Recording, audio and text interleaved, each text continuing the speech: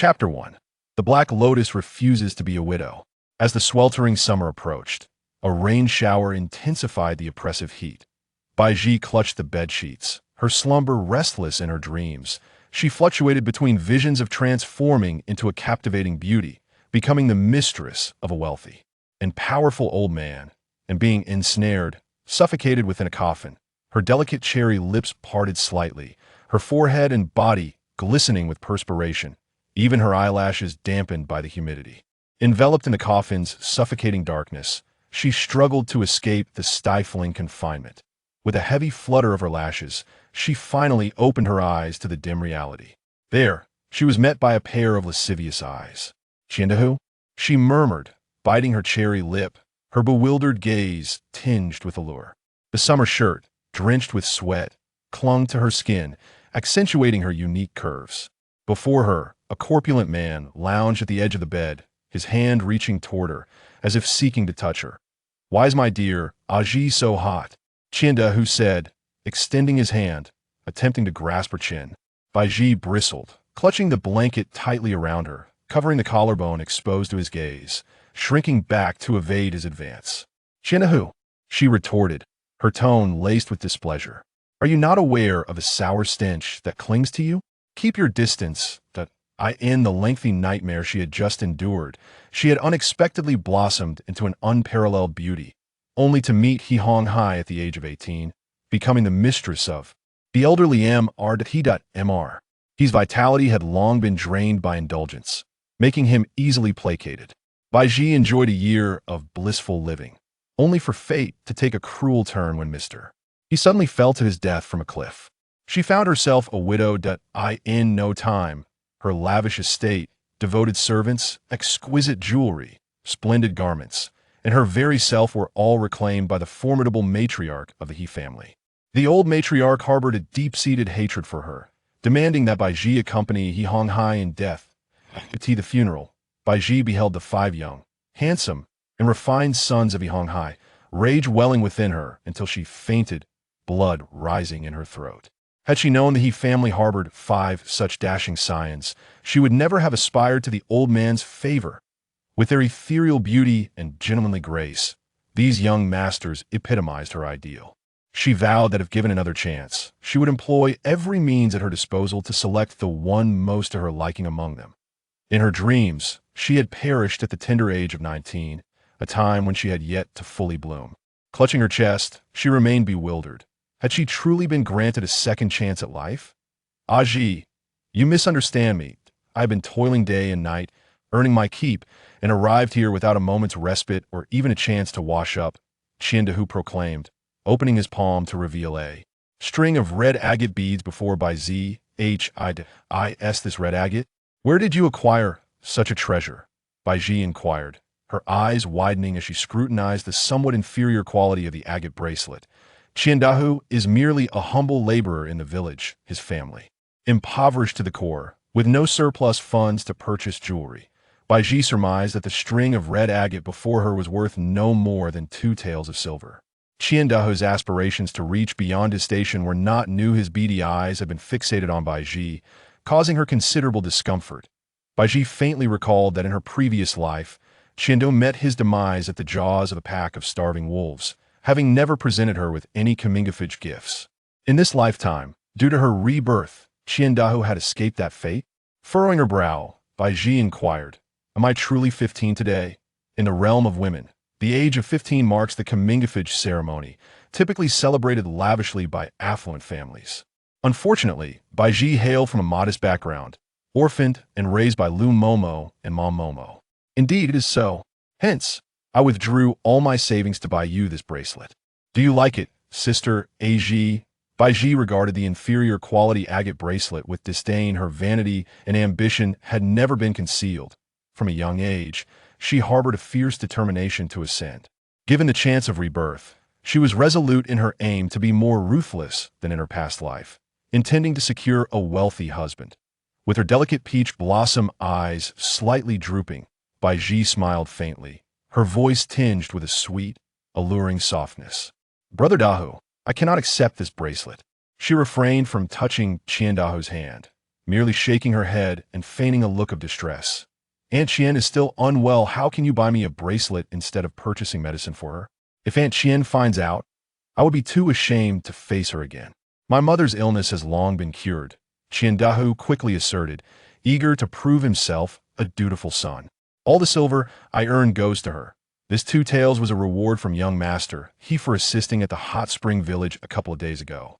Initially indifferent, Baizhi's expression brightened upon hearing the name of young master he. Her delicate hand grasped Chien Dahu's eagerly as she pressed for information. Which young master he? Is it the heir of the He family from Nanling? Chien Dahu chuckled. Sister Baizhi, your hand is so soft and tender, even more so than tofu. Baizhi, irritated by his lack of ambition, shot him an admonishing glare. Speak quickly. She then released his hand and turned her head aside, pretending to be upset. Chien Dahu dreaded her indifference and promptly began to explain. Sister Baizhi, do you not recall that there's a hot spring village at the foot of that mountain? That establishment belongs to the private estate of the He family from Nanling, which had long been abandoned. Recently, someone has come to tidy it up. I helped make some bamboo chairs and benches and learned that a young master from the He family is here recuperating. Baizhi felt a surge of delight within, maintaining an impassive exterior as she continued to probe for details. Do you know which young master from the He family? Chien Dahu grinned mischievously. Sister Baizhi, give me a kiss, and I shall tell you. Baizhi let out a soft huff and spoke in a delicate voice. You need not say anything, for I am currently disinterested in your trivial matters. Please leave. I wish to change my attire. Chien Dahu gazed at this enchanting beauty, as graceful as a butterfly, swallowing hard. His intentions were not malicious. He merely wished to awaken each day to the sight of Baizhi. His greatest aspiration was to hold Baizhi in his arms as he drifted off to sleep. The thought of embracing a woman as exquisite as porcelain was undeniably enticing. Lost in his reverie, he remained rooted to the spot, unable to move. If you do not depart, I shall summon others. Lu Mama and Ma Mama are just next door, and you must not act recklessly. Although aware that Chien Dahu lacked the audacity for such folly, Baizhi felt compelled to issue a warning. Chien Dahu smiled ingratiatingly. I shared a drink with the young servants of the He family, and they mentioned that the second young master of the household is here at the hot spring villa for recuperation. Here, Baizhi noted this, and, with a gentle smile, casually inquired, what ailment does he suffer from? Given that Nanling is so bustling, why would he choose to recuperate in this secluded mountain retreat? However, Chien Dahu's expression changed abruptly, a flicker of unease crossing his features as he regarded the captivating beauty before him. Sister Baizhi, you must absolutely avoid the second young master he. I have heard that the second young master, he suffers from a peculiar affliction. He has an unsettling penchant for drinking the blood of beautiful women. It is said that he is a renowned painter, and before creating a masterpiece, he must drink the blood of a woman to inspire his creativity. Drinking blood? How bizarre. Baizhi's countenance paled slightly, her raven-black eyelashes fluttering gently, tears glistening as they traced her cheeks, accompanied by a soft gasp. What a terrifying young master. I shall surely keep my distance from him. Do not worry, brother Dahu. Yet, concealed within her sleeve, her hand clenched into a fist, her eyes betraying an intense curiosity. Good heavens! The second young master, he was capable of producing world-renowned paintings. Such artistry must fetch a considerable sum. Moreover, he drank human blood. How utterly strange. Her desire for conquest had been successfully ignited. Chapter 2. The initial confrontation between the Black Lotus and the manipulative He heir since the dawn of her memories. Baizhi has lived in the present vegetable garden alongside Lu Mama and Ma Mama. According to Lu Mama, this place was once a manor, dedicated to providing vegetables and fruits for the Lin family of Nanling City, and the 3 of them served as the Lin family as servants. Meanwhile, the neighboring family, led by Aunt Chien, who raised cattle, sheep, pigs, and rabbits, were also servants of the Lin family. In the distance, at the foot of the mountain, lay the hot spring estate, a private property of the He family from Nanling. The He family, a prestigious lineage for over a century, boasted ancestors who served as prime ministers and imperial tutors. While the current generation, led by He Honghai, may not shine as brightly as their forebears, He Honghai had once held the esteemed position of Deputy Minister of Personnel, wielding significant power and having elevated countless officials in their careers. 3 years prior, he had retired from his high office and returned to Nanling to enjoy a life of leisure. In her previous life, Baizhi had been Honghai's concubine for a year, gaining insight into the wealth of the He family. No matter how extravagant the materials or jewelry, he would readily present them upon her request. Frankly, had he been a decade younger, Baizhi would surely have continued her association with him. Alas, his advanced age posed a dilemma. Her reliance on him meant that once he departed, all her power and status would crumble alongside him. Thus, in this life, Baizhi set her sights on Honghai's 5 sons. Casting a fleeting glance at her reflection in a weathered bronze mirror, Baizhi's enchanting beauty was truly captivating. She retrieved a simple dress from the bottom of her chest and tidied her hair before setting off to the mountains with a basket in hand. As she glided in her long gown, her slender waist swayed gracefully, reminiscent of a startled swan. Yet after a few steps, beads of sweat began to form on her forehead, accentuating her delicate, rosy complexion. Approximately half an hour later, Baizhi arrived near the hot spring estate. Cautiously, she began to gather the blooming wildflowers around her, weaving them into a crown for her head. The estate appeared lifeless, with no one guarding the entrance. Straining her ears, Baizhi listened to the eerie silence, feeling a twinge of doubt. Could it be that Qiandahu was deceiving her? With the esteemed status of the second young master of the He family, surely he would be surrounded by countless maids and servants. Yet at this moment, not a single soul was in sight. Seeing that the surroundings were deserted, Baizhi felt a slight disappointment, but also a surge of courage. Approaching the door, she pushed it open with her hand. With her basket in tow, she called out, "Anyone inside?" The only response came from a few cawing crows that startled her as they flew out from within. At the moment the crows emerged, a wolf hairbrush was forcefully thrown down. Pierre scoffed, noisy. He then rose and tore apart an unfinished painting of crows feasting, sending scraps of paper scattering across the floor, which left He Qingping anxiously watching from the side. Second young master, this painting was intended as a tribute to Prince Duan. Why did you tear it after completing only half? Patience is not a virtue of the impatient. Pierre shrugged nonchalantly. I lack inspiration and cannot continue. Clad in coarse fabric, with ink-stained cheeks and disheveled hair, he resembled a beggar. He Qingping gestured toward the steaming hot spring pool beside them. Second young master, why not take a soak and cleanse this grime from your body? However, young master, he remarked, you should immerse yourself first, in order to catch those crows for me. You have succumbed to a severe chill. He Qingping's pale visage broke into a faint smile. This servant dares not. Dare not? Young master, he raised an eyebrow, his imposing presence compelling He Qingping to comply obediently. Stripping away his garments, he dove headfirst into the warm spring water. Meanwhile, Baizhi traversed the corridor and arrived at this location. After such a lengthy journey, Baizhi felt weary, her sleeves wiping the beads of sweat from her forehead.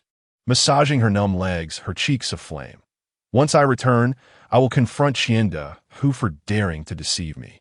There isn't even a ghostly shadow here, let alone the second young master of the He family. Nevertheless, the spring water here was entirely natural. It would serve well to wash away her perspiration.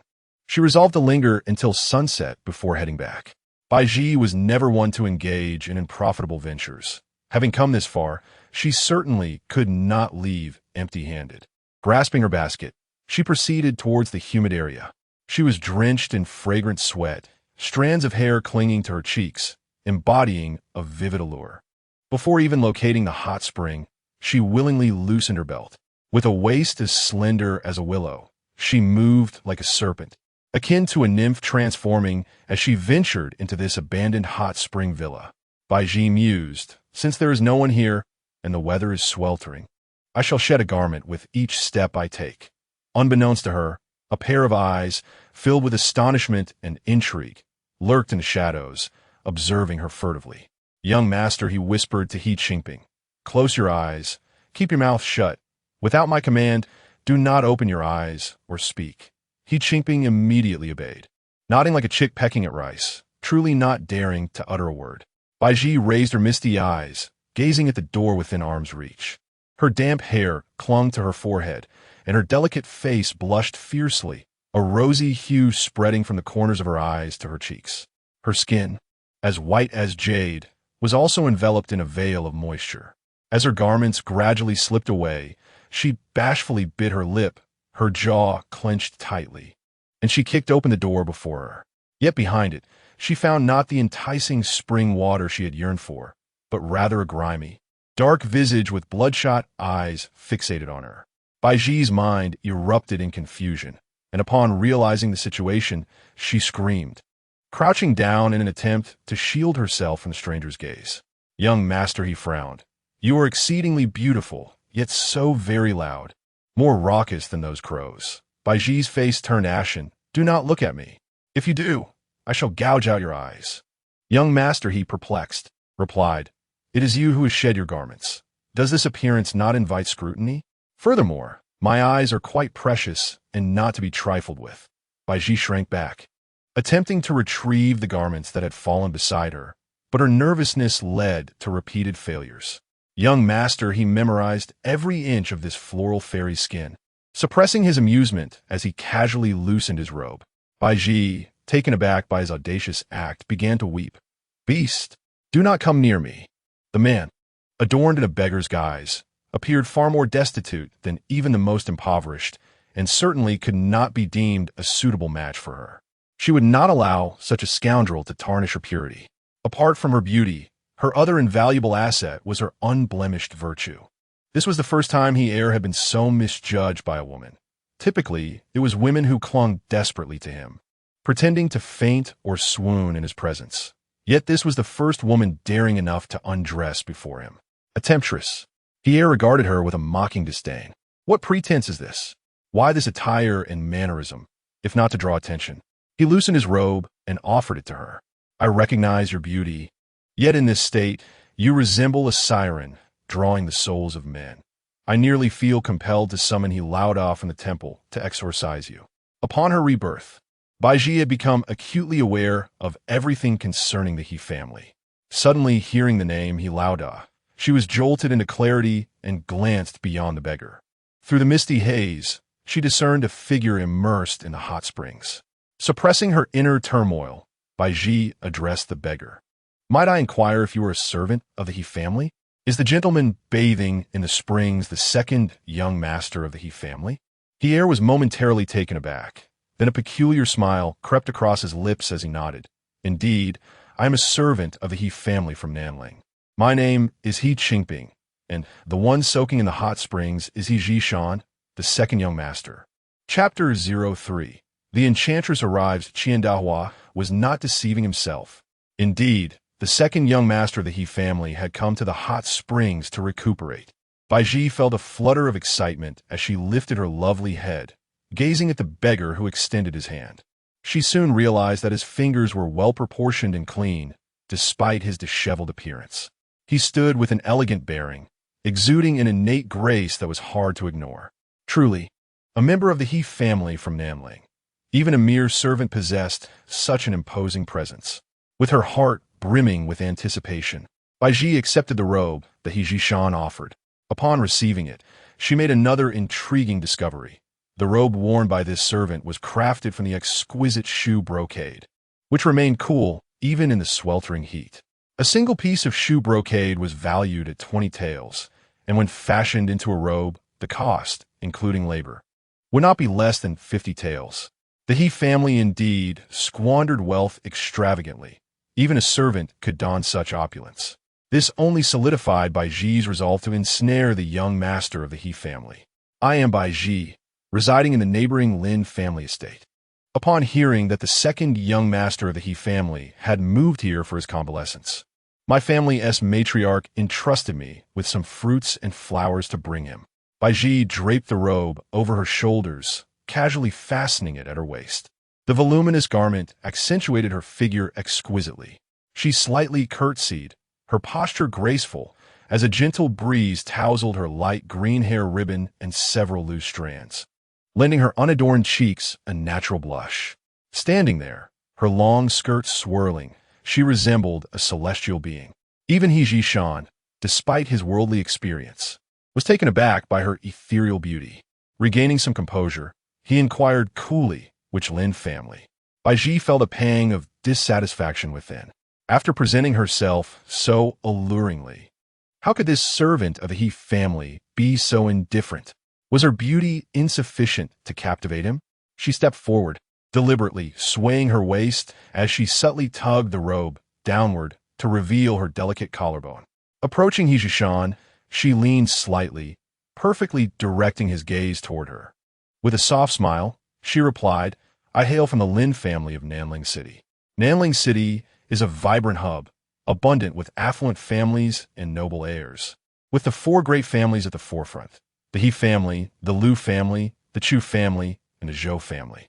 The He family boasts a legacy spanning a century, deeply rooted in tradition. The Lu family is royal, with Prince Lu Ben being the current emperor's cousin. The Chu family consists of founding heroes who rode alongside the emperor during the establishment of the dynasty, now in their third generation. The Zhou family, though not as established as the first three, has risen rapidly, with a daughter as the emperor's favored concubine and a background in commerce, garnering respect wherever they go due to the influence of the Zhou concubine. As for the title of Yuan Weilang, He had never even heard of such a position for merchants or minor officials. His gaze lingered on the front of Baizhi's robe. The beauty was striking, yet carried a hint of youthful innocence. Her figure was slender, but still bore an air of naivety. Her methods of seduction were remarkably straightforward and crude, unlike the aristocratic young ladies he had encountered in the past, who, despite their inherent commonness and their desire for the power and status of the He family, feigned the grace of noble women. This rustic girl from the countryside was far more intriguing.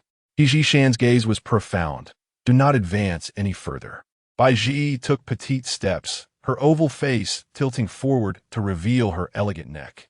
"Qing Ping Gij, what is it?" He smirked mischievously. "Qing Ping Gij is a good man, unable to bear the sight of your attire being so unkempt. Here, allow me to tighten it for you." He reached out to adjust her collar. Baizhi's cheeks flushed with embarrassment, feeling quite humiliated, yet she found this servant of the He family rather challenging. With her beauty, she could easily captivate any man, yet he stood firmly in her way. "I wish to enter and present this basket of fruits and flowers to young Master He. Might Qing Ping Gij grant me passage?" He found this village girl amusing and teased her. "What did you call me?"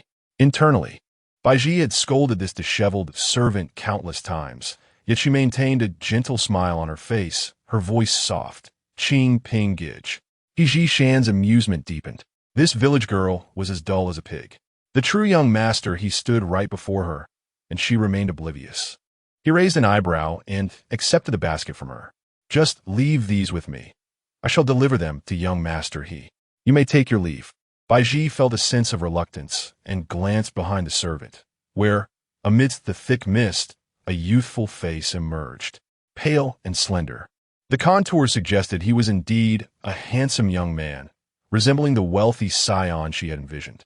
She was increasingly convinced that the one immersed in the hot spring was young Master He. Alas, a roadblock hindered her entry. Otherwise, with her beauty, capturing young Master He's attention would have been effortless. Baizhi retracted her wistful gaze and removed a string of red agate beads from her wrist, placing it into He Jishan's hand with a soft plea. "Qing Ping Gij, this bracelet is a token of affection from me. Baizhi, please take it, but I implore you to keep my earlier wardrobe mishap a secret." She did not wish for this ill-mannered servant to gossip and tarnish her image before his master. Her voice flowed like warm water over one's heart, and with her tear-filled eyes, she appeared utterly pitiful.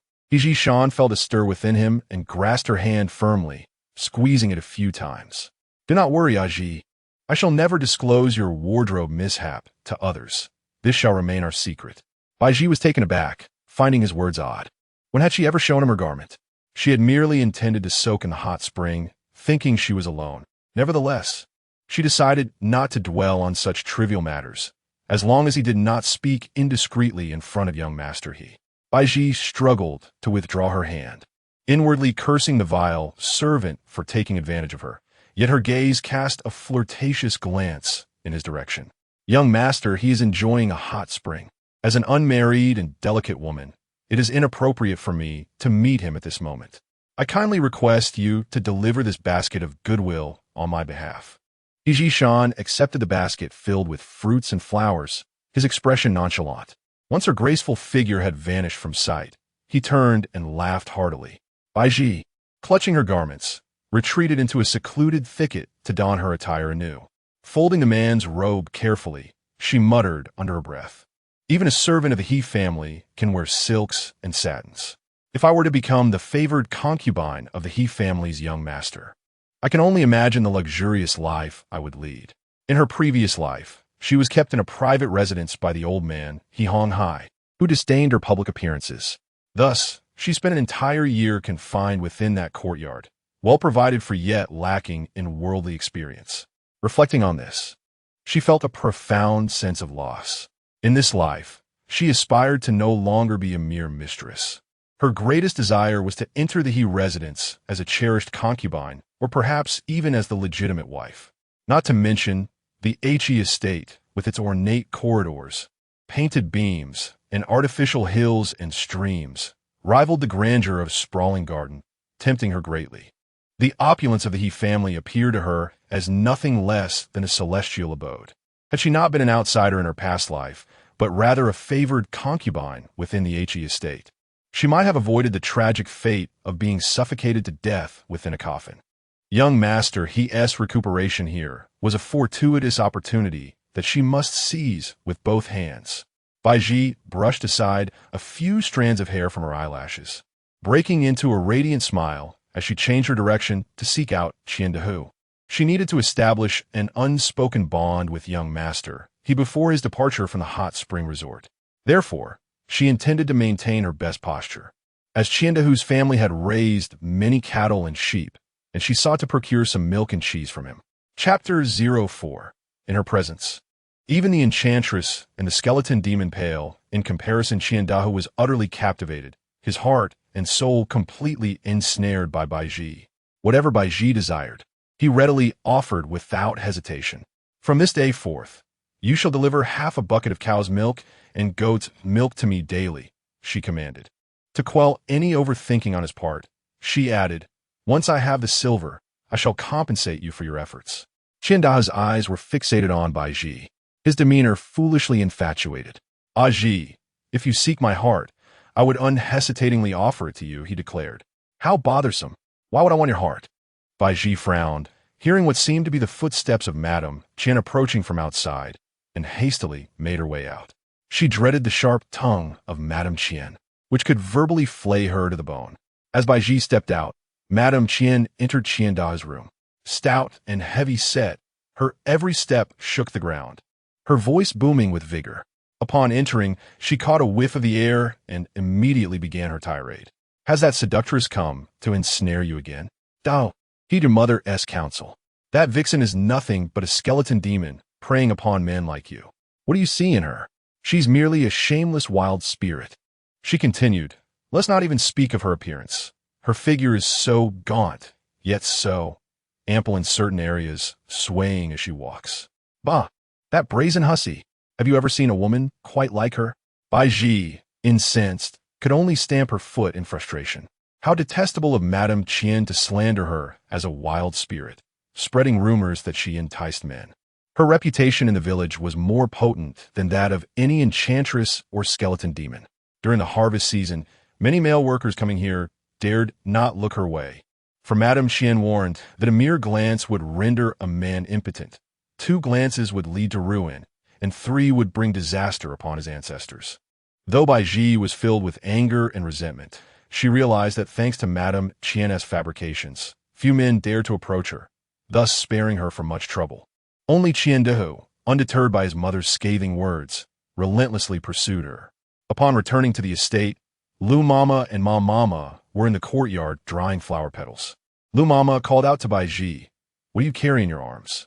It's Dao's dirty clothes. He insisted I wash them. Baizhi lied, her eyes instinctively drifting to the side, a habitual tell that Lu Mama, who had raised her, was all too familiar with.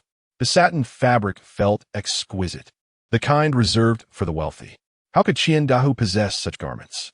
Lu Mama, shook the robe open, peering at it before scoffing. Chiendahu isn't so thin or tall. Is he? Ma mama, while spreading the petals, chuckled at Baizhi. Aji, you ought to speak the truth and refrain from lying. The two women before her had nurtured her since childhood. Lu Mama was stern and often reprimanded her, while Ma Mama was gentle and never spoke a harsh word. Baizhi clung to Ma Mama's arm, swaying playfully. A young master from the He family has arrived at the nearby hot spring estate. I thought I might try my luck today. Upon hearing this, Lu Mama's expression tightened. Aji, you begun dreaming again. Remember, you are but a sparrow, and a sparrow can never transform into a phoenix. Baizhi retorted, if a sparrow ascends to the branches and perches high above, other birds can only look up to her. That is a phoenix. Lu Momo seethed with frustration. Ultimately, you remain unwilling to abandon your aspirations for lofty heights. All the lessons of propriety, integrity, and shame I imparted to you have been in vain. Baizhi shook her head. Momo taught me to read and write.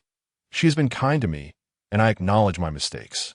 Lu Momo reprimanded her once more. You recognize your errors, yet refuse to amend them. For you, climbing to high branches is paramount. Each day, you ponder how to enhance your beauty and captivate hearts, practicing your smile and stride before the mirror. At such a tender age, how do you possess such cunning? Baizhi, chastised, felt her cheeks flush. Indeed, she was vain, reveling in indulgence. In her past life, she was such a woman, and in this life, her yearning for power and wealth would only intensify. For in this existence, lacking authority and riches renders one worse than a dog. Moreover, in her previous life, her entanglement with old he was not solely due to her own choices. When she was 18, Ma Momo was struck by a speeding carriage, leaving her unable to walk and bedridden. Lu Momo took her to the Lin residence to plead for funds for Ma Momo's treatment, only to be humiliated by the servants, denied even entry through the side door. The three of them, isolated and destitute, could only watch helplessly as Ma Momo lay day after day, awaiting death. After Ma Momo's passing, Lu Momo was heartbroken, her eyes rendered blind from weeping.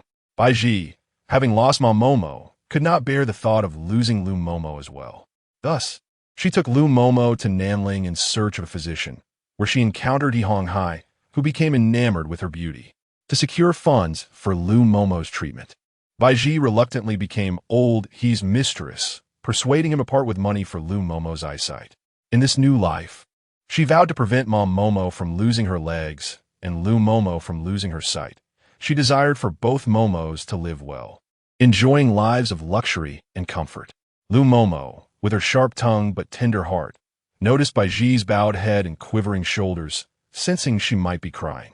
Thus, she withheld her scolding and crumpled her brocade robe, tossing it to Baizhi. You ignore my counsel. Sooner or later, you shall stumble upon your folly. Baizhi, rubbing her eyes, cried, I know nothing of propriety, integrity, or shame. I only know that with wealth, I can provide us with grand houses, delectable treats, and spare the Momos the need to bow and scrape to others, enduring their scorn. Ma Momo glanced at Lu Momo. Baizhi is still young. Do not frighten her with such harsh words every day. Lu Momo sighed. We are but servants. If we have food and shelter, we should be content. Baizhi, growing more defiant, retorted, what of being a servant? Who is born a servant? What distinguishes us from those lofty masters? Do we not possess 2 eyes and a mouth as they do? Clenching her fists, her resolve intensified. I shall ascend, climbing to the highest echelons, compelling those masters to look up to me. Ma Momo chuckled softly. Our Baizhi harbors lofty ambitions indeed. Madame, Baizhi cradled Ma Mama with her left arm, while her right arm encircled Lu Mama. You must trust me. I will undoubtedly ensure a prosperous life for you in the future. Ma Mama, her favorite, indulged her words. Indeed, indeed, in the days to come, our Ji will marry the most powerful man in Nanling City, becoming a lofty noblewoman, possessing both authority and wealth. Lu Mama scoffed. Relying on a man is hardly an achievement. True prowess lies in forging one's own path. Baizhi chuckled, Madam, if I can captivate the elite sons, is that not a testament to my own abilities? Lu Mama fell silent, shooting her a fierce glare as she poked her forehead with a finger. Go wash your hands and assist in drying the flower petals. Once the petals are dried, we shall make rose cakes. The thought of making fresh flower cakes intrigued Baizhi, and she swallowed hard, her cheeks puffing like a little hamster. I adore the fresh flower cakes you make, madam, she exclaimed. Suddenly, it dawned on her that she could take these flower cakes to visit young Master He tomorrow. Chapter 5. The Enchanting Beauty. Once the fresh rose petals had been dried, the seasoned matrons began to prepare the pastries. The aroma of the freshly baked floral cakes wafted through the air, and Baizhi eagerly devoured 2 pieces, savoring the lingering fragrance as she licked her perfumed fingers. You mustn't indulge too much, admonished Lu Momo, her expression stern. You still aspire to attract a wealthy suitor. If you gain weight, who would find you appealing? Instantly, Baizhi abandoned her intention to eat a 3rd cake. Though the rose pastries were delectable, they were also prone to causing weight gain, and she resolved to exercise moderation. The matrons carefully wrapped the remaining floral cakes in oil paper and placed them beneath an ancient well in the courtyard, ensuring that even in the sweltering summer heat, the pastries would not spoil. As dusk fell, Qian Dahu arrived, carrying 2 wooden buckets, one filled with cow's milk and the other with goat's milk. Observing his perspiring brow and weary demeanor, Baizhi offered him 2 pieces of floral cake as a reward, promising, when I achieve wealth and success, I shall ensure you reap your rewards. With a goofy grin, Qian Dahu wolfed down the pastries and replied, I desire no rewards, only to be with you, Sister Ji. Baizhi scoffed, you should abandon that hope. It is impossible for us to be together. I will give you plenty of silver to marry a beautiful wife and have several little tigers. But I only wish to have little tigers with you, Sister Ji. He insisted, resolute in his affection for her. With a sigh, Baizhi softened her tone, Brother Dahu, I am a flawed woman. You cannot be with someone like me. With that, she gently pushed him outside. Confused, Qian Dahu stood at the door, pondering why Sister Ji considered herself a bad person. She was anything but resembling a pure fairy. She was the finest person he knew. Once the door closed, Baizhi called for Ma Momo. In her youth, Ma Momo had served the matriarch of the Lin family, but had been marginalized, ultimately sent to this desolate estate to live out her days. With her knowledge of herbal remedies and beauty regimens, Baizhi shamelessly implored her to assist. Have you truly made up your mind? Ma Momo inquired, rolling up her sleeves as her calloused hands brushed against Baizhi's delicate skin. You are already extraordinarily beautiful. Too much beauty can verge on the enchanting, and I would rather you remain unremarkable. If you were just an ordinary girl, how much better it would be. Beauty can serve as a weapon, yet that very weapon can sometimes destroy one's life. Baizhi, I hope for your safety and happiness. Deeply touched, Baizhi recalled the tragic fates of the women from her past life and grasped Ma Momo's hand. Momo, I know you genuinely care for me, but we possess nothing. How can we accumulate riches through hard work alone? A single illness could deplete all we have. I do not wish to wait until we are in dire need of money, unable to procure it. My beauty is my only reliance. Momo, I wish to become even more beautiful. I implore you to help me. Foolish child, Ma Momo replied, turning to retrieve several jars and bottles. These are salves made from the herbs and petals I foraged in the mountains. You must use them each morning and night. Next, they heated both cow's milk and goat's milk. Baizhi sat in the wooden tub as Ma Momo first poured hot cow's milk over her body, then urged her to soak in the warm goat's milk. Goat's milk, renowned for its beauty-enhancing properties, promised to render her skin as smooth as cream and imbued with a radiant glow. As her fingers gently traced Baizhi's collarbone, Ma Momo chuckled. From now on, you must indulge in cow's milk papaya soup daily. Although Baizhi did not fully grasp the significance of the cow's milk papaya soup, she felt a wave of shyness wash over her, biting her lip and nodding slightly. Yet concerned about gaining weight, she timidly inquired, Momo, will drinking that cow's milk papaya soup make me fat? Ma Momo gazed at her with a warm smile. That soup will make you plump, but plump and fat are not the same. You, Baizhi, have read many books and should understand what it means to be gracefully curvaceous. Baizhi's cheeks flushed a deep crimson, and she lowered her head, burying it in the wooden tub, playfully protesting, Momo, please don't tease me like that. After her goat's milk bath, Baizhi enjoyed a restful slumber. Upon waking the next day, She caught her reflection in a bronze mirror and, whether it was a figment of her imagination or not, felt particularly enchanting that day. After applying rose paste, she donned a clean brocade robe and took 5 flower cakes to the hot spring estate. From a distance, she spotted a plume of blue smoke rising and initially thought it was the servants of the He family cooking. However, upon closer inspection, she realized it was someone burning paper scraps. The flames consumed the remnants, and the figure standing behind the fire was tall and slender, adorned in a lake blue brocade robe, with delicate jade pendants hanging from his belt. Baizhi's eyes sparkled. Could this be He Shao? She quickly tidied her hair, tugged at her skirt, and gently knocked on the door. He Qingping turned to look and beheld a graceful figure in a flowing gown standing quietly outside, her charming smile and soulful gaze causing his cheeks to flush instantly. Having followed He Shao for many years and encountered numerous beauties, he had never witnessed such an extraordinary vision. The previous day, he had dutifully obeyed He Shao's south orders to close his eyes and ears, ensuring he saw and heard nothing, thus remaining unaware that this enchanting lady had visited before. Sensing the man's gaze upon her, Baizhi's eyelashes fluttered down, concealing her triumphant expression. "Who are you?" He Qingping asked. "Are you here to find someone?" It was curious that a woman would pursue He Shao all the way here. He Jishan was always surrounded by admirers. Not only in Nanling City, but across the nation, many young women and men sought a glimpse of He Shao, eagerly flocking to him.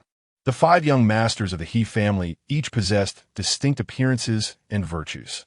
He Jishan, with his handsome visage and refined demeanor, had unknowingly deceived countless innocent women. Though he appeared gentle and elegant, the most popular among the 5, behind the scenes, He was a quintessential gentleman rogue. The things he did, if revealed, would leave everyone astounded, particularly regarding his attitudes towards beautiful women. Rumors abound that He harbors a peculiar penchant for the blood of beautiful maidens. While such tales may be embellished, there exists a kernel of truth within them.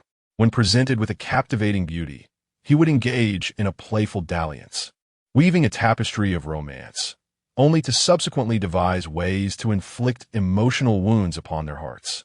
The famed courtesan Lute, renowned along the banks of the Qinhuai River, once shared a clandestine affair with He. Yet, within 2 short months, she was driven to renounce her worldly ties, choosing a life of solitude alongside flickering candles and ancient scriptures. In the capital, the talented Chun Xing harbored an infatuation for He, pursuing him all the way to Nanling. After 3 months of association, she was left in despair, resorting to blinding herself in a fit of anguish, vowing never to marry again. As He Qingping gazed at the ethereal beauty before him, a sense of foreboding washed over him. If He were to catch sight of her exquisite visage, her fate would surely be dire. With genuine concern, He Qingping urged, "You must leave, and the farther, the better. There is no one here for you." Baizhi stood momentarily stunned, misinterpreting his words as disdain from He. How could that be? They had not even crossed paths before. Surely that beggar servant had spoken ill of her. As she fumed internally, her peripheral vision caught sight of that loathsome servant approaching with a pile of discarded paper. He Qingping, cherishing the delicate beauty, could not bear to witness her heart being shattered by He's fickle affections. His expression darkened as he admonished, "You should depart at once." Baizhi widened her tear-filled eyes, her lashes quivering as tears threatened to spill, casting a distant glance towards the detestable servant. He too regarded her, their gazes locked in the air, and He Jishan, admiring her wasp-waisted figure and deep-set eyes, smirked with intrigue. How amusing. Chapter 6. Ascending from the bed, the early morning sunlight, tinged with a hint of crimson, cast its glow upon Baizhi. Half of her face was shrouded in the shadows of light, her delicate cheeks cradling 2 teardrops that glistened like dew. Her long, lush eyelashes trembled gently, allowing the crystalline tears to cascade down from the corners of her eyes, gliding softly to her chin before falling silently. The beauty, devoid of any seductive allure, captivated him merely with her visage and youthful innocence, sending a tremor through his heart. He Jishan had produced numerous worthless sketches, his clothing and cheeks stained with black ink. Observing He Ching Ping, this rascal donned an old robe that once belonged to him. The jade pendant at his waist was also a gift from him. With his hair tied back by a jade crown, he appeared quite respectable. After some contemplation, He Jishan willingly acknowledged He Ching Ping as the young master. Second young master, the worthless sketches you created have been brought to you by your servant. He Jishan tossed the sketches into the fire, and immediately the flames roared to life, illuminating He Ching Ping's wide-eyed gaze fixed upon his master. He Jishan's eyes sharpened, and in an instant, He Ching Ping comprehended his master's intent. Was it to exchange their identities? This village woman might disturb your rest. Allow me to send her away on your behalf. He Jishan seized Baizhi's arm and began to push her outside. Her cheeks flushed, and tears flowed more freely. You wretched servant, release me at once. The door creaked as He Jishan closed it from the outside. Now, assuming the role of a mere servant, he felt compelled to act accordingly. He lowered his head and bit into her slender, jade-like neck. Soft and smooth, with a hint of a milky essence. Baizhi's legs weakened, nearly causing her to fall as she frantically pounded her delicate fists against his chest. You vile servant, you took the red agate bracelet yesterday. How dare you not fulfill your obligations after receiving such gifts? He Jishan scoffed. Do you wish for me to speak favorably of you before second young master? My golden words cannot be bought with a mere trinket like a cheap red agate bracelet. What do you desire then? Baizhi had already exhausted her collection of valuable possessions. He Jishan laughed derisively, his contempt deepening. How audacious for this peasant woman to covet him. Clad in tattered attire, she seemed a mere servant laboring in the fields, a lowly maid daring to aspire to his heights. Did she not comprehend the treachery of the human heart? He Jishan intended to enlighten this village woman, so she might grasp the meaning of a wolf's heart and a dog's lung, and the essence of genteel degeneracy. If you would be willing to kiss me, I could arrange for you to infiltrate the young master's room at night. Though Baizhi harbored a desire to climb the social ladder, being so brazenly propositioned made her vehemently deny it. Bah, why would I sneak into your young master's room? He Jishan chuckled quietly. The young master is frail and fears the cold at night. He is in dire need of a soft and warm beauty to warm his bed. Seeing that this foolish woman was somewhat swayed, he remarked, Who does not know that the second young master of the He family in Nanling is the most infatuated and tender-hearted? He is gentle and kind. If you are a maiden, he would certainly take you as a concubine. No, given his benevolence, he might even carry you into his home as the principal wife. Baizhi felt provoked by He Jishan's words, believing that such an opportunity was indeed a stroke of fortune. Her status was worlds apart from that of the He family's second young master, and she was unwilling to let slip such a rare chance to reach for the high branches. She understood well the adage that fortune often favors the bold. Yet, Baizhi was no fool. The wealthier and more powerful a person, the more malicious their heart tended to be. In her previous life, the old matriarch of the He family was renowned in Nanling for her benevolence, yet she had callously locked Baizhi, a living person, inside a coffin, suffocating her to death. She could not afford to squander this hard-won opportunity for rebirth. Brother Qingping, my name is Baizhi, but you may call me a Ji henceforth. As she endeavored to forge a connection with this wicked servant, she feigned a bashful demeanor, clutching her skirt and casting a pitiful glance at the loathsome servant.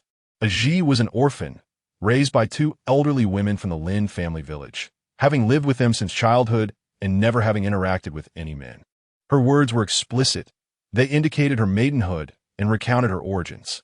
The elder women taught me to read and write, imparting the principles of being a person, while also cautioning me that human hearts are inscrutable. Baizhi paused for a moment, playfully flashing a coy smile at the malevolent servant, as if making a light-hearted jest. But I have never met any second young master of the He family. How could I know that you are not an impostor? He Jishan raised an eyebrow. Though his face, smeared with black ink, and his hair deliberately tousled across his forehead concealed this gesture from Baizhi, he was not entirely dull-witted. He internally chuckled at her naivety. With a swift motion, he drew out a folding fan from his sleeve, unfurling it to reveal a scene of an old man fishing alone against the backdrop of a snowy river. The artwork was exquisitely detailed, yet Baizhi merely gazed at the fan, oblivious to its significance. Baizhi Shan regarded the village woman with increasing disdain. He was known as Qiuyu Jushu, a contemporary and celebrated painter. This piece was his magnum opus, worth no less than 5,000 taels if sold in the market. To have such a priceless fan displayed before this woman, and to see her not even blink, was utterly astonishing. Baizhi pouted.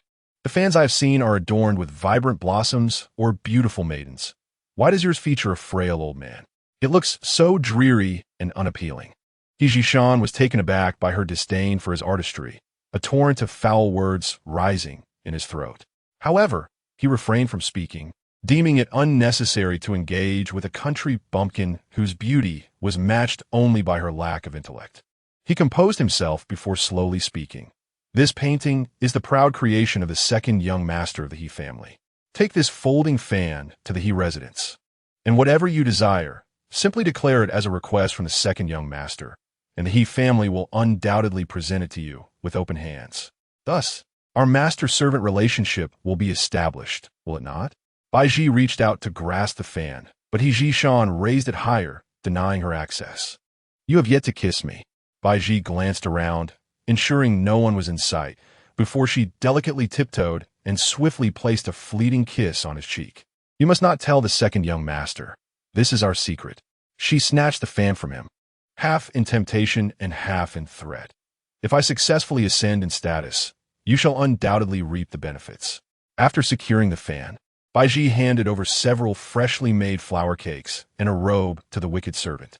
Here is your robe returned. These are the flour cakes I made by hand. Please ensure they reach the second young master. With unabashed audacity, she claimed the cakes crafted by the old maids as her own, her heart steady and her face unflinching. In her pursuit of advancement, she was willing to risk everything. She whispered a few more instructions. Once I verify your identities as master and servant, I may need to trouble Brother Qing Ping for assistance. Baizhi Shan weighed the flour cakes in his hand, the aroma wafting through the oil paper, tantalizing his appetite. He then lifted his gaze to behold the stunningly beautiful village woman before him and murmured, Rest assured, Baizhi, with your beauty, you will undoubtedly succeed in your endeavors. Chapter 07. She yearns to partake in the imposing power and opulence of the He family. Baizhi returned to the estate, her fan in hand. Lu Momo was carrying water to irrigate the vegetable garden, and Baizhi hurried over to lend a hand. After pouring 3 buckets of water, she was left panting from exhaustion. You should drink a bowl of green bean soup to cool down, Lu Momo suggested, taking her hand as they settled beneath a great willow tree in the courtyard, its countless branches providing a delightful shade, an ideal refuge from the summer heat. Tomorrow, I shall accompany Momo Ma to the city to purchase a few useful hoes. With the impending rain, the wild grasses in the garden will surely grow rampant. And the old hoes have rusted, Lu Momo continued. What would you like to eat? I can bring you something from the city. I also wish to go to the city, Baizhi lamented, contemplating the arduous journey of over 50 kilometers from the estate to Nanling City. The round trip by donkey cart would take 6 hours. Initially, she had considered seeking out Qiandahu, but she knew he would take advantage of her. We need someone to watch over the estate, Lu Momo stated sternly. The cucumbers, red fruits, and loofahs are nearly ripe. At this time, the estate cannot be left unattended. If a thief were to strike and the Lin family came asking for the fruits and vegetables, we would surely face punishment. Could we not ask Aunt Qian to help keep an eye on things? Baizhi implored. Momo, if I fetch you 2 more buckets of water, will you take me along? I long to see the world beyond the estate. Once a lady of high standing before her family fell into decline, Lu Momo understood Baizhi's aspirations. Baizhi, aware of Lu Momo's pride, intentionally provoked her.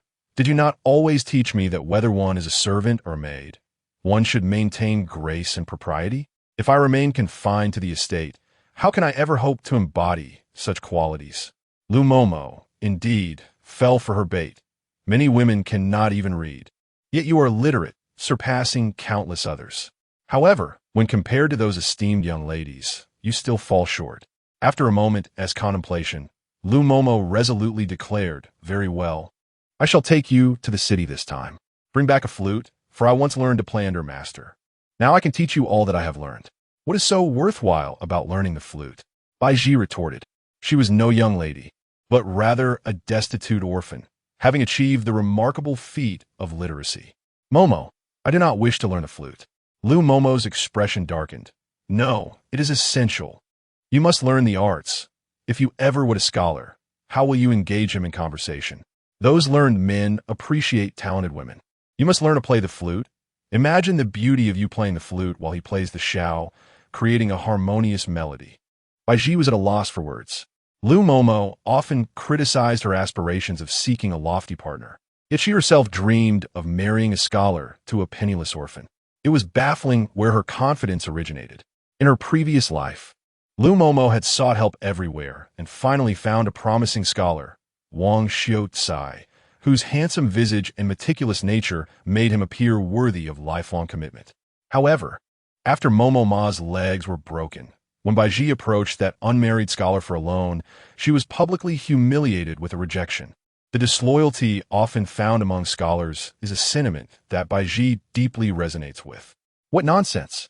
A mere scholar, not even a government official. And yet he dares to look down upon her. Baizhi has no desire to marry a destitute scholar. In this world, all matters of love are but illusions. Only money is real. She cherishes wealth, opulence, power, and herself. She is determined to ascend to great heights and gaze down upon the scenery below. Very well, I understand now. I shall learn to play the flute, Baizhi replied absently, yet her mind was already concocting her own schemes. At the break of dawn the following day, the donkey cart hired by Granny Lu arrived while the sky was still shrouded in darkness. Baizhi yawned as she crawled out from under her covers. Granny Ma quickly braided her hair and urged her onto the cart. The small cart was cramped with 3 people, and once seated, Baizhi resumed her slumber. The cart ambled along, and it wasn't until the sun reached its zenith that the driver called out loudly, "We have arrived." Before her lay a bustling crowd, filled with the sounds of vendors. Baizhi watched as small merchants passed by, carrying wooden buckets or shoulder poles. Doufu hua, sweet and savory varieties available. Osmanthus cake, glutinous rice cake, delicious and fragrant. 3 pieces for 5 pennies. She recalled her last visit to Nanling City when she was merely 12. It remained as vibrant as ever. The broad streets, towering pavilions, and elegantly dressed passers-by, coupled with the dazzling array of stalls, were overwhelming. "What would you like to eat, Baizhi?" Granny Lu asked with a smile. Baizhi pointed ahead toward a soy milk stall. "I wish to have soy milk and crab meat buns." The 3 of them settled at the stall, and the proprietress quickly served their soy milk and oil cakes. Baizhi ate rapidly, feigning a stomach ache, and grasped Granny Ma's hand to search for the restroom. Granny Ma, sensing the ruse in Baizhi's fluttering eyes, allowed Granny Lu to wait for them at Wuxiangjai. "Baizhi, what are you planning this time?" Granny Ma inquired, weariness evident in her gaze. Baizhi produced a folding fan. "Granny, this fan was gifted to me by the second young master He. I wish to verify it at the He residence." Familiar with Nanling City, Granny Ma swiftly guided Baizhi to the He estate. Standing on the bluestone street, Baizhi covered her mouth in awe, gazing upon the seemingly endless courtyard before her, flanked by 2 stone lions at the entrance, swallowing hard. The He residence truly exudes grandeur. Granny Ma chuckled. The He family of Nanling is one of the 4 prominent families. Their foundation runs deep. What you see is merely a portion of their estate. The He family possesses properties in the capital, in Jinbei, and in Luzhou, establishing themselves as a genuine century-old lineage and prestigious clan. Oh, the He family is so formidable. Baizhi felt reassured.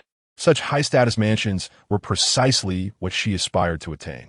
The main entrance of He residence is generally closed year-round, only graced by officials of higher rank than He Honghai or visitors from the Royal Ancestral Hall.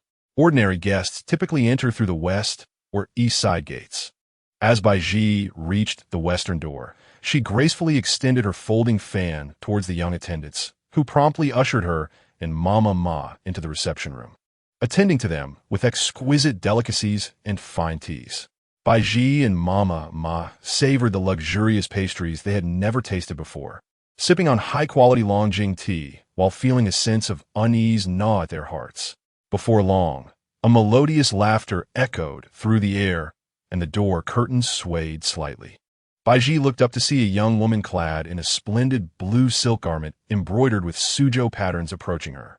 With a cherubic round face and an enchanting demeanor, the woman sported 2 sparkling hairpins in her hair and wore an exquisite makeup.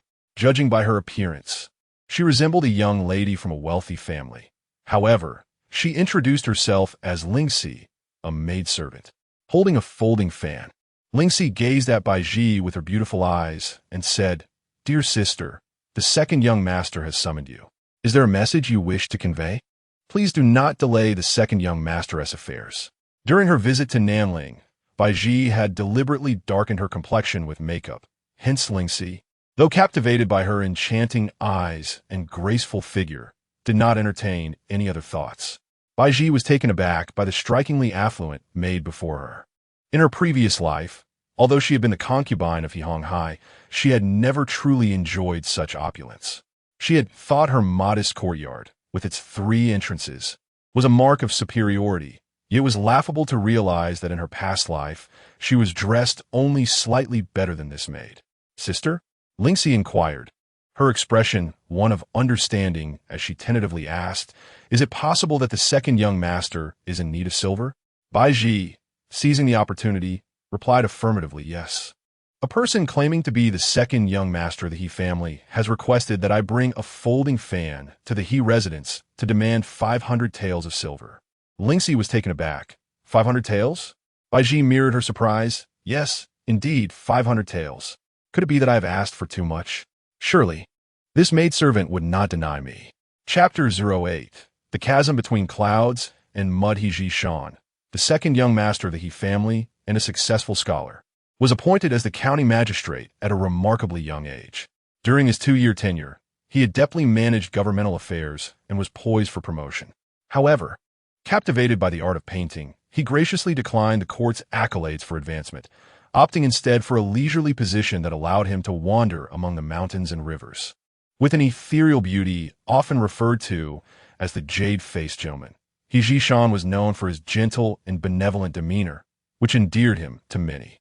His paintings, inspired by the teachings of the venerable Ku Wan Elder, surpassed his master's creations. With exceptional looks, noble lineage, virtuous character, and moral integrity, his renown grew in tandem with his physical allure.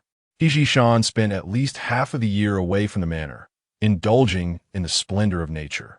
Occasionally, unforeseen circumstances would lead to financial shortages or entanglements with the law.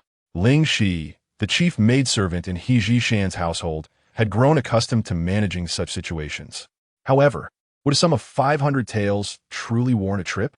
Ling Shi regarded this amount with indifference and promptly dispatched 400 taels in banknotes and 100 taels in cash to Baizhi.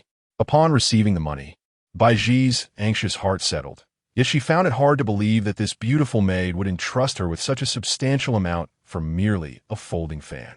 "Please, dear sister, hasten to deliver the silver to the second young master. Additionally, I would appreciate it if you could bring these delicacies to him.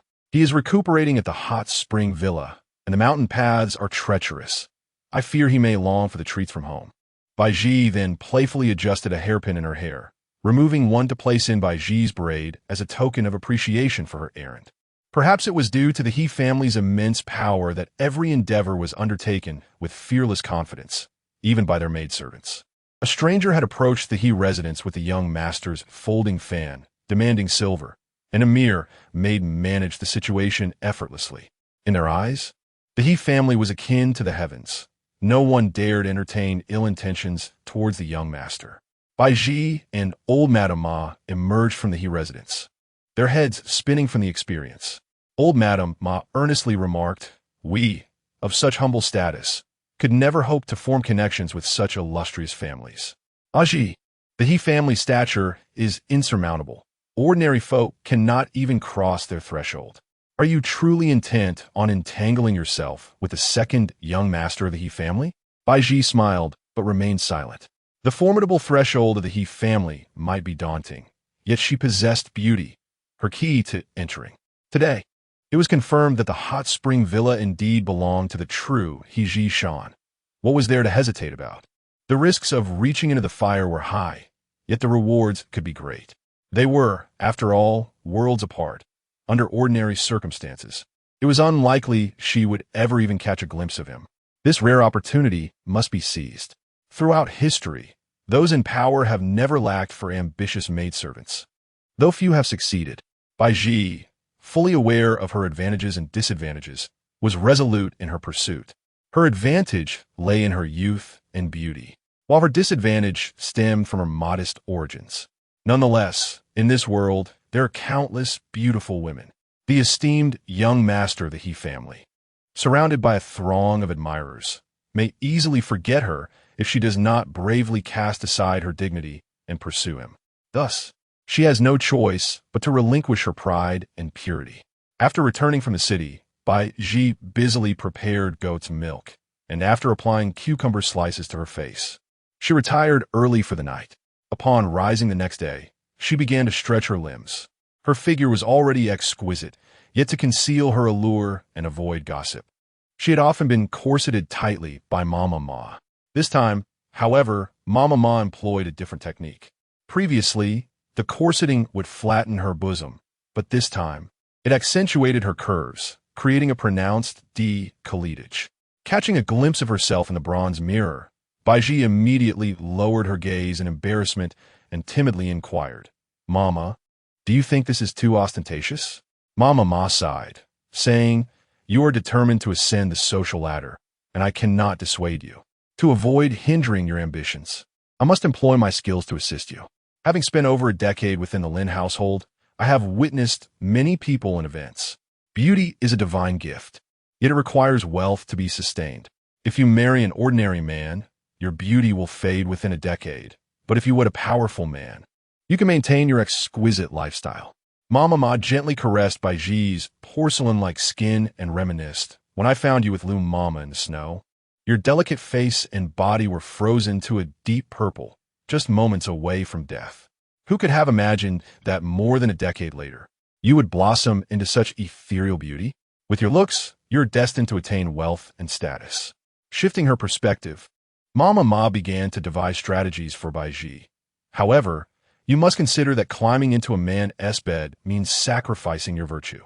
What you possess, aside from beauty, is your chastity. Are you willing to risk it?" A newfound determination sparkled in Baizhi's eyes.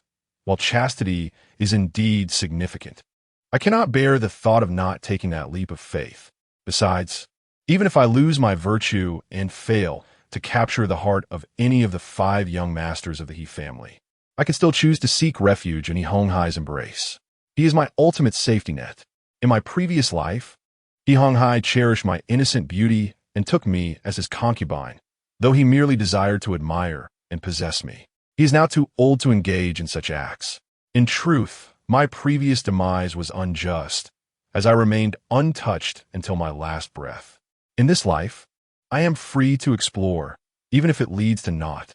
I can still choose to find solace in Hihonghai's arms, indulging in a fleeting yet opulent existence. I trust that heaven has allowed me to encounter He heir for a reason. Perhaps it is fate that binds us together." The visage of the young and handsome second young master, he surfaced in my mind, although he may not possess the ethereal elegance ascribed to him in rumors. He undeniably radiates youth, effortlessly overshadowing the decrepit figure of Hihonghai. As dusk descended, Mama Ma, accompanied by Baizhi, who was bearing a lantern, to knock upon the iron gate of the hot spring villa. The gate creaked open from within, revealing the same disheveled hair that fell over his forehead, and a face stained with ink. Baizhi's voice was soft as she inquired, "Why do you don this attire every day? Do you not wash up?" Hijishan replied with a faint smile, "My young master engages in painting daily, and as a servant, I must handle the ink and brush with care. A moment's negligence could lead to stains upon my person. If you find me unclean, you are free to depart." Baizhi thrust the folding fan into his embrace, stating, "Here is your fan, along with 400 taels in silver notes, 100 taels in cash, and this package of pastries, all for you." Under the canopy of twinkling stars, Baizhi held the lantern aloft, its dim glow casting a warm light upon her, as though she were a celestial being descended to earth. Hijishan smiled silently. Pressing his teeth against his upper palate, striving to suppress the desire to possess her entirely, and return the 500 taels. Such a trivial sum, I shall refuse. 500 taels to purchase a single night would be too great a bargain for her. Chapter 9. The Bride of 9 Nights to Baizhi Shan. 500 taels was merely a trifling sum, yet for Baizhi, it represented an insurmountable fortune. She yearned for that 500 taels, envisioning the possibility of purchasing a modest residence in the outskirts of the capital for herself and the 2 others. However, the thought of the vast sums that lay beyond it, 5,000, 50,000, 500,000 taels, rendered her indifferent to fame and wealth. Though she contemplated taking shortcuts and indulging in vanity, she understood that most men detest avarice in women, even as she feigned innocence. She aspired to cultivate an image of purity. Feigning shyness, she lowered her gaze to her skirt, which fluttered in the breeze, and gently remarked, "I am not a member of the He family. How could I possibly claim 500 taels from them?" Baizhi Shan, witnessing her insincere display of virtue, could not suppress a cold laugh within. A woman of her ilk, so shamelessly attempting to ascend the social ladder through deceit, would refuse 500 taels? Surely, she deemed it insufficient. "Miss Bai, your integrity is commendable. Allow me to accept this 500 taels on your behalf," he declared. Seeing the taels seized by the unscrupulous servant, Baizhi felt a pang of regret, realizing she should not have turned down such an offer. Baizhi Shan stepped aside, gesturing for Baizhi to enter. "The second young master he is preparing in the inner chamber. When the lights extinguish, you may quietly slip inside." He indicated a room and concealed Baizhi among the flower bushes in the courtyard. Madama kept watch outside, and, for a moment, the hot spring estate was enveloped in silence. Baizhi Shan entered the main room, where He Qingping appeared pale. The 2 exchanged garments, thereby switching identities, and He Qingping departed in haste. After Baizhi Shan bathed and dried his hair, he extinguished the candle in the room with a single breath. Once the flame was snuffed out, Baizhi summoned her courage and, with tentative steps, pushed open the door. A sense of guilt washed over her as she scanned the room. Suddenly, the curtains were drawn aside, revealing half of a silhouette. "I have heard from Qingping that a lady named Baizhi wishes to spend a delightful evening with me. You must be Baizhi." The window was ajar, allowing the moonlight to stream in at an angle. Although the room lacked candlelight, it was not entirely shrouded in darkness. Rather, as Baizhi's eyes adjusted, she began to discern faint outlines, including that of the second young master He. He appeared to be leaning against the couch with one arm while gripping the edge of the curtain with the other. The moonlight illuminated a corner of the couch, and in the soft, misty glow, Baizhi could vaguely make out a celestial visage, forehead, brows, eyes, nose, lips, and chin, yet the details of his features remained obscured. Nevertheless, the overall composition left her utterly entranced. Bathed in the gentle radiance of the moonlight, he reclined with an air of aloofness, his eyes filled with emotion. Gazing at her with an enigmatic smile, Baizhi's heart raced uncontrollably. She found it impossible to reconcile the Baizhi Shan before her with the second young master she had encountered previously. The man known as He, though handsome in appearance, could hardly be described as a paragon of beauty among mortals. Yet, the figure before her, if addressed as a paragon, would certainly not diminish his aloofness. Such ethereal grace rightfully belonged to He. A soft sigh escaped Baizhi Shan's lips as she gazed upon him, and he, in turn, looked back at her. Draped in a flowing white gown that swept the ground, the garment parted gracefully at the front, revealing her fair skin that glowed more radiantly than the moonlight in the dim atmosphere. Her hair was intentionally styled loosely, adorned with 2 red ribbons that danced in the breeze. As the wind tousled her hair and skirt, she stood delicately, resembling a celestial being descending from the heavens. Such beauty could indeed captivate nations, and although Baizhi Shan scorned her village demeanor, fixated as she was on wealth and status, he could not deny that her allure was enough to stir the hearts of men across the land. With a decisive motion, he let the curtain fall and grunted, "Why are you not coming here?" Only then did Baizhi recover from her astonishment, her body tense as she cautiously approached. Upon reaching the bed, Baizhi Shan suddenly grasped her waist, pulling her into his embrace.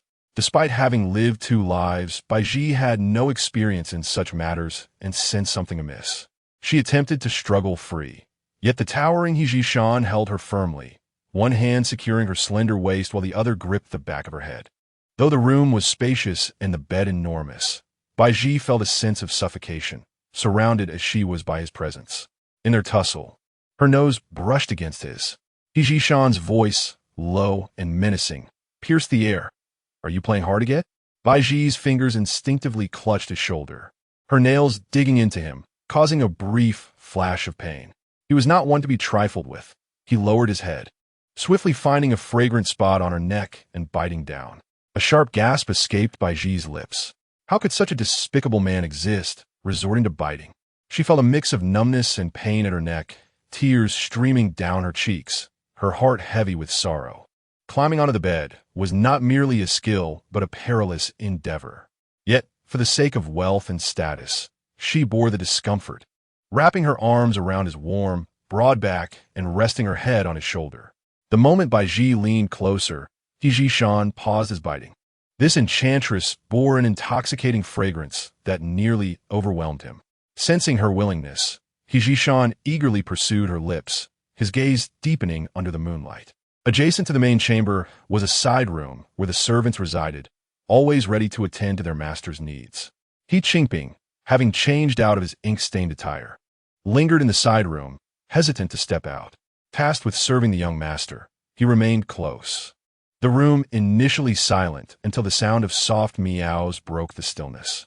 After a lengthy pause, he finally heard the voice of the young master. "Qingping, prepare water." Startled, He Qingping sprang to his feet, only to hear further instructions from Hijishan.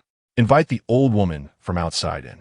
With a hint of embarrassment, He Qingping went to fetch the matron. As the door swung open, a thick, unpleasant odor pervaded the room. He Qingping beheld the woman on the couch, her arm languidly extended, embodying an air of helplessness. Her arm, pale as a lily, captivated him, and he found himself stealing glances, pondering the allure she might possess after being ravaged by rain and wind, stirring ripples within his heart. Hijishan's gaze, sharp as a blade, pierced through the air. "Qingping, assist me to the hot spring." Mama Ma entered, lantern in hand. Baizhi attempted to glean the true visage of Hier, but alas, he turned his back to her, his voluminous embroidered robe obscuring his face as he vanished like a whisper on the breeze. Drenched and slick, Hijishan found himself in an unprecedented state of disarray. Moments ago, he had been embraced by beauty, yet now he struggled to regain his composure, feeling a sense of loss of control. This was not a favorable omen. He Qingping observed with a tinge of anxiety the marks left upon his young master's back, curiosity igniting within him. "Second master, is this your first night with a woman?" Countless suitors pursued the exquisite jade youth, yet he had never regarded either men or women with any seriousness. Seemingly sentimental, he was, in truth, devoid of true affection. This night, however, marked Hijishan's inaugural experience. It felt remarkably delightful. Hijishan closed his eyes and softly instructed, "Qingping, don my garments and convey to Baizhi," requesting her presence again tomorrow evening. Having tasted the pleasures of intimacy, a village woman he had intended to discard unexpectedly kindled a fondness within him. He found no reluctance in indulging her company for a few more days. Chapter 10. Entrapped by the obsessive in the main chamber, Mama Ma set the lantern aside and approached the bed with concern, helping Baizhi to sit up. With a cry of pain, Baizhi felt as though her entire body had been mercilessly crushed. That scoundrel had truly subjected her to unspeakable torment. However, she clung to a crucial matter, grasping Mama Ma's hand with difficulty, murmuring, "Handkerchief, handkerchief." Mama Ma retrieved a pure, white handkerchief from beneath her, stained with blood, a symbol of her chastity. She carefully tucked away this precious item, a keepsake of her first encounter, to preserve for future reference. Mama Ma, with a heavy heart, lifted the brocade quilt, and though the details were obscured, she could still discern the mottled marks upon Baizhi's body. With a sigh, she lamented, how could one be so reckless? Behaving like an inexperienced youth?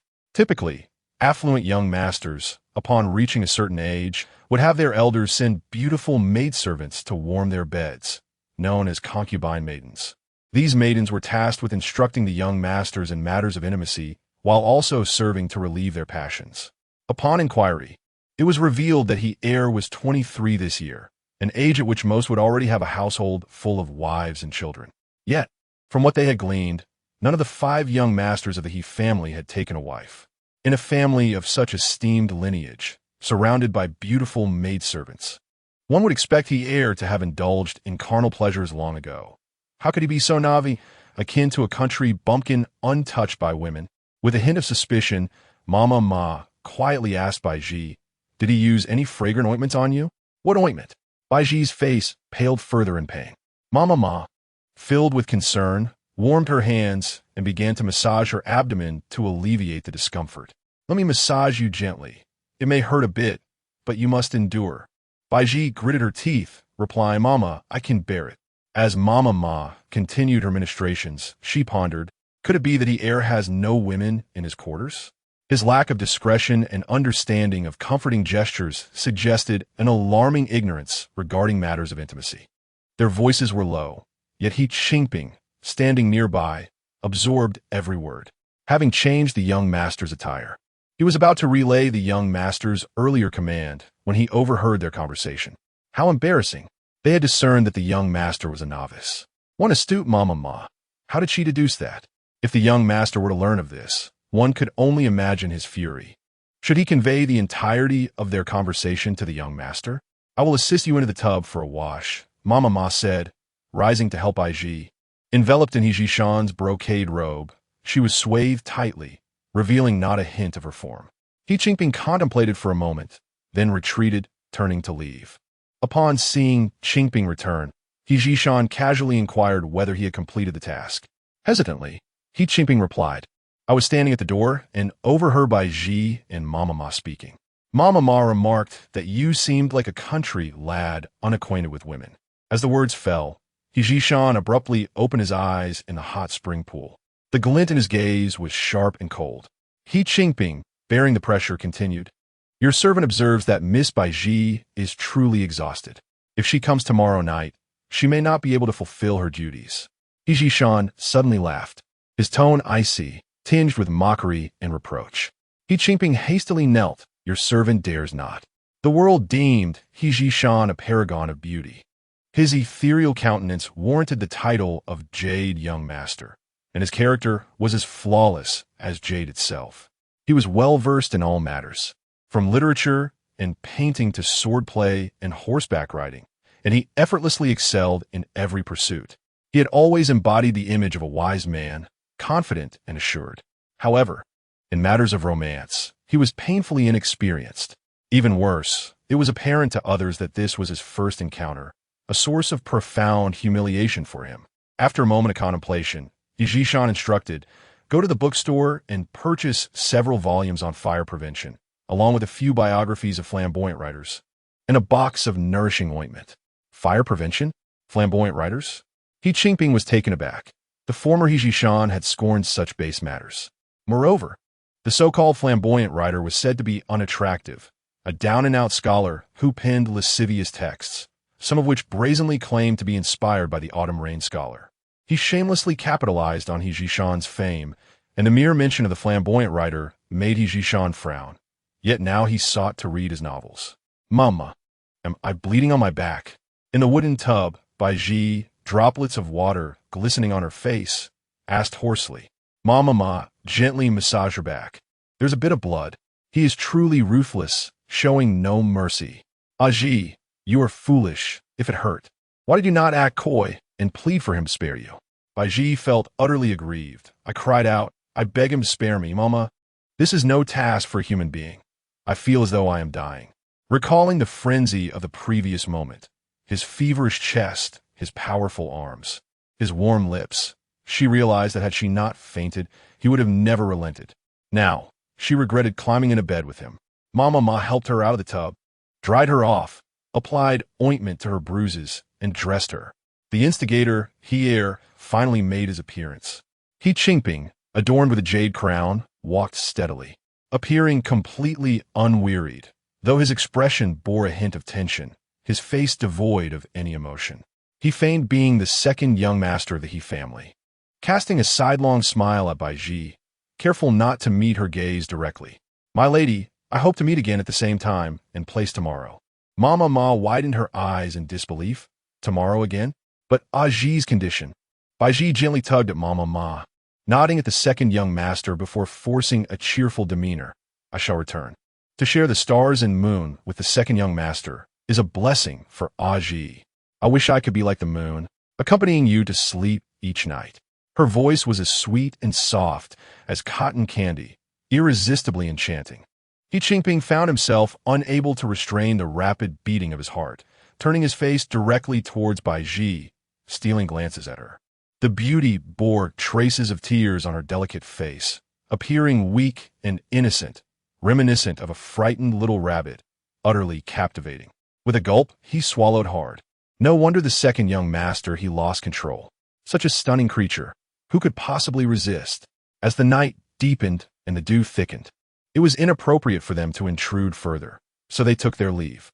Baizhi, aware that the second young master he was appraising her, made an effort to smile. Slightly bowing her head, supported by Mama Ma, she departed from the hot spring estate. Upon returning, Baizhi lay on her rickety wooden bed, tossing and turning. Unable to sleep, she harbored a secret she dare not share with Mama Ma, although she could not discern his features as she slept beside the second young master he had sat there with an ethereal demeanor. Later, when he entered to converse with her under the flickering light, his features became clear, yet the sensation was entirely different. How could a mortal beauty be merely an ordinary handsome youth? Chapter 11.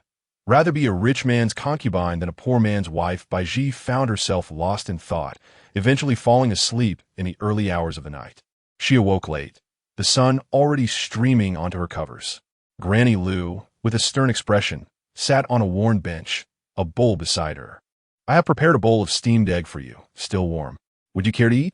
The atmosphere resembled that of an interrogation, which made Baizhi anxious, prompting her to consider calling for Granny Ma as her savior. Granny Lu calmly interjected, "There's no need to summon Granny Ma. She has gone into the mountains to gather herbs this morning. Will you eat the egg custard? May I feed you?" Baizhi struggled to sit up, her body aching, prompting her to exclaim softly and fall back onto the bed. Granny Lu moved to the bedside, placing the bowl in her hands, insisting eat. With no other option, Baizhi reluctantly took the spoon and began to eat the custard in small bites. "You all treat me like a blind person, hiding things these past few days. It seems you two share a bond, while I am the outsider." Granny Lu's seemingly indifferent words carried an unmistakable undertone of accusation, revealing that certain matters could not escape her keen observation. Baizhi opened her collar, exposing the bruises on her neck, shaped like lips. The sight caused Granny Lu's forehead to throb with anger. Honor, propriety, integrity, and shame. Have these words been lost on you? I have always known you to be restless, but I never imagined you would stoop to selling your beauty for advancement. I had arranged a match for you with a scholar, someone who wished to make you his wife. Yet you choose to disgrace yourself as a concubine to a wealthy man rather than be a scholar's spouse. How foolish you are! Baizhi silently thought, I am not foolish. Granny Lu, you hold Wang the scholar in high regard, but he is nothing but a scoundrel. In her previous life, Wang the scholar had merely coveted her beauty. When Granny Ma suffered a broken leg and Baizhi sought his assistance for a loan before they were married, he had taken advantage of her vulnerability, attempting to violate her. Despite Granny Lu's kindness towards the Wang family, frequently sending them silver over the years, her request for a loan had turned their demeanor cold. Such a rogue, devoid of conscience, was not worthy of lifelong trust. The Wang family consists of honest folk, and Wang the scholar himself is sincere and reliable. How has he become a scoundrel in your eyes? Is it true that men without wealth or power are deemed unworthy? Granny Lu lamented deeply. I have wasted my efforts teaching you to read and write. You have truly disappointed me. I have not. Baizhi struggled to find an explanation, unsure if she should confess her rebirth. Just as her thoughts spiraled, a visitor arrived from the village, the very Lady Wang, mother of the scholar. Lady Wang was a simple, uneducated farmer's wife who, having married into the Wang family, had acquired a touch of scholarly aroma, earning her the title of lady. Despite her inability to read even a single character, Madame Wang, with her round face and plump figure, bore a complexion that was somewhat dusky. Her hands, calloused and rough, revealed her life of toil in the fields, and her speech was slow and deliberate. Despite her seemingly honest and simple demeanor in a previous life, Baizhi had fallen prey to her guile. Although she appeared to be a woman of simplicity, Madame Wang was, in fact, cunning. In Baizhi's past, when she sought a loan from Scholar Wang, this woman had sinisterly contemplated selling her prospective daughter-in-law to a brothel, revealing a truly malevolent heart. The moment Baizhi saw Madame Wang at her doorstep, a wave of anger surged within her. Surely, the Wang family had run out of silver again and had come to beg for alms. Lu Mama, though her words were often harsh, had a heart softer than cotton. Each time Madame Wang lamented her poverty, Lu Mama would invariably slip her a few taels of silver. As expected, upon entering, Madame Wang was quick to shed tears upon seeing the ailing Baizhi resting on the bed, as if she were her own daughter. "Poor Aji, what has befallen you?" she lamented. "Look at your pale little face. Have you caught a chill from playing the mountains?" Lu Mama offered Madame Wang a cup of tea, smiling as she reassured her. "It's nothing, just the heat." She indulged in the cool water of the mountain and caught a slight chill. Madame Wang took a small sip of tea, her face brightening as she remarked, "Young ladies ought not to bathe in cold water. Should they catch a chill in their belly, it could lead to complications with their monthly cycle or childbirth." She continued, "Lu sister, this tea is truly fragrant, far superior to the foul leaves we have at home. You see, my husband, old Wang, usually teaches the boys. But just a few days ago, a mischievous lad went missing for 2 days and nights. The family came to our home in a frenzy, and old Wang had to rush after him for 2 nights before finally finding the child. That poor boy had hidden himself in a tree hollow and was terrified to the point of losing his wits. The family absurdly blamed us, and, after much weeping and wailing, we were compelled to part with 5 taels of silver." At the mention of 5 taels, Madame Wang's seemingly amiable face contorted in anger as she gritted her teeth. 5 taels. It's left our family on the brink of starvation, let alone the luxury of tea. Lu Mama's heart softened immediately, and she hastened to say, "I just bought several bags of tea yesterday. I shall prepare a package for you to take along." Madame Wang gasped, "Oh, Lu sister, how could I accept such generosity? I feel terribly embarrassed to keep taking from you." Baizhi, hidden beneath her covers, clenched her hands tightly, lowering her head to conceal the fury in her eyes.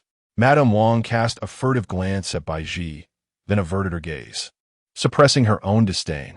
As a mother, she harbored no fondness for a daughter-in-law of such striking beauty, yet her inept son was infatuated. Coupled with the continuous support from Lu Mama and Mom Mama over the years, Madame Wang had reluctantly resigned herself to the reality that her son, ever since he had passed the scholar's examination, had set his sights too high and had failed to ascend to the next level. It appeared that the Wang family was fated to remain without a successful candidate. Thus, she contemplated arranging a marriage for her son. "Lu sister, I wish to speak with you privately for a moment." After a brief pause for consideration, Madame Wang unveiled the true purpose of her visit. Upon observing the expression and demeanor of Lu Mama, she could roughly surmise the intentions at play, leaving her utterly astonished. For a long time, she had harbored the desire to see Baizhi wed to the young scholar from the Wang family.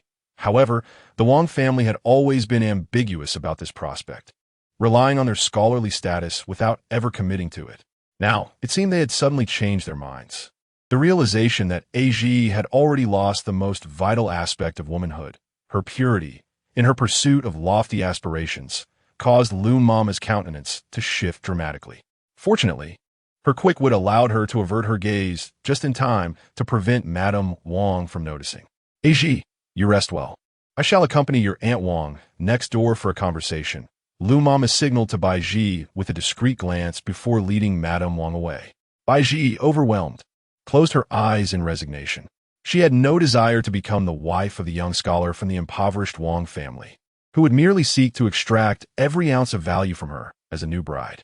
Everyone speaks of the difficulties and disdain associated with being a concubine. They claim that the wealthy's concubines are mere playthings, discarded once their youth fades away like refuse. But does being a poor man's wife not render one an object of desire? Do impoverished men not covet beauty? Is it deemed acceptable to endure a life of hardship alongside a destitute man? The wives of the poor toil relentlessly, dedicating their lives, only to be cast aside when their husbands achieve success, left in a fate worse than that of mere refuse. Chapter 12. Luring you to delight Wang Pengkai. I shall not be deceived by your benevolent exterior in this lifetime. Baizhi opened her eyes, and within them surged a fierce aura of determination. Having been reborn, she was resolute in avoiding the pitfalls of her past existence. Good deeds are rewarded, while the wicked shall eventually face retribution.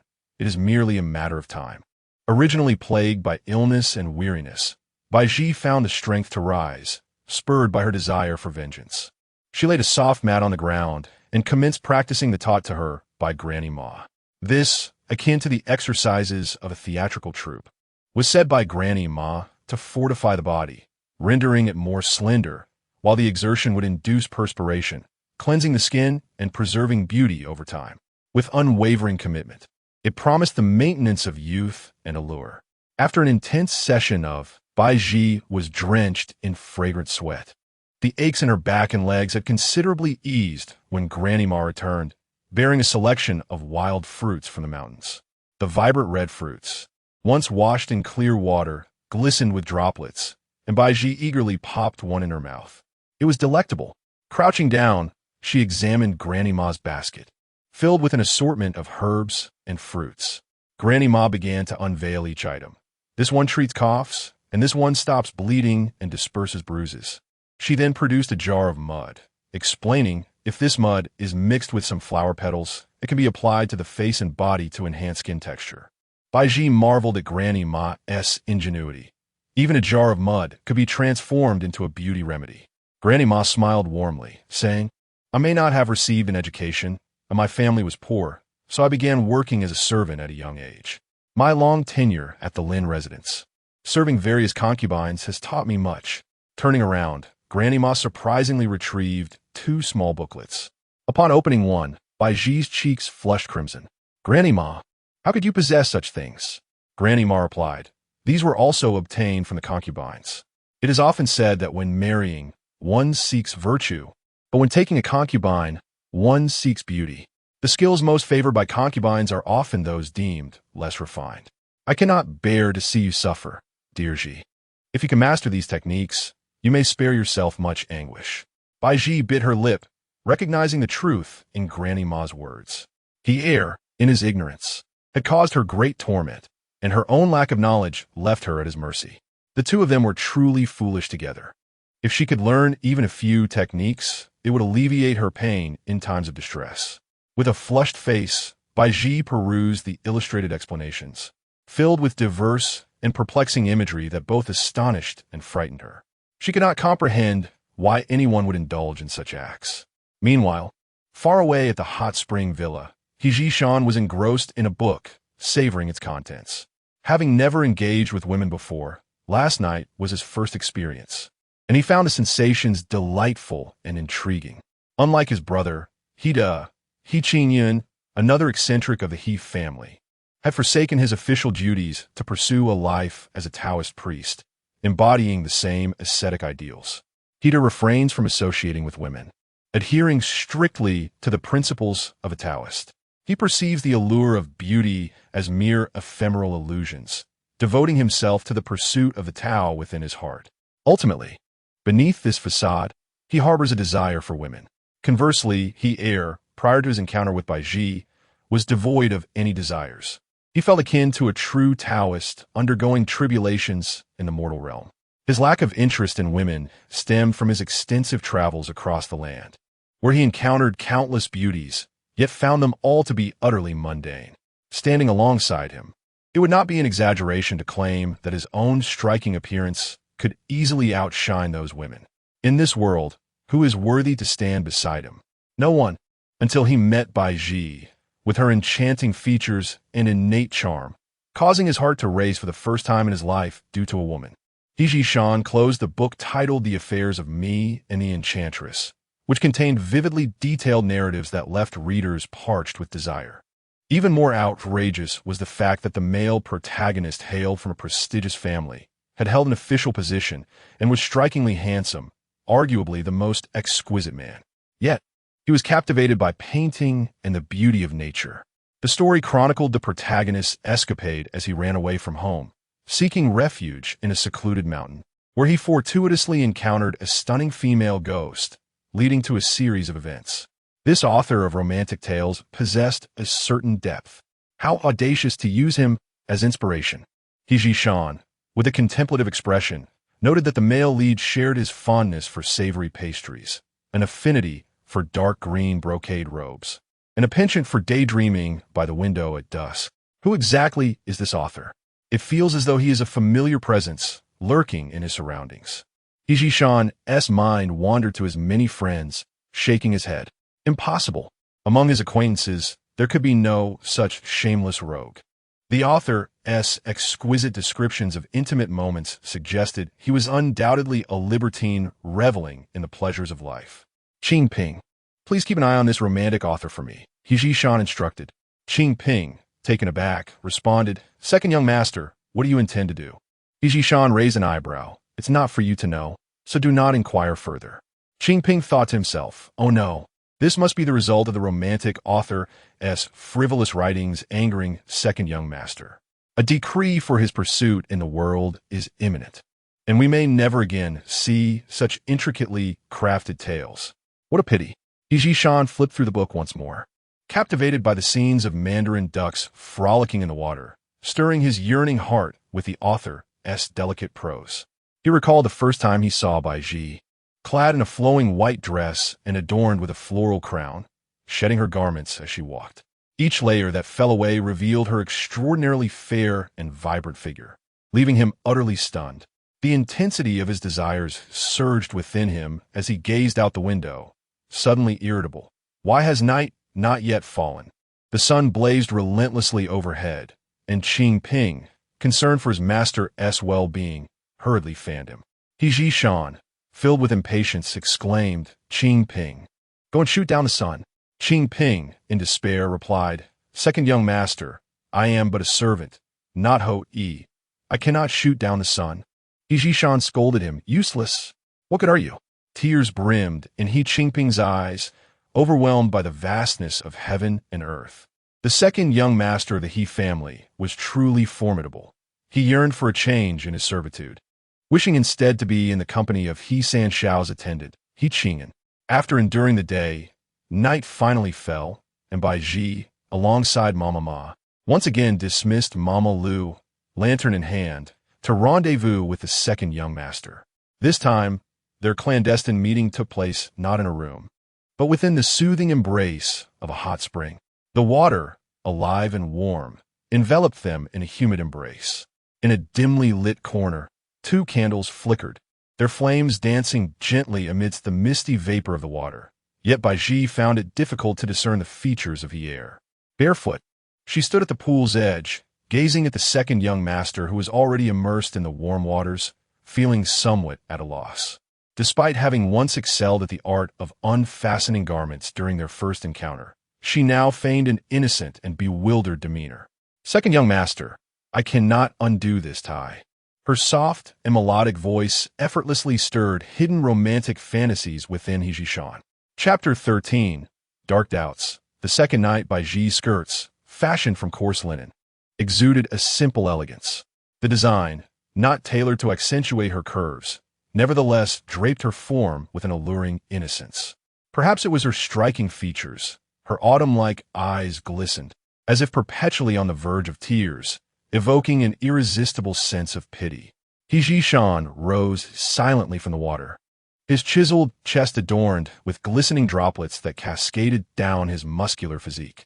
As Baizhi lifted her gaze to meet his, within the dimly lit confines, she beheld a pair of crimson eyes, reminiscent of dark rivers, flowing with an unsettling vitality.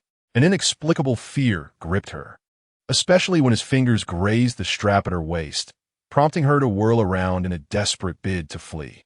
However, Baizhi Shan seemed to anticipate her intentions.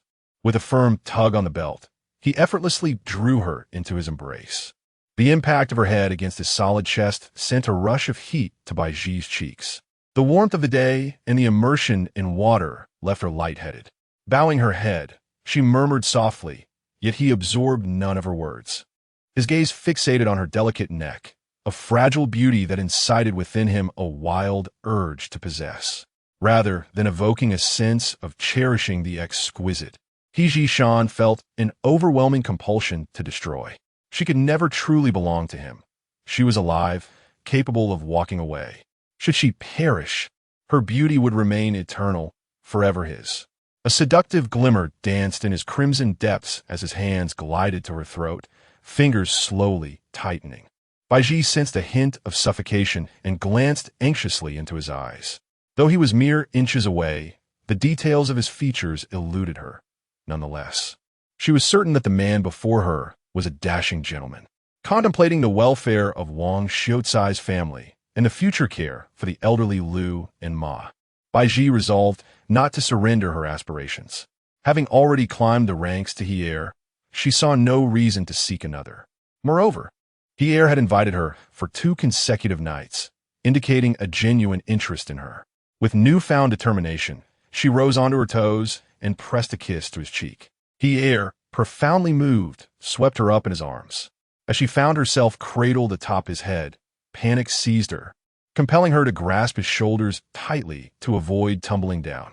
Laughter, playful and mischievous, resonated in her ear as he called her name. Baizhi. Those 2 syllables, uttered softly, reverberated like thunder in Baizhi's heart. Lu and Ma often referred to her as Baizhi, yet their intonations differed vastly from his. His voice, deep and captivating, sent those words rolling through her heart, beckoning her toward mischief. She could discern his seductive undertone. Baizhi, he called again. Baizhi, bewildered, lowered her gaze, tracing his brow and the contours of his features with her small hand, gliding along the expanse of his forehead to the arch of his brow. His brows were sharp as blades, a visage that should have been imposing and fearsome, yet the charm of his peach blossom eyes lent him an air of tenderness. Baizhi suddenly felt an overwhelming desire to discern his features. She yearned to see his true appearance. Shall we go over there? Baizhi gestured towards a corner where candles flickered. Baizhi Shan's hand rested on her waist, marveling at the creator's favoritism. How could a woman's waist be as slender as a willow? What did you say? Baizhi Shan did not catch her words. Nor did he care. His mind was a muddled haze, his eyes consumed by her delicate visage. Her voice, soft and melodious, was like peanut butter, fragrant, smooth, and sweet. A wave of exhilaration surged through him, and he found himself irresistibly commanding her. Kiss me. Baizhi lowered her head, swiftly brushing her lips against his cheek. Such a fleeting kiss left Baizhi Shan profoundly unsatisfied. Do it again. That doesn't count. Baizhi's hands curled defensively. She felt a deep sense of humiliation and shame in seeking to please a man in such a manner. She had vowed to reach for higher branches. Yet when faced with the prospect of sacrificing her dignity, she felt a pang of embarrassment. Why did that previous kiss not count? After a moment of silent grievance, she wrapped her arms around his neck, her lips hovering near his, feeling the warmth of his breath, her heart boiling as if brought to a simmer. Though still hesitant, her lips lingered, unmoving.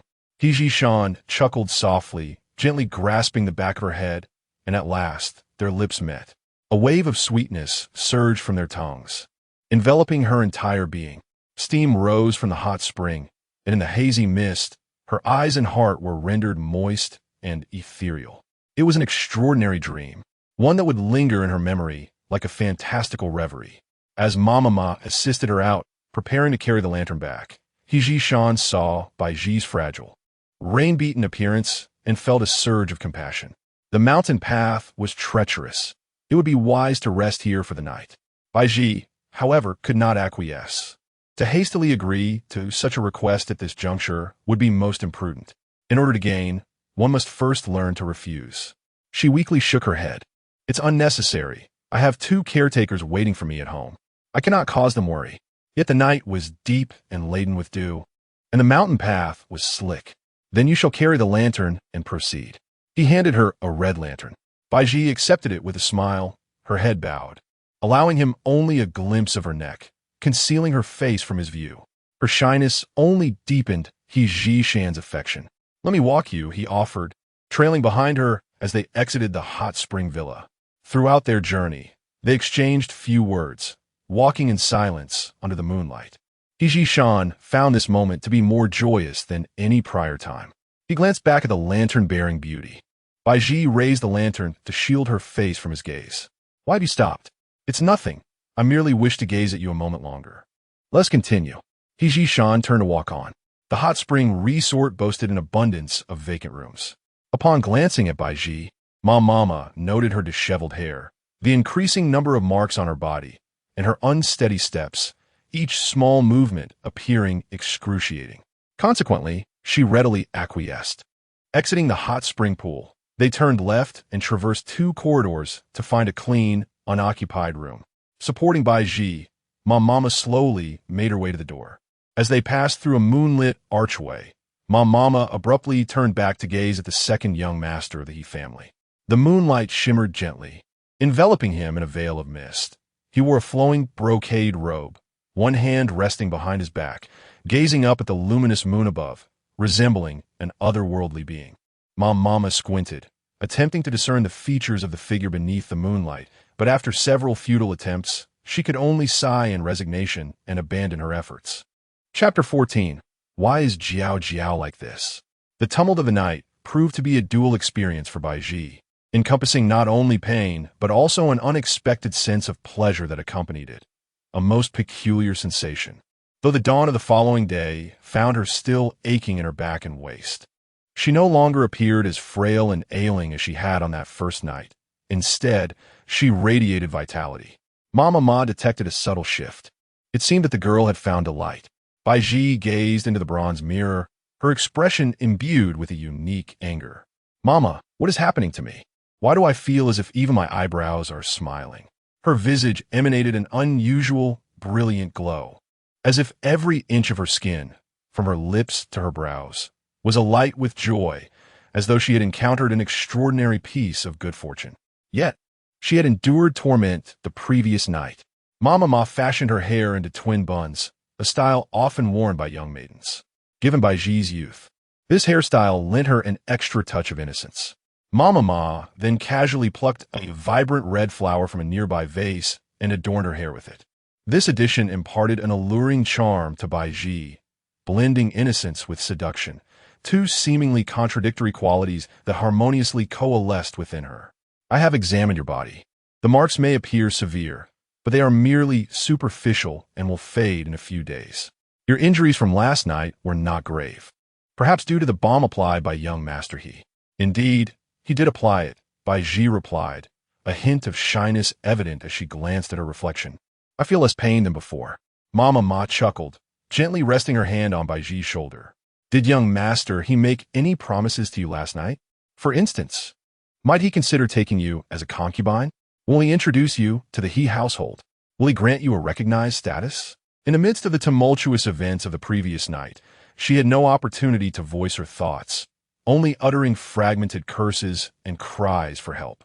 She had indeed hurled harsh insults at young Master He, calling him a little dog among other things, and she wondered if such words might have angered the delicate scion of a prominent family. Mama remarked, "While a man's promises in bed can be likened to scraps of paper, if you have taken a shortcut to his bed, you must possess the audacity to seek commitments. Young gentlemen of his stature often indulge in women only to discard them without a second thought." Baizhi's delicate features paled slightly. "If he truly does not want me, I am powerless to change that. A mere ant like me could be crushed effortlessly by the slightest gesture from a wealthy family." Thus, her actions were fraught with peril, and she felt uncertain of how much her beauty could truly captivate young Master He.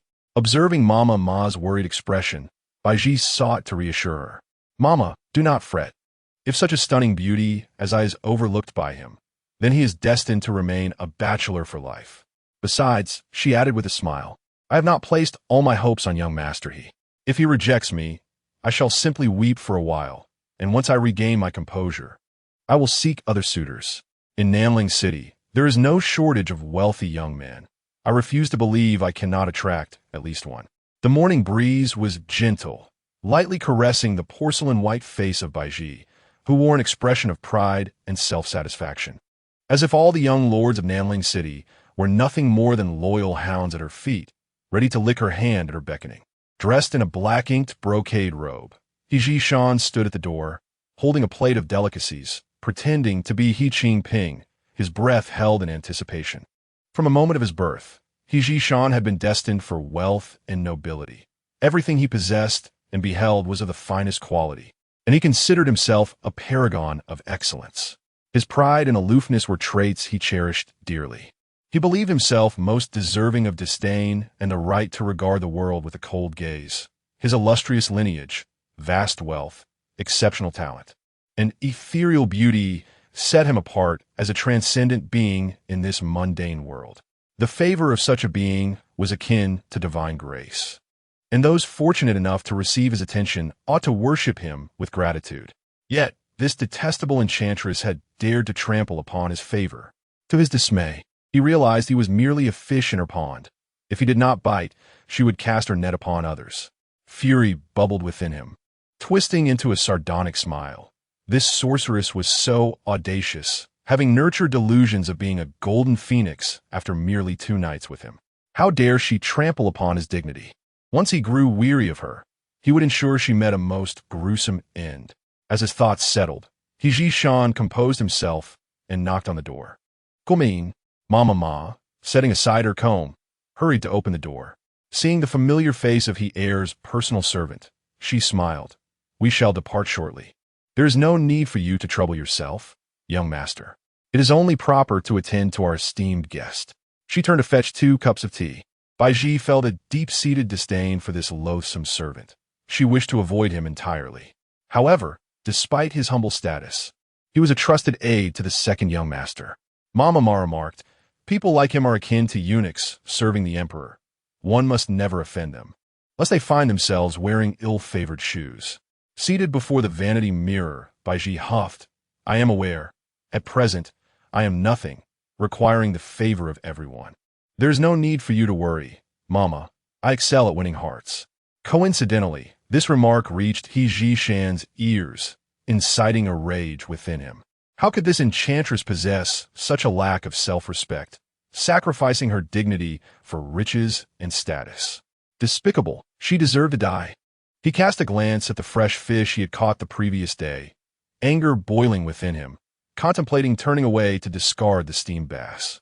Baizhi, who adored fish for its delicate flavor and its low propensity to cause weight gain, had already caught the enticing scent of the steamed dish. Her stomach grumbling, she eagerly anticipated the servant bringing the fish, only to see through the bronze mirror that the wretched servant was turning to leave. In a flurry, Baizhi called out, Brother Qingping, are you bringing the steamed fish for me to enjoy? Her lashes fluttered like crow feathers, and her eyes, akin to autumn waters, sparkled as they met Baizhi Shan's. She smiled radiantly, her lips curving into an alluring grin, her gaze lingering on him with a tender intensity. That electrifying sensation surged through Baizhi Shan's heart like a bolt of lightning. This vexatious enchantress was indeed teasing him with her charms. He vowed, with unwavering resolve, that he would ensure her demise. Brother Qingping, the maiden, adorned with twin buns reminiscent of lotus blossoms, rested one hand upon the table while leaning slightly back. The morning light streaming through the window enveloped her in a golden glow. Baizhi covered the corner of her mouth with her left hand, emitting a series of delicate giggles, both bashful and enchanting. Baizhi Shan felt a sudden tenderness in his heart. Such a captivating beauty. To be shattered into pieces would be a lamentable fate, yet perhaps a mere fragmentation would suffice. He turned once more, presenting the steamed fish before Baizhi. She inhaled deeply. How fragrant! Is this fish caught by Brother Qingping? He is truly remarkable.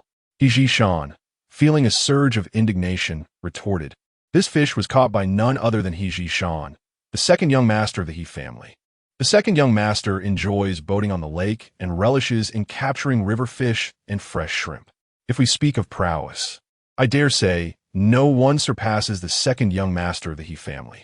He boasted unabashedly, for he genuinely believed himself to be unparalleled among the gentry. Unaware of the true identity of the seemingly lowly servant before her, Baizhi sought to ingratiate herself with this insufferable attendant, insincerely declaring, "The second young master of the He family is indeed impressive, but in my heart, Brother Qingping is also a great hero." Her large, expressive eyes sparkled with mirth as she continued, "Birds of a feather flock together. You are the personal servant of the second young master. So it stands to reason that your exceptional abilities have earned you his favor all this time. Therefore, dear Brother Qingping, do not underestimate yourself." Chapter 15. Playing with her, Baizhi's compliments were remarkably apt, both flattering he air and catering to the vanity of this wicked servant, undoubtedly leaving him utterly entranced by her words. Alas, this vile servant constantly concealed his forehead with disheveled hair and bore ink stains on his cheeks, rendering his true expression indiscernible. The master was a paragon of beauty, so it stood to reason that this servant could not be too unattractive. Suddenly, Baizhi found herself curious about the face of this wicked servant. Catching sight of a basin of wash water beside the dressing mirror, Baizhi's eyes sparkled with a clever idea. "Qingping Gij, you've been bustling about, delivering food and drink, and you're sweating. Allow me to wipe your face." With that, she seized a cloth from the basin, preparing to approach him. However, Jishan recoiled as if faced with a formidable adversary, his wide sleeves sweeping across the table, sending a plate of delicacies crashing to the ground. The treat in question was the signature delicacy of Yun Su Fong, Yun Su Rui cake, available only in limited quantities each day, unattainable for ordinary households. Baizhi had previously only indulged in the cheaper pastries from Wuxiang Zhai and had never tasted such a precious delicacy, having long coveted the Yun Su Rui cake. She could hardly spare a glance at the wicked servant. In a flurry, Baizhi discarded the cloth and hurried to retrieve the fallen delicacies, her heart aching for the loss. "What's the matter with you? Clumsy and careless. How can the second young master of the He family tolerate such a servant in his presence?" She had just lauded him as a great hero, yet now her demeanor had shifted, and Jishan marveled at the swift transformation of this enchantress. "The second young master appreciates the scent of ink that clings to me. He would be displeased if I were to appear clean." Baizhi muttered, "What a tasteless preference. The smell of ink is foul. Who could possibly like it?" Jishan chuckled in exasperation. "Our second young master is no ordinary man. He uses the finest Sioux County fragrant ink, which has a delightful aroma. Only inferior ink carries an unpleasant scent." Baizhi retorted, "No matter how fragrant the ink, it pales in comparison to the aroma of the Yun Su Rui cake." With a few breaths to cool it, she audaciously consumed the cake that had fallen on the ground. Indeed, it was delectable and fragrant, and she offered a piece to Mama Ma. "Mama, you must try this." Each time we pass by Yin Su Fong, we've been salivating, and now we can finally indulge, eating food that had touched the dirty ground. How audacious of this enchantress! Jishan displayed a look of disdain. Sensing his contempt, Baizhi returned the cake to the plate, adjusted the petals in her hair, and resolved to teach this servant a lesson about decorum. Before the second young master, she dared not act recklessly, but what right did this mere servant have to look down upon her? The prices at Yin Su Fong were exceedingly high. A box of 5 small pieces of the signature Yun Su Rui cake cost 5 taels of silver, 1 tael per piece. 1 tael of silver could sustain an ordinary family for many days. We, the impoverished, dared not even glance at the establishment as we passed, knowing full well that its offerings were beyond our means. Just moments ago, you served me this delightful rice cake, and my heart swelled with joy, as I thought I had finally tasted something I had long yearned for. Yet, you inadvertently knocked it over. I picked it up to eat, and you secretly looked down upon me. As you spoke, you dabbed at your eyes with a handkerchief, which had been stained with the essence of mugwort, causing a slight irritation that brought forth 2 streams of warm tears from your eyes. Your weeping was artful. 2 droplets slid from the depths of your gaze, tracing a delicate path down your porcelain-white cheeks, cascading to your chin before falling away. It is not our fault to be born from humble beginnings. Some are destined for greatness from birth. Should those of us with less noble fates not live at all? You too are a servant. Do not adopt the callous traits of your masters who are oblivious to the sufferings of the world. The beauty spoke with an irate undertone, her words heavy yet inexplicably soft. Baizhi Shan's gaze lingered on her brow and shoulders, watching the enchanting beauty weep incessantly. His heart unexpectedly lightened. He knew she was feigning distress. Initially, he believed he would feel anger, but upon observing her trembling shoulders and the pitiful redness at the tip of her nose, his heart softened. He found himself rather fond of this cunning and pretentious Baizhi. Upon reflection, his power was innate. He wielded it to lead a life above others. Was Baizhi's beauty not also a gift from birth? Heaven bestowed upon her such allure, and she was justified in using her beauty to ascend. Indeed, her otherworldly beauty was not meant for a mundane existence. In the past, Baizhi Shan had read Sun Tzu's Art of War, often dismissing the concept of beauty as a strategy, scoffing at the notion that any beauty could compel a great hero to forsake his kingdom. Yet now, he encountered one such beauty. It was precisely someone like Baizhi who could entice foolish monarchs to choose beauty over empire. Baizhi Shan's tone softened. I do not disdain you. I merely intended to mention that there are more rice cakes in the kitchen. These soiled pastries can be discarded, and I will fetch you new ones. Why didn't you say so earlier? The tainted pastries may be edible, but who desires such unclean fare? Baizhi increasingly viewed this wretched servant with disdain. Dreadful servant, it must have been intentional. There's no need to trouble Brother Qingping, Baizhi replied sweetly. Let the remaining pastries be for second young master, his enjoyment. By the way, has the second young master awakened? Each time I climb into bed, it is only in the dim light of evening that I can share intimacy with him. I have yet to clearly see his countenance. Fearing Baizhi's suspicions, Baizhi Shan led her to see He Qingping, who was practicing swordplay in the courtyard. He Qingping, having trained under second young master He for years, had developed commendable swordsmanship. Beneath the shade of willows, with petals in full bloom, He Qingping donned the practice attire gifted by his master, concentrating intently on his swordplay. The sword danced beautifully in his hands, as he moved with the grace of a dragon soaring or a tiger leaping. Baizhi stood at the long corridor, watching from afar, captivated by the second young master's commanding presence, reminiscent of a dragon or phoenix, unconsciously tightening her grip on her handkerchief, realizing she had indeed climbed a rare branch. However, when He Qingping steadied himself and turned to look at her, an overwhelming wave of disappointment surged within Baizhi, causing her to grasp the handkerchief even tighter, nearly crumpling it in her hands. He Qingping, though possessing an above-average appearance, pales in comparison to the ethereal beauty that Baizhi Shan envisions. His stature and demeanor lack the refined elegance characteristic of a truly distinguished gentleman. She could not help but question, is this the fabled jade-like youth of the realm?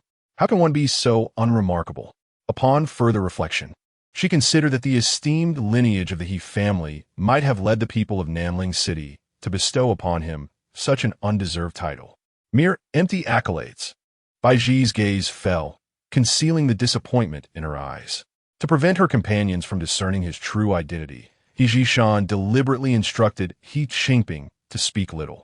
Since He Qingping had taken on the guise of the family heir, he maintained a stoic expression when encountering Baizhi during the day, merely nodding or shaking his head. In truth, He Qingping was so anxious that he felt he might lose control. He cast a longing glance towards the young master in the corridor, his eyes pleading, "Second young master, I implore you, take this lady away swiftly. I am but a common man, and in the presence of such beauty, I fear I may succumb to temptation." Chapter 16. Depart, Rechtmann. During the night, the presence of He heir seemed as radiant and unattainable as a bright moon. However, in the light of day, he appeared rather ordinary. The stark contrast left Baizhi utterly perplexed. She could not perceive any of the so-called elegance or nobility in this young master before her. Was the man who had embraced her in slumber truly the same individual? She lifted her gaze once more toward He heir. Disguised as a young master, He Qingping dared not meet her gaze, hastily averting his face to avoid revealing any clues. If he were to imitate the young masters of other families, he would have no issue. Yet, he was currently masquerading as Yijishan, a demeanor and grace he could not possibly replicate. The few sword tricks he had performed earlier were merely lessons taught to him by the second young master, and he had grasped only the surface of them. Lest depart, Yijishan chuckled lightly. The second young master has little inclination for the company of women. Baizhi shot a glance at the vile servant, recalling how, during the night, the second young master did not quite match this description. He was indeed not averse to women, having welcomed her, a mere bed slave, into his embrace, which was quite laughable. Mother, upon returning to their quarters, Baizhi pointed at the pastries on the table and said, "Let's take these with us to share with Lu Mother." Having drained the teapot, she then took my mama by the hand and left the hot spring estate. My mama harbored doubts about the true nature of the second young master, and on their way back, she curiously remarked, "The disparity between the second young master of the He family by day and by night is indeed striking." Baizhi nodded in agreement. "Indeed, I feel the same." At this point, their conversation concluded, as neither wished to voice their underlying suspicions. After all, these were baseless conjectures. The identity of the second young master had been verified by the maids of the He household, rendering any possibility of deception unlikely. How could Baizhi ever conceive that Yijishan had orchestrated such a switch with her own servant? "Ah, you have returned." Upon arriving at the familiar estate, Baizhi had barely settled when she heard the voice of Madame Wang. The previous day, Madame Wang had come to visit Lu Mother and, having not departed, was graciously hosted for the night, indulged with food and drink. During that night, Madame Wang and Lu Mother had conversed extensively, discussing matters until dawn. This visit, besides seeking a bit of silver as she often did, also bore the intent of finding a bride for her son. Lu Mother, eager to marry Baizhi off to the young scholar Wang, became increasingly attentive to Madame Wang, even going to Mrs. Qian to procure some beef and mutton to prepare a sumptuous feast. Baizhi was taken aback to find Madame Wang still present, especially considering her recent visit from the second young master. Uncertain if there were any marks on her neck or body, she instinctively tightened her garment. However, the astute Mama swiftly retrieved the pastries they had brought from the He household, exclaiming, "Early this morning, Baizhi and I took a stroll in the mountains and encountered an elderly vendor selling sundries, from whom we procured these delightful treats." As the oil paper was unwrapped, an enticing aroma wafted forth. Madame Wang, the impoverished woman, resembled a rat spotting peanut oil, her eyes glimmering with avarice. "Oh my, what exquisite pastries these are!" Stepping forward and drawing closer, she sought to inhale the delightful fragrance. Upon closer inspection, Lady Wang exclaimed several times in astonishment. "Is this the renowned Yin Su Ru E cake from Yin Su Fong?" she inquired, pointing at the two characters for Ru E emblazoned on the pastry. Though she was a peasant woman, her husband and son were scholars, and she could recognize a few characters. The expression on Mama's face turned somewhat awkward. "Ah, yes," she replied. Lady Wang's eyes glinted with a new thought. Having lamented to Lu Mama the previous day, she had hoped to extract a few more coins from her, only to find that Lu Mama could offer but a mere 2 taels, dismissing her as a beggar. Lu Mama claimed she had no money. Yet Lady Wang had uncovered the existence of the Yun Su Ru E cake. She smiled mischievously and remarked to Lu Mama, "Sister Lu, only affluent families can indulge in the delights of Yun Su Fong, and this Ru E cake is their signature delicacy. A mere slice demands 1 tael of silver. Let me count how many pieces there are here. 1, 2, 6. Oh dear, 6 pieces of pastry, which amounts to 6 taels of silver. It seems you are quite wealthy and willing to indulge in such treats." Lu Mama's complexion fluctuated between shades of green and white, for she knew well where these pastries had originated, certainly acquired from young Master He. Last night, she had been preoccupied with dealing with Lady Wang, neglecting to monitor Baizhi, who had stealthily climbed into young Master He's bed. A lifetime of virtue traded for a mere 6 pieces of cake. Lu Mama trembled with rage, tempted to publicly admonish Baizhi for her lack of self-respect. Yet her heart softened at the thought. After all, it was she who had first discovered the young Baizhi, bringing her home and raising her alongside Mama. Over the years, she had taught Baizhi to read and write, instilling in her the values of poetry, propriety, and etiquette. Perhaps she had been a tad strict, but she genuinely regarded Baizhi as her own daughter. She harbored no desire for Baizhi to become the concubine of a wealthy family. What good was a concubine? Merely an object, cherished by no man, and once past her prime, she would find no place to belong. Young scholar Wang was a splendid match. Should he succeed in the imperial examinations, Baizhi would become the lady of the house, basking in glory and respect. Contemplating this, Lu Mama cast a fierce glare at Baizhi and Ma Mama. Ma Mama, wary of provoking Lu Mama's ire, who was 3 years her senior and with whom she shared a sisterly bond, knew Lu Mama's steadfast adherence to the righteous path, oblivious to the reality that such a path offered little promise in this world. Surely, it does not require so much silver, Ma Mama chuckled lightly. Indeed, this is the signature delicacy of Yun Su Fong, but these few pieces fell to the ground and became dirty, unfit for sale to the esteemed and wealthy. Thus, they were sold at a lower price to Granny Zhou, from whom I purchased them for merely 1 tael. Baizhi could hardly contain her fury towards Lady Wang. What concern is it of yours what pastries I indulge in? She thought, feeling the urge to strike Lady Wang for her meddling. She picked up a piece and showed it to Lu Mama. Mama, look, there's even dust on it. Both Lu Mama and Lady Wang focused their gaze, and indeed, a speck of dust rested upon the flaky crust of the root cake, a clear indication that such inferior goods would never be sold by Yun Su Fong. Baizhi cheerfully tore off the dusty, flaky pastry and directly stuffed a piece of the auspicious cake into Lu Mama's mouth, exclaiming, Mama, eat up. It may be unclean, but it won't make you ill. Lu Mama was both amused and exasperated. She understood that Baizhi genuinely cared for her. With a sigh, she slowly began to savor the delicacy. The exquisite craftsmanship of the flaky pastry, the filling, and the technique were incomparable to the inexpensive offerings of Wu Xiangzhai. Madame Wang, observing from the side, was nearly drooling with envy. She muttered softly, to spend a tael of silver on a snack is quite extravagant. Her gaze remained fixed on the auspicious cake, as if she were on the verge of salivating. Just a few days prior, her son Peng Kai had brought back pastries from Yun Su Fong, gifts from his classmate. He was reluctant to indulge, choosing instead to bring them home for the elderly couple, but she too had refrained from eating, allowing only the scholar Lao Wang to enjoy them. Madame Wang, seemingly swallowing her saliva, smiled and suggested, seeing as the weather is pleasant today, why not invite Peng Kai over? We could all share a meal together and give the 2 young ones a chance to mingle. Chapter 17. Did this black lotus take him to fish for other men? Madame Lu gradually came to realize that Lady Wang had subtly hinted at her intentions throughout the day prior, genuinely wishing for the union of young scholar Wang and Baizhi. Unfortunately, Baizhi had shown a lack of self-respect, losing the most vital treasure of a woman, her chastity.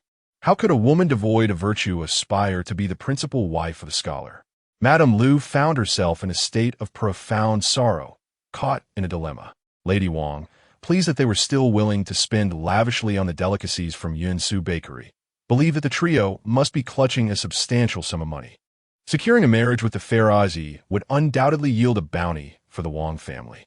In the future, if the son achieved success, he could then marry a refined lady of equal standing, further enhancing their lineage. Besides, Baizhi was not unattractive, should their son wed a beauty. Whether the offspring were male or female, it would surely elevate the Wang family's genetic fortune. Calculating the benefits, it was evident that this was a venture not to be missed by the Wang family. After a moment's contemplation, Madame Lu resolved to advocate for Baizhi's marriage to young scholar Wang as his principal wife. As for the issue of chastity, with careful concealment and discretion, it could likely be overlooked. Typically a woman of propriety, Madame Lu found herself reluctantly harboring ulterior motives and felt a twinge of guilt towards Lady Wang as she signaled to Baizhi. She selected a fine pastry to present to Lady Wang. Eagerly anticipating this gesture, Lady Wang craned her neck, awaiting Baizhi's offering. However, Baizhi was not inclined to indulge this shameless woman. With a calculated frown, she feigned disappointment, saying, Madam, how can you serve Lady Wang with tainted pastries? Lady Wang was about to assert that she did not mind, but Baizhi preempted her. After all, Lady Wang's husband was a scholar, and her son followed suit. placing them among the esteemed literati. Just recently, Lady Wang had mentioned having enjoyed the delicacies from Yunsu Bakery. Thus, why would Madame Lu present them with inferior treats? Inviting ridicule? Baizhi feigned the airs of a vain young lady, adding, "If you wish to humiliate yourself, that is your affair, but please do not drag me into it." Turning to Lady Wang with tearful eyes, she implored, "Lady Wang, these pastries are unfit for your household. I would be too embarrassed to present them to you. Once I earn some silver, I shall bring you authentic Yunsu Rui cakes." Her barrage of words effectively left Lady Wang with no escape. A flurry of retorts lodged in her throat, leaving her uncomfortable and at a loss. With a forced smile, Lady Wang struggled to divert her gaze from the pastries, stating, "Sister Lu, I am not hungry. Please keep these pastries for yourselves." Madame Lu discreetly relayed a message to young scholar Wang, and then began preparations for a grand feast alongside Madame Ah. They planned to prepare a sumptuous meal featuring beef and lamb, costing Madame Lu over a tale of silver. Watching Lady Wang laboring over the fire in the kitchen filled Baizhi with discontent. This shameless Lady Wang, with her audacious demeanor, seemed intent on extracting money from them, and Baizhi found it hard to understand how Madame Lu could tolerate such behavior. Did Madame Lu truly fail to see that Lady Wang was blatantly trying to take advantage of them?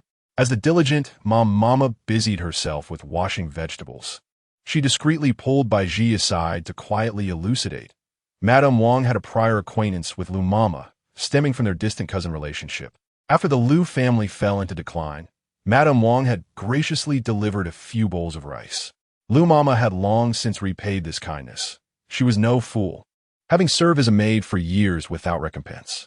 The reason she maintained a close relationship with Madame Wang was solely for Baizhi's sake. Mama continued, "You are quite astute. You must be able to surmise why Lu Mama persists in her association with Madame Wang. She is laboring tirelessly to ensure that you can marry a husband of respectable standing." Baizhi felt a wave of gratitude wash over her. Had it not been for Mama's leg injury in her past life, leading her to seek out Wang Pengkai for a loan, she might have fallen victim to his deceit and ended up marrying him. What fate would have befallen her then? In her previous existence, she had been reduced to a concubine for He Hong Hai, ultimately meeting a tragic end at the hands of the formidable matriarch of the He family. If she had become the primary wife of Wang Pengkai, her fate would likely not have been much better, as she would have suffered under the insatiable greed of the Wang family. In essence, she could not wed into the Wang family. Baizhi gazed forlornly at the three women bustling about in the kitchen.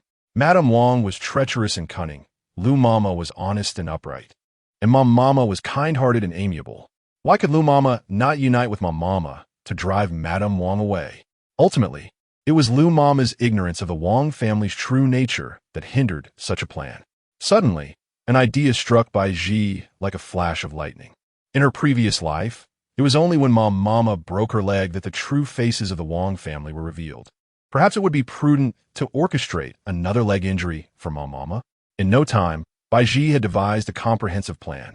She returned to her room with a radiant smile, humming a tune as she began to adorn her brows and eyes. When the sun reached its zenith, Wang Pengkai arrived, lazily riding in on a donkey cart. Despite Madame Wang's lamentations about their lack of funds for rice, her son could still afford such transportation. Baizhi tugged at the corners of her mouth with a cynical smile, directing her gaze towards Wang Pengkai with a facade devoid of emotion. Wang Pengkai, adorned with the scholar's cap and dressed in the state-issued scholar's robe, held a folding fan in his hand. His pallid and gaunt features bore the unmistakable mark of an impoverished scholar. Indeed, he was a poor scholar, characterized not only by his poverty, but also by his arrogance and awkwardness. Upon spotting Baizhi, he widened his small, listless eyes in an effort to appear animated. "Baizhi, my dear sister, it has been a few days since we last met. How have you fared?"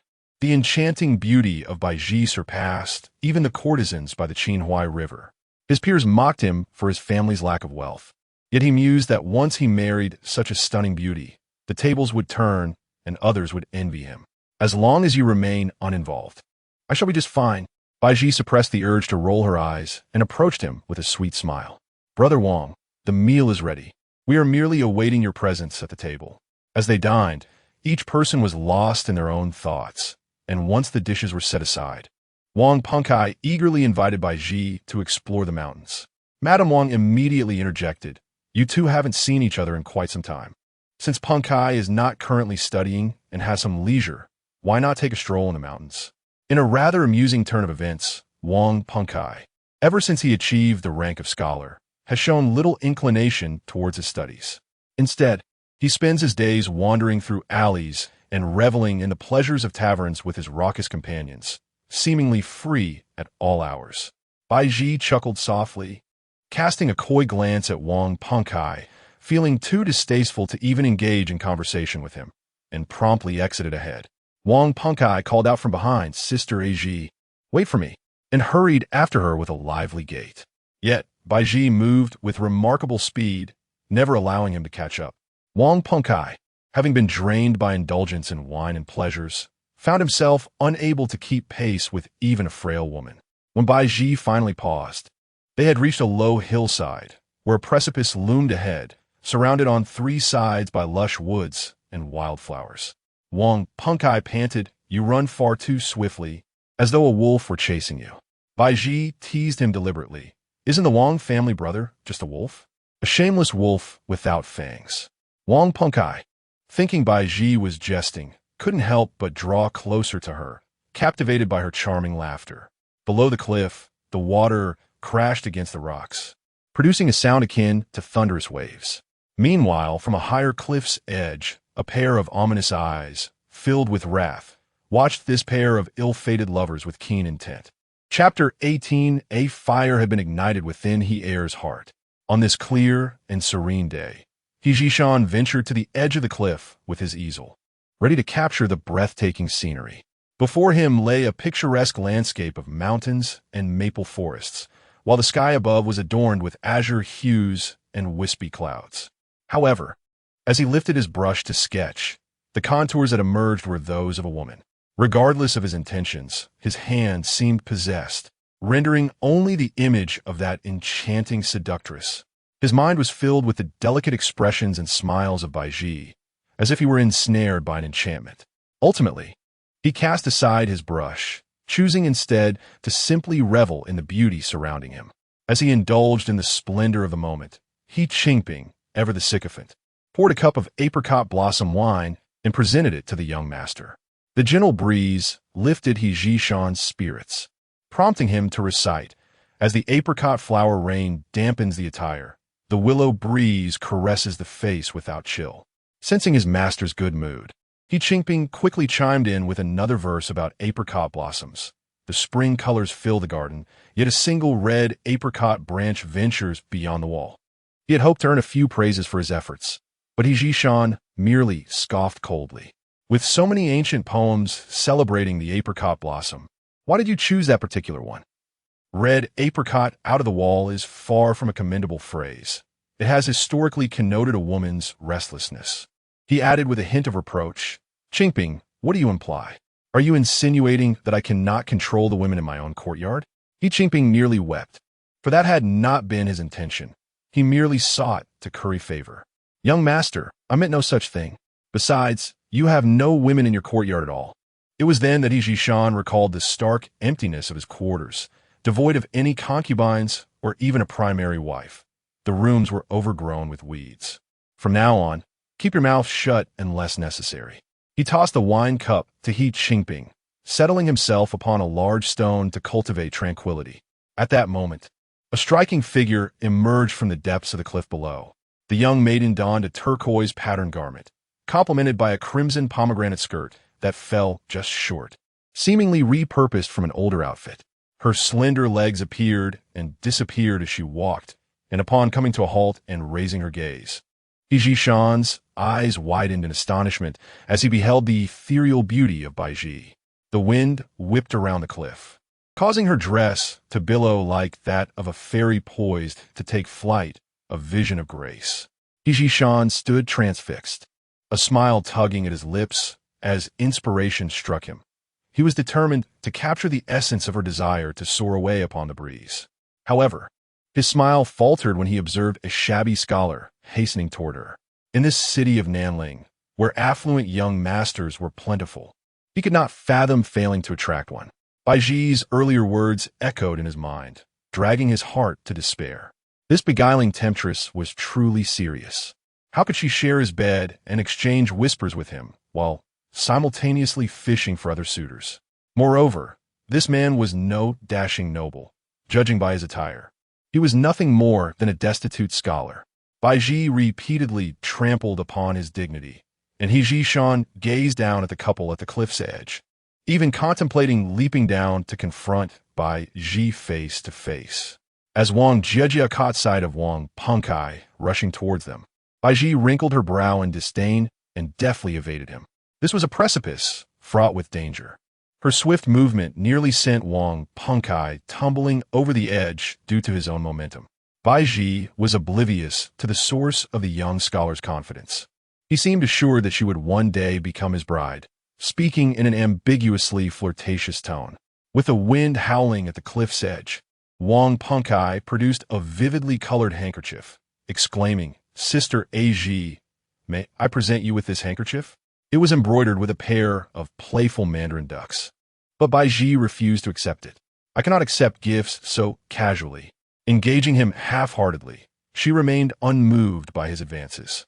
Wang Pengkai, shameless in his pursuit, inherited the audacity of his mother, unleashing a torrent of insipid love poetry and flowery words. He constantly sought opportunities to take advantage of her. He stepped forward, grasping Baizhi's arm, attempting to draw the beauty into his embrace. The overpowering scent of his heavy perfume nearly made her retch. How could he squander their family's meager finances in brothels? Sooner or later, she would ensure that Lu Momo recognized the despicable nature of the Wang family. "Oh, Wang Gij, please don't." Baizhi's tone carried a hint of displeasure as she furrowed her brow, once again evading his grasp. This marked her first unequivocal rejection of Wang Pengkai. The young scholar was taken aback by her response. The previous Baizhi would never have spoken to him so bluntly. What had changed? Having frequented the pleasure quarters, he possessed a discerning eye, noticing the slight loosening of her clothing as she struggled against him. On her neck, there appeared to be marks resembling bites. Wang Pengkai felt as if struck by lightning. He had always considered Baizhi his possession, convinced that one day she would be his. Yet, who could have imagined that the fruit he so coveted had been plucked by another man? The word furious scarcely encapsulated Wang Pengkai's turmoil. With a fierce grip, he seized Baizhi's arm while his other hand tugged at her clothing. "Aji, it seems you have a mosquito bite on your neck. Allow me to take a look." Baizhi pushed him away, exclaiming, "Have you lost your mind? We are both unmarried. Do not lay a finger on me." Wang Pengkai smirked wickedly. "With just a nod from me, I could marry you instantly. You are destined to be my woman." Surveying the picturesque surroundings, he noticed the nearby cave appeared inviting, and a sinister idea took root in his mind. "Aji, this place is rather lovely. Why not become a pair of playful waterfowl, right here and now?" Her hair, cascading like dark ink over her shoulders to her waist, and her porcelain skin with a delicate waist, all served to captivate Wang Pengkai, solidifying his resolve to possess her.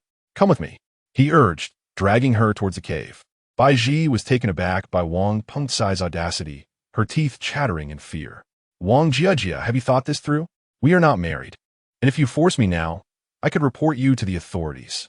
Wang Pengkai cast aside his facade of virtue, his smile turning cruel. "And what would you use to accuse me? I am a scholar, and you are merely an unprotected orphan. By marrying me, you will ascend to the status of the principal wife. What grievances could you possibly have? To wed me is to your advantage. Should I succeed in the imperial examinations and secure a position in the court, you shall become a lady of high rank." How preposterous! What fanciful promises! Baizhi would never be so easily swayed. Fortunately, she is not without foresight. She withdrew a silver hairpin concealed within her coiled hair and pointed its sharp end at Wang Pengkai's throat. "Brother Wang, do not force my hand." Wang Pengkai leaned forward, a provocative smile gracing his lips. "Do you dare to kill me? Go ahead." The two were locked in a tense standoff, swords drawn. Meanwhile, He-Ji-Shan, perched on the mountainside, mistakenly believed they were merely frolicking in jest. Their intimate embrace appeared utterly inappropriate. His eyes blazed with an intense fire, as if ignited by an unseen force. It seemed the heavens themselves sensed his indignation. Just moments before, the day was bright and serene, but suddenly dark clouds gathered, shrouding the sun. He Jishan smiled wryly and said to He Qingping, "There is a den of wolves nearby. Let's draw them out." Chapter 19. The deity desires only her kiss. He Jishan, skilled in archery and horsemanship, had previously participated in the spring hunting competition in the capital, where he effortlessly claimed the championship title. This time, during his visit to the hot spring resort, he brought along his prized chestnut steed, named Chengfeng. After He Jishan and his servant temporarily departed, Baizhi and Wang Pengkai found themselves in a stalemate. Wang Pengkai, confident in Baizhi's reluctance to commit violence, provocatively nudged her hairpin with his neck. Baizhi initially thought that this foolish man would cower at the slightest scare, yet to her astonishment, he was utterly bewitched by her beauty, disregarding all else, fixated solely on the prospect of intimacy with her. His shamelessness rendered Baizhi at a loss. Having been reincarnated, she bore no intention of carrying the burden of murder, especially since Wang Pengkai was merely a scholar. Although she held little regard for the scholar's status, he had at least passed the imperial examination and was recognized as a student, someone who need not kneel before an official, thus holding a far more esteemed position than her own as an ordinary commoner. How infuriating! Baizhi bit her lip, her grip on the hairpin tightening as she slowly withdrew it, replacing her demeanor with a charming smile. "Brother Wang, do you truly wish to engage in a clandestine rendezvous here?" She cast a coy glance towards the cave behind her, feigning concern as she furrowed her brow. "However, the cave is quite filthy and would surely soil my gown." The sudden shift in her demeanor, imbued with allure, caused Wang Pengkai to completely forget her earlier threat with the hairpin. With an open fan, he eagerly fanned her, the breeze carrying a fragrant scent that wafted past Baizhi and lingered at Wang Pengkai's nose, causing him to inhale deeply, displaying his most unbecoming qualities. Yet, realizing she must continue to play along, Baizhi leaned back slightly, distancing herself from the odious man while accentuating her curves to appear more enticing. Captivating Wang Pengkai with her beauty, she softened her voice and feigned a pout. Baizhi does not wish to surrender her innocence in such a sordid place. I was merely testing your loyalty towards me. Your willingness to endure death for our union speaks volumes of your affections, Brother Wang. I am deeply moved. You, a man of scholarly distinction, and I, merely an orphan girl, how could I ever repay your kindness in seeking a lifelong bond with me? Wang Pengkai was overjoyed. Indeed, his status as a scholar was an immense temptation for this orphan girl. After all, he was a scholar, and what was Baizhi in comparison? That he could take notice of her was nothing short of a miracle for which she should be eternally grateful. Repaying me is simple. My heart longs only for the eternal unity with you, Baizhi. Why not surrender yourself to me today before he could finish? Baizhi pressed her finger against his lips, suppressing her disgust, as she firmly declared, "That is unacceptable. My nursemaid has instructed me that such matters are reserved for marriage. I do not wish to be deemed a wanton woman, lest you come to despise me, Brother Wang O." Her feigned tears softened Wang Pengkai's impulsiveness. The scholar pondered. Considering that Baizhi was undoubtedly destined to be his, there was no need for haste, lest he provoke her displeasure. The peaches were just beginning to ripen, still bearing a hint of tartness. It would be wiser to wait until they were fully succulent before indulging. On the wedding night, this enchanting peach beauty would be, in his embrace, kissed and cherished. The remaining imagery nearly caused Wang Pengkai to lose his composure, and he hastily curtailed his fantasies, remarkably suppressing his lewd thoughts. He grasped Baizhi's hand firmly, his expression turning grave. "Sister Ji is correct. Such matters should be reserved for after our marriage. I shall return home and instruct my mother to propose to the Lu matron." Baizhi sweet-talked him with a few flattering words, rendering Wang Pengkai utterly enchanted. They had already lingered outside for nearly 2 hours, and it was time to return. Baizhi urged him, "Brother, let us hasten home. You must remind your mother to make the proposal."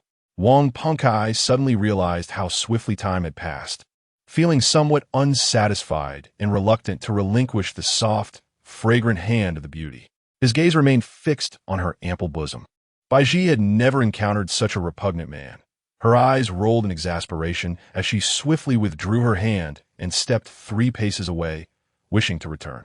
As they emerged from the cave, they discovered the sky had darkened, ominous clouds looming overhead, creating an unsettling scene reminiscent of an impending storm.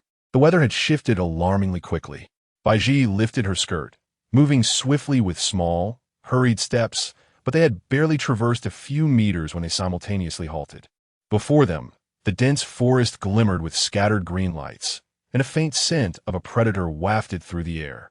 Baizhi, accustomed to roaming these hills, recognized the signs of a wolf pack.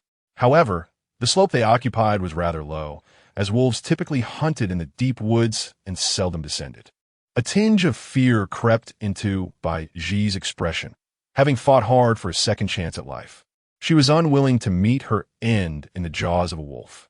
She turned to Wang Pengkai, her voice tinged with desperation. "Brother Wang, what shall we do now?"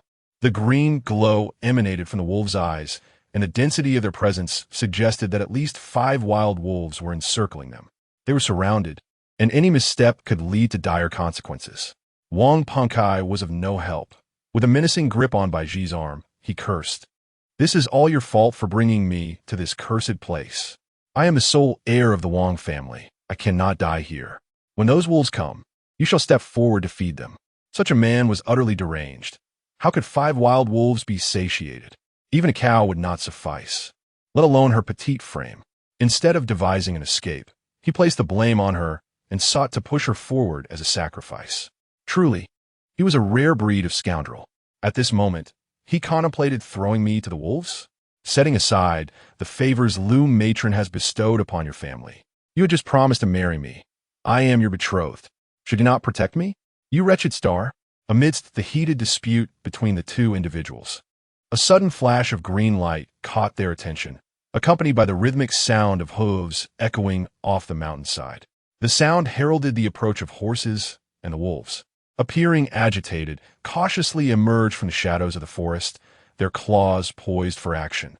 These wolves, with sleek fur and imposing stature, bore bulging bellies, as if they had just indulged in a hearty feast. A flicker of hope ignited within Baizhi, who subtly gestured for Wang Pengkai to remain still.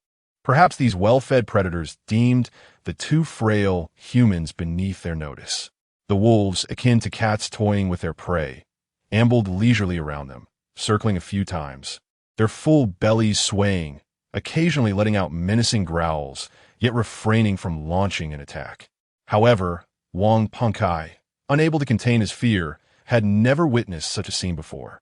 In a panic, he found himself urinating uncontrollably and kneeling on the ground, pleading desperately for mercy from the wolves. His frantic demeanor piqued the interest of one particularly curious wolf, which lowered its head and began to approach them. Baizhi, exasperated by Wang Pengkai's foolishness, closed her eyes, resigned to her fate. Suddenly, a swift whoosh sliced through the air, prompting her to open her eyes. In the distance, a young nobleman astride a horse appeared, his face partially obscured by a brocade scarf. Clad in a resplendent robe adorned with magnolia patterns and draped in a dark cloak, he held a bow and arrow, releasing a deadly shot that struck the wolf squarely in the forehead, bringing it down in an instant. Chapter 20. Willing to be a servant beneath the skirt of Baizhi, this ethereal young man descended like a divine being, rescuing her from peril. Baizhi widened her eyes in astonishment as she gazed up at the figure on horseback. He released an arrow that struck down a wild wolf.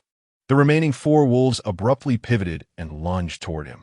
Their claws scraped against the ground, fangs bared. These fierce beasts of the deep mountains reveled in the thrill of the hunt. Yet, as they reached the feet of the chestnut horse, they suddenly turned and fled in disarray.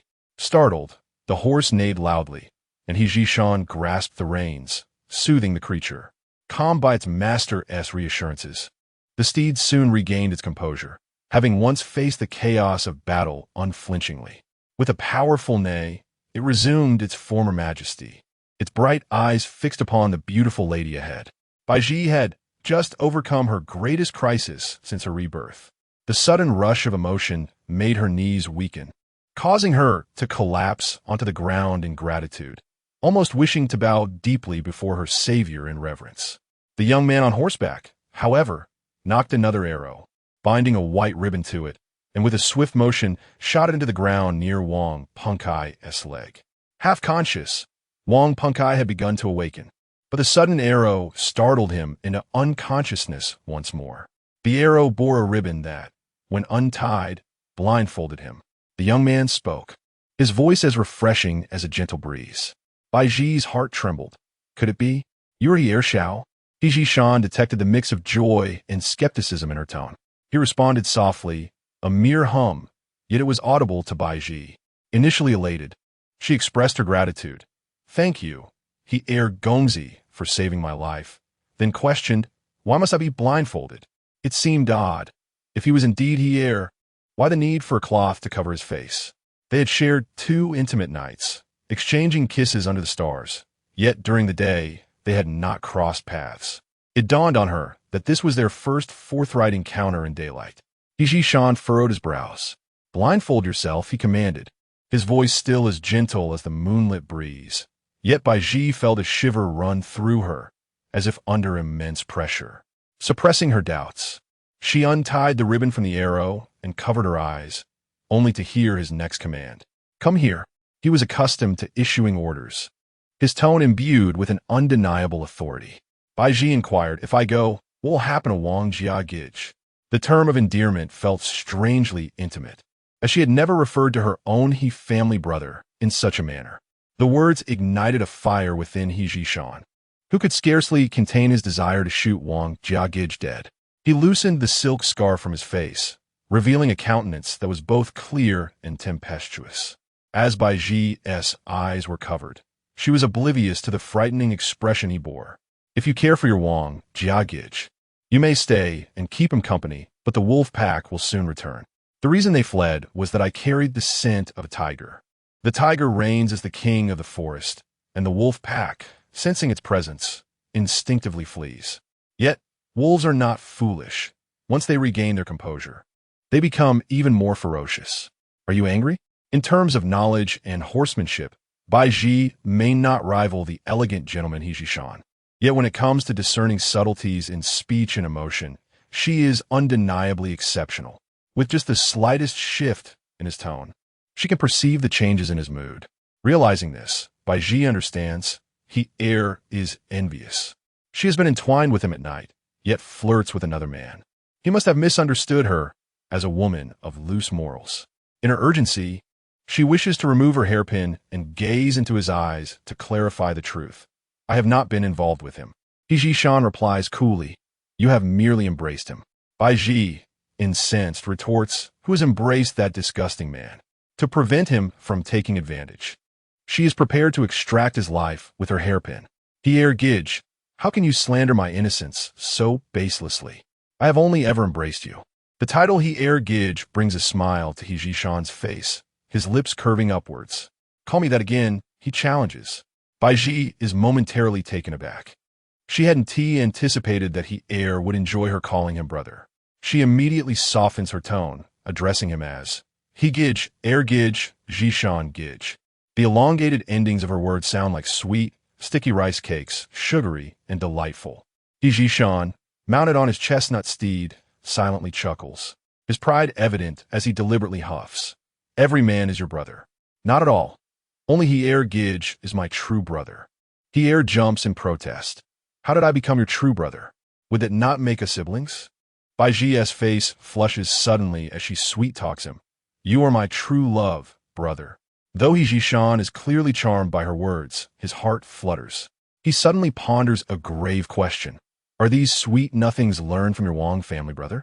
Indeed, these words were once spoken to her by Wang Peng, and Baizhi simply borrowed them. Feeling slightly embarrassed at having been exposed, she quickly adopts a more affectionate demeanor. Hier Gij, I feel a bit cold. As if the heavens conspired with her. No sooner had she spoken than thunder rumbled ominously. Instinctively, she reaches to remove her blindfold, but is halted by He Shan. Do not move. Baizhi's hand freezes as the thunderclaps echo in her ears, her heart racing with fear. With her eyes covered, she sees nothing but darkness. Yet her hearing sharpens, and she perceives the sound of hoofbeats approaching. She hears the heir's gentle voice, "Extend your hand." Obediently, Baizhi stretches out her hand, and in the next moment, her entire arm is grasped, her feet lifted off the ground, prompting a startled gasp. "Steady yourself." He Zhishan pulls her onto his horse, wrapping his arms around her waist, pressing her against his warm chest, and loosening his cloak to envelop her shivering form. "I will take you home." By home, He Zhishan refers to the He family's hot spring estate. After they had ridden away, large raindrops began to fall, and the weary He Qingping, clad in a raincoat, dragged the unconscious Wang Pengkai into the cave. Baizhi, unable to help herself, clung to the back of the man on horseback. The rugged mountain path was bumpy, and the horse, filled with excitement, galloped swiftly. Terrified, she could only scream in fear, pressing herself tightly against the man's body to fend off her anxiety. Raindrops fell incessantly from the sky. Despite being wrapped in a cloak, by the time they reached the village, Baizhi was completely drenched. The azure-patterned garment clung to her porcelain skin, the white hue piercing through the blue, captivating He Zhishan's gaze. Looking down, he noticed her red pomegranate skirt, now heavy with water, sagging downwards. Her shoes had somehow fallen off, leaving her delicate, white feet trembling in the cold. Unable to suppress his impulses, He Zhishan lifted the hem of the skirt, gently taking her fair foot in his hand and placing a tender kiss upon it. Chapter 21. The Blindfold Game. Night 3. Even with her eyes covered, Baizhi could still sense his fervent gaze. An unambiguous scrutiny that left her entire being taut with a mix of shame and pride. What kind of look was he casting upon her? Perhaps it was one filled with eagerness tinged with disdain. The He family was of such lofty status, and He heir was renowned as a jade-like gentleman, adored by all. With a mere wave of his hand, he could possess anything he desired, and surely he looked down upon someone like her, a mere bedfellow. There must be countless women akin to her, as numerous as the stars in the sky. Yet, such a celestial being as he would not be drawn to the lesser stars, for only she, the brightest among them, was worthy of his attention. As this thought crossed her mind, feelings of shame and guilt surged within her, making Baizhi acutely aware of her insignificance, as trivial as a speck of dust. The scant pride she possessed could only be derived from her own beauty. Her allure resembled a flower blooming amidst the dust, dazzling and captivating enough to capture He heir's gaze. Baizhi even harbored a greedy desire to ensnare He heir's heart. He Zhishan's eyes were like blades, stripping away her defenses and garments to peer into the depths of her soul. "Are you cold?" She trembled, resembling a vulnerable little rabbit devoid of security. "I." She hesitated, for she was not cold. Her heart was as tranquil as tea. With a multitude of thoughts swirling within her after her rebirth, she had resolved to ascend the social ladder, and thus she would wholeheartedly seek a lofty branch upon which to cling.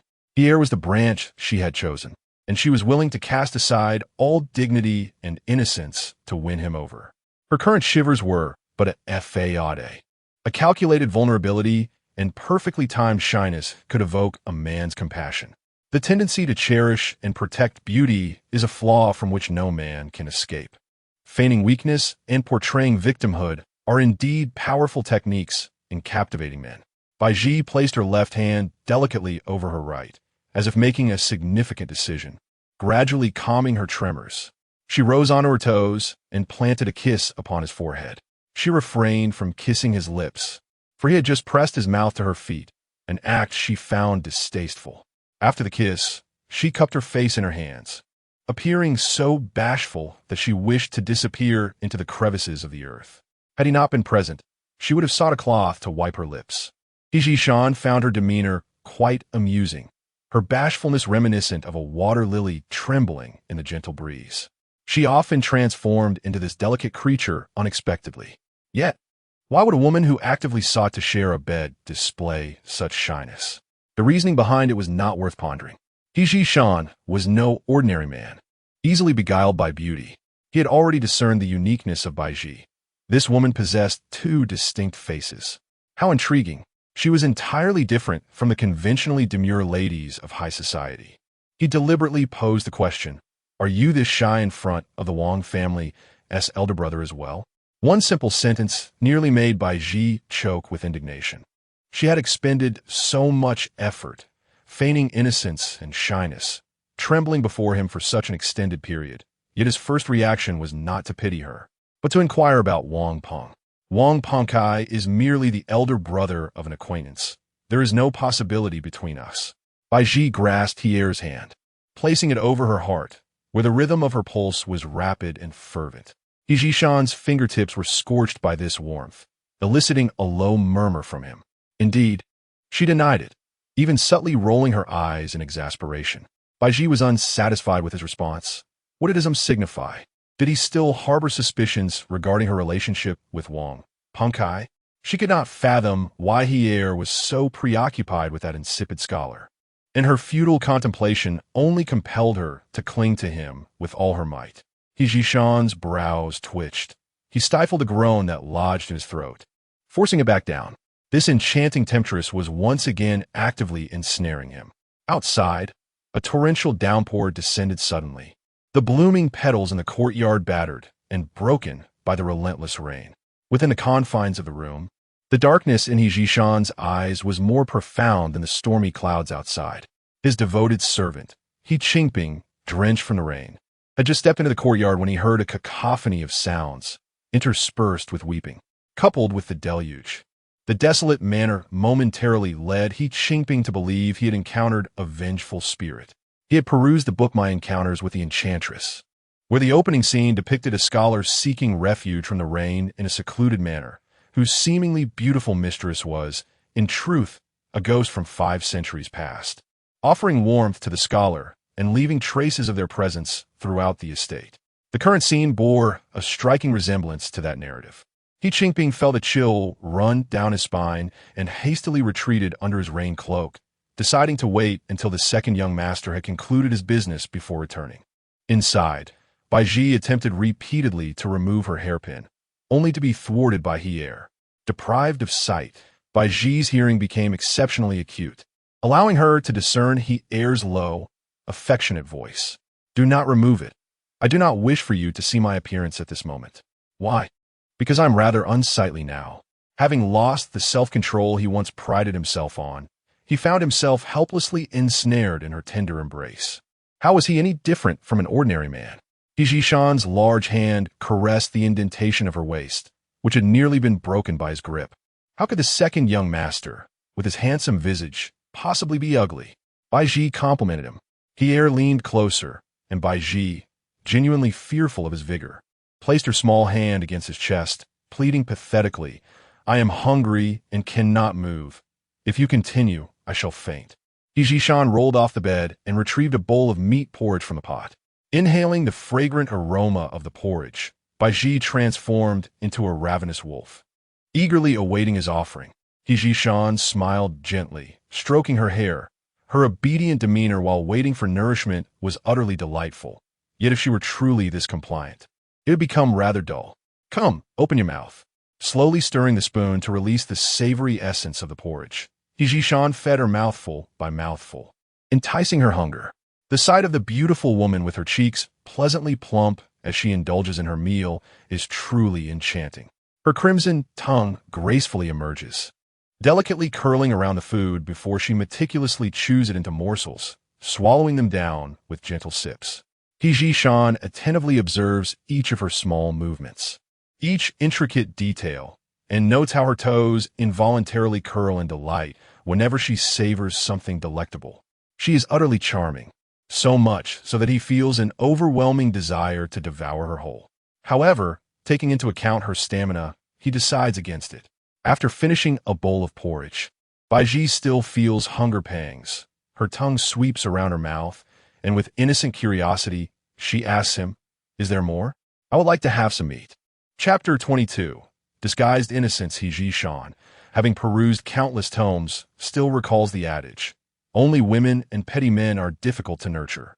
Initially, he found this statement objectionable, deeming it an affront to femininity. However, he now perceives a certain truth in it. Gazing upon the tantalizing vixen before him, he feels the weight of her demanding nature. aware of her vanity and ambition, willing to ascend through seduction. He recognizes her character leaves much to be desired. Yet, he finds himself ensnared by her beauty, unable to extricate himself from her allure. How is he to sustain such a temptress? Her eyes, glistening with tears, and her delicate form sprawled across the couch, embody the very essence of seduction. Her skin, as flawless as jade, bears the marks of his possession. Baizhi feels a twinge of fear. He worries he cannot contain such a siren, that she might wield her beauty to attract admirers far and wide. Indeed, she possesses the capability to do so. With a tight throat, Baizhi tenses, pressing a finger against her soft, pleading lips, demanding answers. You truly have no connection with Wang, Pengkai? Why is he still entangled with you? Baizhi, exasperated, lowers her gaze and bites down on his finger. Her soft, moist lips against his digit elicit a muffled groan from him, his eyes sparkling with intrigue. This enchantress never ceases to provoke him. Second brother, I swear by the heavens, I have absolutely no ties to Wang Pengkai, Baizhi declares, twirling a strand of hair with her finger, adopting a demure demeanor, her brows slightly furrowed, embodying the innocence of a young maiden. Baizhi finds it difficult to resist her. Who could comprehend the allure of a woman possessing both charm and purity? In that fleeting moment, his heart falters before resuming its rhythmic dance, quickening with fervor. Words choke in his throat, leaving him uncertain of how to respond. He nods gently, choosing to trust her for now. Just moments ago, he had been seething with anger over her entanglements with other men, plotting revenge. Yet now, under the spell of her beauty, his ire dissipates, replaced by concern for her safety. Those wolves did not frighten you, did they? He inquires, recalling that he had deliberately driven the wolves towards them as a means to retaliate against her connection with Wang Pengkai. Baizhi, having grown up in these mountains, had frequently ventured with Mama to forage for herbs and wild fruits, having encountered both wolves and wild game. Though she may have felt fear, once the wolves fled, her trepidation vanished. With her eyelashes fluttering, her dark, expressive eyes ponder how best to reassure Baizhi. Baizhi chuckles softly. Indeed, you were frightened, weren't you? Had I not arrived in time, you might have become a meal for those wolves. Baizhi shoots him a playful glance. Pouting, I cannot repay your life-saving grace. Second brother, except to offer myself to you. Following his lead, she hints at a promise, having devoted 3 nights to his company with unwavering dedication. Surely, she cannot be trifled with so casually. She does not aspire to become the principal wife in the He household, where marriages among the scholarly elite are typically forged for mutual benefit. The wives of their distinguished sons are undoubtedly from illustrious families. She, an orphan of humble origins, felt a sense of contentment merely at the thought of becoming a concubine in the prestigious He family. Pierre paused, momentarily taken aback, and remained silent. From the very beginning, he had discerned Baizhi's intentions. She was clearly aspiring to ascend to wealth and nobility, and the illustrious He family of Nanling was precisely the opportunity she coveted. Curiously, none of the 5 sons of the He family had taken a wife or fathered children, a significant enigma in Nanling. Each son possessed unique talents, and their distinct appearances and temperaments had drawn the attention of noble ladies from Jiangnan and even the capital, who vied for their favor, leaving the He brothers in a state of distress. He heir, proud and aloof, believed that no woman was worthy to stand beside him. In his 23 years of life, only Baizhi's beauty could be deemed comparable. However, her character, background, and education fell short. Are you truly willing to offer yourself to me? Baizhi asked with a smile, leaning in to inhale the delicate fragrance wafting from her shoulder, playfully nudging her cheek with his nose. This teasing made Baizhi's eyes glisten with unshed tears, her shyness evident. I am indeed, she replied, her soft, sweet voice capable of charming any man. That can't be right, Baizhi murmured. You should be feeding me with your very essence. This great wolf has yet to be satiated. Will you nourish me with your flesh? The joy within Baizhi evaporated in an instant, her expression nearly faltering. There is a profound difference between offering oneself and being a mere sustenance. The former allowed for a title, a position as a concubine, while the latter implied a lack of recognition, relegating her to the status of a mere mistress. She was determined not to be merely a mistress again. In her past life, had she not been a mistress, she would have had a refuge after the demise of the old man, thus avoiding a tragic fate of suffocation. Was the heir intending to take advantage of her without granting her a title? Scoundrel! Wretched scoundrel! Baizhi's heart sank. This was a high branch she had endeavored to reach at the cost of her virtue. She nearly erupted in a tirade, exclaiming, "You wretched creature!" Baizhi observed her with an innocent smile. "Are you scolding me?" Baizhi was startled by a seemingly harmless grin, feeling an unsettling chill run through her. She had never been so afraid, even when faced with a pack of wolves, fearing that a single misstep in her words might lead to her doom. With a gentle she pouted and pressed a kiss to his nose, feigning ignorance to the implications of his words, striving to fill her gaze with affection even as her eyes were partially obscured by a headband. She traced his cheek with her fingers, inch by inch, a naive smile dancing on her lips, her voice ringing clear. "Yes, I am indeed scolding you. You wretched creature. You are but a little dog. Only a dog would enjoy sniffing around everywhere. And yet you claim you're not a dog?" With just a few words, she transformed the tense atmosphere into one of playful banter. To distract him further, Baizhi lowered her voice, dripping with innuendo. "Dogs are full of energy, just like you. Dear brother, will you be my little dog? Please, won't you?" She tugged at his hair with a delicate softness, her expression conveying that if he did not comply with her whims, she would be on the verge of tears. "If my dear brother were to become my little puppy, I would prepare delightful meals for you every day, bathe you in the summer, and warm your bed in the winter. Please do not be the big bad wolf. I cannot abide wolves." Finally, Baizhi succumbed to her persuasion, gazing at her with smoldering desire. "It seems that being a dog is far more comfortable than being a wolf, so I choose to be your little puppy, if that pleases you." He whispered into her ear, his deep voice particularly enchanting. And the way he said, "if that pleases you," rendered Baizhi weak at the knees and her heart in disarray. She could do nothing but nod, almost helplessly. All right. The two of them, each ensnaring the other, were indeed matched opponents in this game of seduction. Chapter 23. The Unparalleled Scoundrel as the sudden downpour ceased. The courtyard of the hot spring villa lay strewn with the remains of flowers, wilting in a tragic display. Baizhi shook off his raincoat and entered, clutching a handful of bamboo shoots. The waterlogged garment felt heavy and cumbersome. He struggled to free himself from it when he was suddenly met with a familiar sound of weeping. "Why are you biting me, little dog? Filthy mutt. Woo-woo. Let me go." Baizhi was taken aback. Good heavens, how long had it been? The two individuals inside had yet to conclude their antics. Could it be that his young master had truly encountered a seductress? Such stamina was rare, and he couldn't help but worry whether his master's constitution could endure. Perhaps he should send a message back to the manor, instructing Lingxi to prepare some nourishing herbs. The rain had indeed stopped. Inside, Baizhi emitted a soft whimper. Baizhi teased her. "With your eyes covered, how can you tell the rain has ceased?" "I can discern it by sound. If you listen closely, there are no droplets hitting the ground, nor the gentle patter of rain against the window. It is undoubtedly over. What time is it? It is the hour of Wei." The sky during the hour of Wei still held light. The post-rain sky was a brilliant blue, providing clear visibility. Baizhi, feeling mischievous, stealthily removed the headband covering her eyes, eager for a glimpse of he heir's visage. To her surprise, she found only a curtain. Baizhi was changing behind the curtain and, noticing her remove the headband, chuckled.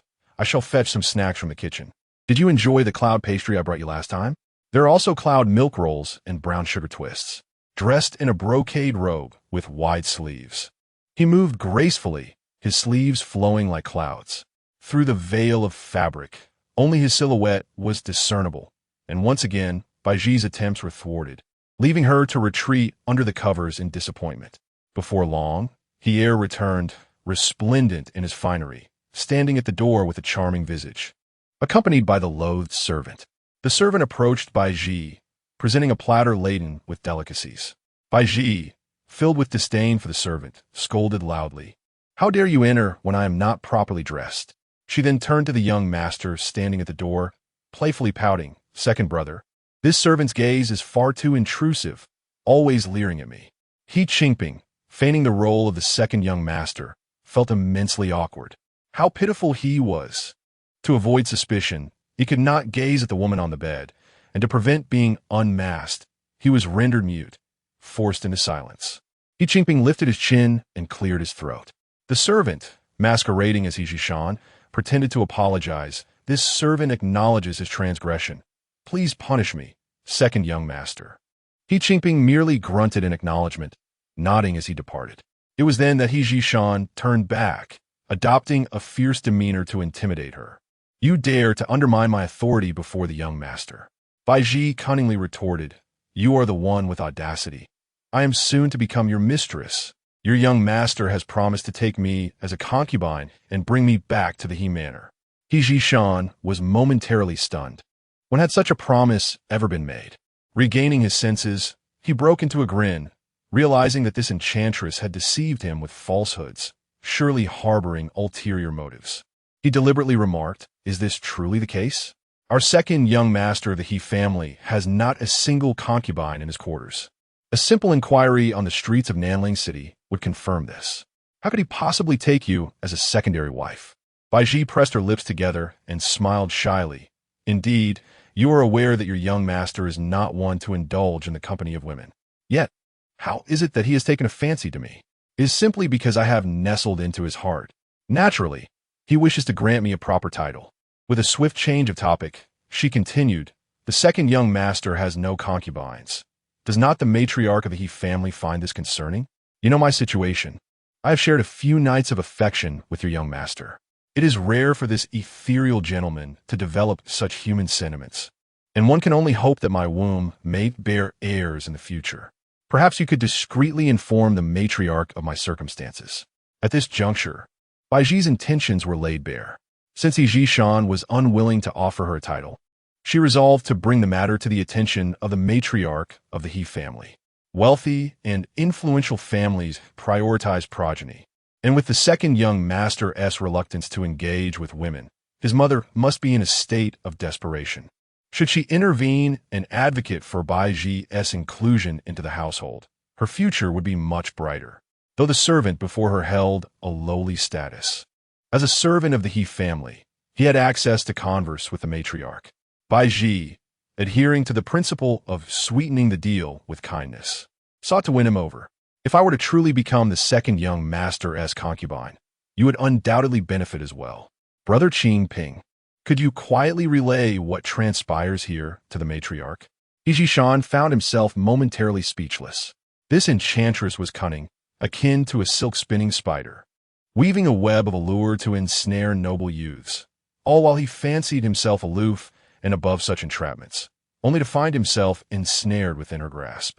After a moment of silence, he replied, You aspire to be the second young master's concubine. This is no simple feat. The second young master, like the eldest, is a rarity among rarities, not one to glance at women. However, the third young master is quite the opposite, being flirtatious and passionate. With 4 maidservants already in his service, should he encounter you, your desires would surely be fulfilled. With that, he subtly cast a glance at Baizhi through the strands of hair that veiled his forehead. A hint of frustration appeared on her face. This was indeed a consequence of her ignorance. How could she, an outsider, ever hope to comprehend the true nature of the He family's young masters? With a smile gracing her lips, Baizhi took the servant's hand, her voice sweetly coaxing, Brother Qingping, do share the tales of the 5 young masters of the He family with me. He Jishan felt an unspoken bitterness welling within him. This enchantress was indeed heartless. Having spent 3 splendid nights with him, yet offering not a shred of genuine affection in return, he had considered himself cold-hearted. But the beauty before him eclipsed him by a measure. He had lost, yet one could not wholly blame Baizhi. In all fairness, she merely sought to leverage her beauty for a life of comfort and luxury, not through theft or malice. What then was her fault? Who would have thought that the second son of the He family was such a wretched man? He took her to bed without granting her any title, and all she desired was to be a mere concubine, a lowly mistress, yet he could not even promise her that. Therefore, one cannot blame her for seeking a way out. She has resolved to pursue the young master of the he family, fixating on the notion of becoming the concubine of one of his brothers, and then she shall linger around him incessantly, determined to annoy him to no end. Baizhi's current strategy is quite straightforward. She intends to continue charming the second son of he, hoping to elicit his contentment to the extent that he bestows upon her a proper title. Should he stubbornly refuse, then, she shall turn her attention to other young masters. This time, she vows to learn the inclinations and personalities of each young master before making her move. Having served as a servant in the he household for many years, this vile servant certainly possesses intimate knowledge of each young master's character. Thus, Baizhi must adopt a soft approach to win this wicked servant over. Chapter 24.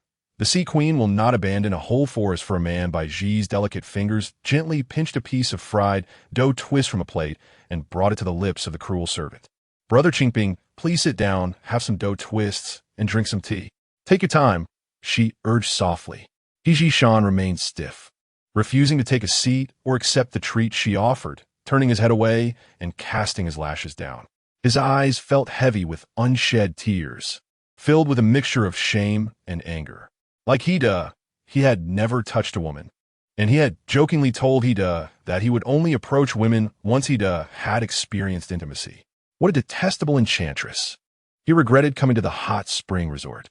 Had he not come here, he would not have encountered this woman who had captured his first experience.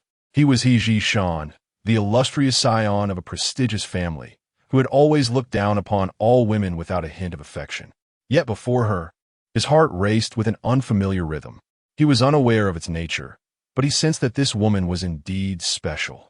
Receiving her subtle hints brought him a mix of joy and discomfort. The title of concubine attached to Baizhi felt peculiar to him. Baizhi Shan was reluctant to see her in such a position, having grown up in a grand household. He had witnessed the tragic fate of too many concubines crushed by the primary wife. To him, a concubine was even lower than a servant, living without dignity. How could he bear to see her in such a subservient role? Moreover, given Baizhi's enchanting nature, would she ever consent to being concubine? It would be better to build her a house, provide her with sumptuous meals, and spend time with her daily. However, Baizhi's painful experiences as a mistress in her previous life made the mere mention of that title induce headaches. Both harbored their own thoughts, testing each other, while Baizhi remained unaware of the cruel servant's true identity, still employing her subtle tactics. After a moment's contemplation, Baizhi Shan spoke. I have served beside the second young master since childhood and am not well acquainted with the other young masters. In my opinion, the eldest son of the he family, He Qin-yun, is ethereal and has yet to marry at 25. Everyone secretly refers to him as a flower on a high peak, known for his aloofness. The third young master, He Yutang, is a notorious playboy.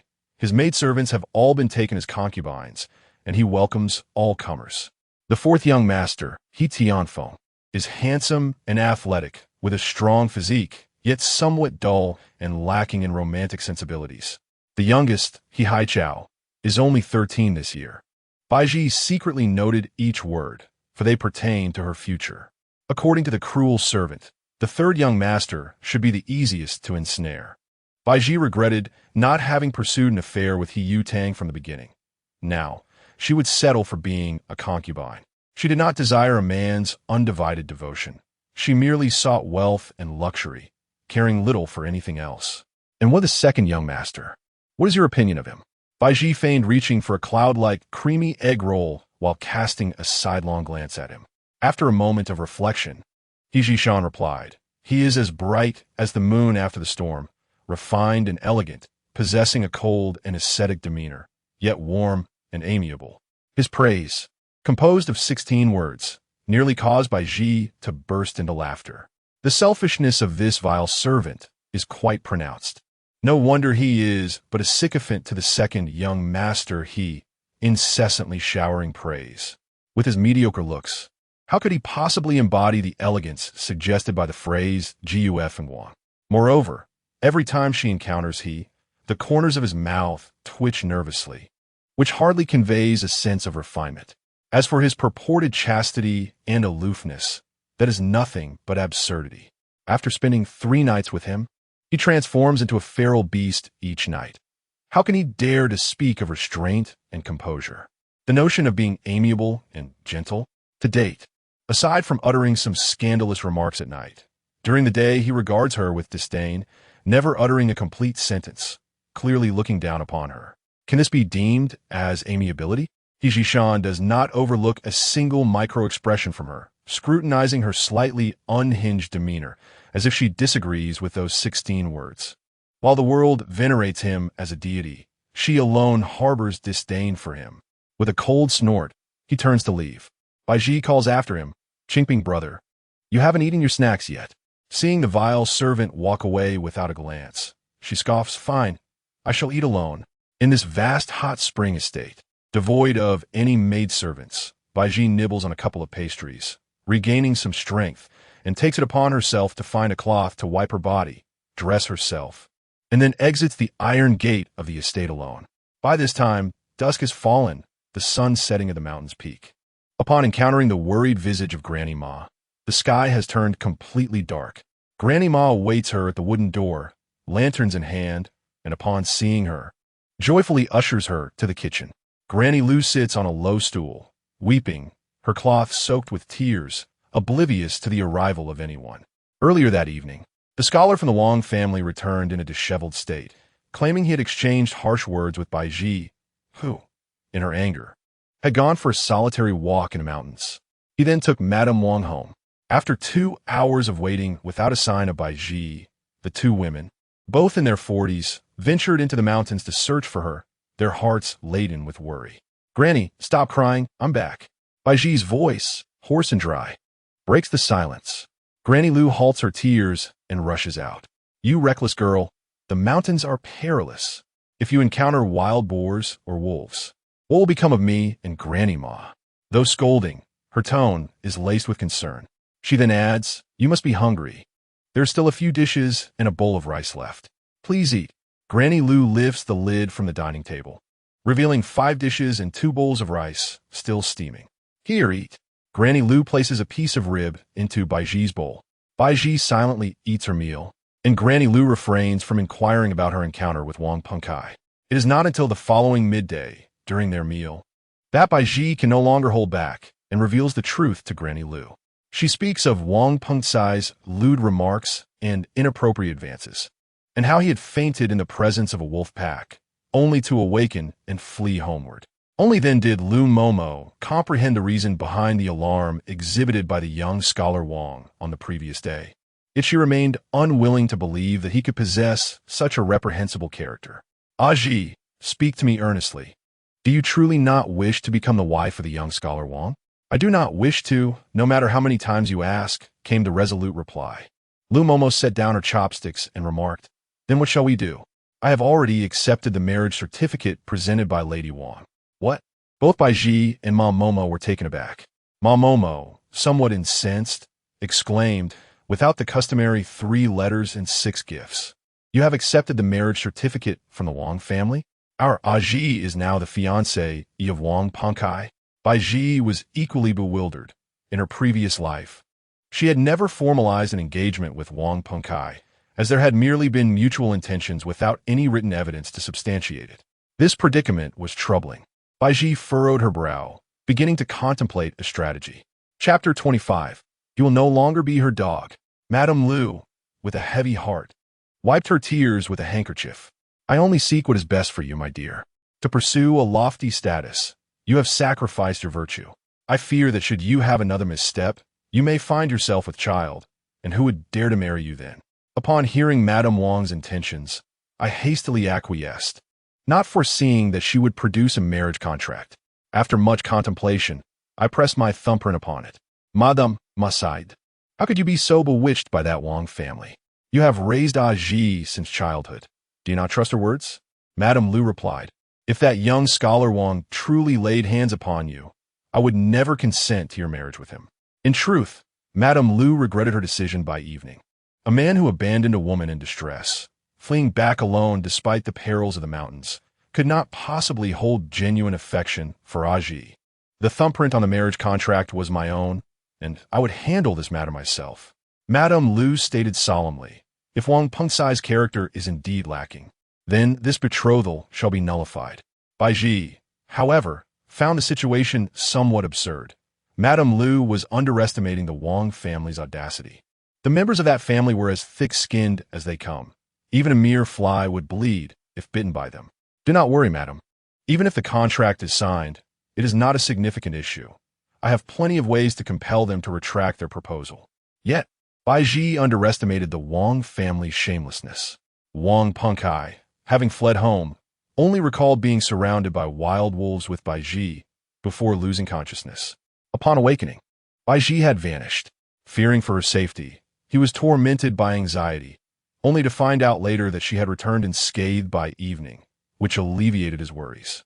He then sought out his mother.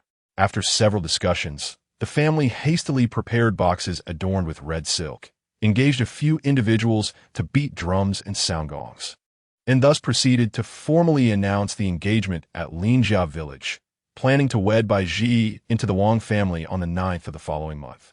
Baizhi, still dazed in her bed, was startled by the resounding clamor outside, a cacophony of drums and gongs. Madame Liu and Madame Ma rushed in, their faces alight with urgency. The Wang family had come bearing gifts to officially finalize the engagement. Madame Liu's eyes were red with emotion. Baizhi peered through a crack in the open window, her teeth clenched in frustration. It was not the audacity of the Wang family's actions that angered her, but the fear that such a commotion would attract the attention of the second young master, he from Wenquan Manor. He was obstinate in refusing her a formal status, and she had hoped to gently persuade him over time, perhaps softening his heart to eventually take her to He Manor. However, if the second young master he witnessed the Wang family's arrival, he would surely suspect her involvement with Wang Pengcai. Damn this despicable scoundrel for ruining my prospects. Baizhi gritted her teeth and said to Madame Liu, quickly, distract the Wang family and tell them to cease their drumming and gongs. Then, turning to Madame Ma, she instructed, Madame Ma, change your clothes and take the back route up the mountain, following the previous plan. As she spoke, she began to don her simple yet elegant attire, arranging her hair into a neat bun. The reflection in the bronze mirror revealed a face as radiant as a flower, though her eyes bore a hint of profound seriousness. Once the surroundings quieted, she gently pushed the door open and stepped out to engage in a pretense of cordiality with the Wang family. In the courtyard, Wang Pengcai fidgeted restlessly. Upon seeing the beauty he had longed for, he immediately approached her with flattering words. Jimei, yesterday's events have left me deeply troubled. I pondered throughout the night, and in order to ensure your safety in the future, I have decided to take you as my wife and bring you into the Wang family as my esteemed lady. The matron of the Wang family followed closely behind her son, adding, our family is indeed of scholarly lineage. Pengcai has excelled in his studies and is diligently preparing for the upcoming imperial examination. This boy has been yearning for you, kneeling at my doorstep for 3 days and nights before I finally consented. Baizhi silently scoffed at the notion of their scholarly status. With a semblance of admiration and longing, she replied, indeed, Brother Wang is well-versed in literature and is handsome and tall. I would be more than willing to join the Wang family as a daughter-in-law, and I shall certainly honor my in-laws and diligently serve my husband. She feigned an eagerness to marry into the Wang family. The matron appeared to have anticipated this, her plump face twisting into a greasy smile as she began to negotiate. However, the disparity in your social standings is quite pronounced. Pengcai is a scholar, while you are merely a servant of the Lin family, of lowly status. At this remark, Lu Momo's face flushed with indignation. Arji is of good birth. She has not sold herself to the Lin family as a servant. Though Ma Momo and I may be of humble origins, must the children we raise also be deemed lowly? Sister Lu, do not take offense. I merely stated an unpalatable truth. Even if Baizhi is of good birth, she is still unworthy of our Pengcai. Should Pengcai succeed in the examinations and secure a position in the court, Baizhi would merely be a government wife. In a fit of anger, Lu Momo retorted, but he has not yet succeeded. I have heard that scholars cannot enter the court. At most, they can only serve as clerks in the county office. Baizhi maintained a gentle smile, speaking little, her watery eyes fixed on Wang Pengcai, who gazed back at her with greedy admiration. Their interaction resembled that of a deeply affectionate couple exchanging glances laden with unspoken emotions. This scene shattered He Jishan's heart. In his hand, he held a freshly caught bass from the lake, intending to bring it to Baizhi, but upon witnessing the Wang family's arrival with their celebratory gifts, he felt a pang of despair. Observing the pair whose eyes were locked upon each other, He Jishan's heart felt like the fish in his grasp, struggling desperately for breath, yet ultimately doomed to perish. His ears buzzed as he watched Baizhi's bashful demeanor, her eyes shimmering with affection as she gazed at her brother Wang. What a shameless match they made, a perfect pair of scoundrels. He lingered for a long while before finally turning away. In late June, the weather was at its most sweltering, yet deep within the mountains, a refreshing coolness lingered. The mountain breeze, fragrant and cool, caressed his face. Upon returning to the hot spring villa, He Jishan found He Qingping trimming several bamboo plants in the courtyard and called out to him. "Qingping, please hand me the scissors you're holding." He Qingping turned from his arduous farm work, wiping the sweat from his brow. "Second young master, the perch in your hand is quite large, and a few of its scales possess a golden hue." Taking the scissors, He Jishan plunged them into the perch's eyes. The fish, still writhing, struggled a few more times before finally ceasing its breath. He extracted the two fish eyes and handed them to He Qingping. "Boil these in salted water. During this period, my vision is impaired, and I require the nourishment of fish eyes to remedy it." He Qingping gazed at the bloodied fish eyes in his palm, feeling a chilling sensation creep over him. The perspiration on his forehead transformed into a cold sweat. What frightened him further was witnessing the second young master unfurl a sheet of rice paper and, with a swift stroke of his brush, commence to paint. Chapter 26. The goddess weeps. The bodhisattva casts her gaze. He Erling, inspired by divine muse, took up his brush as if guided by celestial forces. With a few deft strokes, he rendered a poignant image of the weeping goddess, bathed in golden light and draped in pure white silk. Her eyes shimmered with a profound compassion for the world. Yet, her pristine feet rested upon a pool of crimson blood. As she looked down from her exalted position at the frenzied men below, in the painting, some men offered their still-beating hearts, others plunged scissors into their own eyes, and some shot arrows at their fellow men, all driven mad by their desire for the goddess. However, she merely lowered her lashes, quietly observing their turmoil. The creation of this masterpiece consumed He Jishan 5 days and nights, during which he meticulously sketched, filled in details, and applied color. By the time the painting was complete, his eyes were bloodshot, and after sealing it with the private stamp of Qiu Yuju, he fainted from exhaustion. He Qingping lifted the bamboo curtain as he entered. A gentle breeze stirred, causing the painting to flutter on the wall. Upon closer inspection, he read the 8 characters. The goddess weeps. The bodhisattva casts her gaze. Gaze fixed upon the goddess's visage. He Qingping was taken aback.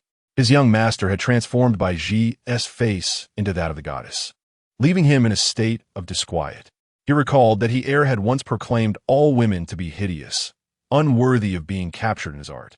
Thus, he favored painting crows, birds, shrimp, old men, and mountain spirits, anything but women. Yet, this painting shattered his young master's declaration. He Qingping was perplexed by what had stirred his master into such a state of despair, neglecting food and drink, subsisting only on plum blossom wine and fish eyes, appearing as if life itself was a burden. Was this not the work of a seductive ghost? Fearing unforeseen consequences, he hastily sent a message back to the He residents, uncertain of when they would come to retrieve them. Meanwhile, Baizhi remained oblivious to the despondency enveloping He. She was quite occupied these days. The Wang family had come to finalize the marriage date, prompting her to stage a performance alongside Mama. Mama, accustomed to foraging for herbs and fruits in the mountains, was well known to Madame Wang, who had previously procured various medicinal salves from her, ones that repelled insects, reduced bruises, and staunched bleeding. The urgency to marry her son to Baizhi was partly fueled by Madame Wang's desire to benefit from Mama's exceptional skills. Lu Mama and Mama, both servants of the Lin family, managed a farm and surely amassed considerable wealth. Baizhi's dowry would undoubtedly be substantial.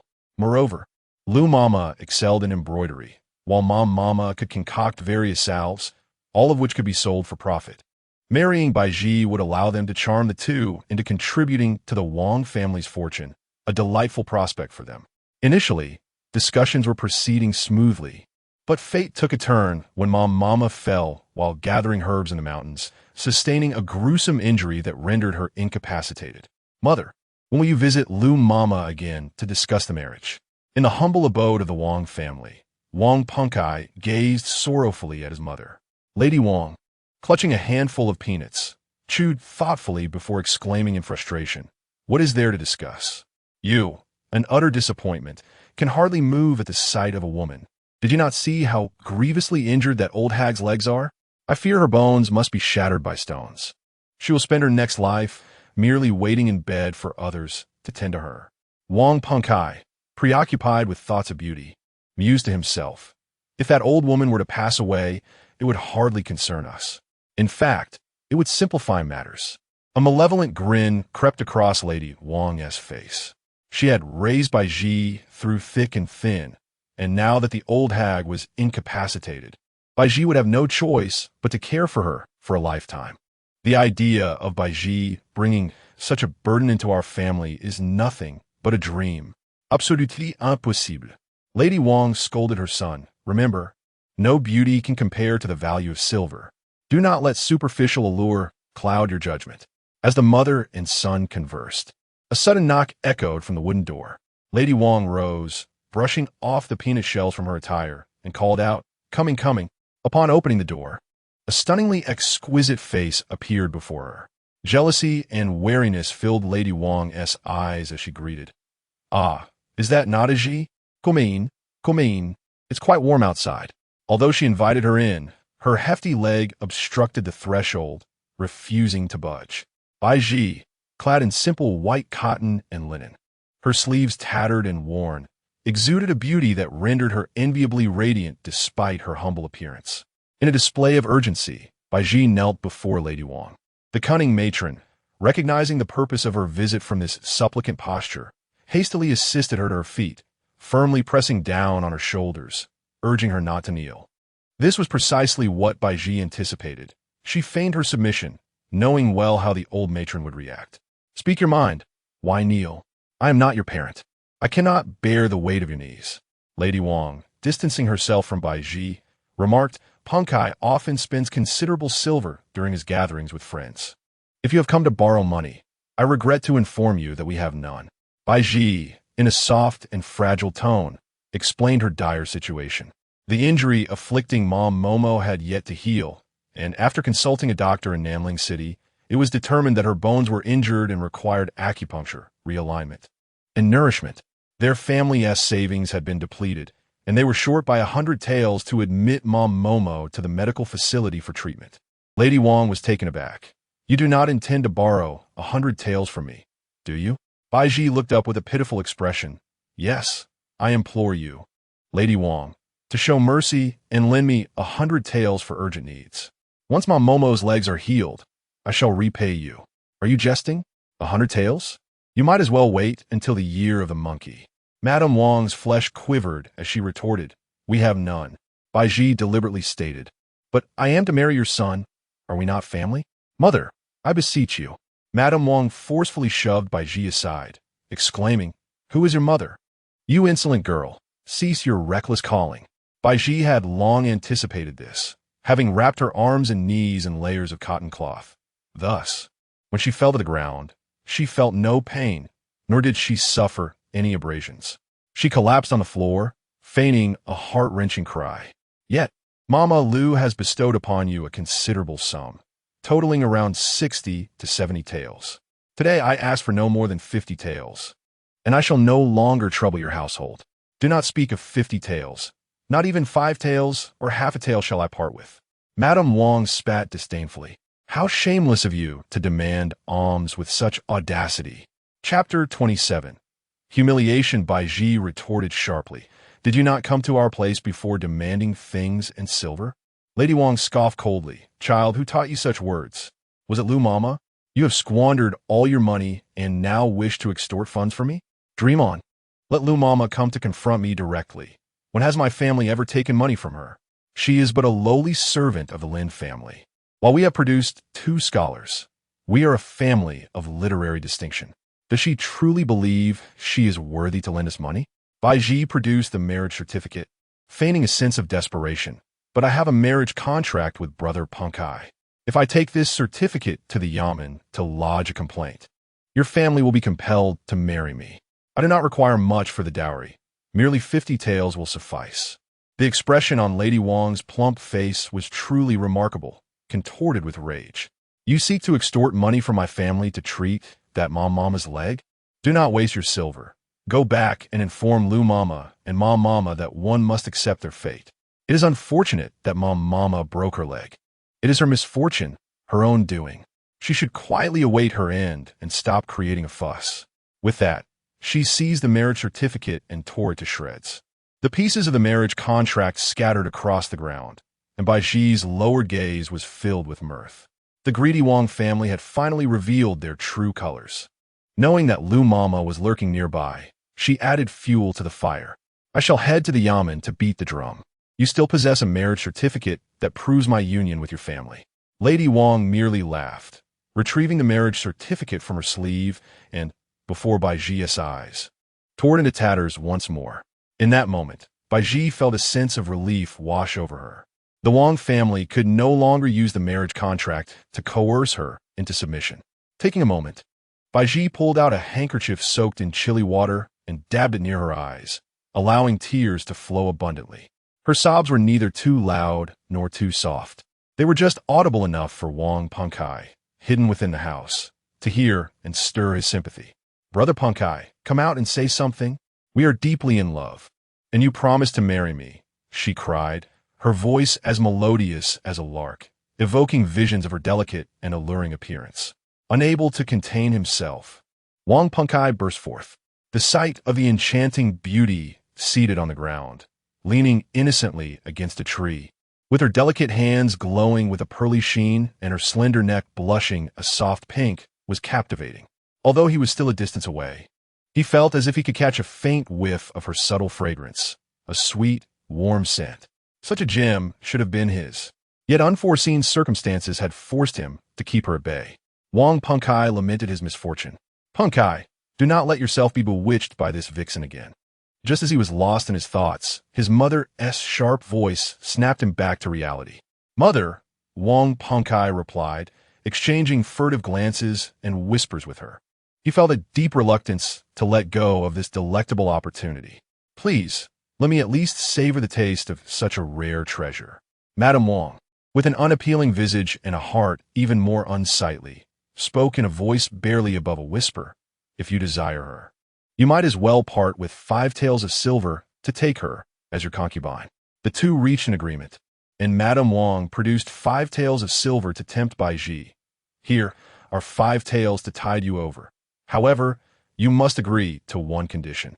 Baizhi furrowed her brows. Pray continue. Madame Wang, with no semblance of politeness, stated bluntly, should you be willing to become a concubine to our family as Punkai, this 5 taels will be considered a loan, to be repaid gradually. Am I truly worth merely 5 taels of silver? Baizhi scoffed in indignation, incredulous at the audacity of this family. How could they forget how much silver and fine goods Madame Wang had once acquired from Lu Mama, only to now turn their backs on her? So, will you take these 5 taels or not? Baizhi rose with a cold smile, confronting the shameless mother and son. You think 5 taels can buy me as a concubine? Dream on. With that, she turned to leave. Wang Punkai, now agitated, urged, Mother, give her 50 taels. Madame Wang chuckled derisively. Do not rush, my son. She cannot procure silver unless she resorts to selling herself in a brothel. Just wait. She will return to plead with us. Baizhi pivoted and walked toward a nearby alley. In the corner, Lu Mama was wiping her tears.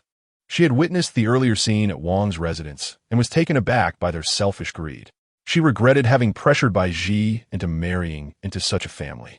Mama, it is not too late for you to see the true nature of the Wang family. Baizhi offered a clean handkerchief to Lu Mama, comforting her. At least Mama Ma's leg isn't broken. That day was merely a charade.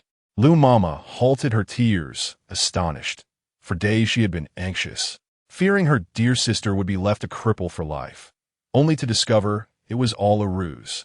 You truly are reckless. Baizhi laughed heartily, wrapping her arms around Lu Mama's, playfully asserting, now that you can discern the Wang family's true visage, this little charade was worth it. Lu Mama felt a swirl of mixed emotions. Baizhi was aware that scaring Lu Mama in such a manner was rather unkind, so she took her to measure fabric, intended to make Lu Mama a new garment, and also bought some delicacies from Wu Xiangzhai, returning home in high spirits.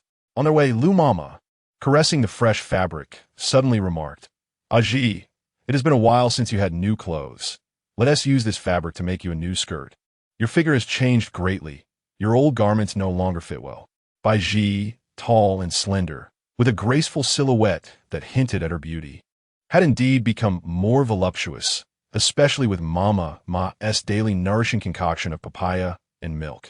As a result, when she wore her old clothes, the front was pushed high, and the neckline stretched wide. To Lu Mama, such a Baizhi appeared somewhat immodest. Although Wang Jiashu's character is deplorable and he is unworthy of marriage, there are numerous scholars in this world. From this day forth, I shall seek another scholarly family for you. It would bring me immense satisfaction to witness you enter a prestigious household as a dignified matron before I depart from this life. Noticing Baizhi pouting, seemingly ready to retort, Lu Momo continued, I am aware of your singular desire to ascend to the ranks of the affluent young masters. In my time serving in the Lin residence, I have witnessed the rise and fall of many concubines. To those young masters, a concubine is merely a plaything, cherished in their prime, only to be cast aside when age diminishes their beauty, often subjected to the disdain of even the servants. However, Baizhi disagreed, asserting that no other concubine could compare to her. She was resolute in her heart, willing to remain unyielding, motivated solely by wealth and status, with a sufficiently ruthless disposition. During her favored days, she would accumulate silver, and as she aged, she would devise ways to leave the household or remain inconspicuous within its confines, living off the fortune she had amassed rather than toiling in a destitute household. Chapter 28. The remarkable origins of Baizhi was aware that she could not easily change Lu Mama's opinion, so she deliberately shifted the focus of the conversation.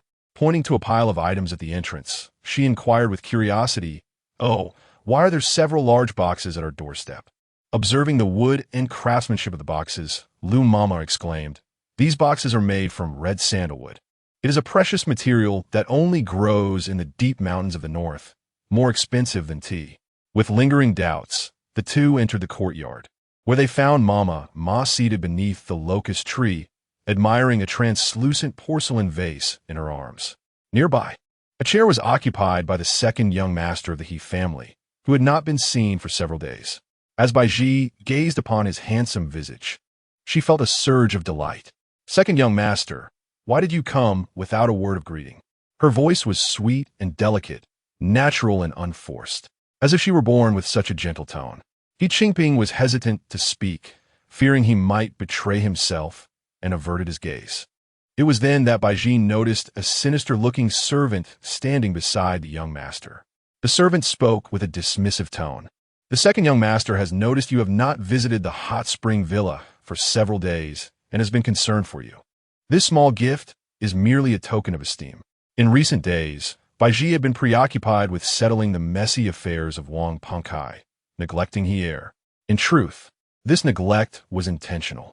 When they had previously exchanged tender sentiments, she had subtly suggested that he make a commitment, but he had not obliged. Thus, she had deliberately chosen to ignore him for a few days. It seemed that without her proactive approach, the second young master of the He family had come to her doorstep. He Qingping dared not linger, anxious to depart after delivering the items. Despite Baizhi's entreaties to stay for a meal, he remained resolute, leaving with a stern expression that showed no compassion. After watching them leave, Lu Mama's face fell, and she pointed at the boxes, saying, If someone sends something, you must accept it?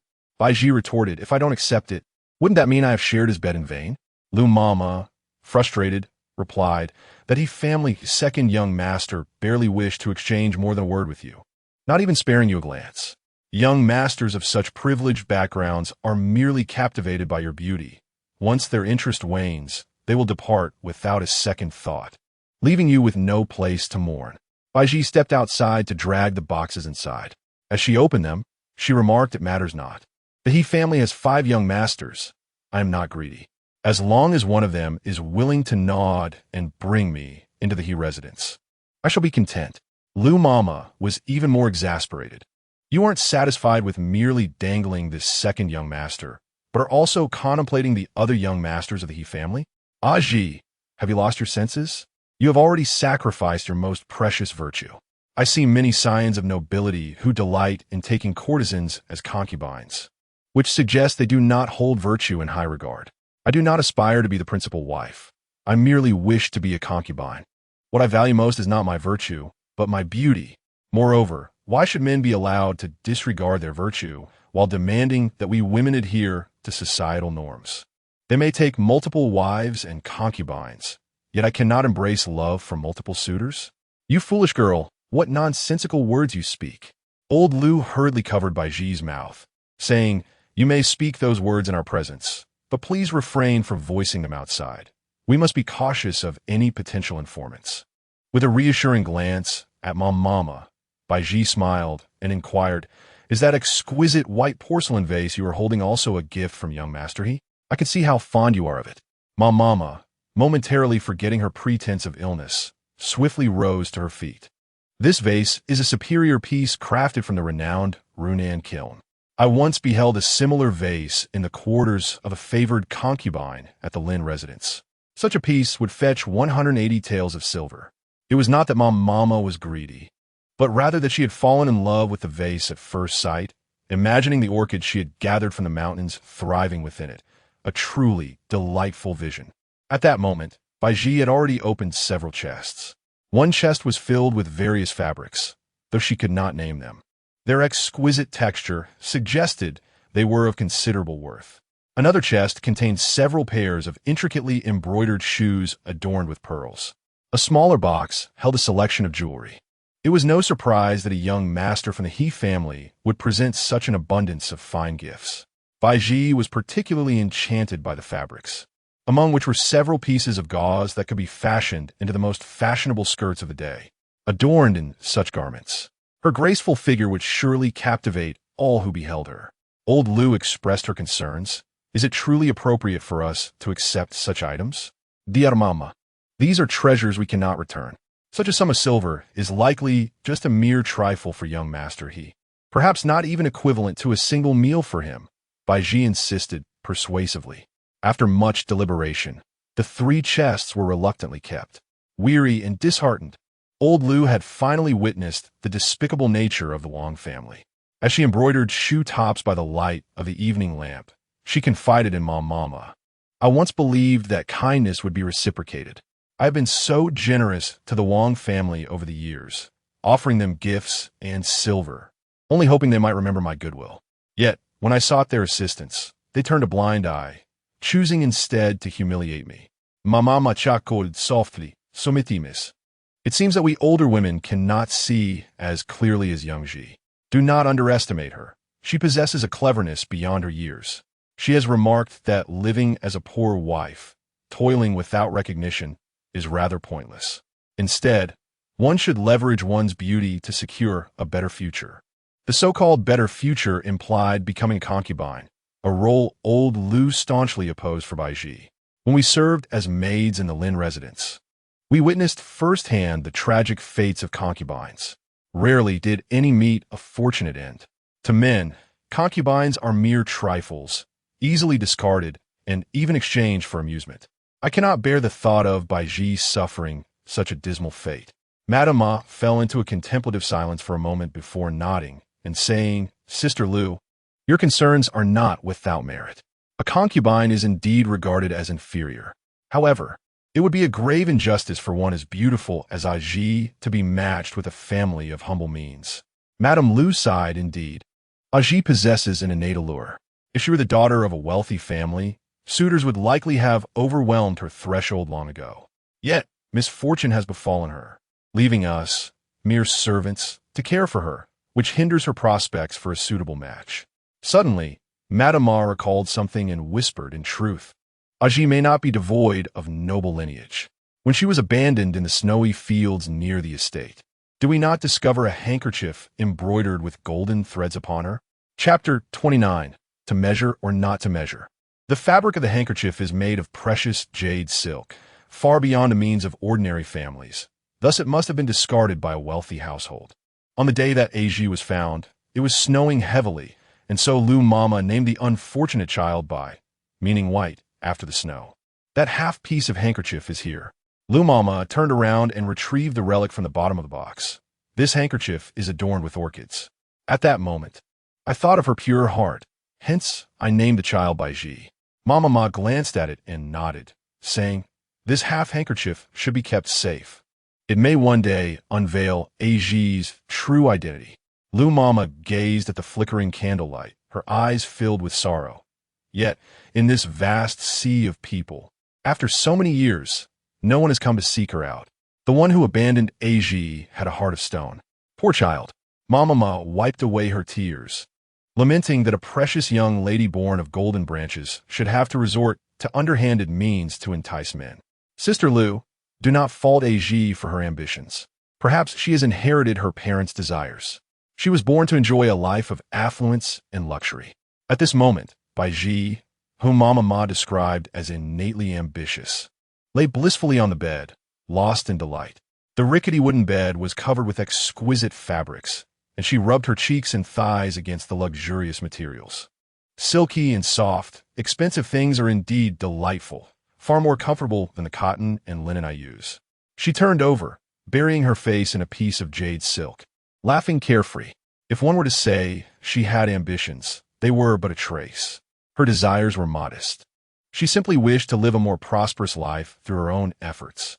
The gifts brought by the heir indicated his regard for her, and thus, if she softened her approach and pleaded for a few days, perhaps the heir would eventually agree to take her back to the he residence, to escape her past fate, to find a reliable support, to live a long life, and to enjoy her little days of bliss.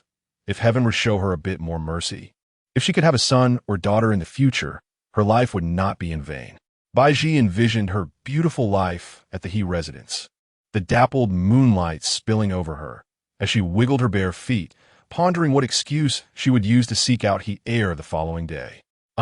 Let Mama Ma prepare some mung bean cakes as a token of gratitude.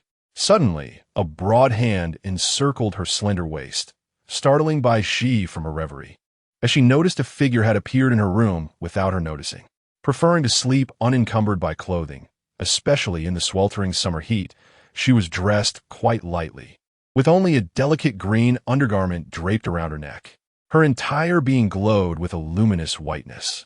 As Baizhi Shan crept in her room through the window, she was entwined in several pieces of fabric, rolling about like a restless white serpent. His gaze shifted from her startled face to her restless jade legs, and then down her feet. Baizhi's feet bore no calluses, feeling as smooth as jade, accompanied by a faint scent of milk. Beneath the hazy moonlight, Baizhi Shan revealed his true self, unabashedly scrutinizing every inch of her exquisite skin. The more he gazed, the colder his heart grew. Such beauty concealed a venomous heart. A woman of treachery who toyed with him while courting other men, so capricious. He felt compelled to teach her a lesson. Was it the second brother of the He family? After awakening from her initial shock and fear, Baizhi steadied herself. She and he heir often met in secret at night. He would appear cloaked in a faint scent of ink and a refreshing fragrance reminiscent of bamboo, likely linked to his identity as an artist. Baizhi Shan looked at the piles of fabric scattered across the bed, casually selecting a piece to envelop her delicate form. However, her skin was so silky that the fabric slipped away almost immediately. After several failed attempts, Baizhi leaned her head on his shoulder, saying, "Second brother, these fabrics must be fashioned into garments to adorn my body. Otherwise, my skin is too smooth for them to cling." Baizhi Shan's hand glided from her shoulder to her back, heaving a sigh as he exclaimed, "Skin like congealed fat, a visage like a delicate rose." Fragrant shoulders against the jade tower, Shang Yun embracing the emerald tresses. As he spoke, his voice gradually diminished to a whisper, his soft lips brushing against her earlobe with a gentle caress. Baizhi felt her heart flutter and, In an unexpected moment, he playfully nibbled her earlobe, his tongue tracing a delicate path that left her limbs tingling with sensation. This Hier was quite the seducer, possessing a skillful prowess. Unwilling to be outdone, Baizhi transformed her usual tender demeanor into a bold one, grasping the back of Hier's head and planting a kiss on his neck. The moonlight poured down like a silvery cascade, enveloping the pair in an eternal embrace until the faintest light of dawn broke the horizon, lulling Baizhi into a deep slumber. Her sleep was profoundly sweet, leaving her limbs relaxed, yet carrying a hint of soreness. Hier had thoughtfully provided her with delicacies and tea, all of the finest quality, which made for an exceptionally pleasant experience. As Hier continued to shower her with affection, Baizhi glanced at the array of pastries on the table and remarked with a smile, "I hear the joyous calls of magpies outside. Perhaps soon I shall ascend to greater heights." Old Madame Lu, with a furrowed brow, cautioned, "Be careful. Do not let misfortune befall you." To which Baizhi replied cheerfully, "I possess the skills to navigate safely." With a radiant smile, she popped a piece of sesame twist in her mouth. As evening approached, she carried a basket of mung bean cakes, lovingly made by Mama Ma, towards the hot spring villa. The sun dipped below the western horizon, casting a vibrant glow across the evening sky. Baizhi, dressed simply and unadorned, walked towards Hier's room, bathed in the gentle light of the sunset. Inside, a screen had been added, and Hier sat behind it, engrossed in a book. "Second brother, I have brought some mung bean cakes I made myself. They are not overly sweet. Please do try them." Baizhi shamelessly claimed Mama Ma's pastries as her own creation once more. Indeed, a soft breeze wafted through, and Baizhi caught a familiar scent of ink. She yearned to peek around the screen to see Hier, but he called out from behind, "It is still early. Please take a seat." Baizhi was perplexed, wondering why she had to wait until nightfall to share intimate kisses with him. Her eyes roamed about, yet she failed to spot the loathsome servant she detested. She muttered her bewilderment several times, only to sink into a sullen silence as she perched on a bamboo chair, gazing at the rosy glow outside the window. In the summer heat, dressed in light fabric, Baizhi, sensitive to warmth, had rolled up her sleeves. Her porcelain-white wrist rested against her rosy cheeks, her delicate face slightly furrowed in thought, while one hand awkwardly grasped her garment. The fabric constricted her chest, leaving her breathless, and she could not fathom its oppressive weight, which made her steps unsteady and tremulous. Chapter 30. The fifth night, Baizhi felt a wave of frustration wash over her as she walked. Thin beads of sweat clung to her skin, creating an uncomfortable sensation, while the tightness around her chest made her feel slightly bloated. She cautiously glanced back at the man behind the screen. Young master, he was still engrossed in his book, seemingly oblivious to her presence. Stealthily, she slipped her hand inside to scratch an itch. To her dismay, fate had dealt her a lavish hand, though she was merely a powerless orphan. Her delicate skin was more precious than that of a pampered heiress. A mere scratch left a red mark on her skin. Lowering her gaze to the scarlet mark amidst the mountains, tears threatened to spill, prompting her to scratch again. Suddenly, a faint snapping sound echoed. The strap around her neck broke, and her tightly wrapped inner garments loosened. Baizhi's mind went blank, drowning out all sounds as she instinctively wrapped her arms around herself. Utterly at a loss, the sight of her open collar was mortifying. This unexpected incident shattered her good spirits. She no longer had the inclination to entice young master, and simply wished to flee with her basket. Soft footsteps emerged from behind the screen, and before Baizhi could make her escape, Hijishan gripped her shoulder, forcing her back down. His powerful hand pressed firmly on her shoulder, rendering her unable to turn her head. "Let me go," she pleaded, tears streaming down her face. "What's the fuss? It's not as if I haven't seen before." Hijishan's voice was laced with a hint of amusement. "On our first meeting, you shed your garments. It seems you truly detest clothing. I didn't do it on purpose. The strap just broke." Baizhi hurriedly defended herself. "I left the mung bean cake here. I'm leaving now." She attempted to rise, finally managing to turn her head to catch a glimpse of young master, his true appearance. But Hijishan held the back of her head firmly, forcing her gaze downward. Caught off guard, Baizhi knelt on the ground, her head positioned directly beneath his waist. The proximity rendered her breath a warm whisper. Baizhi's atoms apple moved up and down, his usual refined demeanor faltering in this moment. Bathed in the fiery glow of twilight, his striking countenance appeared vividly clear. The corners of his peach blossom eyes were tinged with a hint of crimson, making him look almost otherworldly. Gently, he tousled her hair and coaxed from now on.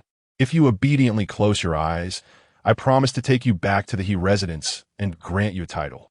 Baizhi was stunned by this monumental revelation. Are you proposing to take me as a concubine? Baizhi smiled.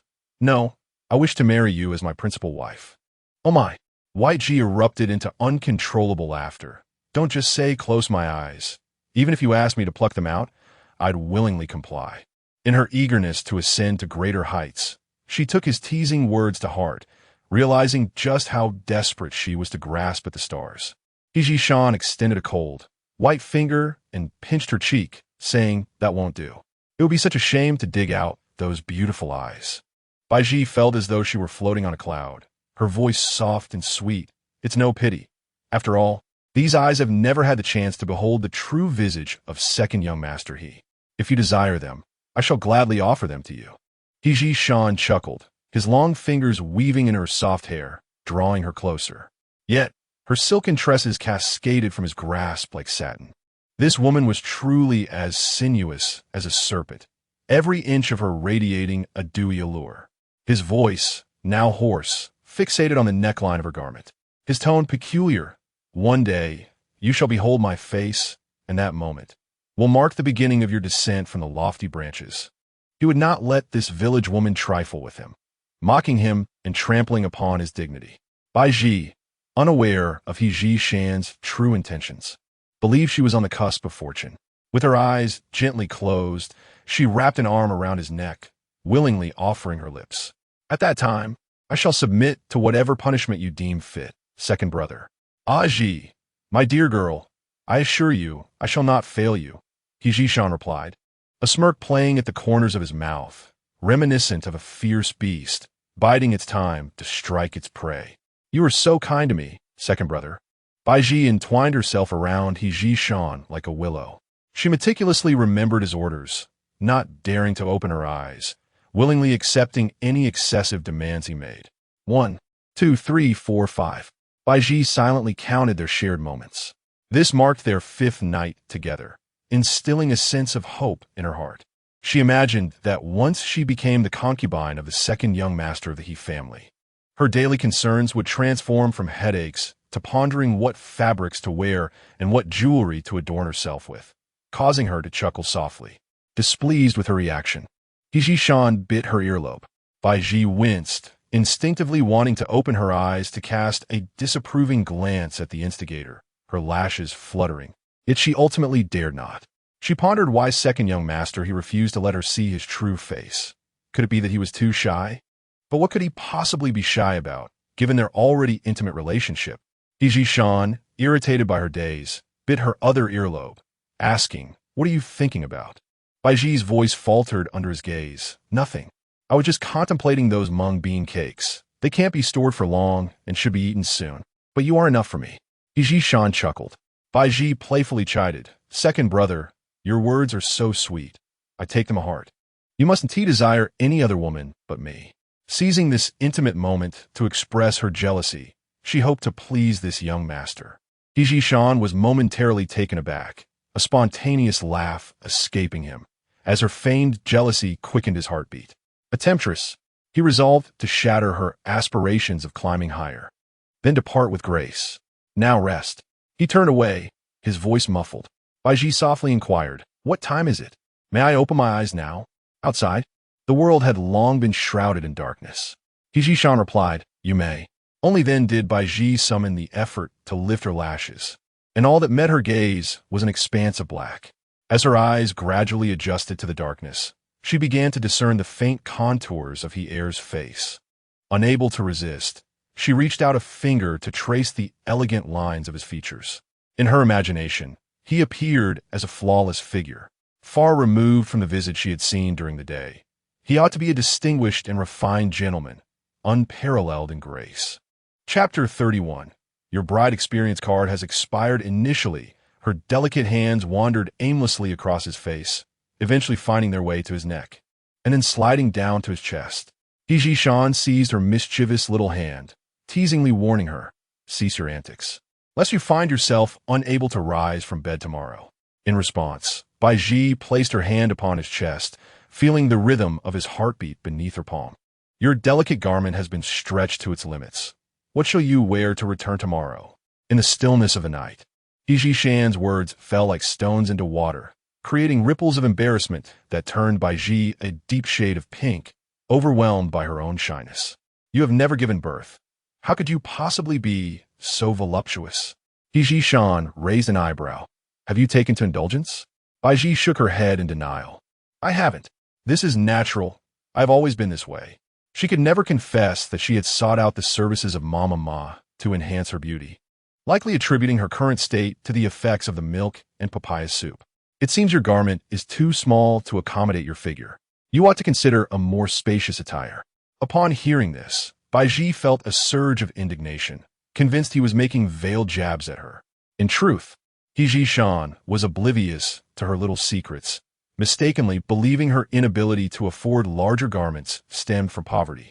After a moment's contemplation, Baizhi Shan turned slightly, wrapping his arm around Baizhi's waist, and whispered gently, "Stay still.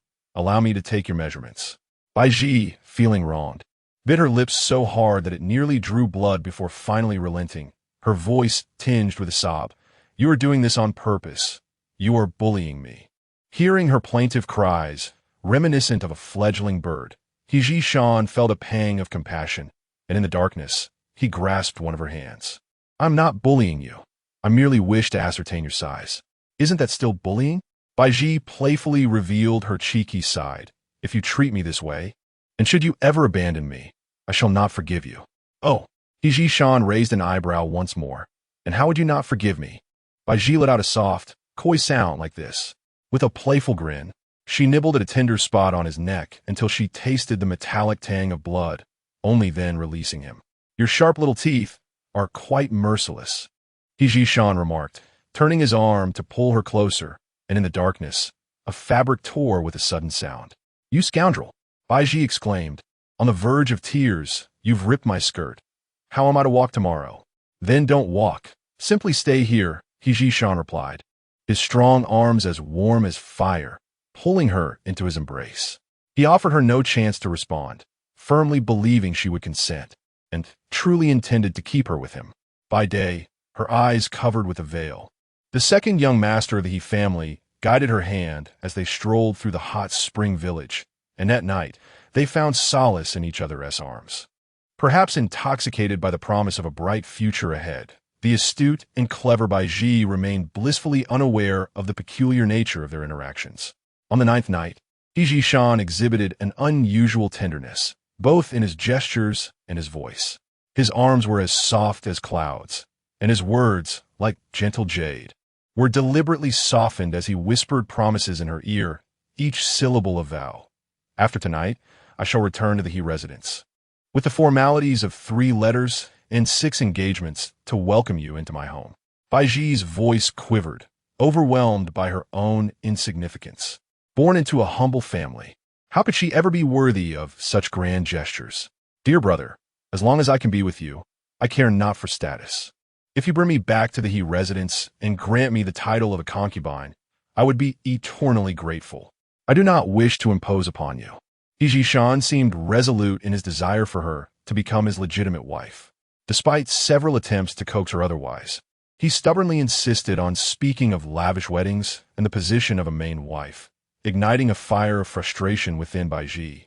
Was Baizhi Shan truly oblivious to the realities of the world? The esteemed lineage of the He family dictated that every marriage was a matter of interest.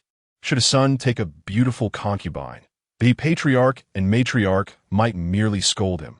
Yet if he insisted on marrying a lowly woman with nothing to her name, not only the masters, but even the servants of the He household would conspire to eradicate her. Baizhi sought wealth and prosperity. She only wished to enter the He residence and revel in luxury. If she could not even cross the threshold, would her sacrifices over these 9 days not be rendered a farce? "Dear brother, please do not deceive me." Tears streaming down her face fell upon Hijishan's hand. And in that moment, her distress was genuine. She was genuinely anxious. Sweet nothings like main wife could be whispered in bed to amuse her, but he must not shout to his parents about marrying her. "I have you in my heart. I only wish to serve you faithfully. I am unworthy of being your main wife. Do not bring me such shame." Hijishan, perceptive and astute, quickly discerned her true intentions from her words. She harbored ambitions, albeit modest ones. What she truly sought was the title of concubine. Her fondness for gold and jewels revealed her penchant for a life of luxury, driven purely by vanity. How trivial, merely a beautiful young woman without substance. Hijishan tenderly played with her hair, a silent smile gracing his lips once more. "Very well, as you wish. Baizhi, I shall depart tomorrow, return to the He residence, and inform my parents. Within 3 days, they will send someone to fetch you. Should no one arrive after 3 days, take this folding fan and seek out my maid, Lingxi, just as you did on your first visit." Baizhi was elated, placing the fan upon her pillow and gently kissing his lips and the corners of his eyes. In the stillness of the night, their expressions were obscured. Otherwise, Baizhi would have perceived the endless coldness in Hijishan's gaze. He regarded her with a stoic countenance, and after tonight, they would part ways, destined for different paths. The 9-day deadline had come to an end. From this point onward, every memory of those 9 days would haunt this enchantress with lifelong regret. A bitter reminder of her missteps, possibly transforming her into a resentful woman who blamed men for her woes. Thus, it was fitting. The wicked woman trampled upon his dignity, and he too would demand an equivalent price from her. On the day of the second young master, He-'s departure, Baizhi presented him with a basket of freshly picked wild fruits. He, pressing his lips tightly together, remained silent, avoiding her gaze. And with a fleeting smile as he mounted his horse, he departed. Baizhi watched him, realizing that he galloped away without so much as a glance back.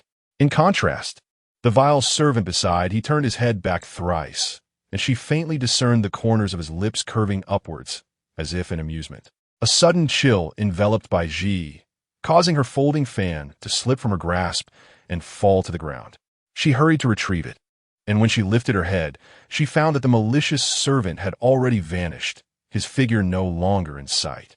A wave of emptiness surged within her, gradually mingling with a hint of anticipation. Chapter 32. It was her foolish fantasy. Baizhi possessed remarkable patience. She recalled her childhood days, trailing behind Mama Ma into the mountains, yearning to capture a wild hare. Yet, the hares of the mountain were far too clever. After laying traps and waiting for a fortnight, she finally succeeded in capturing a small gray rabbit. Even the most cunning of creatures, when driven by greed, would inevitably fall into her carefully laid snares. Humans, much like animals, cannot entirely suppress their desires and emotions. Feeling a sense of control over Hier, she was in high spirits, wishing the hours would fly by, yearning to awaken 3 days hence. "Ah, Sister Ji." As Baizhi sat beneath the locust tree in the courtyard, lost in thought, she heard the bothersome voice of Qian Dahu and frowned. She contemplated retreating indoors, but was intercepted by the quick-footed Qian Dahu. He presented her with a bouquet of morning glories, as if offering a treasure. "Brother Dahu, I heard from Mama Lu that the pigs you raise have begun to give birth. Do you really have the leisure to pick flowers for me?" With a hearty laugh, Qian Dahu replied, "Indeed. The 2 black sows on the farm have produced a litter of piglets. By the time the new year arrives, I shall bring you a generous portion of pork." By the end of the year, she would likely find herself in the He residence, and the notion of black pork would no longer require Qian Dahu's flattery. "Brother Dahu, you ought to be mindful of your diet. Refrain from indulging in greasy foods." Though Qian Dahu was not a bad person, Baizhi held no regard for him. However, she refrained from deriding him, instead gently advising him to shed some weight. "If you lose a few pounds, it would certainly facilitate your search for a partner." Baizhi added with a knowing smile, "You surely wish to find a wife. Just imagine, if she were to see all that bulk on your belly, would she still want to be with you?" Qian Dahu murmured, "I wish to marry Sister Ji. I am certain she would not mind my size." Baizhi held up 2 fingers. "Firstly, I will not marry you. Secondly, I find your excess weight quite off-putting." Brother Dahu, do heed my advice. If you manage to slim down, I guarantee I will introduce you to a beautiful bride. He remained oblivious to the fact that he resembled a toad, and after discarding the morning glories, he began to repair her table and stools. Sighing deeply, Baizhi lamented her predicament with Qiandao, who was infatuated with her despite his lack of charm and wealth. How wonderful it would be if he were the foolish son of a wealthy family. Dahu, look at you, sweating profusely. Stay for lunch. Mama Lu, washing the vegetables and rice, praised Qiandahu for his diligence, then pulled Baizhi aside to inquire quietly, "What troubles you? You were gone for several days, and I was worried sick.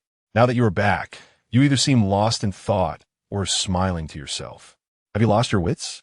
She could not yet divulge the fact that the second young master of the He family must take her to his residence within 3 days. So she offered a few evasive remarks. "Nothing much. I merely found a fan, which has brought me joy." Baizhi took out the token Hier had given her before his departure and toyed with it in her hand. The folding fan, crafted with exquisite bamboo handles and an elegantly adorned surface, is undeniably a precious item, not something one could simply stumble upon. It must have been gifted to her by the second young master of the He family. Lu Mama, perceiving the underlying concern in her gaze, chose silence and proceeded to prepare a meal.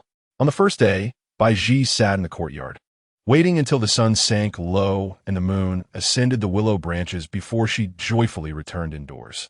On the second day, she positioned herself at the door, unfurling the fan and fanning herself incessantly. Yet despite the incessant chirping of cicadas, she did not encounter anyone from the He family. On the third day, she remained seated inside, having put away the fan, her anxiety mounting as she paced the room. Unsurprisingly, she awaited the arrival of He heir in vain once more, which left her exasperated.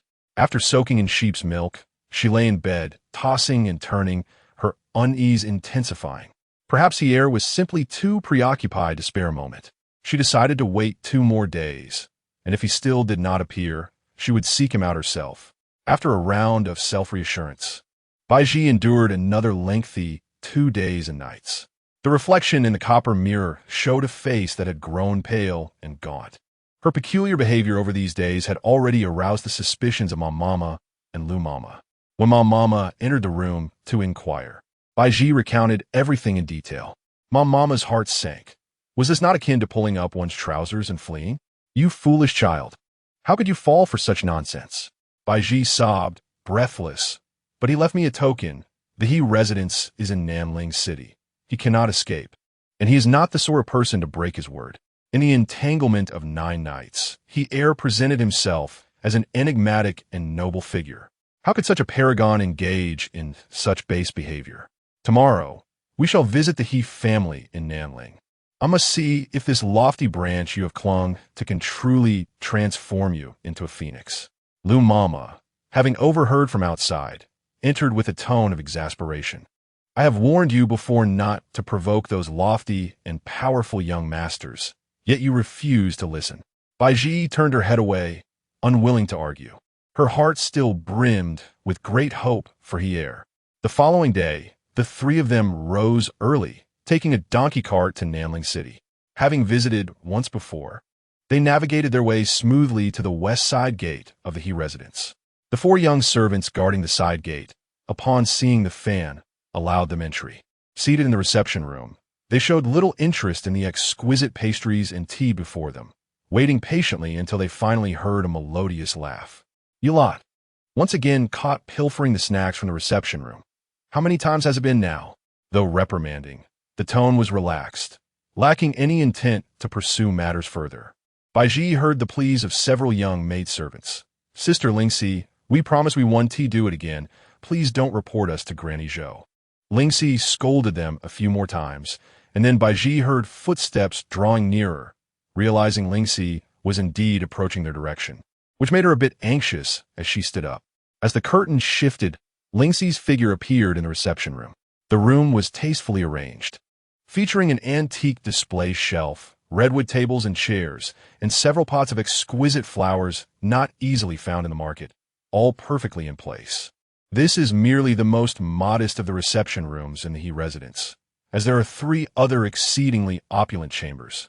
each adorned in a manner that dazzles the senses. Lingxi smiled gently, her gaze tinged with a hint of detachment as she appraised Baizhi, remarking, "What brings this beautiful sister back once more?" The use of once more caused Baizhi's cheeks to flush crimson, as she sensed an underlying implication in the maid's words. "Have you come to return this folding fan?"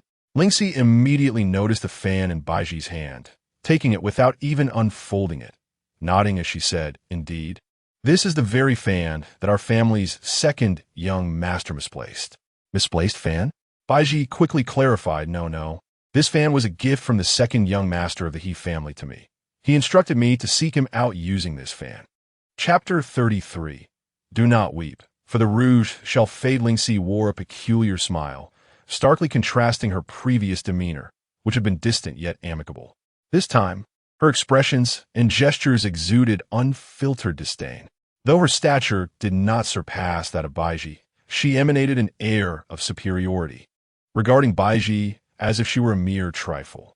It was audacious for a mere maid to gaze at her with such insolence. Baizhi's indomitable spirit was roused. She offered a faint smile and said, "Might you verify the fan to ascertain if it belongs to second young master He?" With a dismissive wave, Lingxi replied, "There is no need.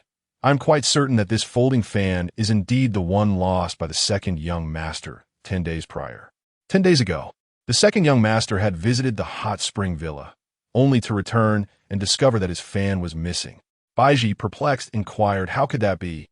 The last time I brought the fan, when I asked you for 500 taels of silver, you readily complied. And there was no mention of a lost fan at that time." Lingxi blinked innocently. "Indeed, my oversight allowed an outsider to profit at our He family's expense. At that moment, I presumed the second young master was short on funds while he was away, and I believed I was merely providing you with this fan as a token for the money." With a disdainful pout, Lingxi continued, "Little did I know that after you took the 500 taels, the second young master sent word back. And only then did I realize that the fan he had lost 10 days ago was still unaccounted for." Baizhi felt her limbs grow weak, her heart racing violently as a strange sensation, long hidden within, began to surface. The second young master of the hot spring villa had always been entwined with her in the night. By day, she was compelled to cover her eyes with cloth.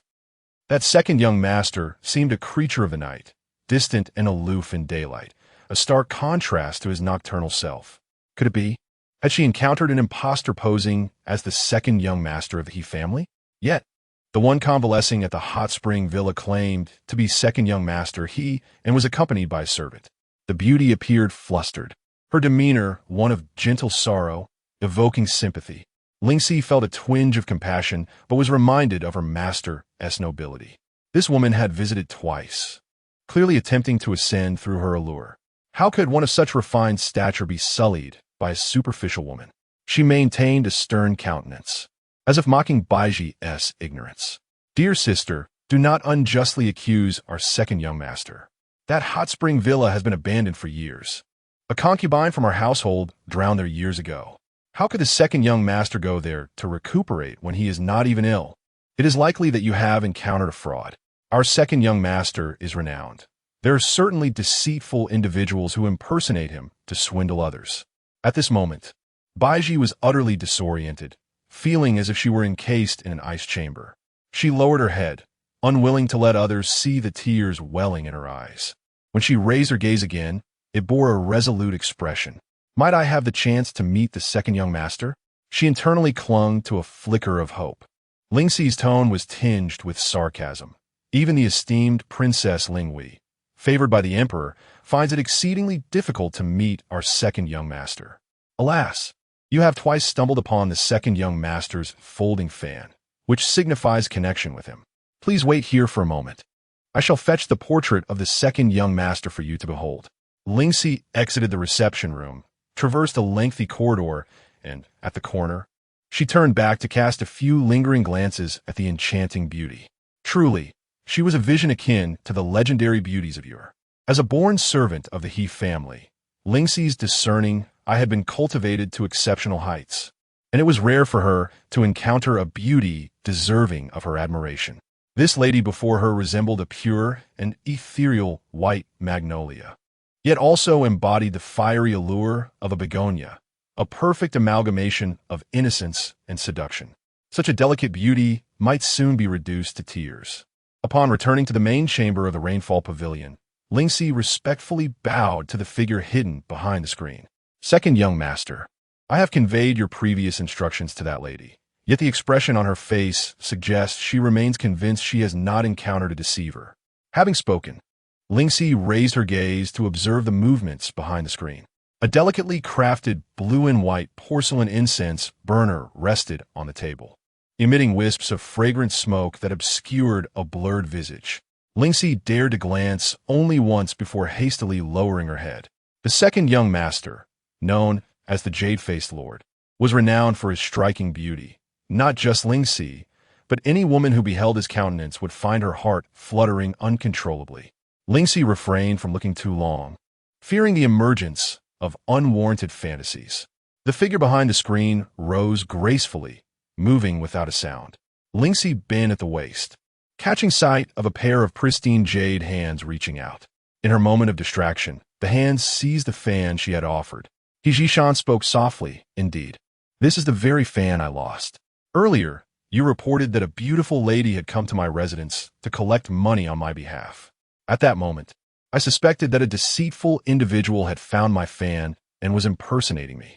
I am unaware of what that shameless man has done in my name. I must apologize to that lady in person. He began to depart, but Lingxi hastily blocked his path. How could this be blamed on you? Such occurrences are not uncommon. Previously, a woman named Mei was deceived, losing her virtue and coming to you in tears, only for her to later harbor ulterior motives, resorting to drugs and seduction. Jishan had forgotten the Mei woman and wore a look of consternation. Lingxi, go and fetch 800 taels of silver for that lady. Fearing his compassion might lead to unforeseen consequences, Lingxi promptly replied, Very well, I shall attend to it immediately. With that, she rummaged through the boxes and retrieved He Heir's self-portrait, cradling it in her embrace.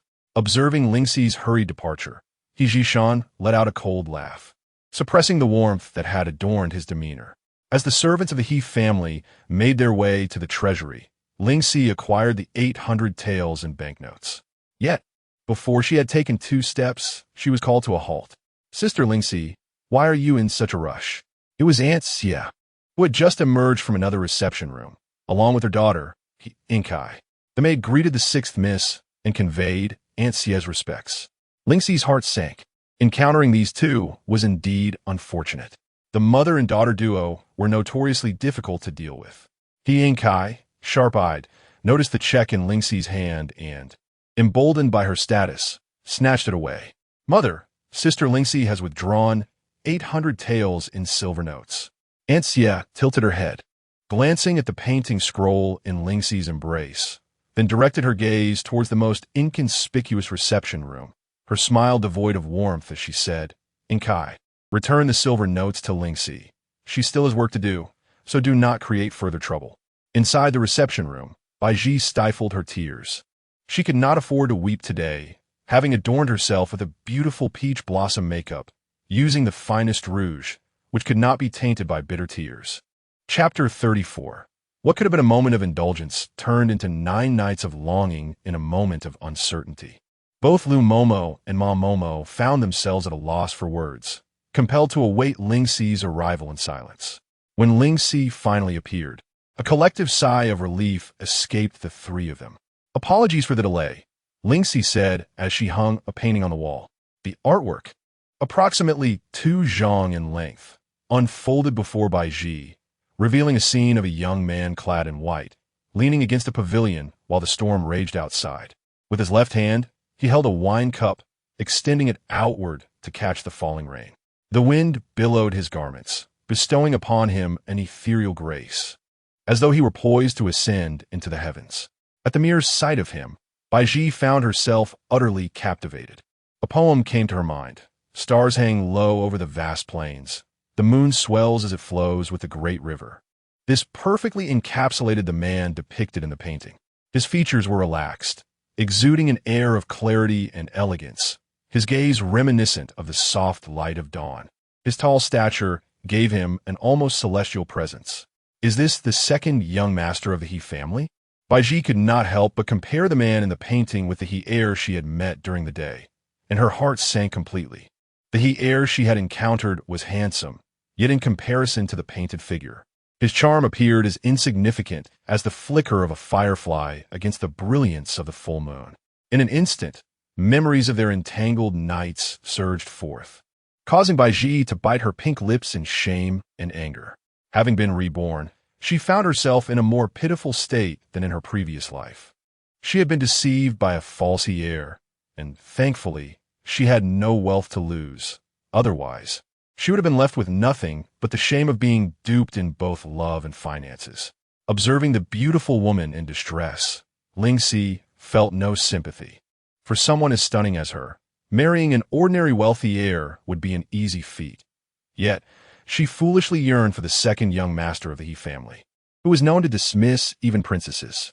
Lingxi retrieved the painting and produced a banknote of 800 taels, handing it to Baizhi. The young master is already aware that someone has impersonated him to engage with you. He is kind-hearted and has instructed me to give you this sum as a token for your troubles in returning the folding fan. Baizhi's mind was in a tumult, filled with a desire to exact vengeance upon the rogue who had entangled her in such a night. Lingxi, seeing her standing there in a daze, compassionately pressed the banknote into her hands. Do not let your spirit be broken. You are in the prime of your youth. Securing a good match should be a simple matter for you. Worried that this woman might pursue the He family or the second young master, Lingxi quickly summoned a servant to escort her out, then turned back to report to the Rainfall Pavilion. Lu Momo and Mom Momo supported Baizhi as she absently nodded. Naturally, we must leave. This is the territory of the He family, and what right do we have to tarnish their sanctity? At that moment, a single tear fell, though she quickly stifled her sorrow. To prevent herself from losing composure, she removed a silver hairpin from her coiffure and plunged it into her palm with force. The sharp pain jolted her back to reality, leaving the two gatekeepers of the He residence momentarily stunned. They gazed intently at the enchanting beauty as she delicately extended her tongue, brushing it against her palm, which was adorned with droplets of blood, leaving them utterly weak in their bones. Such a captivating creature, had they been the masters of the He residence, they would have long since spirited her away to their home. Baizhi, do not act foolishly, Lu Momo implored, her heart aching as she grasped the young woman's hand, binding her bleeding palm with a handkerchief. I am fine, Baizhi replied, a faint smile playing on her lips. What of losing her innocence? It mattered little to her. After all, she had secured 800 taels of silver along with valuable fabrics, an account she would keep close to her heart, vowing to seek revenge when the opportunity arose. Momo, pack up the pastries on the table. We shall take them with us. She then turned, her smile radiant as she addressed the two young servants, playfully saying, Gentlemen, this plate of pastries has been touched by my hands. Surely, the esteemed guests of the residence would not wish to consume something I have handled. We may take the pastries, yes?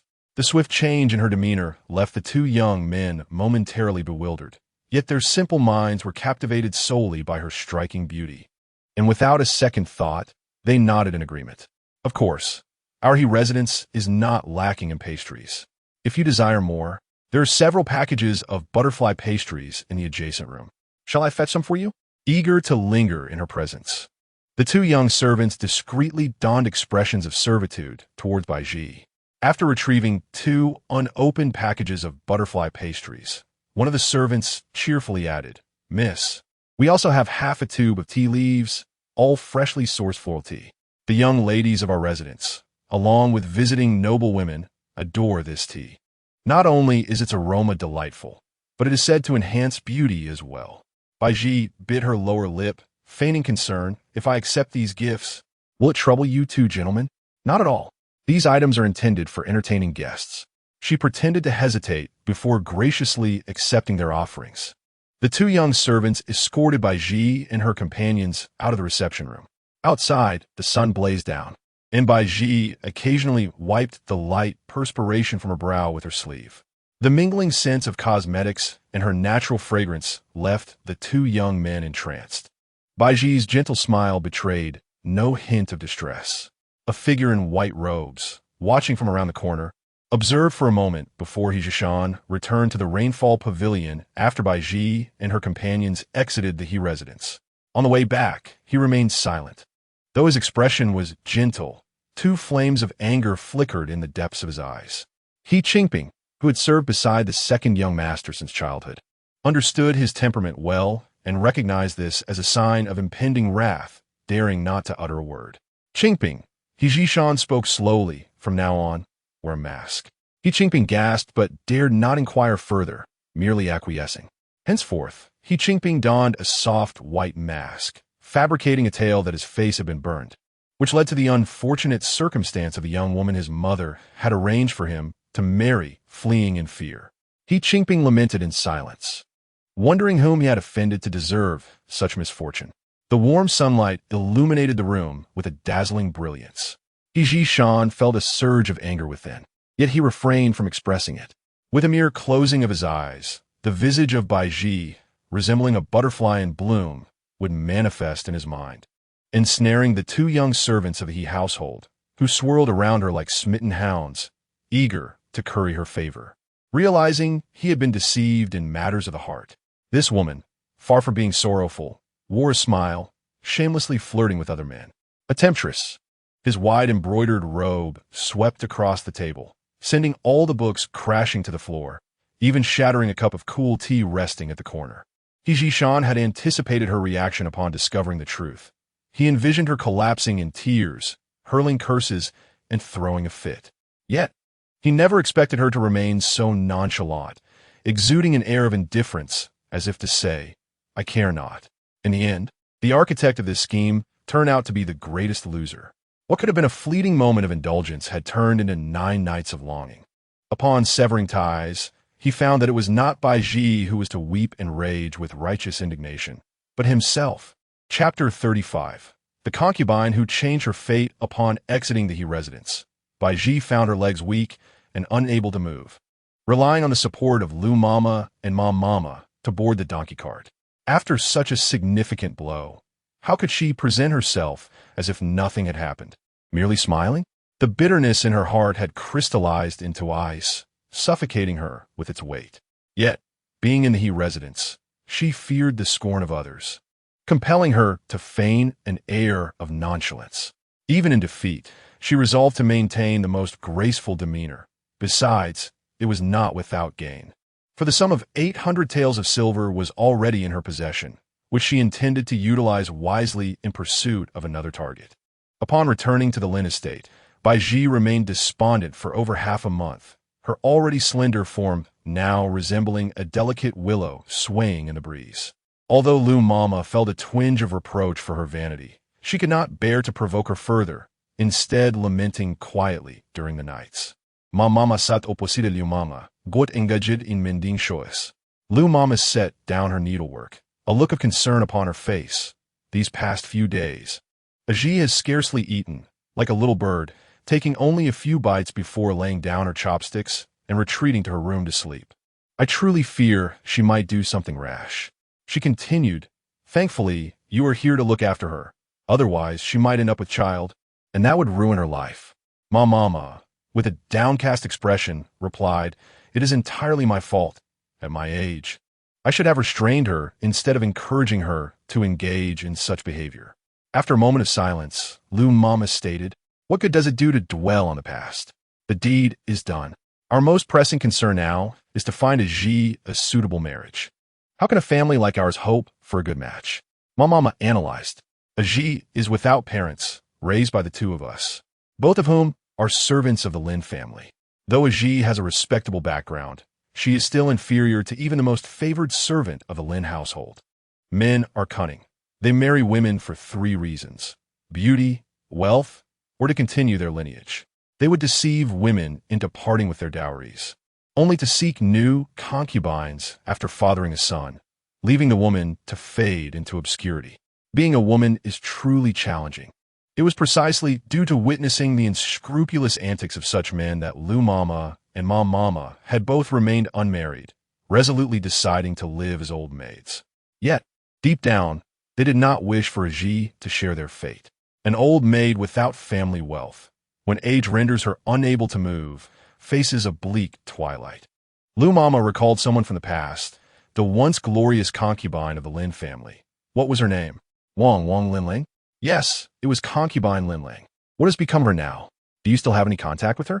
Upon hearing the name of Concubine Linling, Mama's needle slipped, pricking her fingertip and causing a tiny bead of blood to surface. She hurriedly set down her needlework and popped her bleeding finger into her mouth. After staunching the blood with saliva, Aunt Ma pondered for a moment, reminiscing about the past, and slowly began to speak. It has long been severed ties. I was dispatched to this remote village, which requires 5 hours of travel to reach South Ling City. Even if I wished to reconnect with my former master, it would be but a fanciful dream. Lady Lin Lang is the matriarch of the Lin family, and she is acquainted with many young gentlemen. If I could persuade her, perhaps she could find a suitable husband for Baizhi. Aunt Ma hesitated. I was originally sent out of the manor to take the blame for Lady Lin Lang. She owes me a favor, and logically, I should have no trouble approaching her. However, given the fierce rivalry she had with the official wife, I am uncertain whether she emerged victorious or defeated. Aunt Lu felt a jolt in her heart.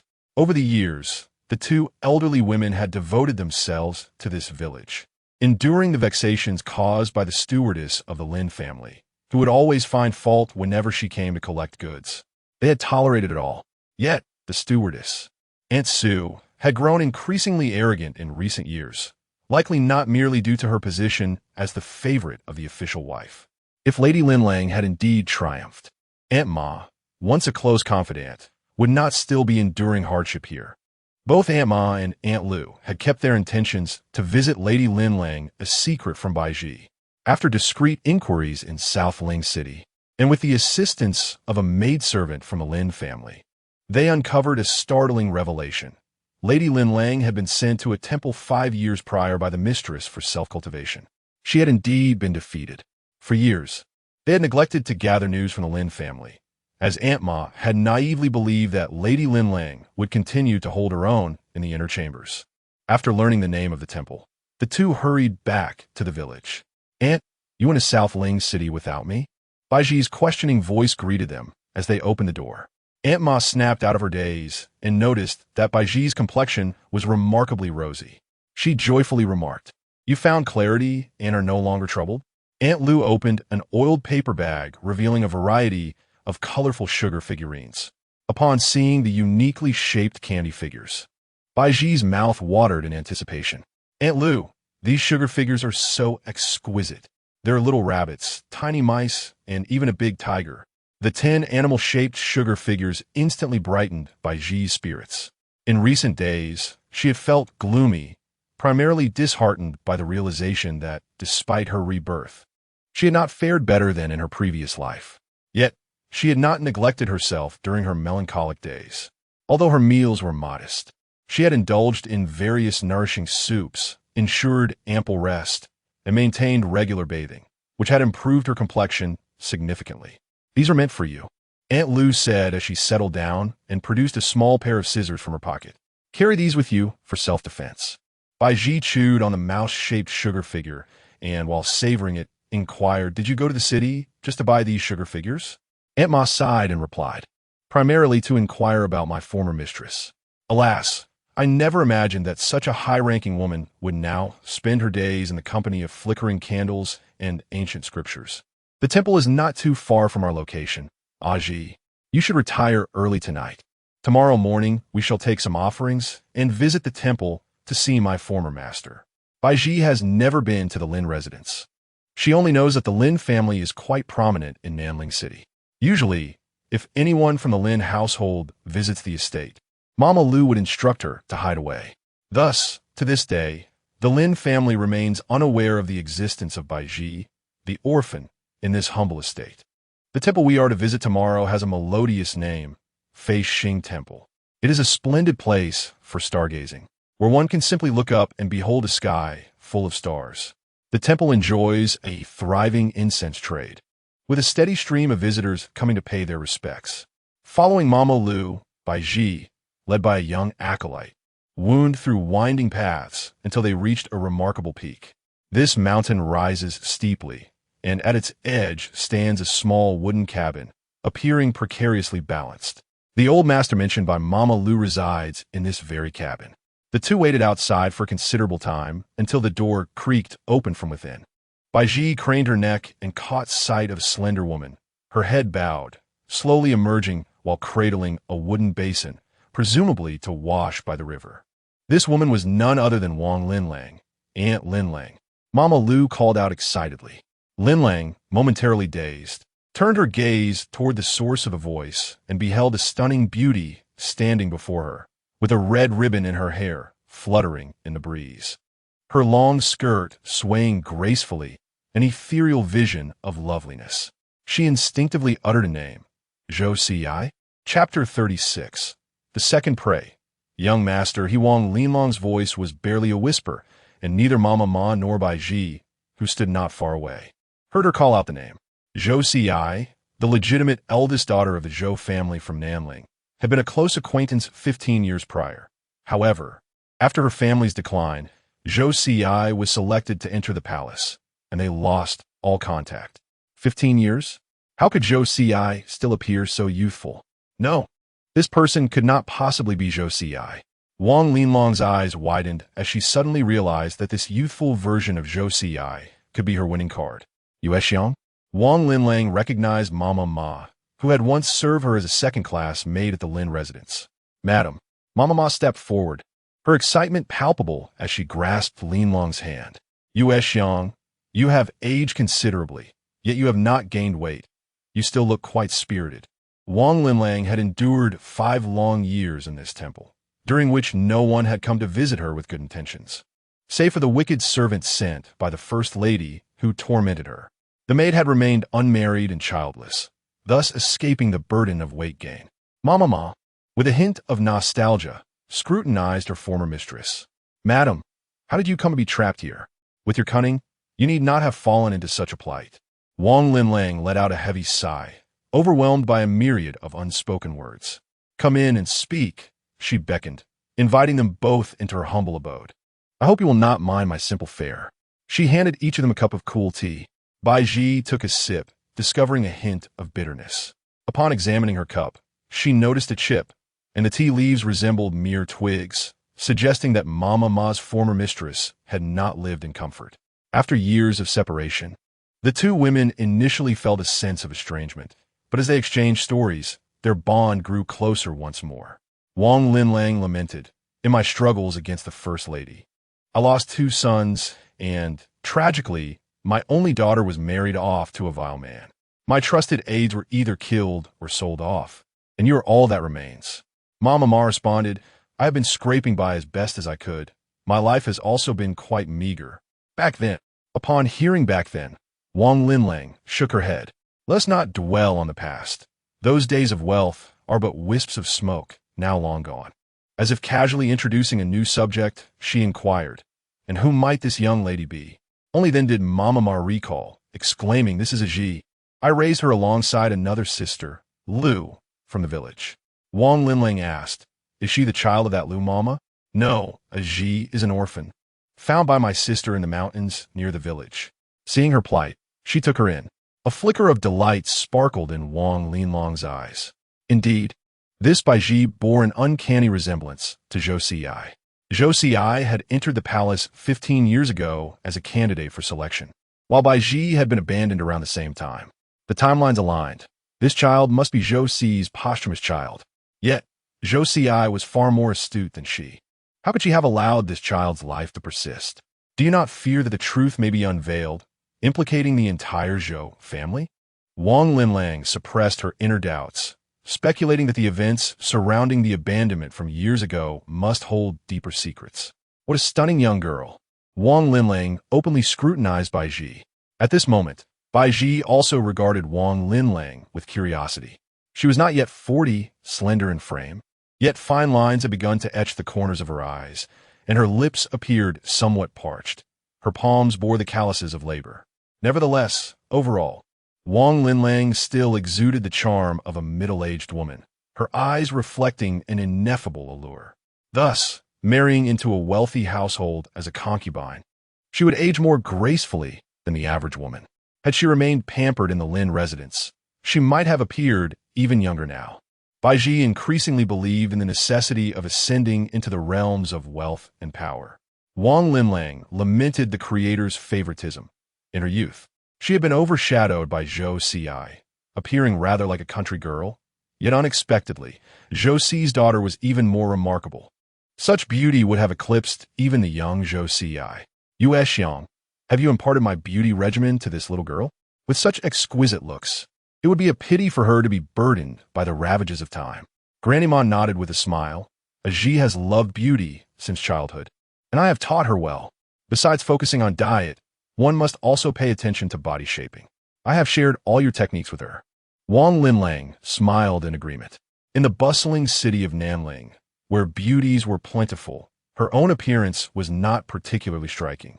She had invested considerable effort to enhance her looks, practicing soft skills for body refinement, which she had learned from far-off borderlands, along with methods to nourish her complexion that she had sought from various old physicians.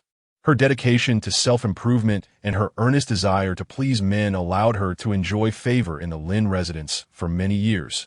Yet ultimately, she had met defeat. The suffering she endured over the years constantly reminded her to harbor her hatred. The once favored master and the duplicitous mistress would both become her targets for revenge. Now, possessing a lethal secret about the favored consort Zhou, if leveraged correctly, she would no longer fear being trampled by those who had once belittled her. Wang Linlong's heart swelled with tumultuous emotions, while Baizhi lowered her head, feigning interest in her tea, subtly sensing the ambiguity in Wang Linlong's attitude toward her, as if a gaze was covertly scrutinizing her. Granny Ma engaged Wang Linlang in conversation, promising to visit her often. Baizhi furrowed her brow slightly. She was not keen on being there and eagerly lifted her feet, wishing to depart. The perceptive Wang Linlang immediately noticed Baizhi's subtle shift.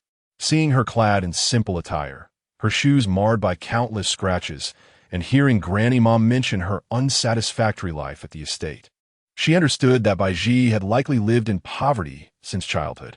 Yet, she had a penchant for beauty, her delicate hands as soft and white as jade. A child who had been sheltered and unaccustomed to hardship, yet her gaze was resolute, brimming with ambition. Such a girl would undoubtedly refuse to remain beneath others. As Wang Linlang escorted them down the mountain, she intentionally remarked with a smile, "This Flying Star Temple owes its thriving incense offerings to the esteemed young master of the He family. Each day, noble ladies from prestigious families flock here, hoping to catch a glimpse of He Qingyun's illustrious presence." Baizhi's eyes brightened, and she halted in her tracks, feeling the surge of ambition within her blood once more. Did the distinguished young master of the He family truly practice here? Wang Linlang smiled. "I would not dare to speak falsely. It is common knowledge that the He family's young master is eccentric and has a penchant for cultivation. He was the 23rd top scholar of our dynasty, immediately taking up a position at the Hanlin Academy after his success. Everyone said that He Qingyun was destined for the role of prime minister. However, unexpectedly, after 2 years as an editor at the academy, he became infatuated with the path of cultivation and abruptly renounced his official position to become a Taoist priest here at the Flying Star Temple." Baizhi's thoughts stirred, noticing how well-informed Aunt Linlang was about the prominent ladies and powerful families in Nanling City. Unable to contain her curiosity, she inquired, "Aunt Linlang, you seem to know in abundance about the noble ladies of Nanling and the influential households." Wang Linlang, sensing the hook had been set, took Baizhi's hand. The interaction between two intelligent individuals was as simple as that. A glance, a seemingly casual remark, and they were in tune with one another. "Do not call me Aunt Linlang. Here, I am known as Master Jingyuan. From the very first moment I laid eyes on you, I felt a profound connection. My dear child, do visit me often in the future." Baizhi, contemplating the distinguished young master of the He family, offered a gentle smile. "Very well. I shall make a point to visit Master Jingyuan frequently." Chapter 37. Ambition and Cunning. Upon returning from the Flying Star Temple, Baizhi entrusted 5 taels of silver to Qiandahu, requesting him to inquire about the deeds of the young masters of the He family in the city. Qiandahu conducted his task with commendable diligence, spending only 1 tael and returning the remaining 4. I spent some time at the tea house, listening to the storyteller, and learned that the eldest son of the He family possesses a rather peculiar character. No, that's not right, Chindahu said sternly, warning Baizhi. All the young masters of the He family are strange. Why are you so intent on investigating them? They're not invincible. Baizhi, being considerate, poured him a cup of tea and offered him a piece of pastry. I am merely idling away my time, curious to hear various gossip. Please enlighten me. After nibbling on a couple of pastries, Chindahu muttered, the eldest master of the He family once held a significant position in the capital. Baizhi nodded, recalling that Wang Linlang had mentioned the eldest. He was once an editor at the Hanlin Academy, but he later resigned. I truly admire that. The Hanlin Academy is a place where many scholars strive to enter, yet he resigned so readily. After leaving office, he returned to Nanling and took up residence in a Taoist temple as a priest. Chindahu expressed his confusion, saying, Sister Ji, let me tell you, the eldest master of the He family is already 25 this year. He has neither a wife nor even a concubine. The storyteller claimed that the eldest master is like a flower on a high mountain, sought after by many noble ladies, yet none have succeeded. Besides his penchant for Taoism, he has little else to engage him, seldom interacting with others, as he secludes himself in the temple, reluctant to meet anyone. From the scant information provided by Chindahu, Baizhi deduced that the eldest master of the He family is likely reclusive, preferring solitude, and at 25, without even a minor consort, he is probably indifferent in that regard. Such a character presents quite the challenge. As for the second master of the He family, I have previously mentioned that he is known to have created renowned paintings while harboring a peculiar appetite for the blood of women. Yet, surprisingly, his reputation in the streets is rather favorable. Chindahu remarked, the second master has a relatively easygoing disposition and is quite kind-hearted. Some say the rumors about his fondness for drinking women's blood are unfounded, merely the envy of others attempting to tarnish his name. The second master is 23 this year and remains unmarried, without any concubines. The third master is known for his flirtatious nature, also unmarried, with the most concubines in his household. At the age of 19, he has passed the provincial examinations and intends to participate in the upcoming imperial examination in 2 years, though it remains uncertain whether he will succeed in attaining the title of Jinshi. The fourth master enjoys swordplay and is robust, being only 16, with a fondness for horseback riding and hunting. The youngest master of the He family, He Wu Xiao, is merely 13 years old. The information gathered by Chindahu aligns closely with what the wicked servant had previously conveyed. Baizhi's thoughts swirled as she reflected on her situation. Deceived into losing her chastity, her anger was futile as what had transpired could not be undone. She could not turn back time to alter her fate, and thus, she resolved to look forward. In matters of chastity, she possessed a means to navigate through the complexities. Yet the paramount concern was how she could approach the 5 young masters of the He family. Regardless of which one, whoever was willing to accept her as a concubine would be her choice. Reasonably speaking, the third young master of the He family was the most romantic and had a penchant for beauty. If she could draw near to him, it should not be too difficult to secure the title of concubine, given her allure. However, she feared that the third young master might indulge himself and then deny her existence. Having already fallen victim to a shameless deceiver once, she could not afford to be duped again. The names of the He family's young masters rolled through her mind in a relentless cycle, leaving Baizhi restless through the night. Unable to sleep, she rose at midnight, pushed open the window, and leaned her chin on her palm, gazing at the moon above. The crescent moon shone brightly, its silvery light cascading down, when suddenly a figure appeared before her, standing tall on a pavilion. The person bore a striking resemblance to the portrait of the second young master of the He family she had seen before. Baizhi shook her head vigorously, dismissing the second young master entirely. That deceiver had exploited the name of He heir to rob her of her virtue, leaving her feeling repulsed. Moreover, her intuition warned her that He heir would be the most challenging to deal with. He was as unattainable as the moon, hanging high in the sky, not within reach. Then there was Hida, who at 25 was still devoted to his studies and had no woman in his life. Baizhi could not help but wonder, could it be that Hida had issues in that regard? He Wu, being younger still, left her with the optimal choices of he san or he si. After a restless night, Baizhi rose with the dawn, eagerly taking a basket of fruits to visit Concubine Linlang. Upon arriving at the wooden house, she found Concubine Linlang organizing some books.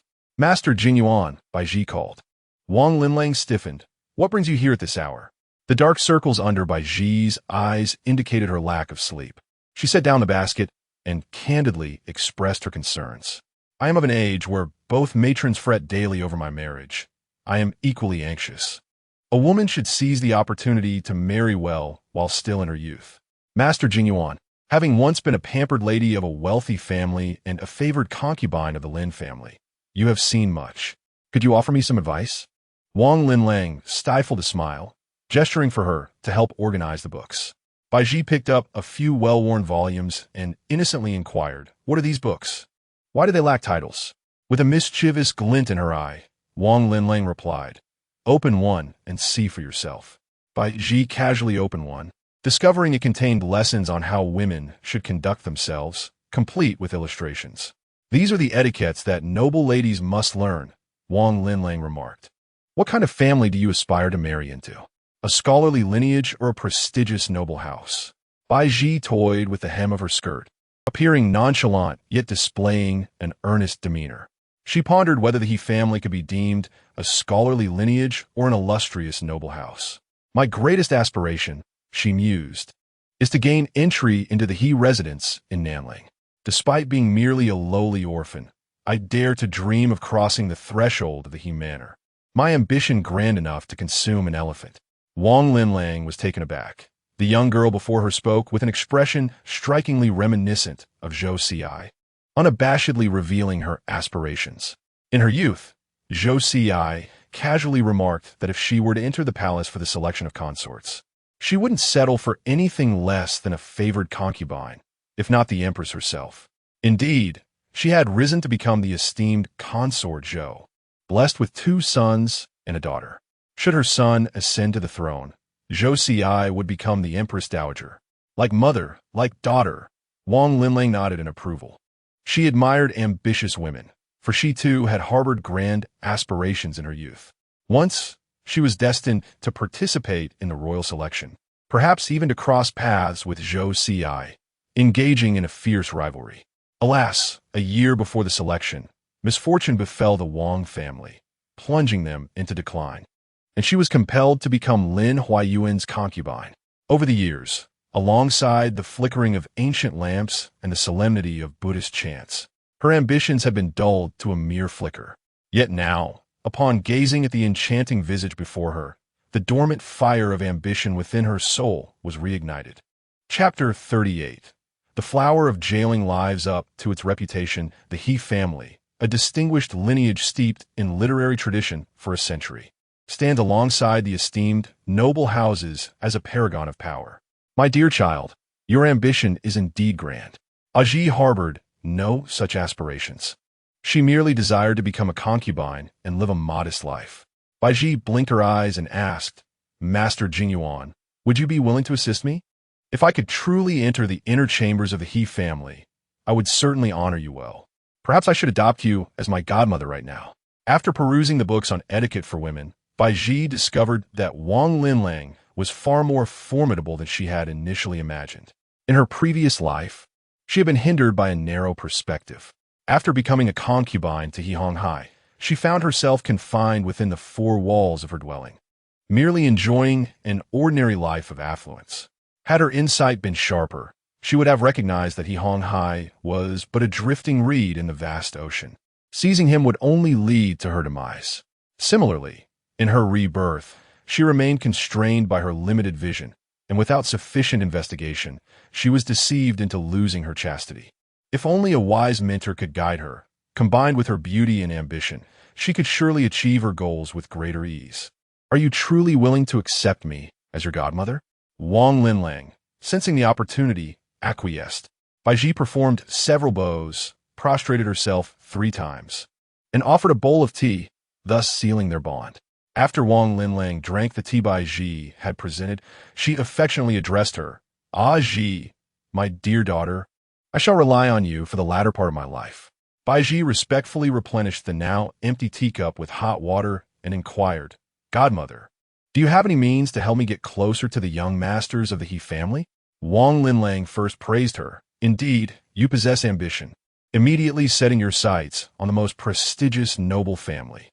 However," with demeanor shifted as she cautioned, "but you must understand, in families as prominent as the He's, the servants gauge people merely by their nostrils. Their eyes always turn skyward. These masters, though they may appear affable, wear a mask of hypocrisy deep down. They disdain anyone of lower status." Baizhi interjected, "But I have heard that the third young master of the He family is quite the romantic, taking numerous concubines." "With my looks, if I could." Wang Linlang interrupted her, stating that while the third young master indeed had a wandering heart and a penchant for beautiful women, he had only taken 2 concubines, the renowned sword-dancing maiden, Du Junyang, and a princess from a foreign land, Anadu. Du Junyang, despite her illustrious background, became a sword-dancing maiden due to her family's decline, while Anadu was a royal princess, both of noble origin. Such fame and lineage barely sufficed to secure a place as the third young master's concubine. How could a poor, orphan girl like you ever capture his attention? Baizhi had initially felt confident in her ability to win the heart of the third young master, but Wang Linlong's words diminished her resolve. Yet, she remained defiant. "My beauty is certainly not inferior to anyone's. Foolish child, beauty is merely a stepping stone. Even if you were to attract the third young master and become his concubine, then what? Your future existence will inevitably depend on this man. In the bloom of your youth, he cherishes and loves you. Yet time will inevitably bestow the burden of age upon you. When that moment arrives, how shall you navigate your life? The treacherous intrigues and grim shadows that lurk within the palatial halls of the affluent are all too evident in my current predicament. Your humble origins further complicate matters. Even the lowliest maidservants might look down upon you, rendering your existence a living torment. Do you truly wish to endure such a precarious life? In her previous life, Baizhi was sheltered by He Honghai for a year, residing in a household devoid of complexity, attended only by 2 elderly caretakers and a pair of young maidens, far removed from the machinations of power struggles. Clearly, her allure and cunning were insufficient against seasoned adversaries in the realm of domestic conflict. Baizhi remarked, "Then I shall bear a son or daughter to secure my position." Wang Linlang laughed heartily. "Your ability to bear children is not solely within your control. I had 2 children, yet they were taken from me, leaving me helpless. Alas, a poor background renders one powerless against myriad challenges." Baizhi discerned the underlying implications in Wang Linlong's words. She appeared to place great value on lineage. "However, my fate has long been sealed, and I possess no alternative." "Not at all," Wang Linlang replied, steering the conversation towards a more pertinent topic, akin to a lurking predator enticing its prey. "Your background holds considerable potential for exploitation." Baizhi smiled, recalling how the 2 matrons had once jested, suggesting she might be the cherished daughter of a wealthy family, born into privilege. At times, even she pondered if perhaps she might indeed be a dainty miss from an affluent household, yet alas, those who discarded her did so with the intent of severing all ties. Wang Linlang pressed further. "When you were abandoned, was there anything that accompanied you?" Baizhi reflected momentarily before affirmatively stating, "A small handkerchief, intricately sewn with golden threads." Wang Linlong's eyes sparkled with intrigue. "Bring that item forth. Your foster mother will assuredly secure you a favorable lineage. Only then can you approach the young masters of the He family with legitimacy." Baizhi resolved to retrieve the half-handkerchief immediately, but Wang Linlang suddenly recalled something and called out to her, "There is no rush today. You may present it to me tomorrow." Lowering her voice and leaning closer, she teased, "Would you care to visit the eldest young master of the He family? The eldest young master resides atop the highest peak of Feishing Temple, where a 7-story tower, named the Star-Plucking Tower, stands tall. He Qingyun spends his days in meditation there, gazing at the vast night sky from the summit, feeling as minuscule as a speck of dust. He is in pursuit of the Tao. Over the years, he has perused numerous Taoist texts and diligently observed celestial phenomena, yet he remains perplexed, unable to grasp the essence of the Tao. What indeed is the Tao? Where does it reside? Just as Qingyun was embroiled in deep contemplation, a sprightly maid dressed as a Taoist acolyte dashed in, her voice bright with cheer. The second young master has come to visit the Taoist. Qingyun opened his eyes, a frown marring his countenance. What brings him here? Is he to disrupt the peace of Feishing Temple once more? Dressed in the attire of a Taoist acolyte, the young maid pouted, her voice possessing a delicate ambiguity. Master, the second young master has brought an abundance of delectable treats this time. You have been subsisting on plain fare here daily. It is indeed time to indulge in a change of palate. Clearly, it was her own gluttonous desires that prompted such remarks. Qingyun brushed the fabric of his azure Taoist robe and chuckled. You should accompany Huachuan to welcome Zhishan. With a gentle smile, Huag replied, I shall promptly summon Sister Huachuan.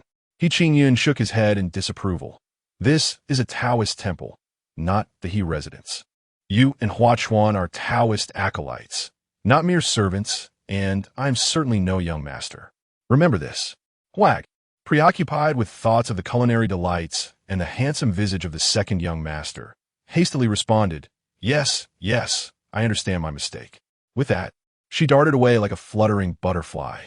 Qingyun sighed.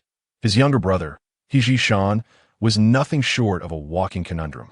Every appearance he made was akin to a celestial being descending from the heavens, blessed with an angelic countenance, yet bearing a demeanor of refined amiability that left countless women utterly beguiled.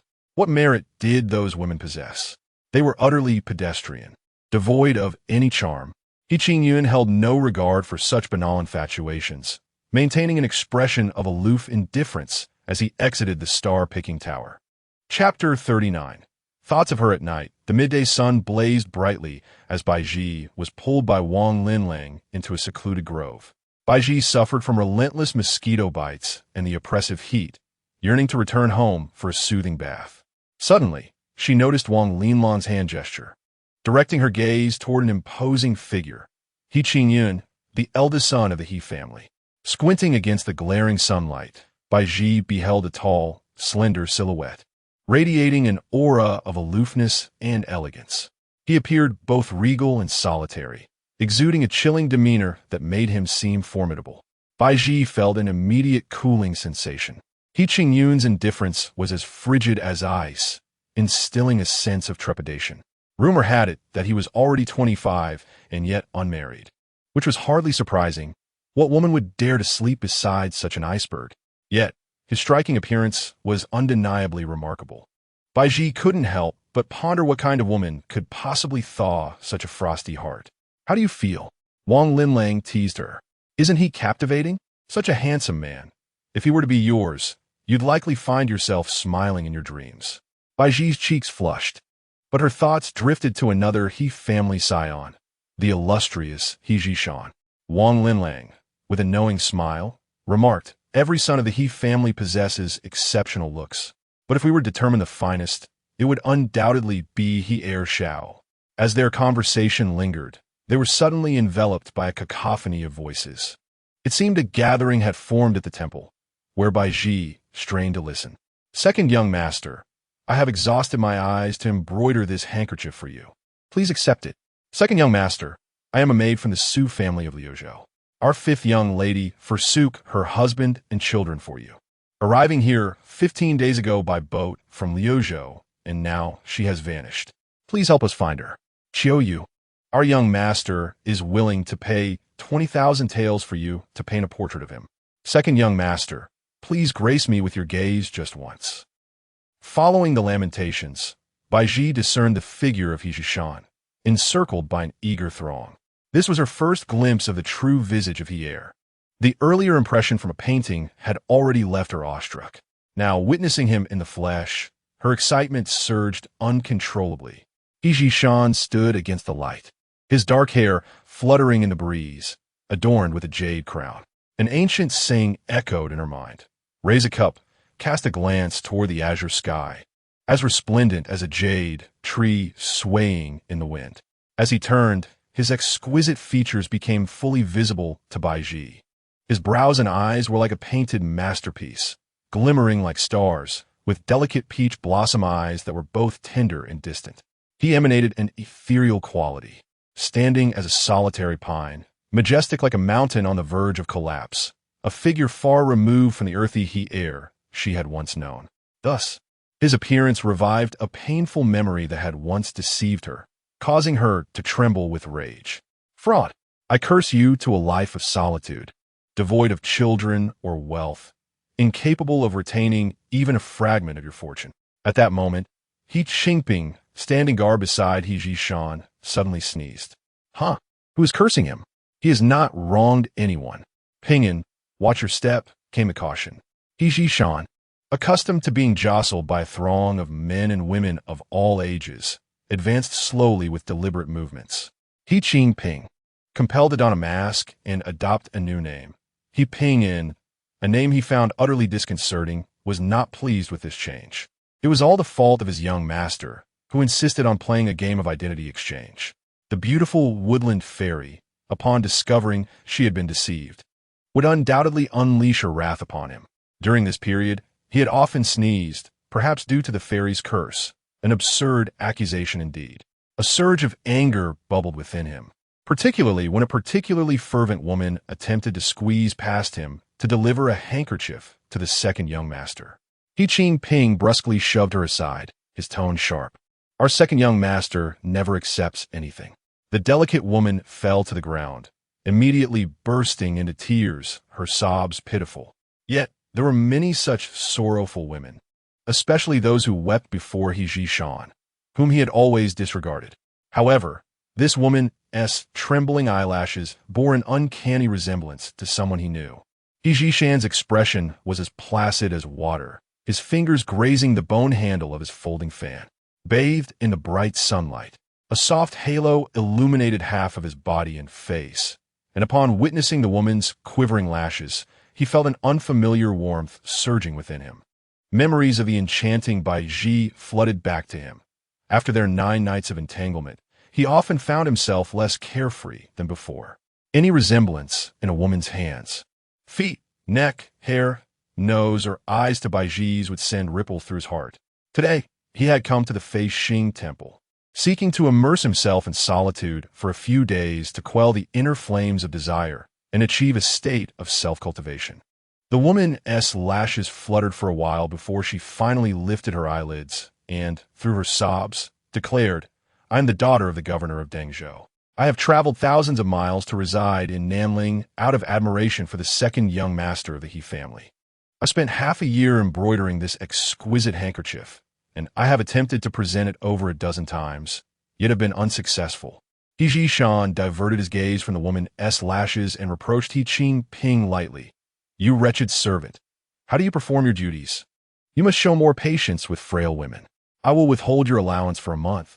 This shall be a lesson. He Qingping felt unjustly accused, for He Jishan had numerous admirers, and each public appearance invariably attracted a throng, with fervent admirers capable of any folly. If he did not adopt a serious demeanor, who could foresee the consequences? Thank you, second young master, for your intervention. The woman ceased her weeping and raised the handkerchief high. This is the 3,000 crowkill embroidered handkerchief I created. She was a strikingly beautiful woman, like a flowing stream, yet once her lashes ceased to tremble. He Jishan found her presence rather dull. I truly do not accept gifts from anyone. It is not a slight against you, he stated calmly. Merely this one sentence ignited excitement within the woman. It was well known that the second young master of the He family possessed an ethereal nobility, a figure to whom all aspired, elevated like the moon suspended in the sky. The moon is cold and untouchable, yet the moonlight is gentle, casting its soft glow upon everyone. He Jishan's words resemble the moonlight, tenderly soothing the fragile hearts of women. Indeed, if He Ershao were to accept her handkerchief today, should he not also accept the gifts presented by others? Thus, his refusal of her handkerchief was the right decision. She had been unreasonable and thoughtless. The woman instantly felt a wave of shame wash over her, tears beginning to cascade down her cheeks once again. He Jishan gazed at her trembling eyelashes. Reminiscent of Baizhi, who would often bury her face in the blankets at night, crying. When he would gently turn her face towards him, she would cling to his chest like a fledgling bird. Those quivering eyelashes stirred his heart like feathers.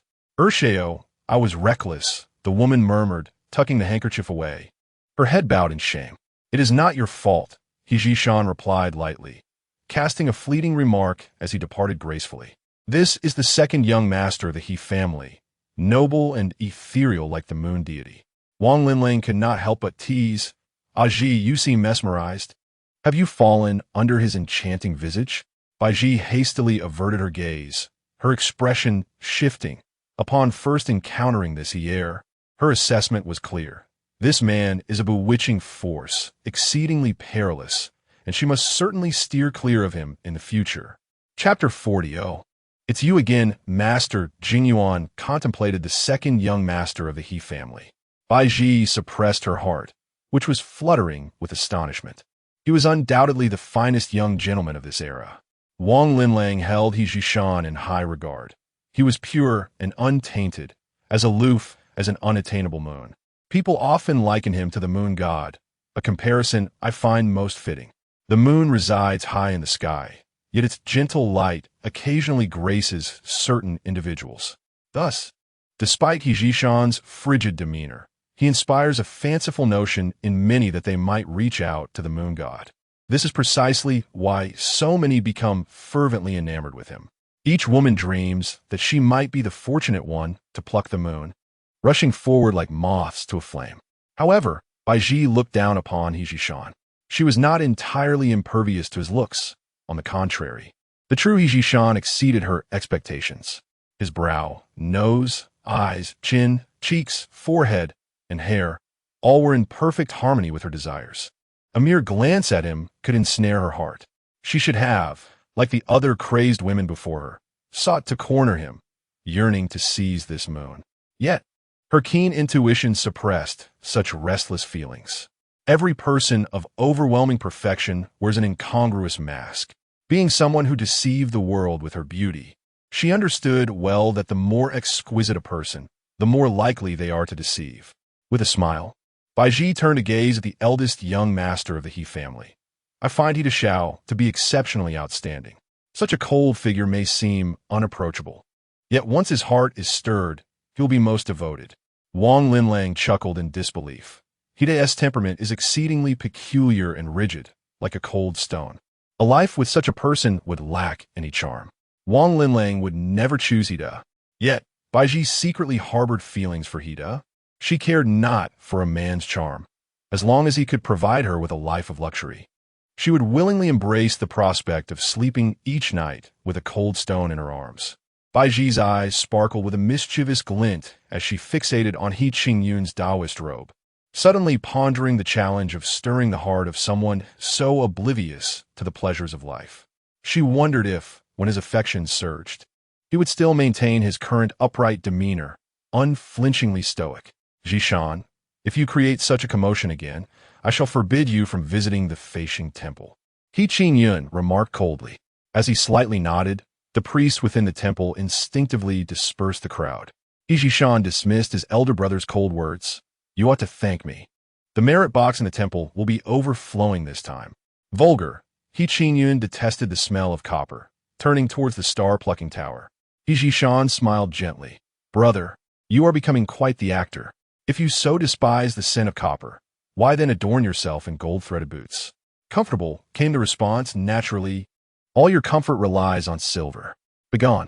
The two brothers often engaged in such quarrels, and as household servants who had grown up in the He residence.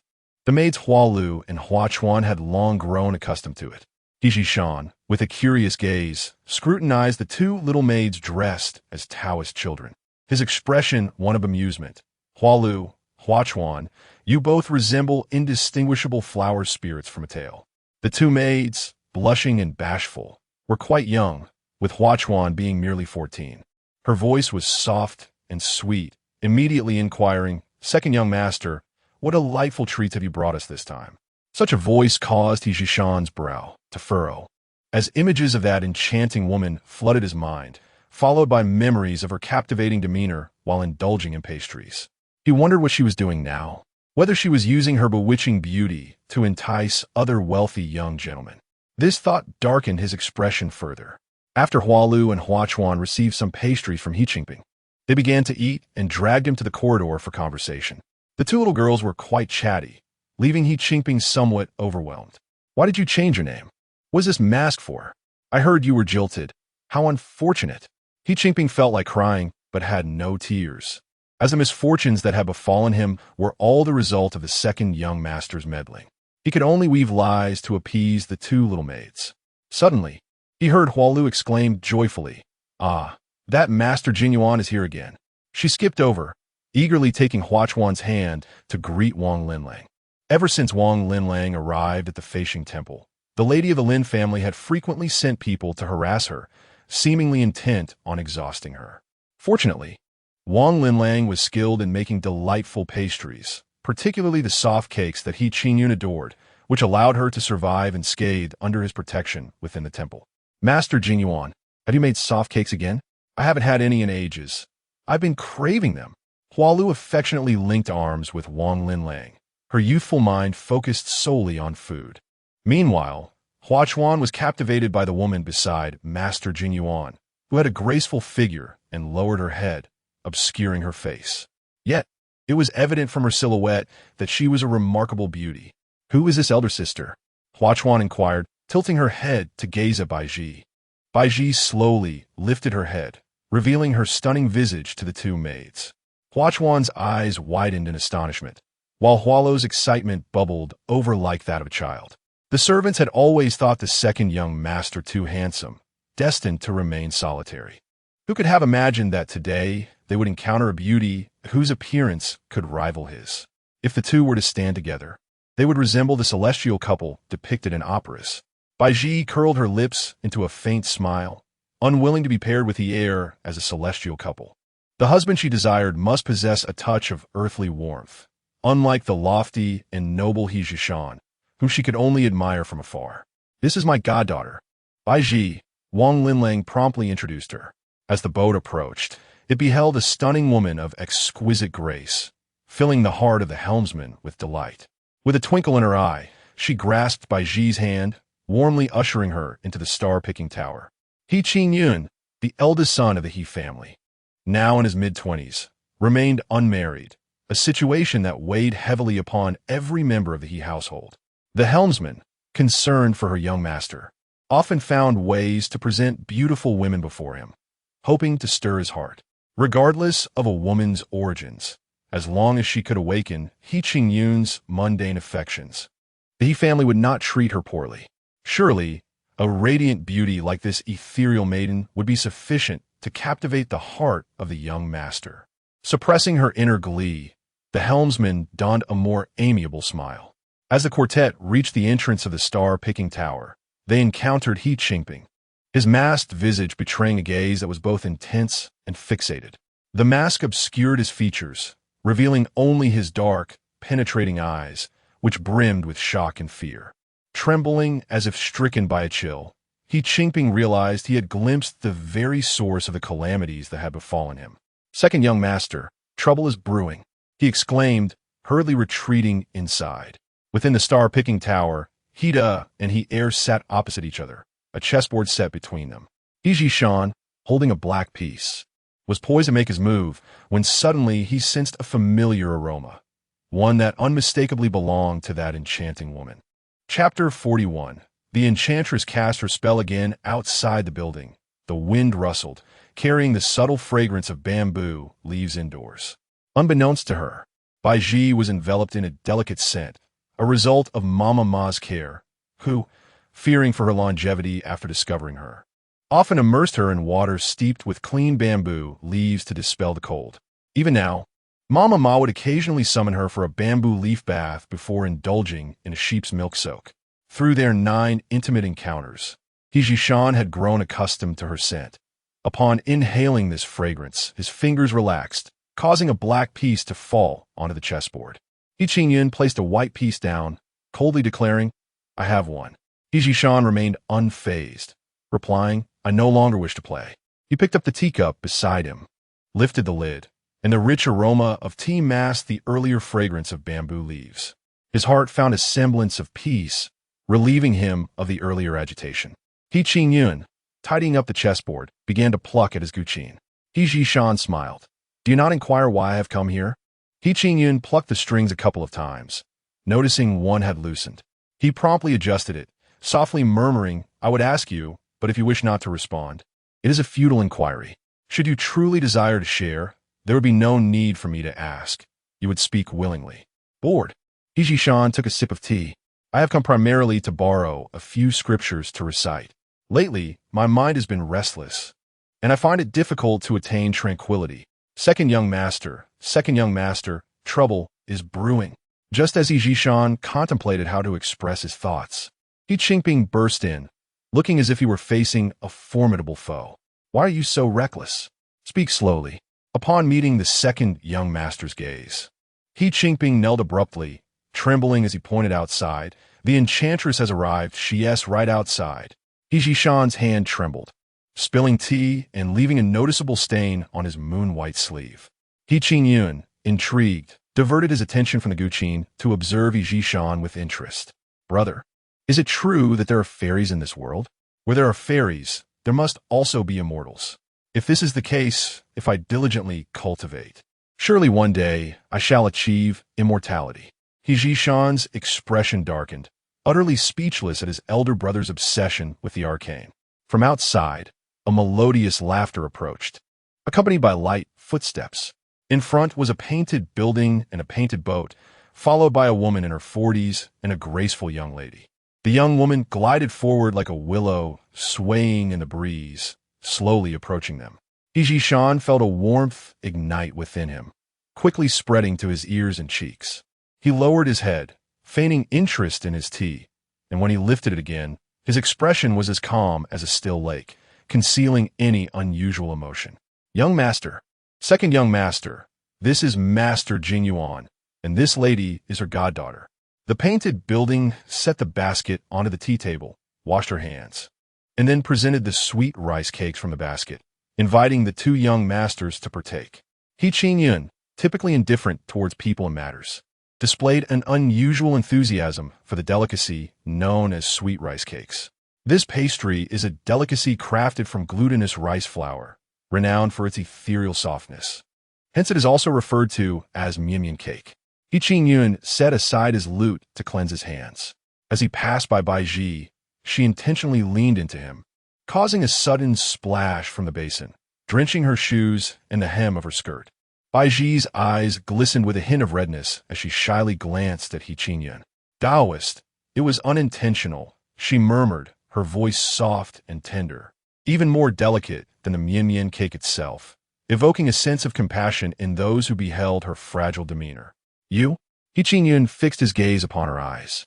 My foot hurts a bit. Baizhi feigned innocence, half squatting as she slipped off her shoes and peeled down her damp socks to her ankles, exposing her snow-white skin before He Qingyun. Such was Baizhi. When she desired to entice, she did so unabashedly, targeting He Da with unwavering focus, ignoring He Er entirely upon entering the room. Not a single glance. He Zhishan's complexion turned pale with anger. This enchantress remained incorrigible, unable to resist the allure of a man. A woman's feet should remain unseen by men, yet she shamelessly revealed her ankles to He Da. This brazen act of seduction reaffirmed her as a vain and superficial woman. How was it that he, in his heart, was so beguiled by such a woman? Since parting from her, he had dreamt of her every night, indulging in absurd fantasies, only to awaken with a profound sense of loss, feeling that all in the world had lost its charm. But what of her? They had shared 9 nights of intimacy, during which she had whispered sweet nothings into his ear, nestled against his chest. It turned out that all those words were mere flattery. This enchantress harbored no genuine affection. He Zhishan tightened his grip on the teacup, though his tone remained composed. Elder brother, you prefer to cleanse your hands and face with warm water. That basin of hot water splashed upon this lady's feet may very well scorch her delicate skin. Only then did Baizhi hurriedly inspect her foot, discovering red marks from the heat. Previously, her thoughts had been consumed by seduction, but now, As her attention shifted to her foot, she felt a searing pain, tears welling up in her eyes. Yet, He Qingyun remained unmoved. It was merely warm water. The temperature is not scalding enough to harm you. What is he saying? Baizhi raised her gaze to the eldest son of the He family. After witnessing her tearful, pitiful state, how could he remain so cold-hearted? How could he utter such callous words to one so vulnerable? Indeed, it was all Baizhi's fault. She was the one who inadvertently collided with the Taoist. And now she bore the consequences. With a sense of injustice, Baizhi lowered her head, her slender neck starkly visible to He Qingyun. Her skin was not only fair but possessed a lustrous sheen akin to jade, and in the bright light, one could discern the fine down on her neck. Men tend to be protective of the weak, and in her current state, it was certain that this faux Taoist would feel a twinge of pity. As expected, He Qingyun bent down, reached toward the nape of her neck, and playfully remarked, "You have a ring of fine hair at the back of your neck." Baizhi was nearly driven to the brink of fury. She is not a pig. Where would pig bristles come from?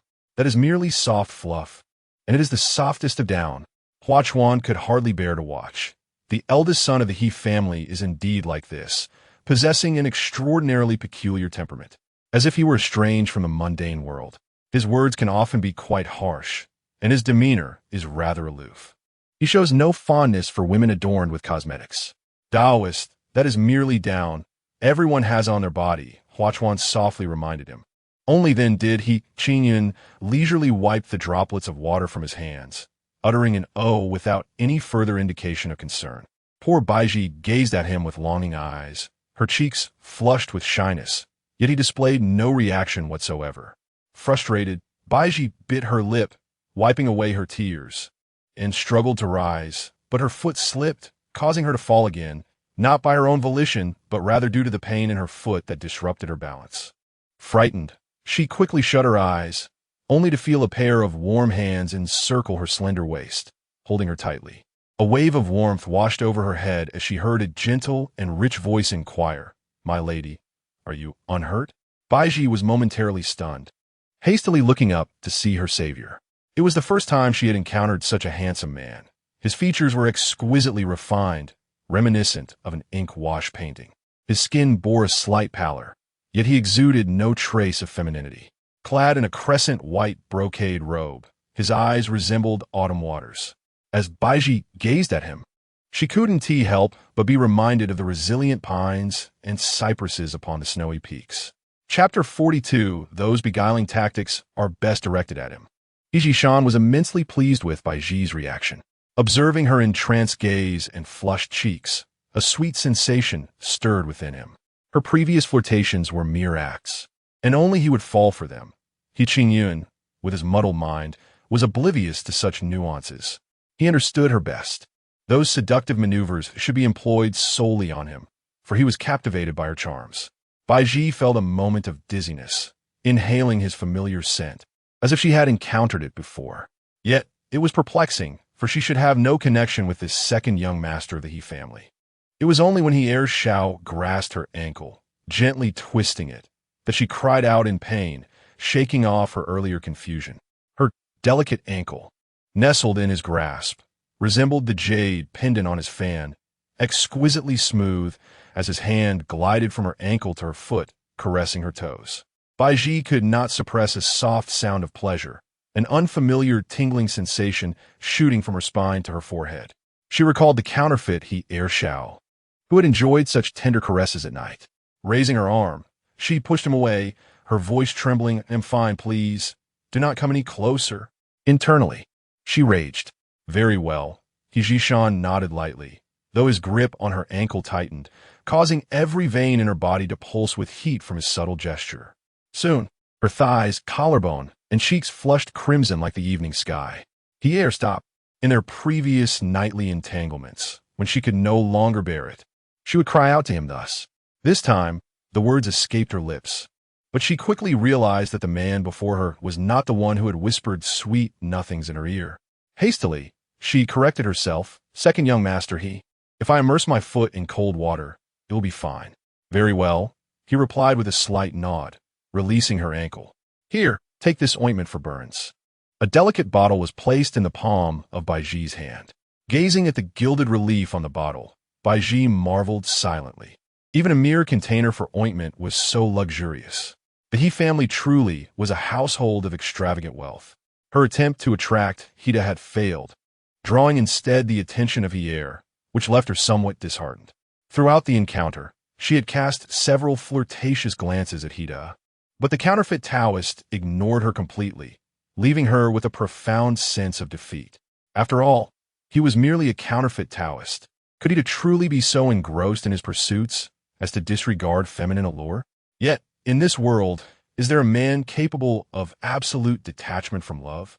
Even deities are ensnared by emotional entanglements. Upon returning home, Baizhi looked into the mirror, her floral beauty flawless. With a slight sigh of relief, she reassured herself. No task is insurmountable for the determined. The following day, Baizhi returned to Fei Xingguan with a half-handkerchief and a basket of soybeans. Upon seeing the handkerchief, Wang Linlang examined it in the sunlight from every angle before finally managing a smile. A cluster of entwined lotus vines adorned the handkerchief, meticulously stitched with exquisite, ethereal green thread. Interwoven among these threads were subtle strands of pale water white, seamlessly blending into the satin surface of the handkerchief. Only upon close inspection could one discern the delicate water white embroidery. This row of pale threads formed the character for star. Wang Linlang, reflecting on the past, quickly recognized that this star referred to Lu Xingcai from the Lu family of Yunzhou. In his youth, Lu Xingcai had traveled from Yunzhou to Jiangnan for his studies, coincidentally attending the Bailu Academy in Nanling City, where he became fast friends with Zhou Si's elder brother, both scholars of the same institution. Hence, through her brother's introduction, Zhou Shei had met Lu Xingcai. Thus, could it be that the girl before her, Baizhi, was the secret offspring of Zhou Si and Lu Xingcai? Initially taken aback, Wang Linlang soon erupted into laughter. My dear child, you are truly of unparalleled nobility. Your birth mother is the most favored and powerful concubine of the Doliang kingdom, and your father is the esteemed prime minister of the court. Master Guan Yuan, does this handkerchief possess any special significance? Baizhi, feeling rather bored, leaned by the window, idly toying with a pot of lucky bamboo. After scrutinizing her for a moment longer, Wang Linlang made another discovery. Baizhi bore a semblance to Zhou Si. However, a closer look revealed that her brows carried a hint more of heroism than Zhou Si's, likely inherited from her father, Lu Xingcai. I had originally intended to live out my days in this temple, enduring the harsh environment, yet finding solace in a roof over my head and a morsel of food to sustain me, perhaps muddling through this life in blissful ignorance. Yet deep within, I remained unsatisfied, harboring a deep-seated resentment towards the venomous lady of the Lin family and the deceitful lord of the Lin family. My dear daughter, perhaps my constant prayers to the deities have finally borne fruit in your arrival. Wang Linlang, filled with excitement, clutched the half-piece of the handkerchief tightly.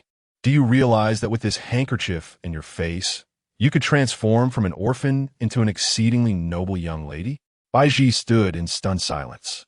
In both her past and present lives, she had believed herself merely a destitute orphan, relying solely on her beauty and a touch more cunning than others. Yet her godmother revealed to her that she was, in fact, a lady of extraordinary status. Wang Linlang, without intending to conceal Baizhi's lineage, divulged all she knew. After absorbing this information, Baizhi felt her head buzzing. Her mother was a revered concubine. Her father was the prime minister. After grappling with the shock of this revelation, Baizhi gradually regained her composure. The emperor's woman had an affair with a minister, resulting in her being born as an illegitimate child? Good heavens! If this truth were to surface, the Lu family, the Zhou family, and even she herself would face dire consequences, perhaps even annihilation. For her father had ultimately cuckolded the emperor.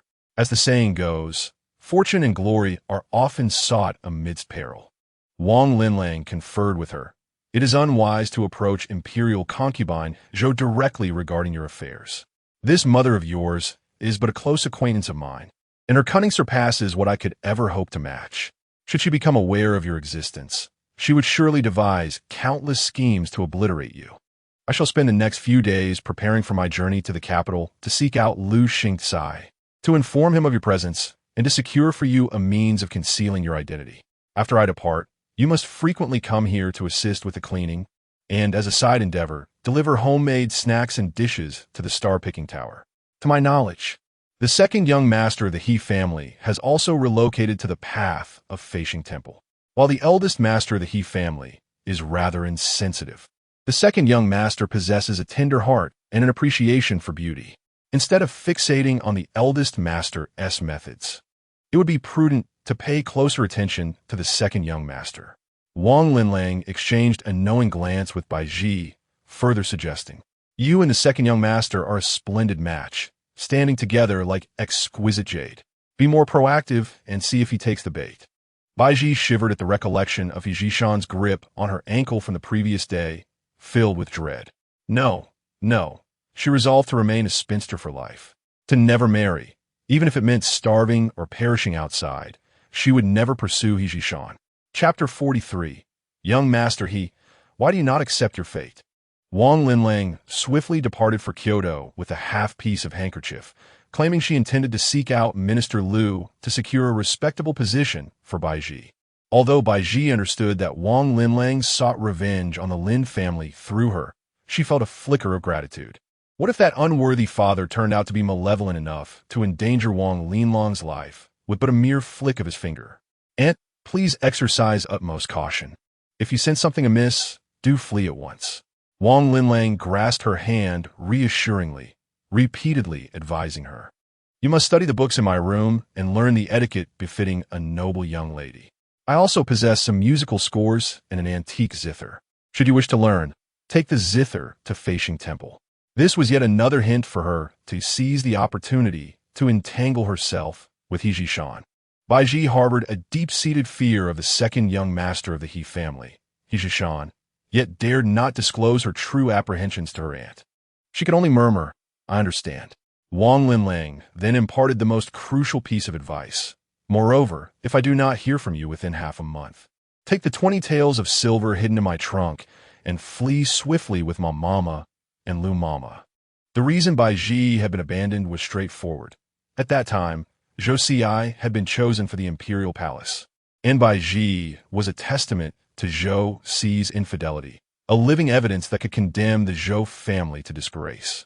Thus, it was imperative to erase the existence of this child without a trace.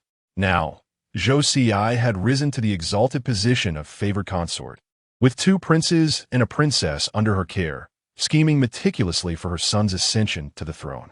Baizhi's emergence at this juncture would undoubtedly expose the dark history of the imperial consort. Thus, Wang Linlang's journey to Kyoto was fraught with peril. After her aunt's departure, Baizhi rummaged through the old books in the room, discovering that the etiquette they taught was exceedingly stringent. Just the section on how to properly bow to individuals of varying ranks spanned 30 pages. After a day spent poring over them, her back ached and her legs throbbed. In frustration, she tossed the book aside and grabbed a handful of fried rice that Lu Mama had prepared, chewing it angrily. The crunching sounds echoed through the room, and the enticing aroma of the fried rice wafted outside. A small figure peering in could no longer contain their curiosity and poked their head through the window. "Sister Fairy, what are you eating? It smells delightful." Startled, Baizhi scrutinized the intruder for a moment and exclaimed, "You are that Taoist from the Zhaixing Tower?" Hualu smiled sweetly indeed. "I am Hualu. Sister Fairy, could you spare me a bit of that delicious treat?" This little glutton had initially intended to pilfer some sweet cake from the Jinyuan master, only to discover here something equally delectable. Baizhi glanced at the fried rice in her hand and wrinkled her nose. "It's not that great, just crunchy and fragrant. This is called fried rice." Hualu slipped inside, grabbed a small handful, and popped it in her mouth. The moment she bit down, it was incredibly crisp.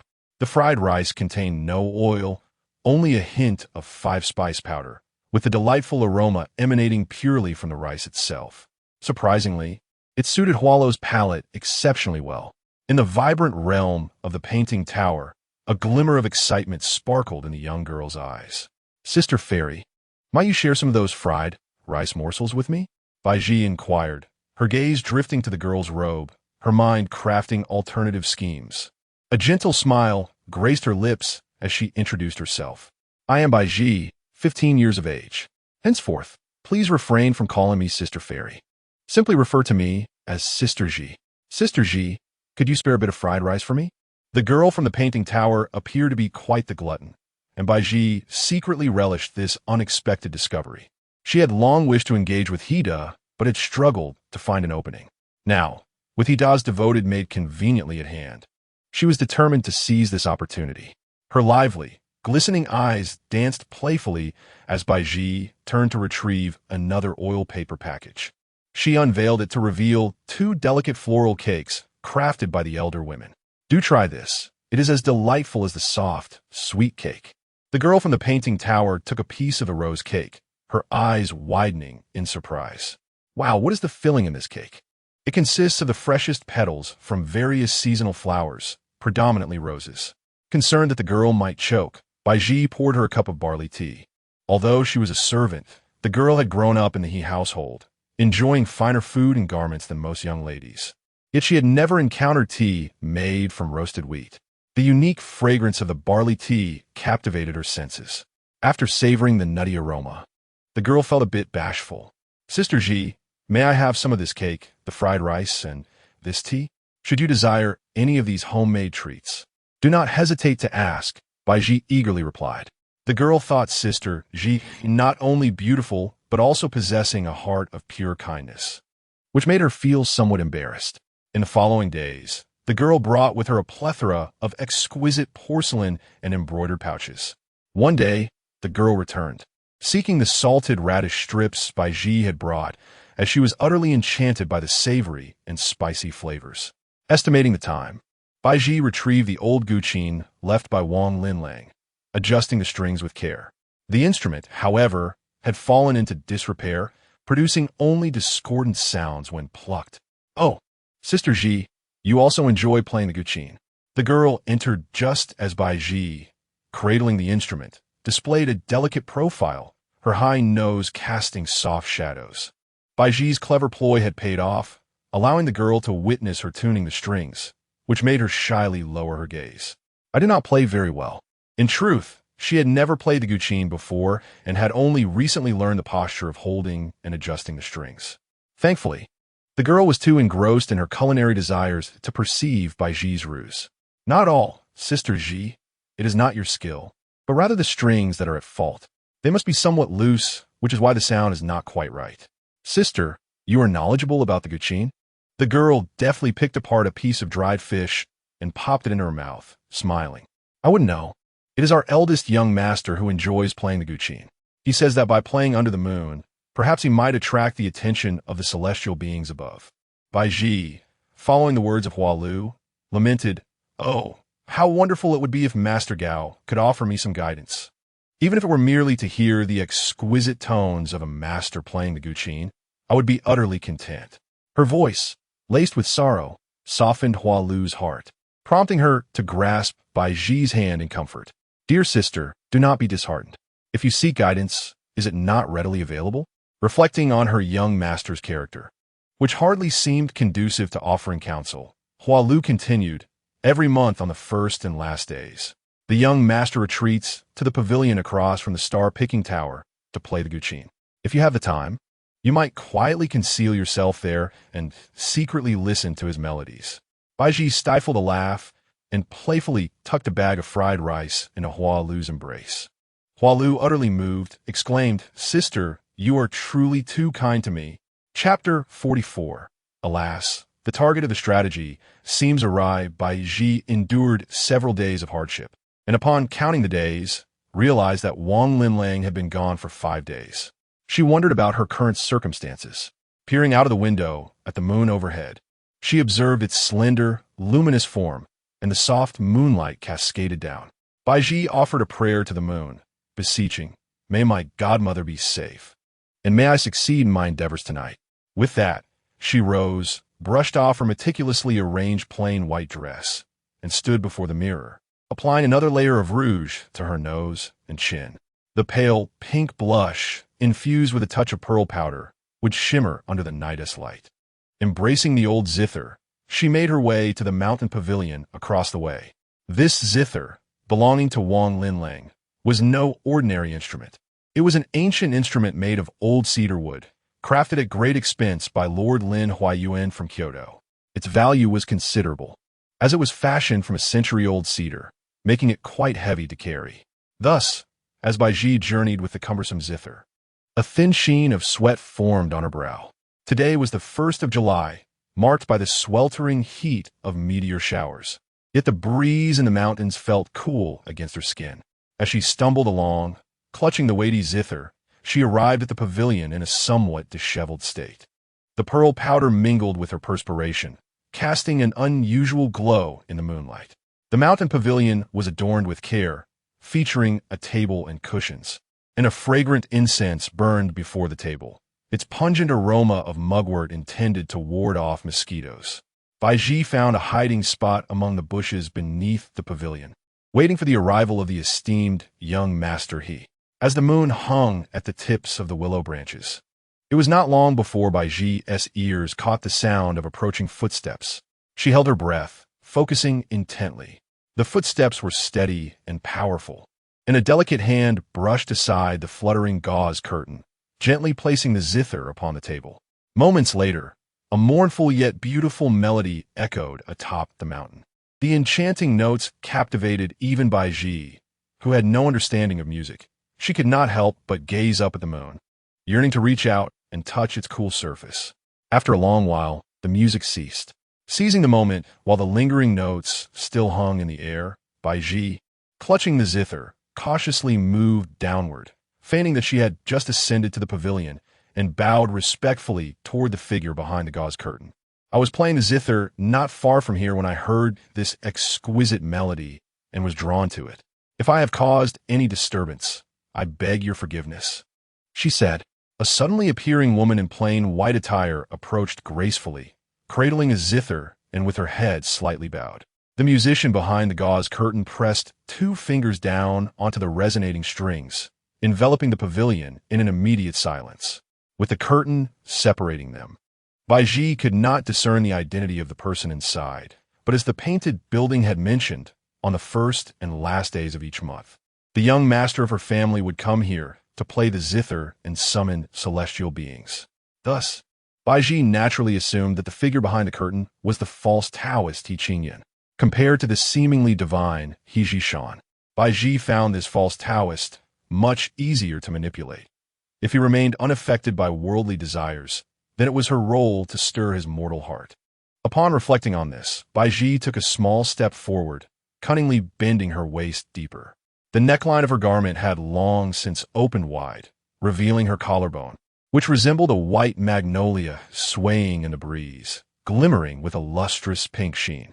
She had applied a generous amount of pearl powder blush to her collarbone, a precious cosmetic that had cost her a considerable sum, 5 taels of silver for such a minuscule amount, a price that pained her greatly. However, she felt justified in her purchase, as the exquisite blush enhanced her already unparalleled beauty, making her look even more enchanting. She had always been rather proud of her looks, and was convinced that He Qingyan could not possibly remain indifferent to her allure. As she reveled in her own charm, her eyes sparkled, radiant as summer blossoms.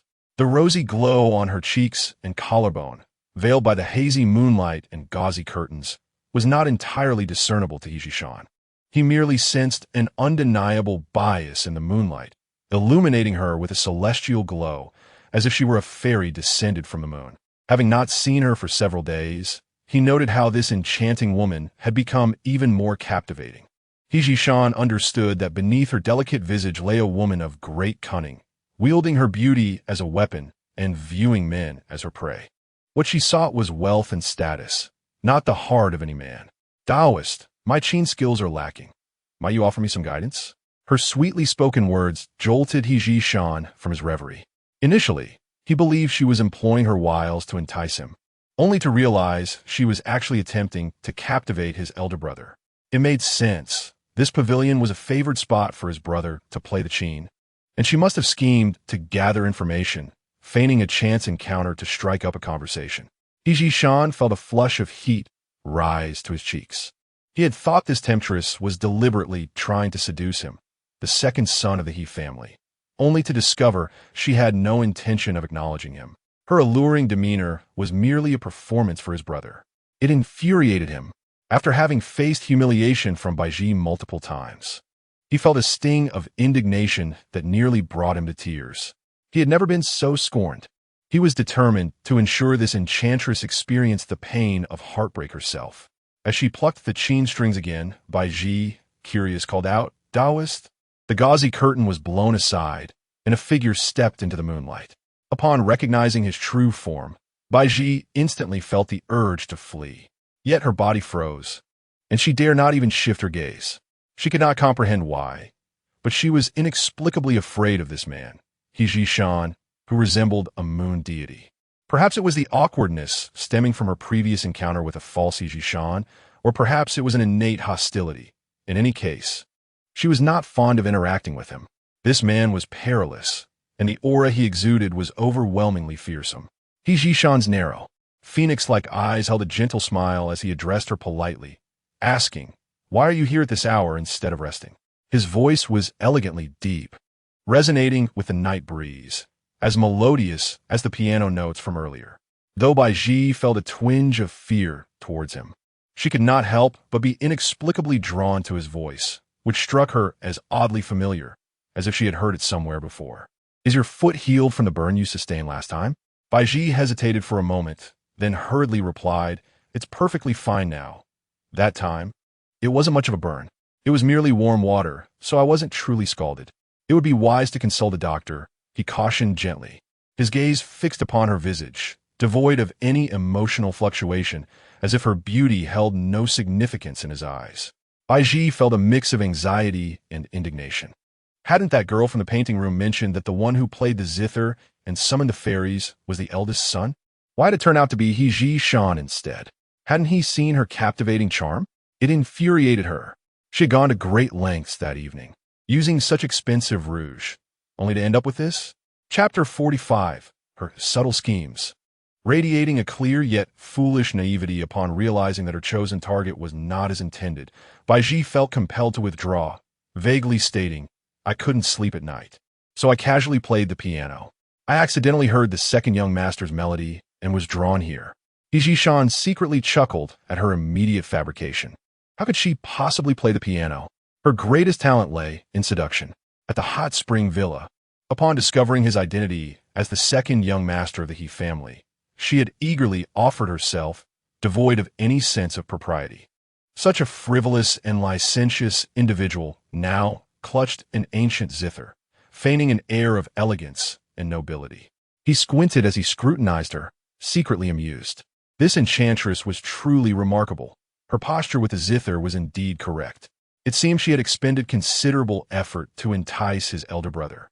His gaze fixated on the zither nestled in her arms. This instrument must be broken, yes? Baizhi, wishing to avoid further entanglement with him, felt her body relax and inclined herself outward, adopting a posture as if to leave. "It is quite late, so I shan't disturb the second young master any longer." However, Shan preemptively held her shoulder and then the zither. "Your strings are damaged. Allow me to mend them for you." Wasn't it said that the second young master was aloof and unattainable? Why then was he lowering himself to converse with her now? Baizhi was reluctant to let him repair the instrument, fearing that such an engagement might lead to unforeseen complications. With a smile, she replied, "There's no need. I've already found a zither shop in Namling City. I shall visit tomorrow and have the master there fix it. If you ask the city's craftsman to repair this zither, it will cost no less than 50 taels of silver," Shan remarked, knowing that she harbored a certain apprehension towards him, thus intending to use money to sway her. Indeed, upon hearing that the repair would require at least 50 taels, Baizhi was taken aback. "Why so much? It's merely a few broken strings." Shan's eyes sparkled with amusement. 50 taels is merely the minimum. The strings are precious, and the quality of sound is significantly influenced by the condition of the strings. Baizhi had hoped to use this zither to attract Hida, but spending 50 taels on repairs was out of the question. The 800 taels she had acquired, having lost her innocence in the process, were not to be squandered. "Very well." Baizhi relented, surrendering the zither in her embrace, shyly adding, "Then I must trouble the second young master." Her reluctance to engage too closely with He Ji-shan stemmed from a fear that he might learn of her true identity from Ling Shi in the future. She had approached Ling Shi twice at the He residence. The first time, she had received 500 taels, which, although taken by the false heir, had originated from the He family's coffers. The second time, she secured 800 taels, which she kept for herself. In total, she had obtained 1,300 taels from Ling Shi. While this sum might seem trivial to He Ji-shan, he would undoubtedly suspect that something had transpired between her and the counterfeit heir.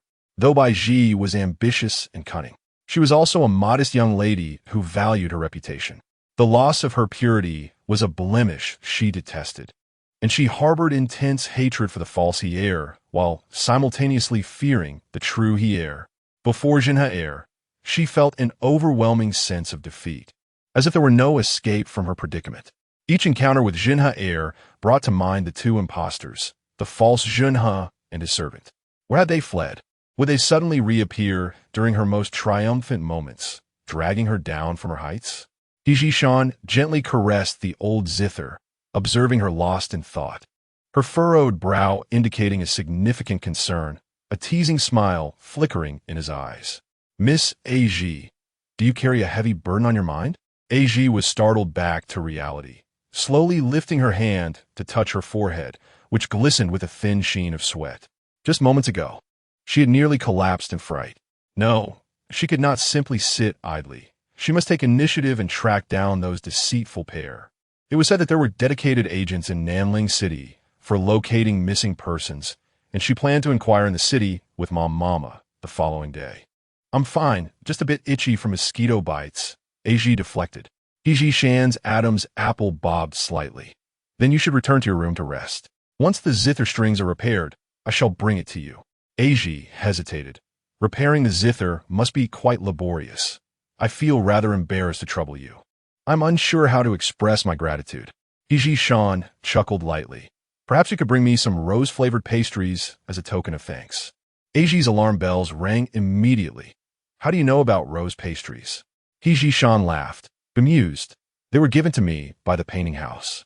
Is it a delicacy exclusive to them, meant for no one else? Baizhi sighed in relief, her heart easing, her voice soft. It's not that. I merely wondered if the second young master preferred something sweet or a more subtle flavor. Sweet or mild, it matters not, He Ji-shan replied, turning to retrieve a fragrant sachet from the hall. This is made of mugwort, effective against mosquitoes. Take it with you. The mosquitoes are quite bothersome at night. So be sure to close your windows and don't let the cool air tempt you.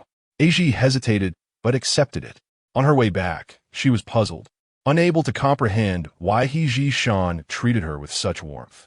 Was he not the aloof and proud moon god? Why this exception for her? Was it mere lust? After all, he himself was a beauty. Perhaps he was merely infatuated with appearances. Baizhi pondered this, yet could find no reasonable explanation. Upon returning to her foster mother's small cabin, she took a bath and lit the mugwort sachet. Wisps of white smoke rose from the burner, driving away the bothersome mosquitoes. She soon succumbed to a deep slumber. Upon waking, she returned to the village, summoning Mama to accompany her to the city. In Nanling City, there was a place known as the Yang, bustling with all manner of trades. Baizhi spent 80 taels to hire an agent to search for the two con artists. After describing their appearances in detail, the agent promptly produced a rough sketch. But Baizhi found it unrecognizable. The agent himself had never seen the two impostors, so only a vague outline could be rendered. In the vast sea of people, locating these two tricksters indeed posed a formidable challenge. Baizhi cautioned the toothy man, urging him to remain vigilant against those deceitful individuals who prey on young girls. Lured by beauty and wealth, these two often masqueraded as master and servant, feigning the identities of noble offspring to perpetrate their scams. The man, revealing a grin that displayed his yellowed teeth, replied with an air of confidence, "Rest assured, my lady, having received your deposit of 80 taels. Should there be no news within a year, you may bring this contract back to the old place, and I shall promptly refund you 50 taels. If within the year we do receive news but fail to apprehend the culprits, you need not pay anything. Only when we present the captured individuals before you should you remit the full sum of 100 taels. This arrangement is exceedingly fair. A total of 180 taels. Such fairness is laughable. That amount could purchase a modest residence in the outskirts of Nanling. Yet, the thought of not finding those two swindlers left Baizhi in a state of constant anxiety. She adjusted her veil and deliberately altered her tone, saying, "Very well. I shall entrust everything to you, Lord Zhuwu." After departing from Zhuwu, Baizhi meandered through several alleys, her steps growing lighter with each stride. She had arranged to meet Mama Ma at the entrance of a tea house. However, upon arriving at the alley leading to the tea house, she beheld Mama Ma being struck by a woman in a red dress upon a horse. "You wretched woman, I was riding gracefully, yet you dare to collide with my horse. Do you have any idea who I am from the Zhou family, or where this horse of mine comes from?" Mama Ma lay bloodied and bruised, her skin torn and raw. Unable to contain her fury, Baizhi, as the whip was raised once more, seized its tail with determination, yanking the haughty woman down from her steed. Chapter 46. Who do you call brother? You little wretch. Zhou Yueying, proud of her status as a distinguished young lady of the Zhou family, has always looked down upon others. When she was publicly pulled down from her horse, the other servants took a while to react. "You worthless dogs, the Zhou family has raised you to be nothing but idle fools." Once those servants helped her up, Zhou Yueying retaliated with several sharp slaps. The onlookers were not surprised by her behavior. Known for her arrogance and recklessness, Zhou Yueying often galloped through the streets, causing misfortune to several unsuspecting individuals who could only swallow their grievances in silence. This was largely due to her connection to a favored imperial concubine, and the horse she rode was a royal gift, causing even the most esteemed ladies to avoid crossing her. Today, while the elderly Mammy Ma was walking normally on the street, she suddenly heard the sound of galloping hooves. The crowd scattered like frightened birds, and due to her advanced age, she could not react in time and was knocked down by the horse. Zhou Yueying, clad in a red dress, raised her whip and berated her, demanding that Mammy Ma pay for the supposed affront to the royal steed with her life. "Mammy, can you still get up?" Baizhi supported Mammy Ma, who insisted she was fine, yet struggled for a long time without success. As Baizhi lifted her skirt to take a look, tears instantly streamed down her face. The horse's hoof had trampled Mammy Ma's left leg, injuring the bone beneath the knee. If a capable doctor was not found promptly, walking might become a lifelong challenge. In her previous life, Mammy Ma had suffered a similar leg injury and was left bedridden until her demise. After Baizhi's rebirth, she had hoped to protect Mammy Ma from this calamity, but to her dismay, the misfortune had arrived earlier than expected. Was it true that she could only watch the events unfold as they did in her past life, without the power to alter them? No, she could not allow the woman who cared for her to become a crippled burden. "Mammy, I have money now. I will take you to find the most renowned doctor in Nanling City. With 800 taels and still 750 remaining, it should suffice." "You little wretch, where do you think you're going?" Zhou Yueying scoffed. "My horse has been startled, and you think you can just leave without a proper acknowledgement?" Baizhi gazed at the fiery red-clad young lady with a heart full of coldness. Riding in the streets of Nanling was prohibited. "Miss, if we take this to the magistrate's office, I am also in the right." "You intend to take this to the magistrate?" Zhou Yueying laughed heartily, pointing her whip at herself. "Do you know who I am?" A nearby maid with slanted eyes chimed in to assist her mistress in reprimanding this unruly girl. "Miss Yueying is the niece of the current imperial concubine Zhou, a legitimate daughter of the Zhou family. You, with your lowly status, dare to speak so brazenly." Baizhi's eyes brightened. The imperial concubine Zhou? Her adoptive mother had mentioned that she might very well be a hidden, illegitimate daughter of the imperial concubine.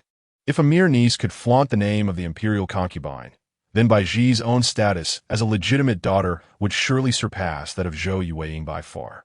Was this little wretch hiding her true identity out of shame? Zhou Yueying yearned to flick the white veil adorning Baizhi's face with her whip. Baizhi retreated several paces, and when she found herself cornered, a familiar voice suddenly reached her ears. That voice was clear and melodious. "Sister Yueying." Those 4 words instantly diverted Zhou Yueying's thoughts. She promptly tempered her brash demeanor, adopting a delicate tone as she bowed her head towards the carriage, softly inquiring, "Brother Jishan, what brings you here?"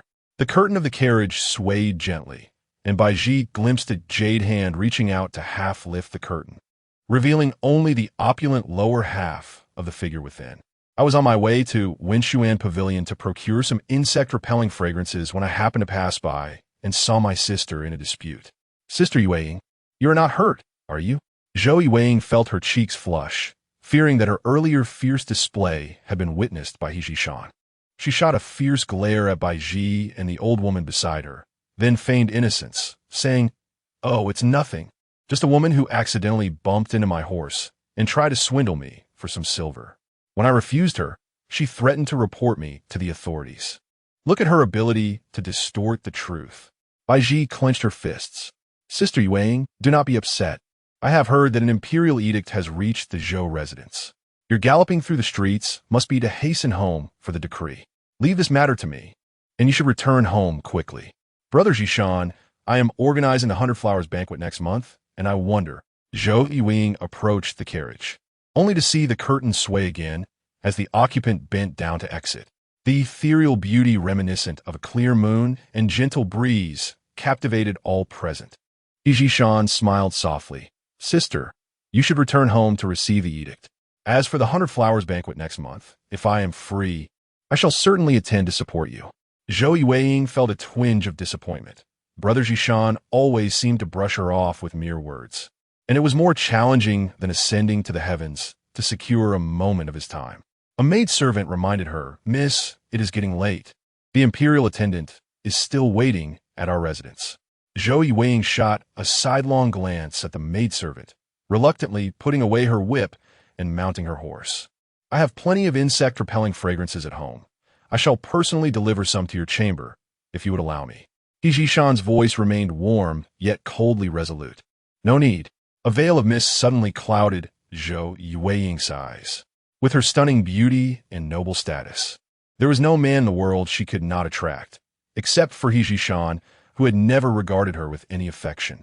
Gripping the reins tightly, she sat atop her horse, biting her lip and staring blankly at him.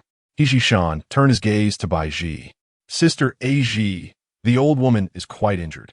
If you trust me, allow me to take her to a place for treatment." Baizhi felt as though a string had snapped in her mind, both vain and indignant. She realized that few could claim the honor of being called sister by the illustrious Hier. The eyes of those around them were fixed on Baizhi, seemingly attempting to penetrate the veil and glimpse the true visage and identity of this young lady. Amidst the envious gazes of the crowd, Baizhi garnered a sense of vanity, yet beneath it lay a simmering anger. When did she become his cherished younger sister? That lady in the red dress bore an expression that seemed ready to devour her. Baizhi cast a furtive glance at Zhou Yueying, whose eyes were as crimson as blood. The memory of her earlier scene, where she brandished the whip against Mama Ma, ignited a flame of anger within Baizhi. Instantly, she leaned languidly against Jishan's shoulder, deliberately wrapping her arm around his neck, and with a feigned sweetness, she said, "Brother Jishan, how delightful to see you. I was nearly frightened to death just moments ago." Sob, sob. She squeezed out a couple of non-existent tears, her body becoming increasingly delicate as she nestled closer into Jishan's embrace. Zhou Yueying was consumed by jealousy, her insides aflame with rage. "Brother Jishan is someone you can call out to? Unveil your face, and let me see which family you truly belong to." Chapter 47. In a moment of desperation, Baizhi approached her brother, her demeanor contrasting sharply with Zhou Yueying's aggressive nature. With a timid gesture, she lifted the corner of her veil, just enough for Jishan to catch a glimpse, before hastily lowering it again. Her tear-filled eyes glistened, and she clutched at Jishan's sleeve with a pitiful expression. "Brother, I am so frightened. How shameless this wretched woman is." Zhou Yueying seethed with rage at the audacity of the woman who dared to flirt with her, Jishan, in her presence. In her fury, she forgot all decorum and leapt from her horse, brandishing her whip as if to attack. Baizhi, hidden behind her veil, couldn't suppress a triumphant smile as she snuggled closer into Jishan's embrace. The warmth and softness enveloped him, and as her delicate hands encircled his waist, he momentarily froze. captivated by her gentle voice that stirred his heart. "Brother, why is this Miss Zhou so fierce? Why does she always resort to using her whip? You insolent girl, whom are you calling fierce?" Zhou Yueying stomped her foot in indignation. "Get out of my brother's arms, you shameless woman. Do not take advantage of his kindness." Baizhi had no intention of entangling herself with the Zhou family. Her antics today were solely to provoke Zhou Yueying. She feigned a delicate demeanor, tightening her grip around He Jishan, pressing her body closer to his chest. The mingling of her sweet fragrance with his masculine scent created an intoxicating atmosphere, reminiscent of something familiar. Her cheeks flushed with embarrassment, yet the veil concealed her mortification, known only to her. He Jishan furrowed his brow, addressing Zhou Yueying. "My dear sister Baizhi is fragile. Please do not frighten her any further." In a rush to accompany her maid to seek medical attention, Baizhi had no time to waste on Zhou Yueying. She decided to feign fainting, grasping He Jishan's hand and pretending to struggle for breath. "Brother, I feel unwell." With a sudden sway, she collapsed into a faint. Of course, Baizhi was merely pretending. He Jishan maintained a calm, fa-ade. Yet a keen observer would notice the spark of amusement in his eyes. He found Baizhi's antics utterly delightful, each encounter bringing him unexpected surprises. Unlike the other women who only knew how to chase after danger heedlessly, aware of her act, he chose not to expose her charade. Instead, he gently wrapped his arm around her soft waist, speaking urgently, "Sister Baizhi, I shall take you to see a doctor immediately." He then instructed He Qingping, "Take the maid to another carriage and go to Hongming Hall to find Dr. Wang." Masked, He Qingping muttered to himself, "Heaven above, my name is He Qingping, not He Pingin. When will I be able to reclaim my true name? This one feels so awkward." As news spread about He Jishan carrying a woman in his arms and sharing a carriage with her, it ignited a frenzy among the local and visiting noble ladies. They only knew that the woman was named Baizhi, with no further details to share. Zhou Yueying diligently investigated the profiles of the noble women. Yet she failed to find a single match for Baizhi, inciting her anger to the point of punishing the household servants. After leaning against He Jishan, Baizhi began to feel a twinge of regret. Inside the carriage, He Jishan, this handsome gentleman, buried his head in the crook of her neck, inhaling her fragrance softly. Baizhi clenched her fists in frustration, contemplating delivering him a punch. Once He Jishan had savored her scent to his satisfaction, he began to caress her silky hair, which flowed like the finest satin, smooth and supple. How could she maintain such beauty? Despite being a destitute orphan, was she truly blessed with innate charm? "Azzi, your eyelashes are quivering quite vigorously. Have you not lost consciousness?" His voice continued to chatter incessantly as his hands became increasingly audacious. Baizhi's lashes fluttered, and she finally opened her eyes, grasping his wrist and scolding him angrily. "What are you doing? I am but an innocent maiden. Good to see you awake," He Jishan said, lightly brushing her lashes with his fingertips, causing them to flick against his skin like a delicate fan. As he gazed into her bright eyes and saw her radiant smile, he remarked, "You look truly lovely, just as you are." Under his penetrating gaze, Baizhi felt a pang of guilt and lowered her head. She had an unsettling sense that her every move lay within his grasp. Perhaps he had already discerned that her earlier fainting was feigned. Was he not clever enough to instantly unravel her thoughts? Would her true intentions for appearing at the mountain pavilion that night also be laid bare before him? Although she had aimed to entice Hidashia, being seen through still left her feeling humiliated. He Jishan, like a hunter with a well-laid plan, indulged in her audacity, for to him, she was merely prey, and prey posed no threat. Second young master Baizhi gradually straightened herself, letting out a sigh. "I must thank you for your timely intervention earlier." As the carriage came to a halt, He Jishan regarded her with a smile. "Do not thank me just yet. Your nurse's leg injury is quite severe. If not treated promptly, she may become incapacitated." Baizhi's expression turned somber at once. What a stroke of misfortune it was to encounter the unreasonable Zhou Yueying today. Were certain events from her previous life destined to remain unalterable? Dr. Wang from Hongming Hall is renowned for his expertise in treating bone injuries. With his assistance, your nurse will surely recover completely. A glimmer of hope illuminated Baizhi's eyes. Really? But such a doctor must be difficult to engage. Baizhi did not respond directly, merely smiling in reply.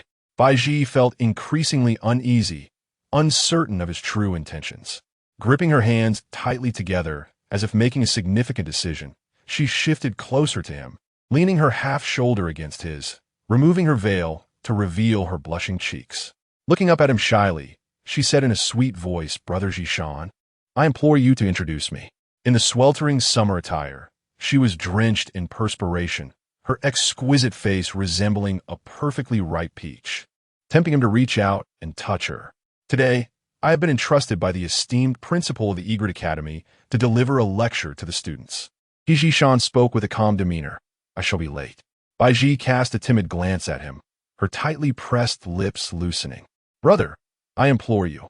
A hint of amusement flickered in Zhishan's eyes as he, unable to resist, extended his fingertip to gently poke her peach-like cheek. His touch was cool, while her cheek burned with warmth. Baizhi's heart raced as she gazed deeply into his eyes, clear and pure, reminiscent of a pristine spring, devoid of any discernible desire. She found herself unable to decipher his thoughts until he uttered the words, "How would you like to beg me?" Following this, he chuckled softly, laden with mockery. It dawned on Baizhi that this lofty figure, akin to a celestial being, regarded her with indifference, seemingly intent on teasing her. Anger and embarrassment surged within her, a whirlwind of complex emotions flooding her heart. She released her clenched fists and playfully adjusted her belt, the white fabric twisting around her, accentuating her graceful form with every subtle movement. She knelt before him, placing her hands upon his knees, her smile radiant as she asked, "Dear brother, does this manner of pleading please you?" Chapter 48. Indeed, I am a wretched and frivolous creature, unworthy of your regard. The carriage exuded a resinous aroma, imbued with an ancient essence, which, upon being stirred by Baizhi, transformed into a sweetness reminiscent of mimosa. Zhishan's countenance darkened, his peach blossom eyes ablaze with fury, resembling a beast enraged by a crushed tail. "Is your belt intended to be unfastened for men at any given moment?" He spat. "How can such a shameless woman as you exist in this world?" Baizhi had correctly surmised his temperament. Zhishan, with his haughty nature, held women of her ilk in utter disdain. She deliberately presented herself as frivolous as the courtesans of the Hua Lu brother. Baizhi provocatively swayed her waist, her allure palpable, lunging towards him. Zhishan, perceiving a formidable threat, pushed her away, his expression even more tempestuous. "Wretched creature." Baizhi lowered her gaze, her eyes drifting to his legs, a smile of satisfaction gracing her lips. While he denounced her as debased, his body's reaction betrayed his true feelings. While the moon goddess's nobility, the transcendent gentleman, he was merely mortal, susceptible to mortal desires. Zhishan clasped his legs together, awkwardly chastising her. "Hurry and don your clothes. The weather is sweltering." Baizhi pouted her rosy lips, feigning innocence. Zhishan closed his eyes, his ire dissipating swiftly. He was astute enough to realize that she was intentionally provoking him, seeking to incite his disdain. His brows knitted with cold determination, he suddenly opened his eyes, seizing her alabaster wrist. The smirk on Baizhi's lips faltered as she felt his searing hand encircle her waist, an aura of danger enveloping her. "My dear sister, such earnestness warrants my reluctant acceptance." "What does that mean?" Baizhi was momentarily taken aback, and only as her garments slipped away did she wrap her arms around herself, desperately attempting to retreat. "Zhishan, you fiend! Did my dear sister not wish to entice me with her body? If I refuse, your matron shall be rendered crippled. My heart is pure. I cannot bear witness to such tragedies. Thus I must succumb to your temptation." His hand trailed from her soles to her chin, each point of contact ablaze.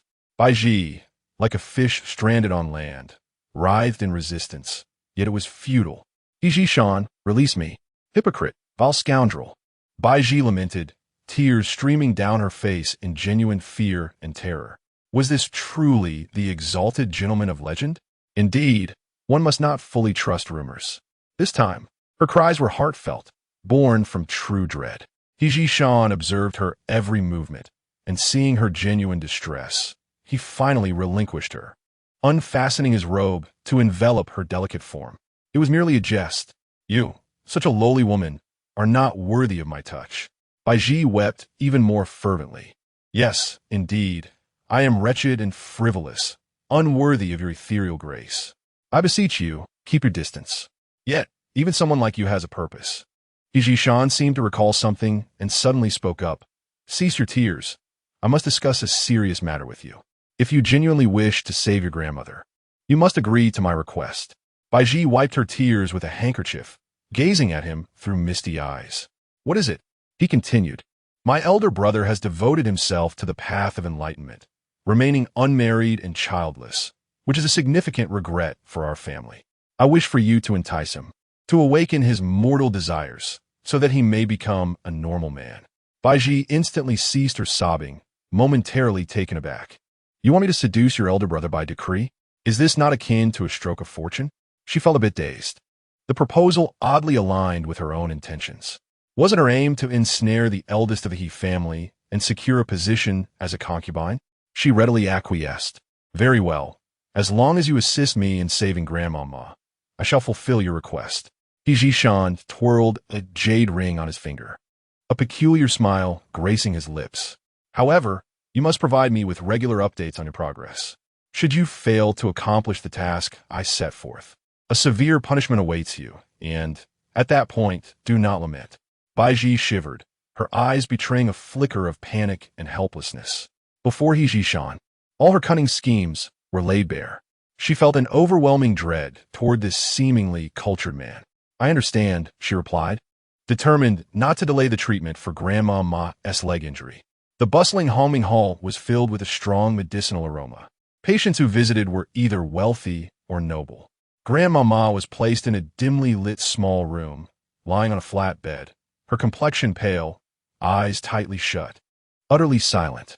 Baizhi anxiously held Grandma Ma's hand, occasionally checking for her breath, sighing with relief when she confirmed that she was still alive. After Baizhi Shan escorted them inside, he hurried off to teach at Bailu Academy, leaving Baizhi and Grandma Ma feeling abandoned, with no one inquiring about their well-being. Baizhi touched Grandma Ma's forehead, which felt somewhat damp and warm, likely indicating a fever. She hurried to seek assistance from the attendants. However, they were preoccupied, bustling about serving elegantly dressed nobles, completely ignoring them, merely instructing them to wait patiently. Baizhi simmered with frustration. Exiting the dim room, she spotted a male attendant holding a vibrant piece of fabric, laughing and chatting with a female attendant. They appeared quite leisurely. From where did you pilfer that fabric? Speak honestly. Ah, sister, I purchased this from the fabric shop. I heard you were in need of material to embroider a handkerchief, so I brought it to you. Do embroider me a pair of mandarin ducks playing in the water. What mandarin ducks? You little scoundrel, harboring ulterior motives towards me. I already have 2 children. Baizhi's anger intensified. There were patients lying inside, yet they dared to jest. Suppressing her fury, she approached the 2 and rapped on the table. Might I trouble you both to urge Dr. Wang, or to assist me in checking on my grandmother inside? A man and a woman were engrossed in their own conversation. Oh dear sister, that scoundrel of a husband of yours frequents our shop every few days for medicine. Are those 2 children truly his? With that frail physique, can he truly satisfy you? Xiao Yozi, you are insufferable. Do not be deceived by my husband's slender build. When he gets going, his strength is remarkable. Look at my neck, it's all bruised from his fervor. The female attendant, displaying a hint of pride, pulled down her collar, prompting the mischievous Xiao Yozi to tiptoe for a better view. The 2 were so close, nestled against one another, unperturbed by the presence of others. Baizhi raised her voice. Would you be so kind as to check on my grandmother? The female attendant, unflustered, adjusted her collar and rolled her eyes. What a hurry. We'll get there when we get there. Turning back to Xiao Yozi, she complained, an old granny in coarse linen dares to come to our homing hall? Just the consultation fee alone is 10 taels. Can she afford that? Baizhi felt a surge of anger. She seized a nearby teacup and hurled the contents at the woman and Xiao Yozi. Ouch! The scalding tea splashed predominantly across the woman's face, eliciting a loud wail from her. Chapter 49. It's your turn. Here, whose are you? Little Liuzi exclaimed, rolling up his sleeves, ready to defend his dear sister. Baizhi gasped. Isn't your homing hall a place for healing? Why are you rascals here laughing and scolding instead of tending to patients? Little Liuzi pointed at his nose, shouting, Do you know who I am? The esteemed physician Su of Homing Hall is my great-uncle. What right do you have to command me to serve? Baizhi, filled with indignation, recalled her own past experiences of helplessness and disappointment. Most people in this world were contemptuous, looking down on those of lesser status. They were disregarded simply because of their humble standing, even when lives awaited healing. Who cared for them, given their lowly status? Baizhi refused to be treated as a mere lowly individual. She knew she must rise above, for only by ascending could she safeguard those she wished to protect. Whose am I? Just look. She gestured to the exquisite robe draped over her. The sky-blue brocade exuded a subtle, yet undeniable opulence. A closer inspection revealed intricate golden embroidery at the cuffs and collar, crafted from the finest cloud-patterned silk. Do you dare to treat a member of the He family from Nanling with such disdain? Baizhi invoked the name of the He family to assert her authority.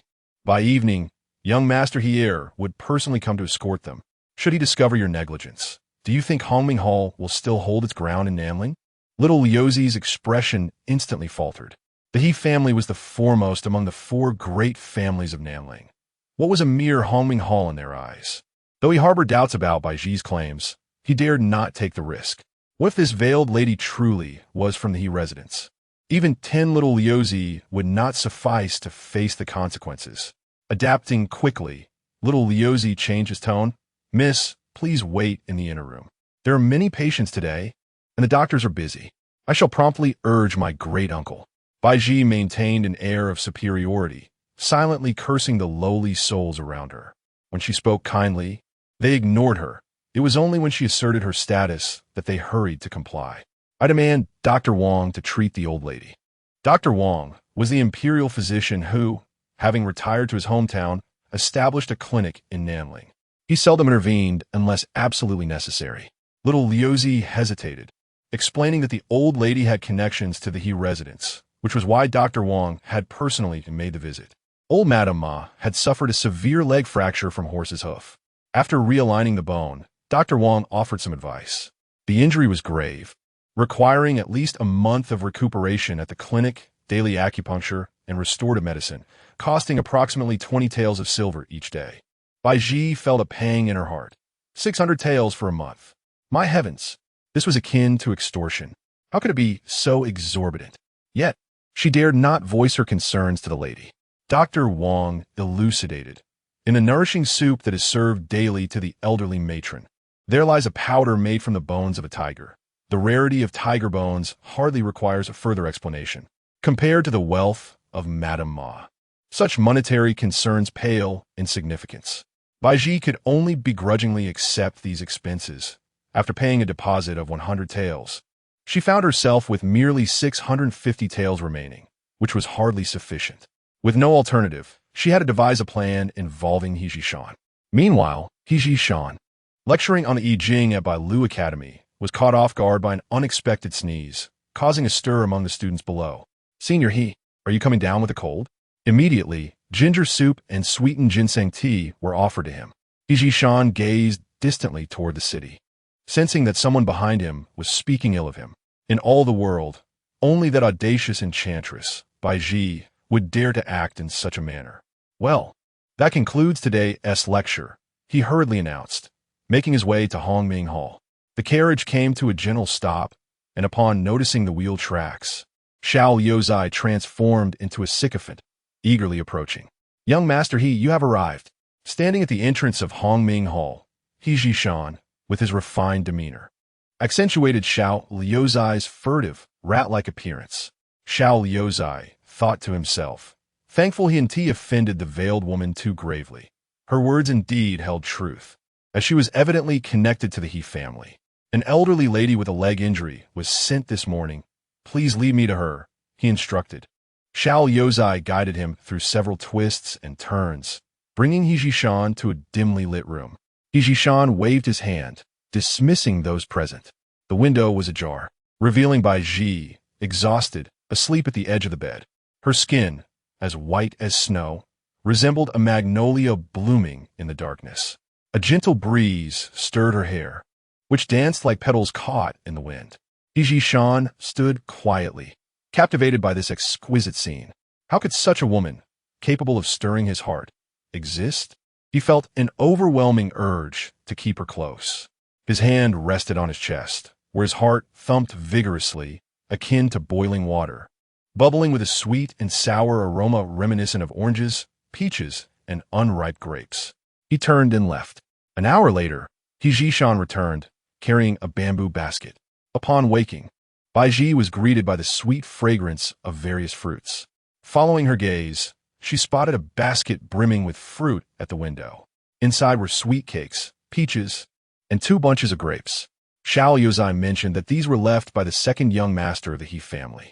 Baizhi, holding a peach, furrowed her brow and asked, "Where's the second young master?" "He has left," replied Xiao Yozai, unable to meet her gaze. Her icy, ethereal beauty pierced his heart with shame. She was like a snow lotus atop a mountain, while he was but a toad, unworthy to gaze upon such a delicate flower. The soft fuzz of the peach caressed Baizhi's palm as she gently stroked it, as if caressing Baizhi Shan's very heart. His heart, too, must be as tender as the peach's fuzzy exterior.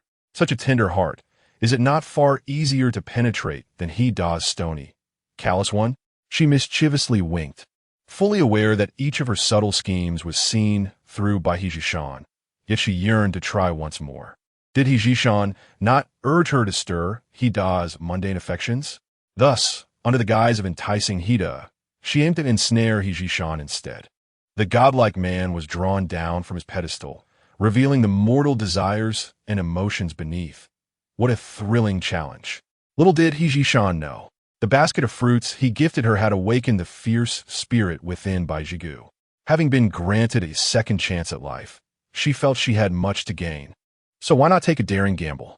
She wagered that Baizhi Shan would be moved by her, all the while firmly believing she would never succumb to love for this proud and arrogant scion. She was the hunter. She intended to capture Baizhi Shan's heart. Should she succeed in stirring the affections of this esteemed young master, then there would be no one in the world who could resist her charm. Chapter 50. A little soreness in the legs. Madame Ma's leg injury was being tended to by Madame Lu, while Baizhi, having served for several days, returned to the Feishing temple, her mind preoccupied with the pressing matter of accumulating wealth. The temple was bustling with visitors who came to pray and make donations. This year marked a significant occasion, with the triennial autumn examination approaching, followed by the spring examination and the palace test in the coming year. Countless scholars awaited the pivotal moment of their lives with bated breath. The atmosphere at Feishing Temple was as lively as a marketplace, with numerous women arriving to pray for the success of their male kin, fervently hoping for their triumph to bring honor to their families. Wang Pingsai's mother had also contributed 5 taels of silver as a donation, despite feeling a pang in her heart, yet for the sake of her son's future. She complied dutifully.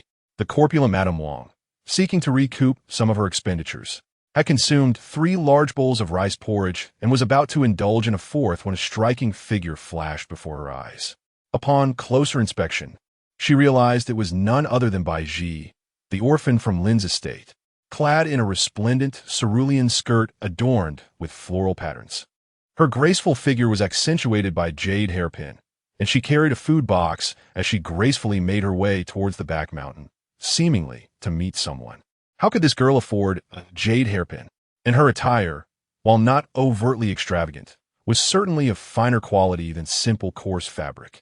Madame Wang's eyes darted about, akin to a rat catching sight of oil. The earlier refusal of Baizhi's marriage proposal had been rooted in the financial burden of Madame Ma's injury. Yet Baizhi now appeared even more splendid than before. Could there be some hidden scheme at play? Determined, Madame Wang followed closely behind Baizhi. Baizhi, carrying the meat porridge she had procured from the Manxiang building, precisely 2 small bowls, intended to curry favor with Dajan, anticipating that Baizhi Shan would also be present. This was a matter of ulterior motives disguised as hospitality. These 2 small bowls of porridge were priced at 3 taels of silver.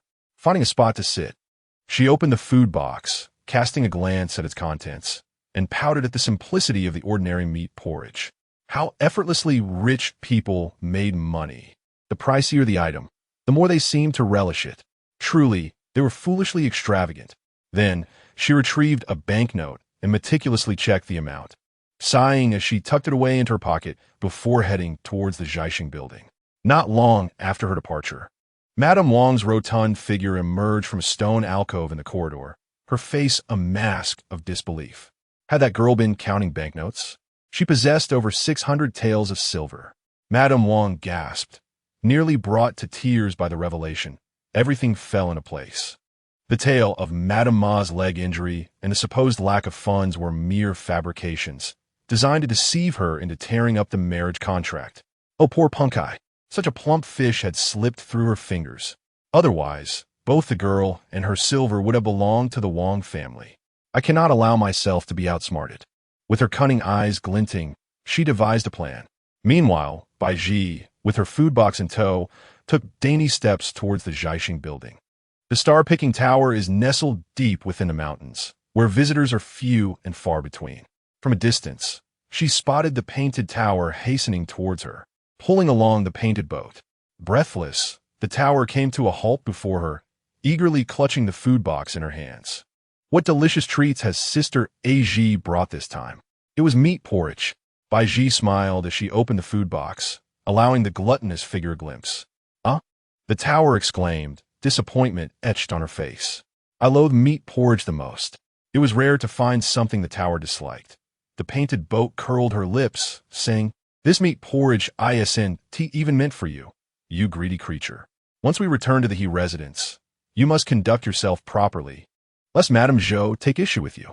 Baizhi feigned casualness and inquired, is young master he returning to the He residence? Wasn't he intent on cultivating here? The painted boat scoffed. After all, the young master bears the He surname. At the beginning of next month, our matriarch will celebrate her birthday, and, as the eldest grandson, he must return to honor the old matriarch. Baizhi silently noted this, smiling as she remarked, this meat porridge will turn unpalatable once it cools. I shall take Sister Baizhi to meet the young master. The tower, showing consideration, grasped Baizhi's arm, leaning closer as she whispered, Sister Baizhi, when will you make those flour cakes again? Do remember to make plenty. I adore them. I've been quite busy these days. The old woman who makes the cakes at home has injured her leg and is currently lying in Homing Hall, uncertain of her condition, Baizhi said, wiping away her tears and recounting the events of that day in detail. Both the tower and the painted boat were moved to tears, with the tower coldly remarking, I know who that woman in the red dress is. Her name is Zhou Yueying, a young lady from the Zhou family's second branch. Relying on her aunt, who is a favored concubine, she has become unbearably arrogant, galloping through the streets on horseback and endangering passers-by. Your old woman is not the first unfortunate soul she has harmed. Typically reticent, the painted boat joined in with scorn. The Zhou family reeks of the arrogance of those who have recently gained power. They were merely merchants selling textiles, yet they soared to prominence thanks to the favor of the concubine, acting with unbridled arrogance instead of maintaining a low profile. That Zhou Yueying even dares to dream of marrying into our He family. Sister Baizhi, you may not know, but Zhou Yueying initially sent a matchmaker to propose to our He family, hoping to marry the young master, who flatly refused her. The tower chuckled. Little did she know, Zhou Yueying, undeterred, has now set her sights on the second young master, and she clings to him day in and day out. The painted boat frowned. With a favored concubine in the palace, should Zhou Yueying manage to obtain a decree for marriage, our He family may have no choice but to welcome this young mistress. The tower teased. Even if a decree were to arrive, we need not fear. The He family possesses the imperial edict. Defying it holds little consequence. Our family is not without influence at court. The branches of the He family that broke away, those in the capital, Jinbei and Luzhou, are all formidable figures. Even if the emperor favors the concubine, he must consider our family's reputation. Without our support, the throne may not remain secure. Tower, silence yourself. Hua Chuan cast a few solemn glances around, his expression grave. You dare to speak ill of the emperor. Beware, for calamity arises from the tongue. It may not be long before someone silences you. Hualu stuck out her tongue, too intimidated to utter any more nonsense. However, Baizhi found herself gaining a deeper understanding of the He family. From Hualu's words, it became evident that the He family indeed commanded formidable influence, even capable of swaying the imperial throne, which made Baizhi gasp in astonishment. The threshold of the He residence appeared to loom above her, reaching heights she could scarcely fathom. "Sister Baizhi, why have you suddenly stopped?" Hualu inquired, blinking curiously at Baizhi, who had come to a halt. Baizhi suppressed her fear and managed to force a smile. "It's nothing, just a bit of fatigue in my legs. I can hardly walk." Chapter 51. Do not touch my feet. In her previous life, Baizhi spent a brief period as the concubine of the elderly He Hong-hai, confined within the walls of the courtyard, devoid of worldly knowledge. All she perceived was that He Hong-hai was remarkably affluent, exuding an air of authority, accompanied by 2 servants who attended to him closely. Yet in this moment, witnessing Hualu's nonchalant declaration that imperial edicts could be disregarded, Baizhi felt a twinge of trepidation. Hualu was merely a maid in the He household, yet her demeanor rivaled that of a noble lady from a tale. What manner of place was the He family? Was it truly a land where every inch was precious? Baizhi pondered, acutely aware of her own lowly status, unworthy even to cross the threshold of the He residence. Despite being the illegitimate daughter of the revered consort Zhou, she felt utterly inadequate. Moreover, her foster mother had been absent for so long, leaving uncertainty about the success of her journey to the capital. Beauty is often a formidable weapon. However, in the eyes of the highest echelons of power, could her beauty genuinely captivate their hearts? Should she attempt to ensnare the affections of an ordinary young nobleman? Or wait for the elderly He Hong-hai? Lost in her musings, she heard the melodious voice of He Zhishan. "I possess some skill in massage. If you do not mind, I can assist you with your leg." Baizhi gasped softly, her weariness prompting her to gaze up at He Zhishan. He was strikingly handsome, his broad brocade robe rustling in the breeze, his radiant features and singular charm stirring her heart. What could ordinary young nobles offer? They paled in comparison to the captivating He Zhishan, who was far more youthful than the elderly He Hong-hai. In his presence, Baizhi felt her heart wholly consumed by him. The notion of possessing such a refined gentleman was undeniably enchanting. Just as a man might be swayed by a woman's beauty, so too might a woman be tempted to bind a handsome man's heart through her allure. Baizhi's exquisite starry eyes narrowed slightly, revealing a hint of bashfulness as she grasped the hem of her azure skirt and lowered her gaze. Would she be too burdensome for the young He? Without a refusal or acceptance, she merely returned the question, awaiting his decision. Her delicate neck shimmered with a lustrous glow, her expression and demeanor tinged with youthful innocence and tentative curiosity. He Zhishan's voice was deep and frosty, akin to ice, caressing her ears, each word resonating within her heart. Not a burden at all.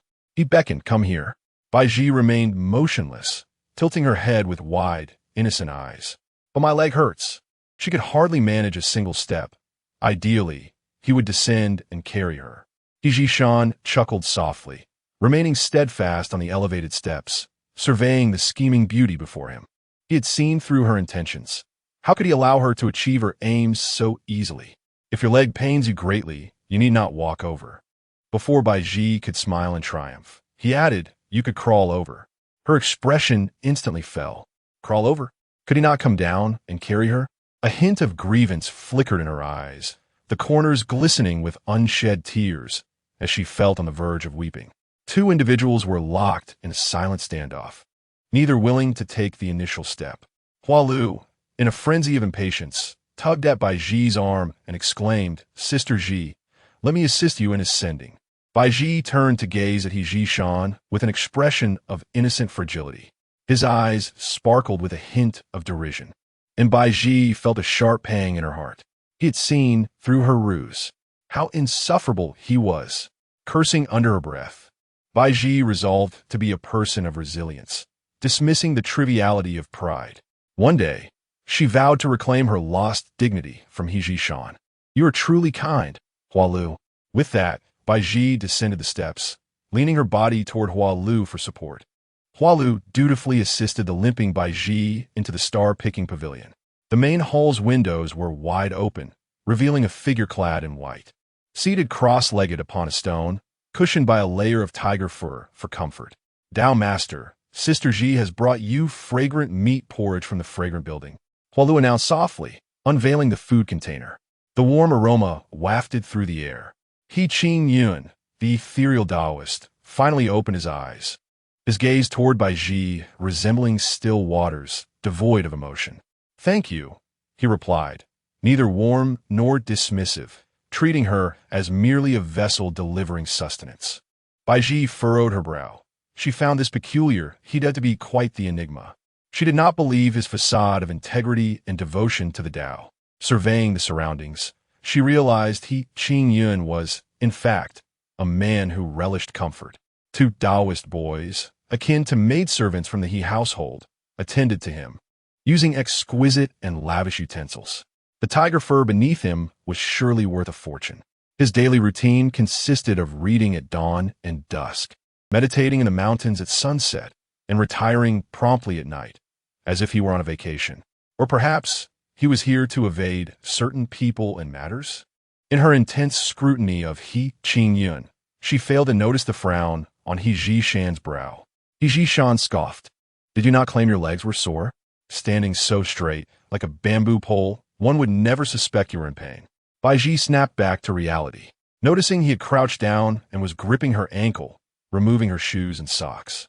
Her delicate, pale feet rested in his palm, igniting a rush of embarrassment within her. It was improper for a young lady's feet to be so openly viewed, let alone held by a man. He Zhishan's fingers brushed against her toenails as he remarked, "Your toenails are pink." Baizhi curled her 10 toes in modesty, retorting, "It's my legs that ache, not my feet. Please do not touch them." "Very well," He Zhishan replied with a chuckle, his large hand sliding up from her ankle to her calf, applying pressure.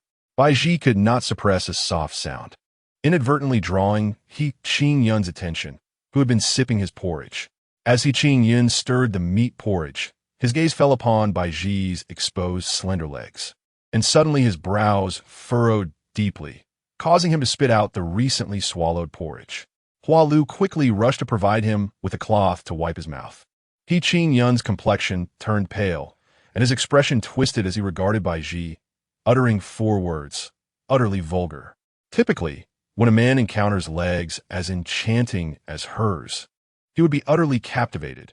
However, He Qing Yun is evidently no ordinary man, for he reacted with revulsion, even stating that she appeared vulgar. Baizhi trembled in indignation, while He Zhishan pressed down on her shoulder. "Do you recall the task I entrusted to you? To my elder brother, all women are mere trifles. Regardless of how extraordinarily beautiful you may be, he would not spare you a second glance. Have you considered how you might stir his mundane heart?" Baizhi, gritting her teeth in anger, retorted, "Surely he doesn't have a preference for men, does he?" He Zhishan smiled faintly. "That is utterly impossible. In his eyes, all beings are equal, and he harbors disdain for both men and women alike. How could he deem me unbearably vulgar? In what way am I vulgar?" Baizhi mused, scrutinizing her own attire. She radiated a refreshing beauty akin to a delicate water lily, adorned only with a simple jade hairpin. There was no reason for her to be associated with vulgarity. He Zhishan's hand caressed her leg with varying pressure, and in the star-picking tower, they were alone. Should he desire, he could manipulate her at will. Chapter 52. She draws the moon god down. It is widely known that the second young master of the He family is a fallen celestial, a noble gentleman with a jade-like visage, esteemed for his character and kindness. Yet, deep within, He Zhishan is acutely aware of the true nature of his being. In his childhood, the He family's sons each adopted a little rabbit, among which the third son's bunny was particularly lively and adorable, stealing the spotlight at the mid-autumn family banquet, even receiving praise from their grandmother.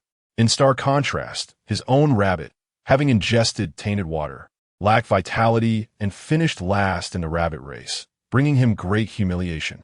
It later came to light that the third son had deliberately provided the contaminated water to ensure his defeat in the competition. Remaining composed, He Zhishan waited for a fortnight before seizing an opportunity to lure the third son to a desolate location. The third son found himself without food or water, accompanied only by his pet rabbit. He was trapped for 5 days, during which he tragically ended his rabbit's life with a stone, drinking its blood and consuming its flesh to survive those excruciating days. When he was finally discovered, the boy had descended into madness. A mere 8-year-old having killed his own pet and partaken of its flesh, nearly losing his sanity. From that moment forth, the third son could not bear to see a rabbit, spiraling into uncontrollable fear. This was Baizhi's retribution against the third son, executed with cruel and sinister intent. He had never been the noble gentleman others believed him to be. Rather, he perceived himself as a beast lurking in the shadows. He harbored jealousy, hatred, and greed. Far from a celestial being they revered, he was an ordinary man, rife with the most sordid of desires. The world worshipped him as a deity, blinded by his appearance and power. He was no divine entity. He was a demon of this earthly realm. "Ah, your grip is painfully tight," Baizhi exclaimed, writhing in dissatisfaction as she sought to escape his grasp. He shifted his hold, tightening his grip around her ankle, and in a low voice commanded, "Do not move." His mind was consumed with thoughts of devouring her, for she was breathtakingly beautiful, the only woman in the world whose appearance could rival his own. Her naive schemes amused him, appearing utterly ridiculous, yet he found her cunning charm irresistibly captivating, like a seductive fairy. He fancied fairies. He was a demon. Were demons and fairies not destined to be entwined?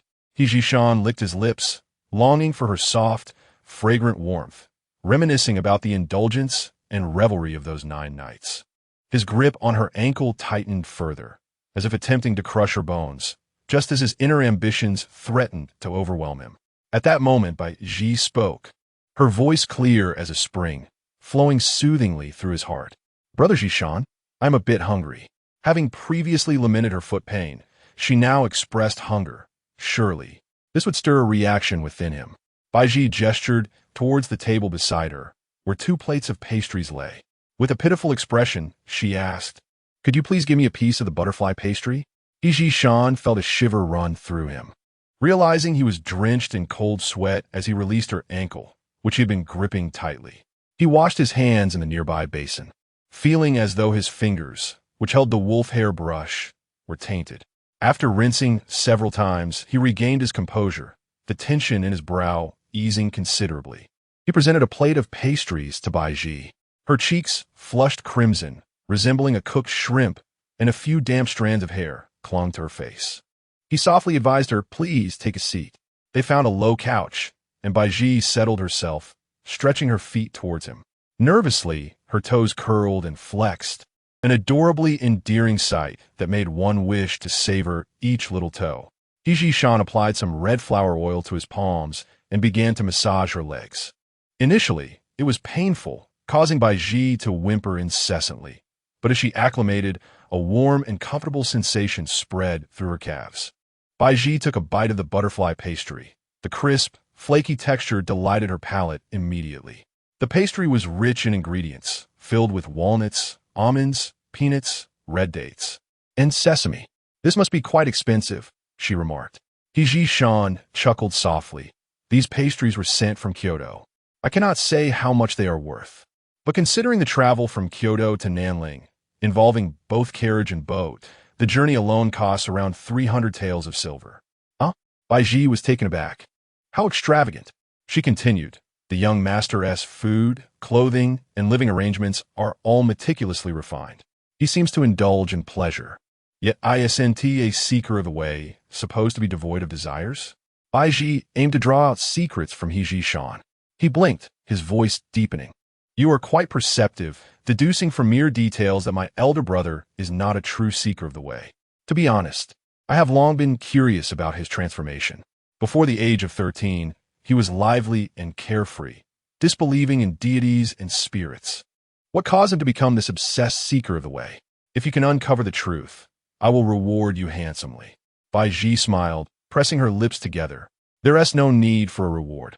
I merely ask that you release my leg." Upon saying this, her ears burned with embarrassment. The atmosphere in the room was charged with a subtle tension. He knelt on the ground, holding her leg, while she sat opposite him, her face awash with shyness, leaning forward as if about to collapse onto his lap. Baizhi Shan gently brushed his fingertips across her skin.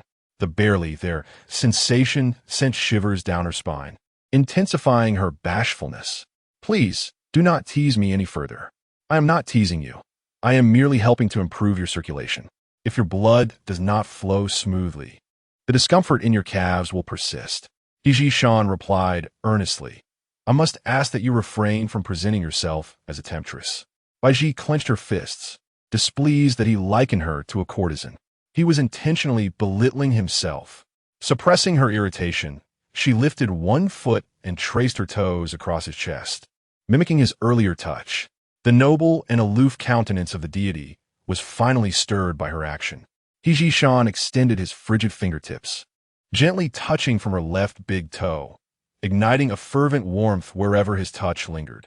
After traversing the 10 toes, Baizhi's entire figure blazed with a rosy hue. Baizhi Shan spoke with an elegant tone. Do not play with fire, lest you be consumed by it. Baizhi huffed in exasperation, abruptly retracting her leg in a fit of fury. Each confrontation with him ended in her defeat. This man was indeed her nemesis. Whenever she drew near him, a shiver coursed from her scalp to her heels, for his presence was overwhelmingly invasive. In a flurry, Baizhi stepped back, diverting her gaze elsewhere. The two remained silent until the peculiar atmosphere was shattered by the abrupt entrance of Hua Lu. Chapter 53. Is this a new form of seduction? How unusual! Hua Lu approached with a steaming cup of freshly brewed tea. Baizhi Shan inquired, is the eldest master bathing? Hua Lu sighed in resignation. The young master claims he feels unclean and wishes to cleanse himself thoroughly. After finishing her tea, Baizhi set the cup down, which Hua Lu promptly caught. Sister Baizhi, please do not place it carelessly. The young master has stated that anything you have touched or used must be discarded and replaced with new items. Thus, I kindly ask you to take this teacup with you. It is exquisite porcelain from the Ru kiln. Baizhi's eyes reddened with a mix of embarrassment and anger, tears nearly escaping her control. She understood the vast chasm between her and those of noble birth, yet the blatant coldness directed at her was unbearable. Why must everything she had touched be replaced? Did they deem her unworthy? Do not be upset, Sister Baizhi, Hua Lu hastily explained. Our young master has always been this way. If he dislikes someone, he tends to loathe everything associated with them. The young master has many grievances against women and men alike, so you need not take offense. How could Baizhi not be offended? Her dignity felt trampled upon without mercy. However, upon reflecting on the teacup's value, being a fine piece from the Ru kiln, she carefully tucked it away. Surveying her surroundings, she pointed to the plate of pastries, saying, that too, I have touched. She then gestured towards the wooden chair beneath her, adding, and this one, I have sat upon. Also that bamboo curtain. Hua Lu was momentarily taken aback, while Baizhi feigned innocence. If all these items would be discarded, why not simply give them to me? Sister Baizhi. Hua Lu was on the verge of tears. How will I explain this to the young master? Baizhi chuckled lightly. If you cannot find the words, allow me to speak for myself. Take me to see the young master. Hua Lu hesitated. If you go, it may only anger the young master further. Baizhi smiled. That will not happen. I have done no wrong, and the young master possesses a kind heart. He will not hold anything against me. Hua Lu nodded. Very well. Convinced, he led Baizhi to meet the young master. Baizhi Shan raised an eyebrow. The eldest master is currently bathing. It is quite inconvenient for you to visit now. Baizhi replied softly. Has the second young master forgotten the task he assigned me earlier? This is a golden opportunity to stir the eldest master's heart. Baizhi Shan's dark gaze swept across her face, a faint smile playing on his lips. Then make sure to seize this moment. Off you go.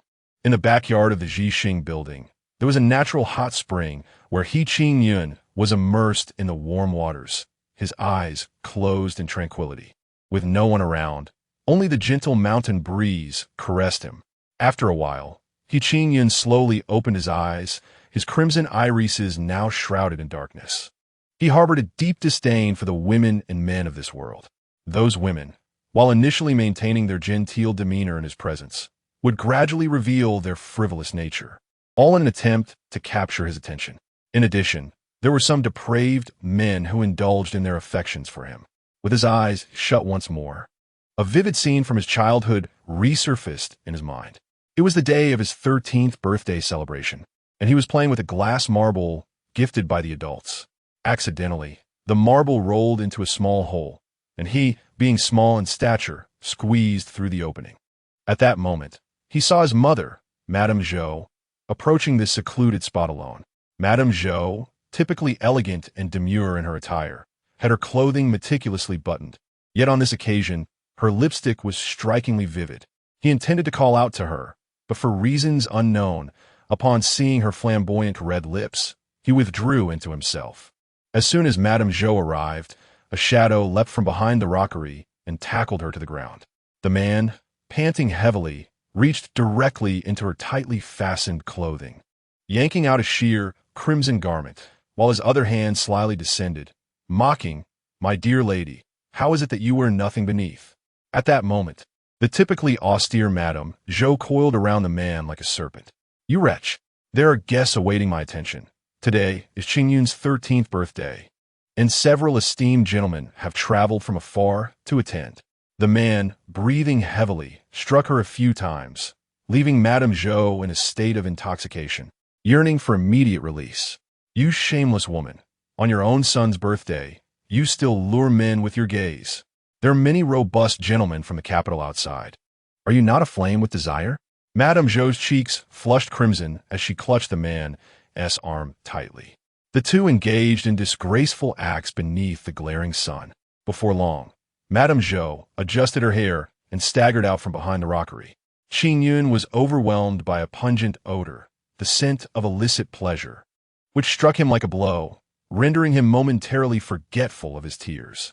Soon after, his father, He Honghai, stealthily approached, accompanied by a handsome young attendant, and the two eagerly succumbed to their desires. Thus, Qingyun's 13th birthday was spent amidst such absurdity. In a single day, he witnessed the disgraceful acts of his own parents, devoid of any sense of propriety or shame. Yet they still found the audacity to inspect his studies daily, urging him to read and instructing him on how to conduct himself. They were hardly deserving of such a role. From that day forward, Qingyun regarded men and women alike as base creatures, their very breaths tainted. The world felt utterly filthy, and the He residence reeked of misfortune. He could not bear to linger any longer. Thus he devoted himself to his studies, striving for success in the civil service, only to discover the corruption within that realm as well. In a fit of rage, he resigned and withdrew to a Taoist temple. Upon witnessing Baizhi's seductive demeanor, he felt a wave of revulsion. How could such a beautiful woman adopt such a posture, invoking memories of his mother in a state of disgrace beneath a man? The moment Baizhi entered, trailing behind Hualu, she was taken aback by the sight of He Qingyun's contorted face, as if he were not merely practicing Taoism, but had succumbed to a state of madness. "Master Dao," Hualu carefully chose her words, "Sister Baizhi has arrived."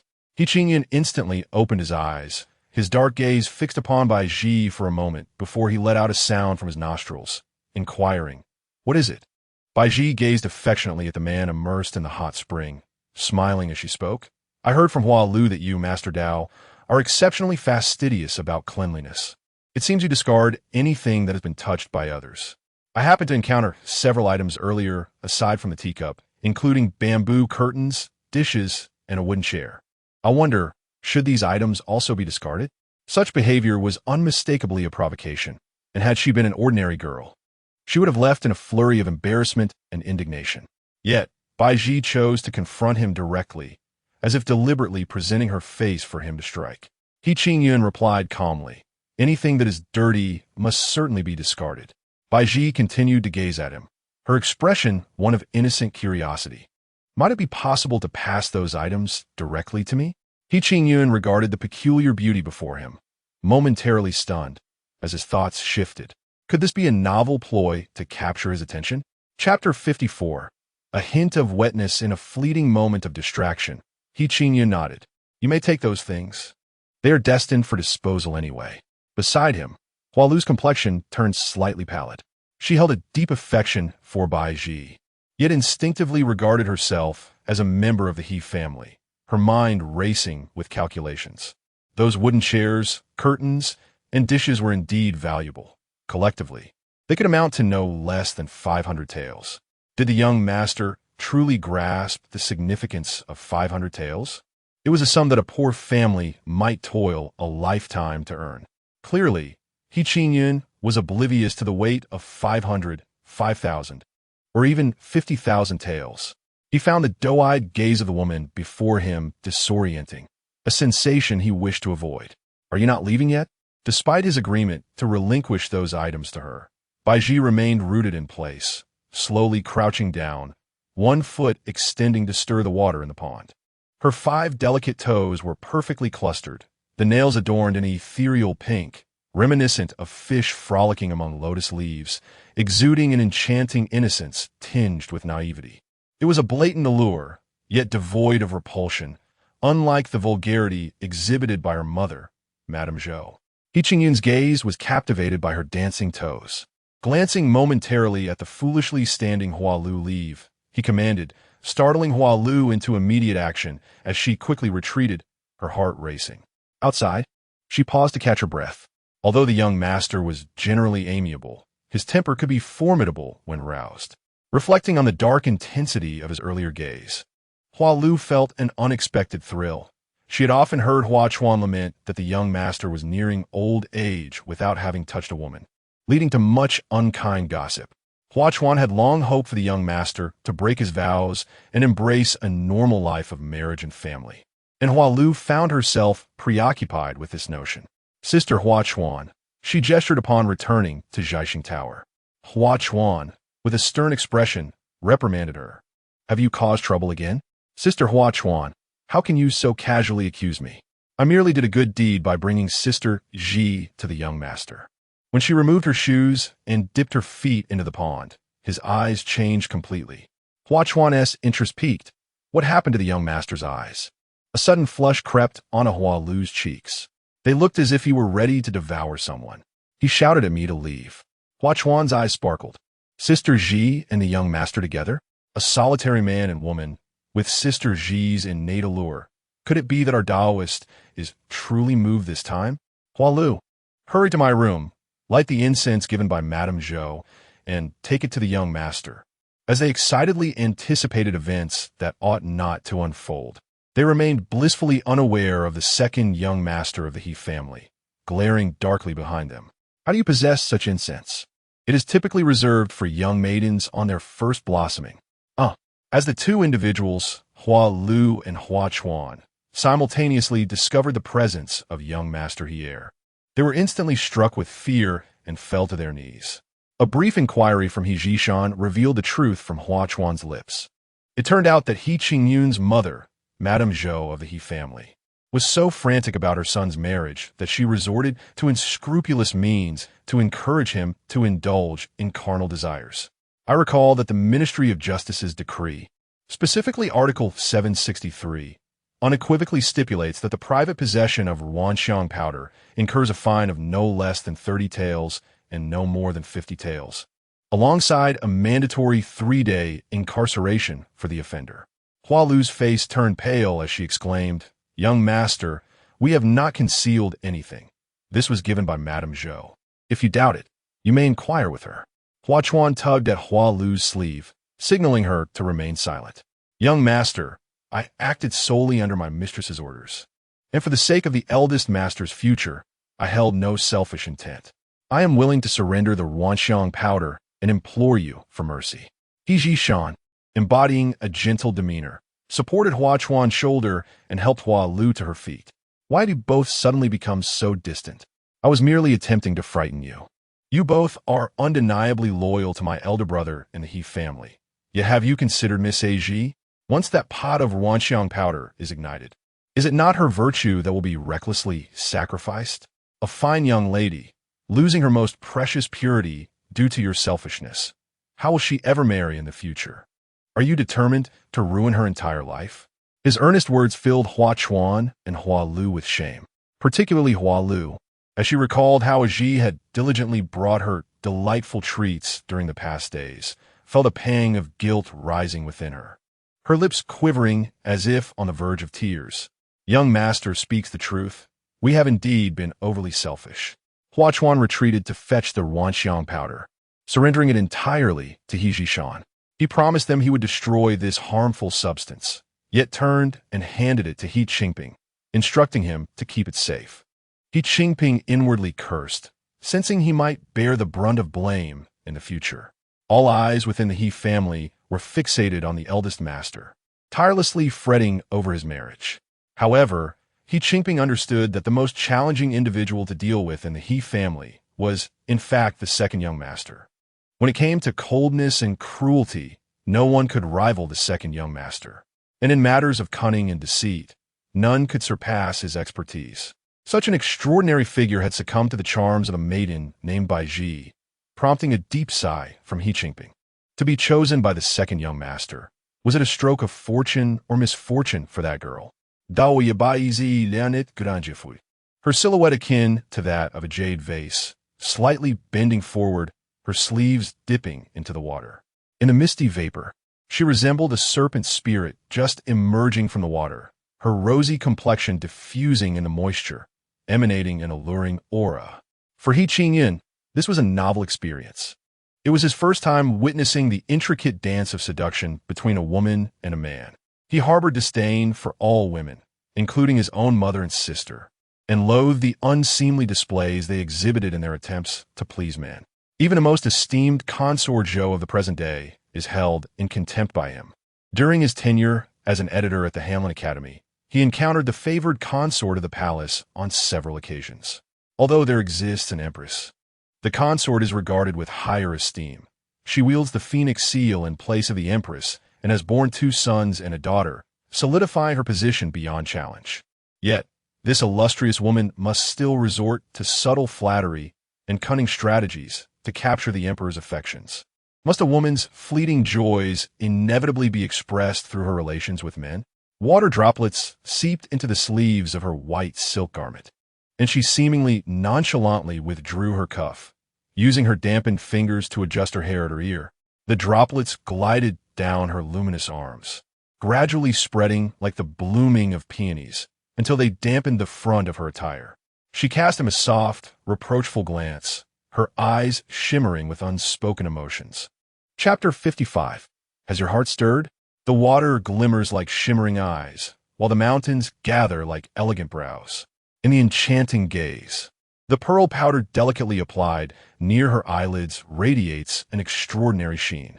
Baizhi, aware that the esteemed He Xiao does not favor women who overly adorn themselves, has intentionally opted for a subtle lotus blossom makeup, focusing her efforts around her eyes. With such demeanor, she surely captivates any man who beholds her. Indeed, upon encountering He Qingyun in the pond, a look of bewilderment envelopes his features. Baizhi feels a tinge of pride. As He Qingyun approaches her, his outstretched hand hovers, yearning to touch her foot, yet falters in midair. Baizhi ponders whether she should lean in closer. In the next moment, however, He Qingyun's expression shifts dramatically, as though a tempest is brewing within him. Are you attempting to seduce me? His tone is not accusatory, but rather calm, laced with disdain and confusion. Why? As an unmarried woman, why would you display such allure, merely to provoke me into embracing or kissing you? What does it mean that she desires? It is evident that it is the men who harbor such thoughts, and she merely unveils their concealed desires. He Qingyun, standing before her, is indeed an enigma, defying all conventions and uttering words that astonish. Even with her astute mind, she finds herself at a loss for a response. I see. Noticing her silence, He Qingyun chuckles. You are inherently base. Seducing men is simply the manifestation of her nature. Baizhi blinks, unable to contain the tears welling in her eyes. How can you speak so cruelly? Infuriated, she bites her lip, retracting the previous allure she had so carefully crafted. She never imagined that such a talented man, a renowned scholar, would stoop to insult a young lady like herself. In a moment of indignation, she raises her hand and delivers a sharp slap across his cheek, leaving it flushed and swollen. Humph! Baizhi stamps her foot and dashes away, her eyes glistening with tears. As she collides with the door, she narrowly brushes past He Jishan, Baizhi Shan catches the faint scent of bamboo leaves and milk wafting from her. Their gazes collide in the air, igniting a spark that reverberates within their hearts. Quick to react, Baizhi Shan seizes her delicate wrist with one hand and steadies her slender waist with the other, lowering his head to let his lips barely graze the tip of her nose. His voice, deep and deliberately nonchalant, inquires what has happened. Have you been wronged? Baizhi, brimming with grievances, longs to pour forth her indignation. Having never experienced such humiliation, she feels utterly ashamed by the insult to her character. Seizing Baizhi Shan's hand, she sweetly implores, I do not understand what I did to provoke the Taoist's ire, leading him to insult me. Baizhi Shan recognizes that his elder brother is unversed in matters of the heart and must have misinterpreted her intentions, provoking an unusual retort in return. Whatever his brother's words may have been, they surely were amusing and in some sense justified. This woman deserves such rebuke. Yet, he gently reassures her. Elder brother is devoted to his cultivation and lacks the finesse to navigate interpersonal relationships. Do not take offense at his words. Tears glistened on Baizhi's delicate cheeks as she pouted slightly, her voice laced with a sense of grievance. I am not mistaken. He is indeed scolding. She adopted a feminine demeanor, akin to a fisherman casting bait, awaiting the moment when a fish might bite. Baizhi Shan felt an irresistible urge to embrace her, longing to shower her with affection. Allow me to apologize on behalf of my elder brother, he said, his fingers gently brushing away the tears from the corner of her eye. Baizhi, trembling, wrapped her arms around him, her gaze betraying a cold intensity. She was acutely aware that He Qing-yun would undoubtedly reject her. This feigned helplessness was merely a ploy to evoke sympathy from Pierre. Her bait was cast solely for him. The two seemed to have transformed this place into a sanctuary, oblivious to the world around them, enveloped in a tender embrace. He Qing-yun coughed softly, reminding them of the presence of a third party, one who had been observing them intently. Baizhi Shan gradually released Baizhi's hand, and just as she was about to withdraw, he swiftly scratched her palm, prompting her to turn away, her head lowered as she hurriedly lifted her damp skirt and fled. Baizhi Shan's smile deepened, but as he turned to face his elder brother, the smile vanished instantly. Elder brother, grandmother's birthday is next month. She will undoubtedly remind you about marrying a wife. Have you thought of how to respond? He Qing-yun retorted, you're already in your 20s, merely 2 years younger than I am. Why must you pressure me to marry when you have not done so yourself? I will only consider my own matters once sister-in-law arrives. It is a matter of respect towards you. Nonsense. You merely use me as a shield. He Qing-yun scoffed, his cold laughter echoing. In the entire He family, the one least inclined to marry is you. If I truly set my mind to it, I could easily close my eyes and wed any woman. Baizhi Shan chuckled. Then by all means, elder brother, close your eyes and marry. He Qing-yun, as if struck at his core, retorted sharply. That woman was trying to seduce me. When she saw I was unresponsive, she turned her attention to you. Baizhi Shan, be wary. Do not fall for her tricks. I can tell at a glance that she is not a virtuous woman. Elder brother, so you do have an eye for women? Baizhi Shan smiled on the surface, yet his heart was frosted with disdain. Your judgment is astute. This woman is venomous, eager to cling to the powerful. For a handful of silver, she would willingly entertain any man. He Qing-yun frowned. Indeed, women are wretched creatures. He resolved to distance himself from Baizhi. Having successfully incited his brother's aversion towards Baizhi, Baizhi Shan sauntered away. Unbeknownst to Baizhi, she had been subtly betrayed by Baizhi Shan. She believed her recent performance had been commendable, achieving the dual purpose of stirring He Qing-yun's unperturbed heart while piquing Baizhi Shan's interest. In high spirits, she gazed at her reflection in a copper mirror, delicately applying a hint of rouge along her lips. Baizhi Shan, lifting the curtain, caught sight of her self-admiring scene, a smile gracing his lips. He casually plucked a vibrant yellow petal and gently tucked it in her hair, adding a touch of grace to her appearance. Baizhi's hand froze as she gazed at the man who suddenly appeared in the mirror. Initially, her eyes widened in astonishment, and then she fell silent, pursing her lips. Her stillness and obedience resembled a delicate piece of glass art encased beneath a dome, shimmering with a captivating radiance that dazzled Hijishan's eyes. He bent down gracefully, his fingertips lightly tracing a hint of blush, his tone tender. "The contours of your lips are not quite defined. Allow me to assist you." His heated fingertips danced upon her lips, the warmth alternating in a tantalizing rhythm. The gentle caress of his fingers ignited her lips, and she needed no embellishment, for her cheeks were already flushed like a ripe peach. Chapter 56. There are standards for being my subordinate second young master, Baizhi spoke, shattering the peculiar atmosphere between them. The eldest master was a stoic Taoist, unmoved by her charms despite her 2 attempts at seduction. Regrettably, it seemed the task you assigned to me was beyond my capabilities.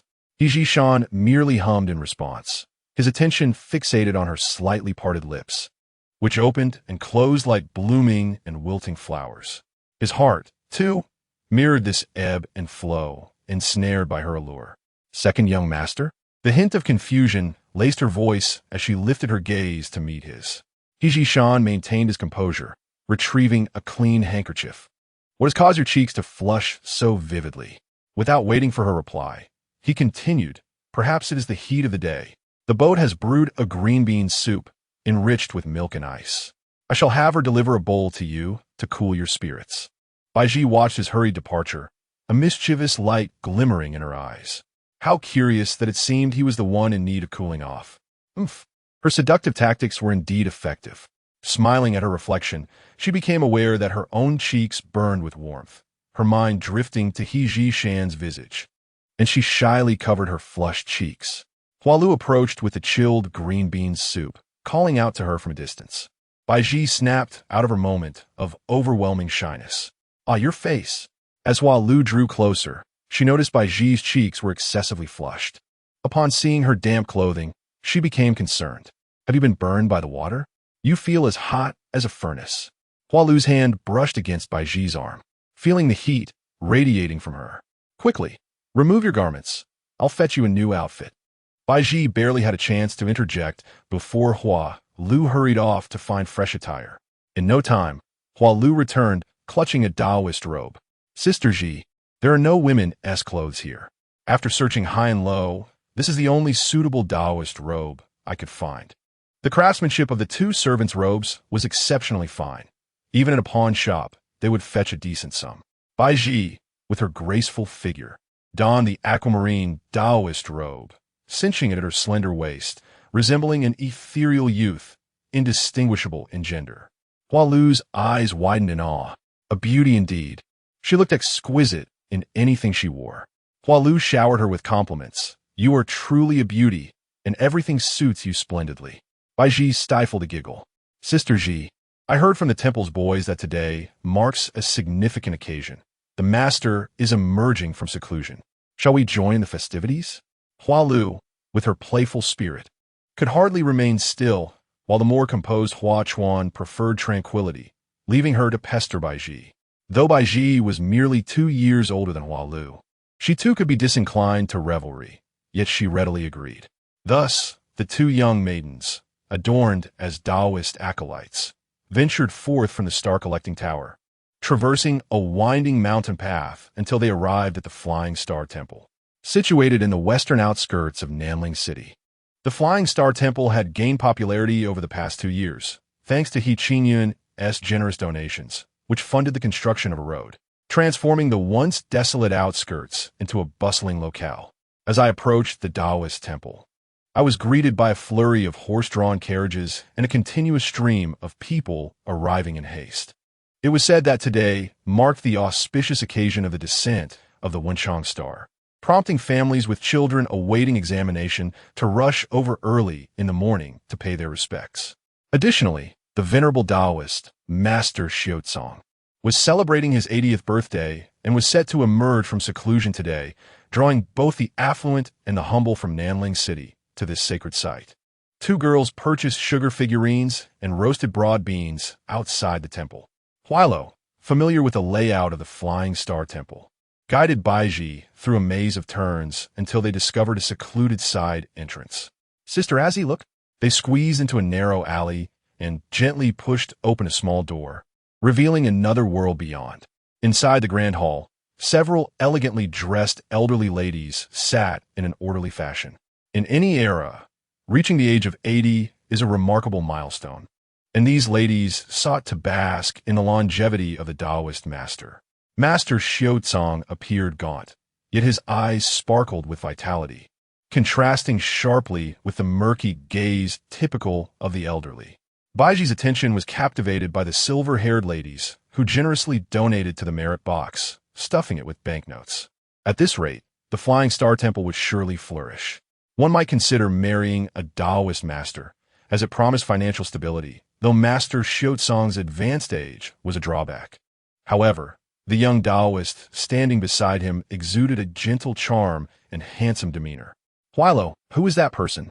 Baizhi inquired, pointing to the young man to the left of Master Xiaozong. "Ah, his name is Minghui, an orphan found by Master Xiaozong by the pond." "Oh, how intriguing. His background mirrors mine, both abandoned and raised by others." Huilo continued, "Poor Minghui. I heard from Sister Huachuan that he is a eunuch." The mention of this caused Baizhi to dismiss any romantic notions. "Let's go to the incense offering area." Baizhi withdrew her gaze and pulled Huilo to observe the faithful lighting incense. Today a spectacle was dominated by scholarly youths in blue robes. A row of scholars bowed earnestly, praying to the ethereal deities for success in their upcoming examinations. If Lu Mama were here, she would be overjoyed, eager to find a scholar husband for Baizhi. Yet, upon closer inspection, the appearance of these scholars left much to be desired. Baizhi and Huilo had become discerning in their tastes, and the common features of these young men failed to impress them. Huilo scoffed with a dull sight, watching this gaggle of unattractive men bow and scrape. Just as they were about to depart, a throng of Taoists surged forth, causing Baizhi and Huilo to become separated. In an instant, Baizhi found herself lost among the crowd. As she maneuvered through, her wrist was unexpectedly grasped by a blue-robed scholar, and a voice filled with surprise exclaimed, "Azhi, is that really you?" Baizhi exerted herself to break free from Wang Pengcai's grasp. Today marked the gathering of scholars, and Wang Pengcai was among them. After a prolonged absence, it was evident that Wang had gained some weight, his physique seemingly ravaged by indulgence. Despite his youth, his eyes were already clouded and dull. I recognized him after a considerable time, only mustering the courage to approach and greet him. "Azhi, dear sister, how fares your mama's leg?" he said, pulling Baizhi away into a secluded thicket, distancing them from the throng. In the late July heat, the sun scorched the earth mercilessly. Beads of sweat glistened on Baizhi's cheeks and forehead, with a few droplets lingering at the tip of her nose. Her fair skin appeared to have been graced by a shimmering filter, captivating Wang Pengcai's gaze. He bitterly declared, "Azhi, I shall immediately gather the 50 taels you desire. Fear not, for deep within my heart, I have long recognized you as mine." Baizhi struggled to suppress her disdain.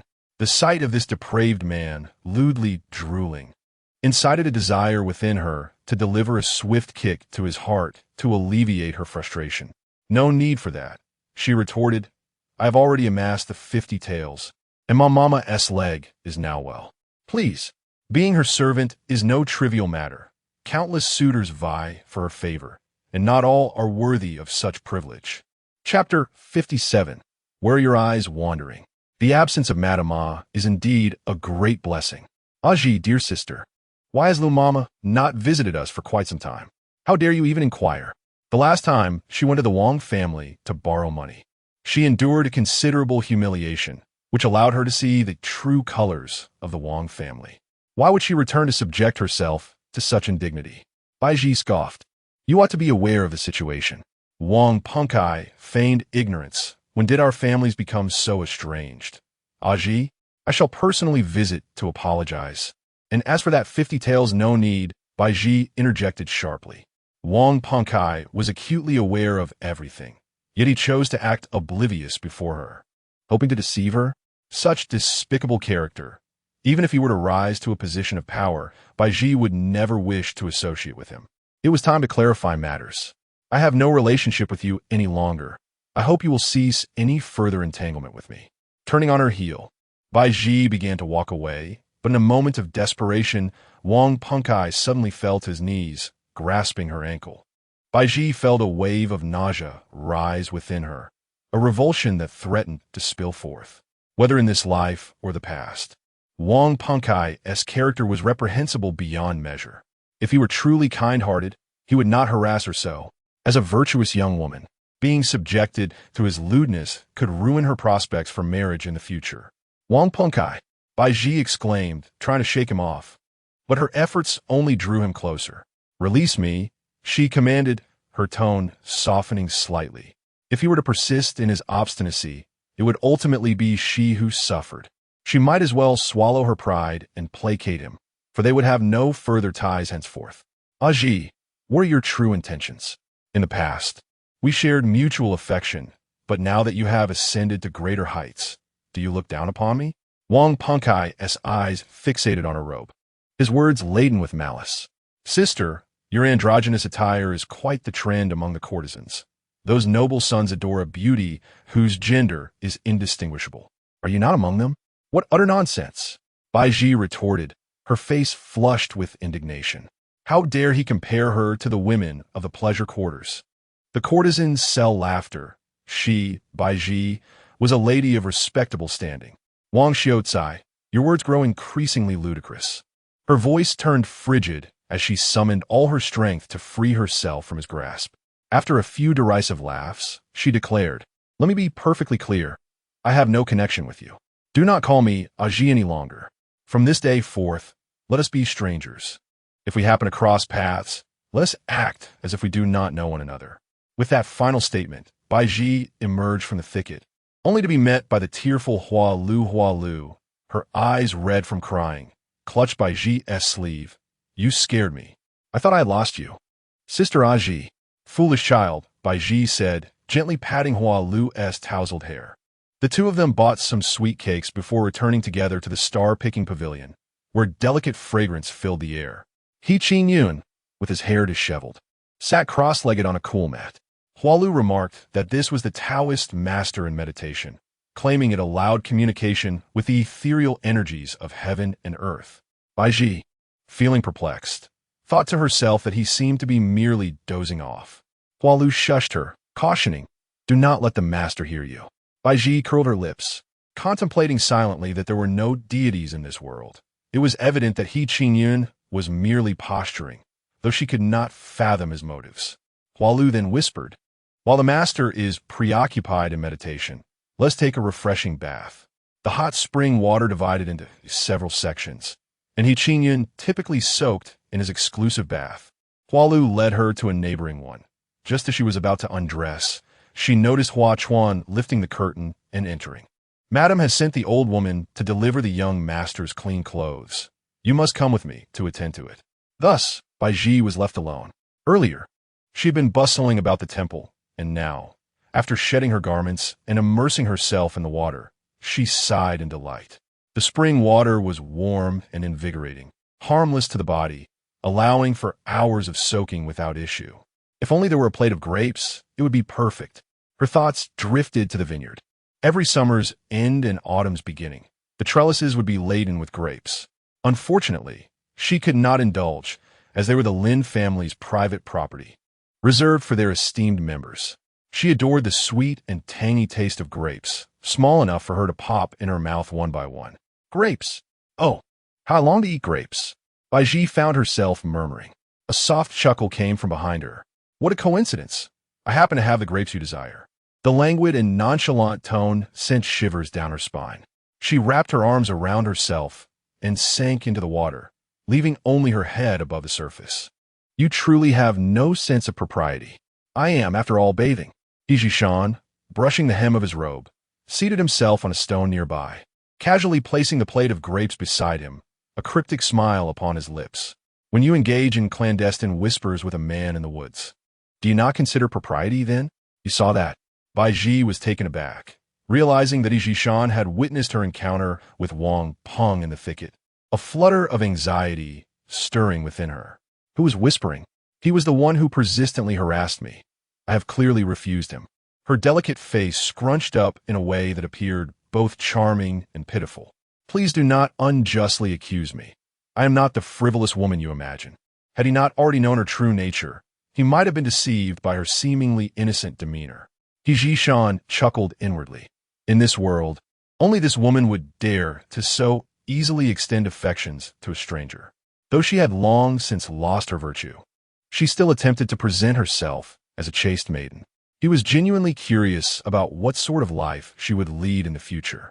Indeed, that individual is rather commendable. He is a scholar. Should he succeed in the imperial examinations and subsequently attain the esteemed rank of Genshur, he would undoubtedly prosper. You might as well seize this opportunity to truly engage with that gentleman. With a shift in conversation, Baizhi turned his attention to Wang Pengkai. However, his tone carried a tinge of jealousy, a sentiment he remained oblivious to. Baizhi was infuriated. I shall reiterate, I have no entanglements with others. I am a woman of virtue, so do not perceive me in such a negative light. She bit her lip, adopting an expression of innocent distress. Baizhi had to concede that she possessed the qualities of a femme fatale, not only her beauty and figure, but her acting prowess surpassed that of the many scheming ladies within the imperial harem. He picked up a small grape, rolling it between his fingers, and squinted at her with a smile. Would you care for one? Baizhi fixated on the grape, swallowing hard, yet she feigned indifference. I do not desire any.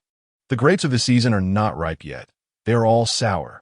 Baizhi popped the grape into his mouth, chewed a couple of times, and sighed. It possesses a sweetness tempered with a hint of tartness, chilled with ice, offering a uniquely refreshing flavor. As he continued to toss grapes into his mouth, Baizhi, witnessing the plate being devoured completely, could no longer contain herself. She rose from the pool and rushed towards him. Baizhi, his squinting eyes now wide open, fixed his gaze directly upon her. In a fluster, Baizhi hastily embraced him, submerging herself back into the water, her body flushed with indignation. Baizhi, where are your eyes wandering? Please have some decorum. Chapter 58. Warmth in the chest. Lend me your heat in a moment of desperation. Baizhi found herself at a loss, having unwittingly allowed Baizhi to take advantage of her. Overwhelmed by the urge to weep, she was instead met with a flicker of joy upon observing the slight unease and fluster in his eyes. It appeared that even this man, who remained unperturbed in the face of calamity, could be thrown into disarray by her. Gazing at the noble figure before her, reminiscent of a serene moonlit breeze, Baizhi's eyes shimmered with excitement. Her cheeks, flushed with a deep crimson, only heightened her allure. The atmosphere thickened with unspoken tension as both parties fell silent, captivated by one another's gaze. It was not until a rosy hue enveloped Baizhi that Baizhi slowly averted his eyes, breaking the spell with his words. Compared to other women, your physique is not particularly remarkable, he remarked. Baizhi locked her gaze onto him, retorting, then why have you been staring for so long? Baizhi chuckled softly, a sound as delicate as a feather, stirring something within Baizhi's heart. With a subtle movement of his hand, he revealed a grape nestled in his palm, its purple skin glistening with droplets of water. Leaning closer, his voice was a low whisper. Seductive and enchanting. Would you care to indulge? Though it was merely a grape, his voice echoed like a siren song in Baizhi's mind. Desire triumphed over reason. She was uncertain whether it was hunger or a deeper yearning, but she found herself unable to resist his temptation. Her thoughts were consumed by the notion of savoring the grape resting in his palm. Baizhi leaned in slightly, his long arm extending to bring the grape to her lips, coaxing her softly, first extend your tongue and roll the grape into your mouth.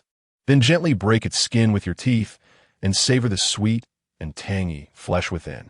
His tone was patient, reminiscent of a caregiver teaching a child to eat. Baizhi burst into laughter, her pearly white teeth flashing beneath her rosy lips, a playful dimple adorning her cheek. I'm not a child. I know how to eat. With that, she leaned forward and swiftly bit into the grape. Her delicate tongue brushed against Baizhi's palm, causing a ripple of warmth to course through him, a tender affection washing over his heart as he chuckled in response.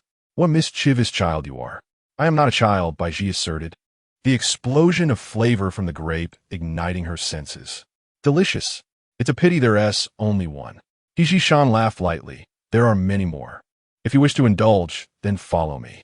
He rose and strode towards the door, with Baizhi hastily wrapping herself in a layer of undergarments to follow closely behind. They entered a tranquil room, where Baizhi Shan intended to stay for several days. The space was meticulously arranged, exuding a refreshing cleanliness. In one corner, several ice bowls were placed to ward off the summer heat.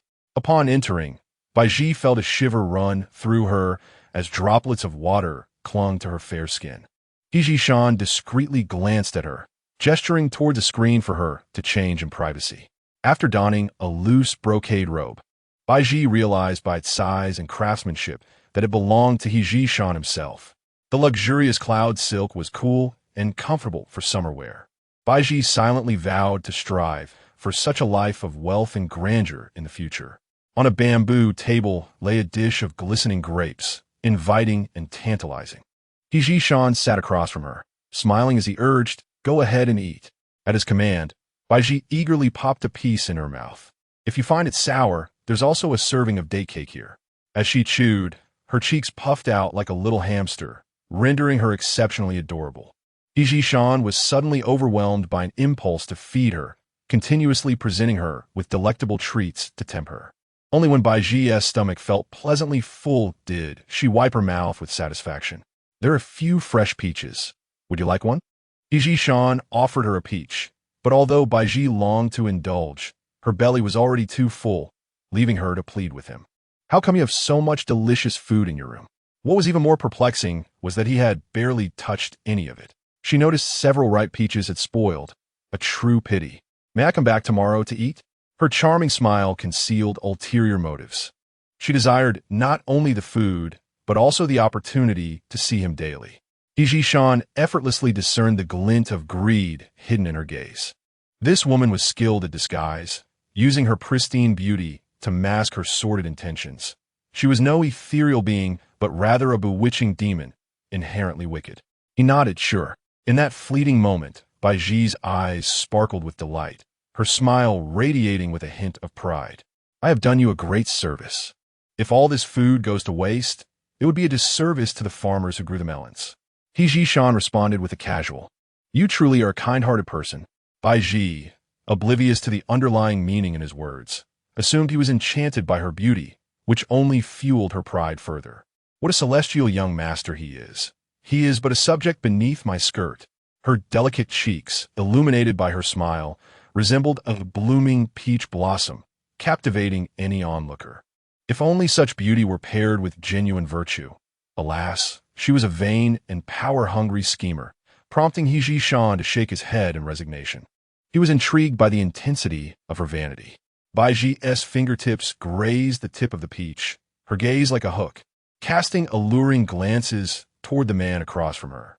Baizhi Shan, the illustrious second son of the He family and a world-renowned painter, with a single painting valued in the thousands, was a prize worth pursuing. She felt a tingle in her teeth, almost longing to take a bite out of him. In her eyes, Baizhi Shan was akin to a coveted delicacy. A taste of him would secure her future worries. As for the elder brother, He Qingyan, a hypocritical pretender with a venomous tongue, all her charms were wasted on him, his intellect seemingly flawed. This coy young lady, flirting and teasing before him, was met with indifference. Had he been a more perceptive man, he would have surely reciprocated her affections under the moonlight. For reasons unknown, the visage of Wang Pengkai suddenly flickered in her mind, causing her brow to furrow in unease. Looking up, she noticed that the previously clear blue sky had abruptly turned dark and overcast. She could not help but exclaim, "Why has the sky suddenly turned overcast?" Baizhi Shan also gazed outside and chuckled. During the peak of summer, thunderstorms are quite common. It seems a sudden gust of wind and rain may be upon us.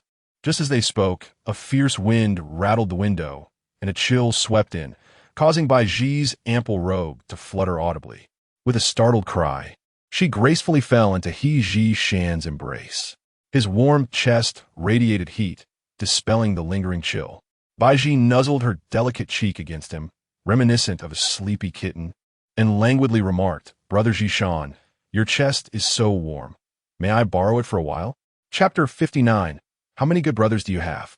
He Qingping returned from a stroll outside, holding a pot of black-bone chicken soup sent by the He residents.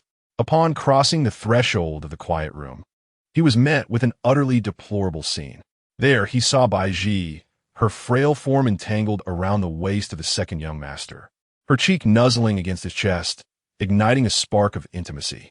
The second young master, known for his fastidious nature and aversion to physical contact, especially from those with ulterior motives, be they men or women, had always maintained a dignified distance. Yet, this village woman, named Baizhi, had shamelessly insinuated herself into his life during their time at the hot springs, brazenly sharing his bed for 9 nights. Her intentions glaringly evident as she sought to gain entry into the opulent life of the He family.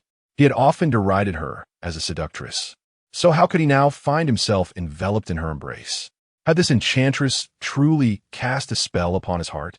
Suddenly, a loud crash shattered the air as the pot of black-bone chicken soup shattered into pieces. At the sound, Baizhi lifted her head from He Jishan's embrace, only to find a masked servant standing dazedly at the threshold. Feigning innocence, she pushed He Jishan away and smiled. The thunder startled me. I sought refuge in my brother's arms, merely to escape the fright of the storm. Do not misconstrue our situation. He Qingping dared not speak, fearful of being unmasked. He Jishan shot him a sidelong glance, maintaining his composure. How careless of you. Such a fine pot of soup wasted. Hurry and clean up this mess and be gone. Obliging, He Qingping hurriedly picked up the shards and bowed to leave. Baizhi casually inquired, "Who is he? Your servant?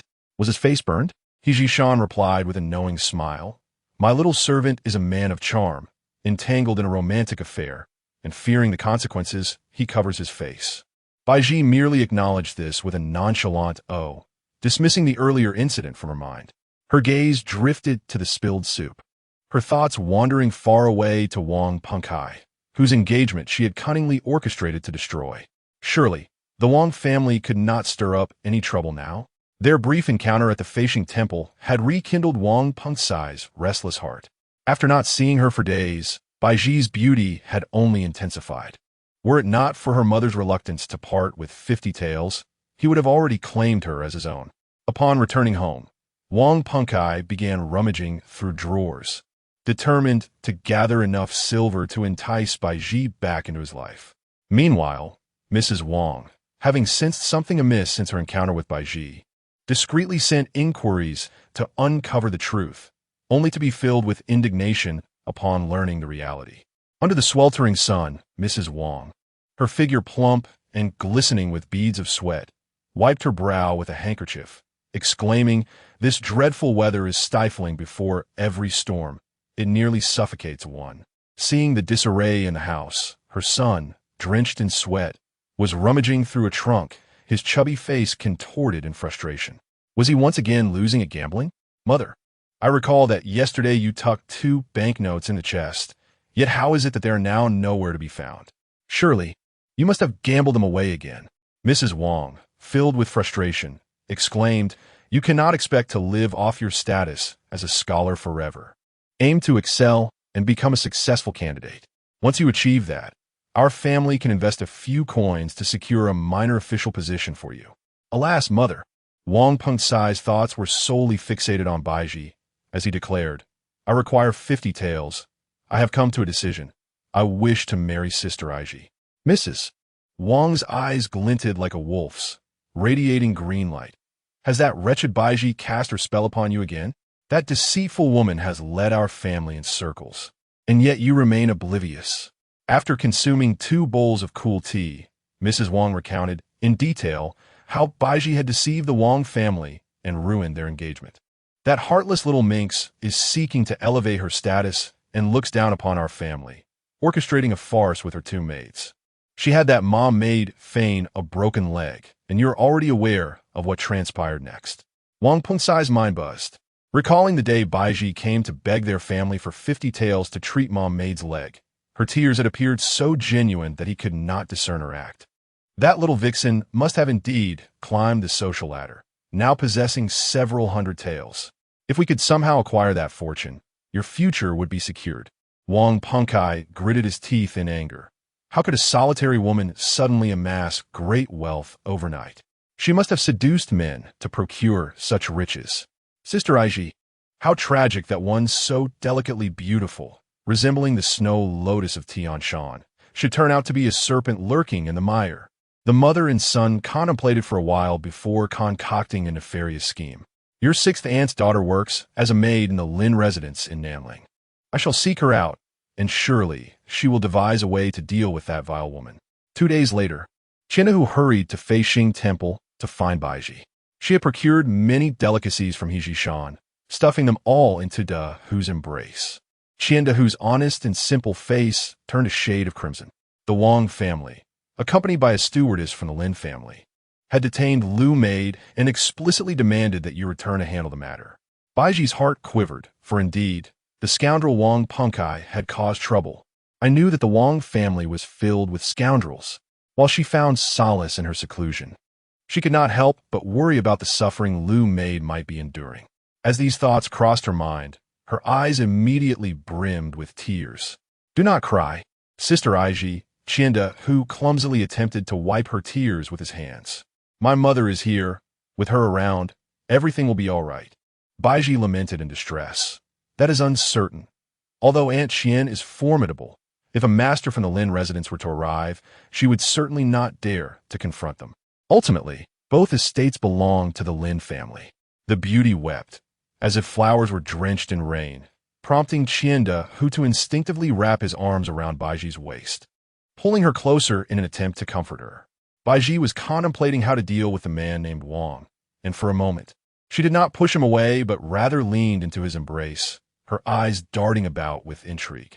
After a brief interval, the frown that had knitted her brows began to relax. Since Wang was using the Lin family to pressure her, why not leverage the He family to exert some influence over the Lin family in return? Brother De Hu, do sit and have something to eat. I shall tidy up and return to you shortly. With that, she turned and hurried off to seek out Shan. Just as she lifted her skirts and dashed away, a figure emerged from the thicket of flowers, holding a freshly plucked purple peony. His obsidian eyes fixated on the robust form of Qianhu, assessing him intently. Chapter 60. Just the kind of brother I like. Qianhu, a man of considerable stature, was accustomed to hard labor and hearty meals, his physique more robust than that of any military general. When he ate, he exhibited a lack of refinement, simply seizing a piece of pastry and shoving it into his mouth without hesitation, chewing and swallowing it whole. Shan observed him for a while, his gaze as dark and deep as the waters of an ancient well. Baizhi had just referred to this imposing figure as Brother De Hu, and indeed, this man was as fierce as a tiger. What a bewitching woman, always flirting around. How many brothers does she actually have? Perhaps due to the intensity of his gaze, the somewhat dim-witted Qianhu eventually turned around, startled to find a stunning figure resembling an ethereal being staring intently at him. Who are you, divine spirit? I've done no wrong. Please do not come and capture me.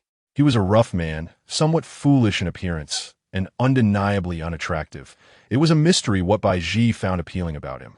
Shan's eyes roamed over Qianhu's substantial waist, narrowing slightly. Could it be that Baizhi was enamored with this man's formidable strength? Before reason could intervene, Shan grasped Qianhu's wrist amidst his astonishment.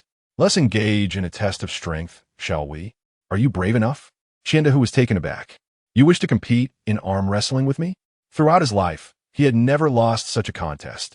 A rare glint of cunning flickered in his honest, simple eyes. If I win, what reward shall I receive? Shan replied with a smile.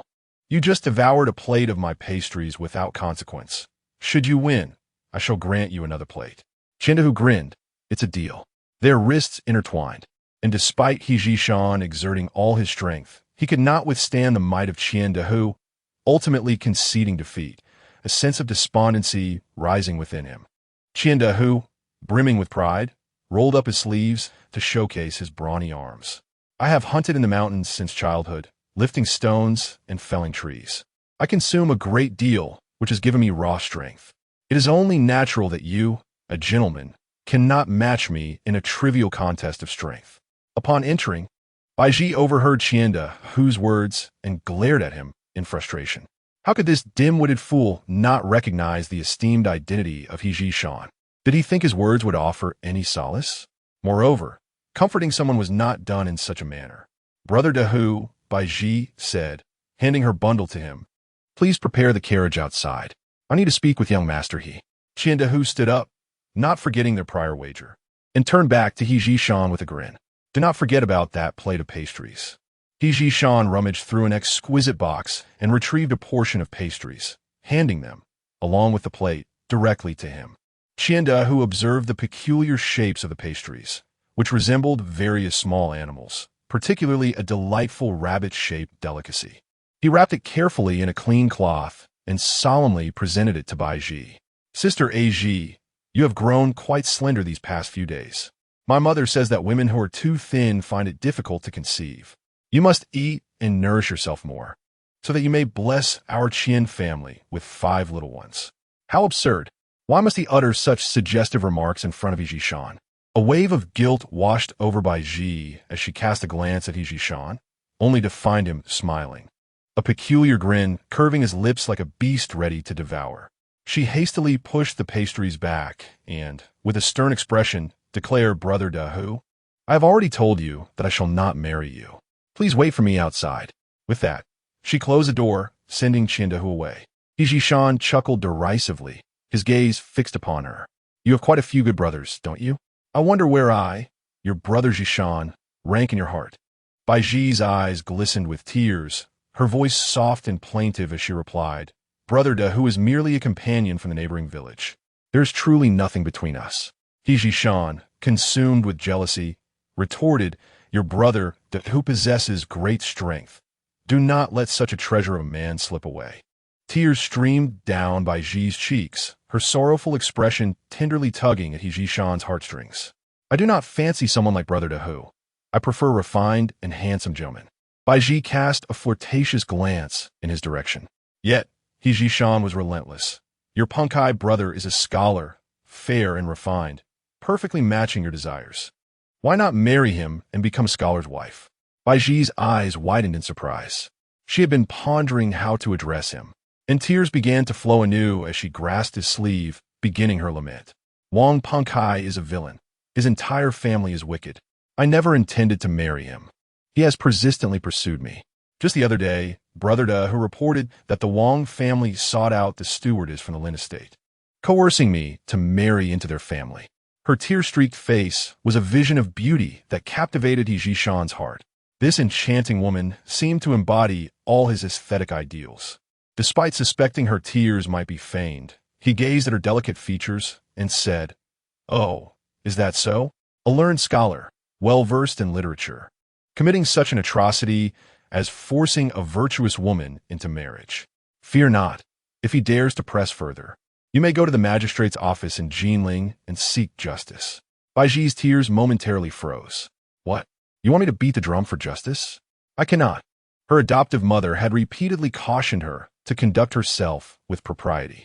If she were to reclaim the identity of a wealthy heiress through her connection to the illegitimate son of Concubine Zhou, any scandal about her seeking justice would certainly be spread by the noble ladies, tarnishing her reputation. Do you not wish to go to the magistrate and accuse him? He Jishan scoffed. It seems you still hold feelings for your Pengkai brother and are reluctant to part with him. Even here, Gongzi misinterpreted her relationship with Wang Pengkai. If this matter were spread, how could she preserve her good name? Baizhi gritted her teeth, her voice trembling as she said, Brother Jishan, I refuse to compromise my reputation for someone as despicable as Wang Peng. Reputation? She had already lost her innocence to him. What reputation remained? A cold glint flickered in He Jishan's eyes.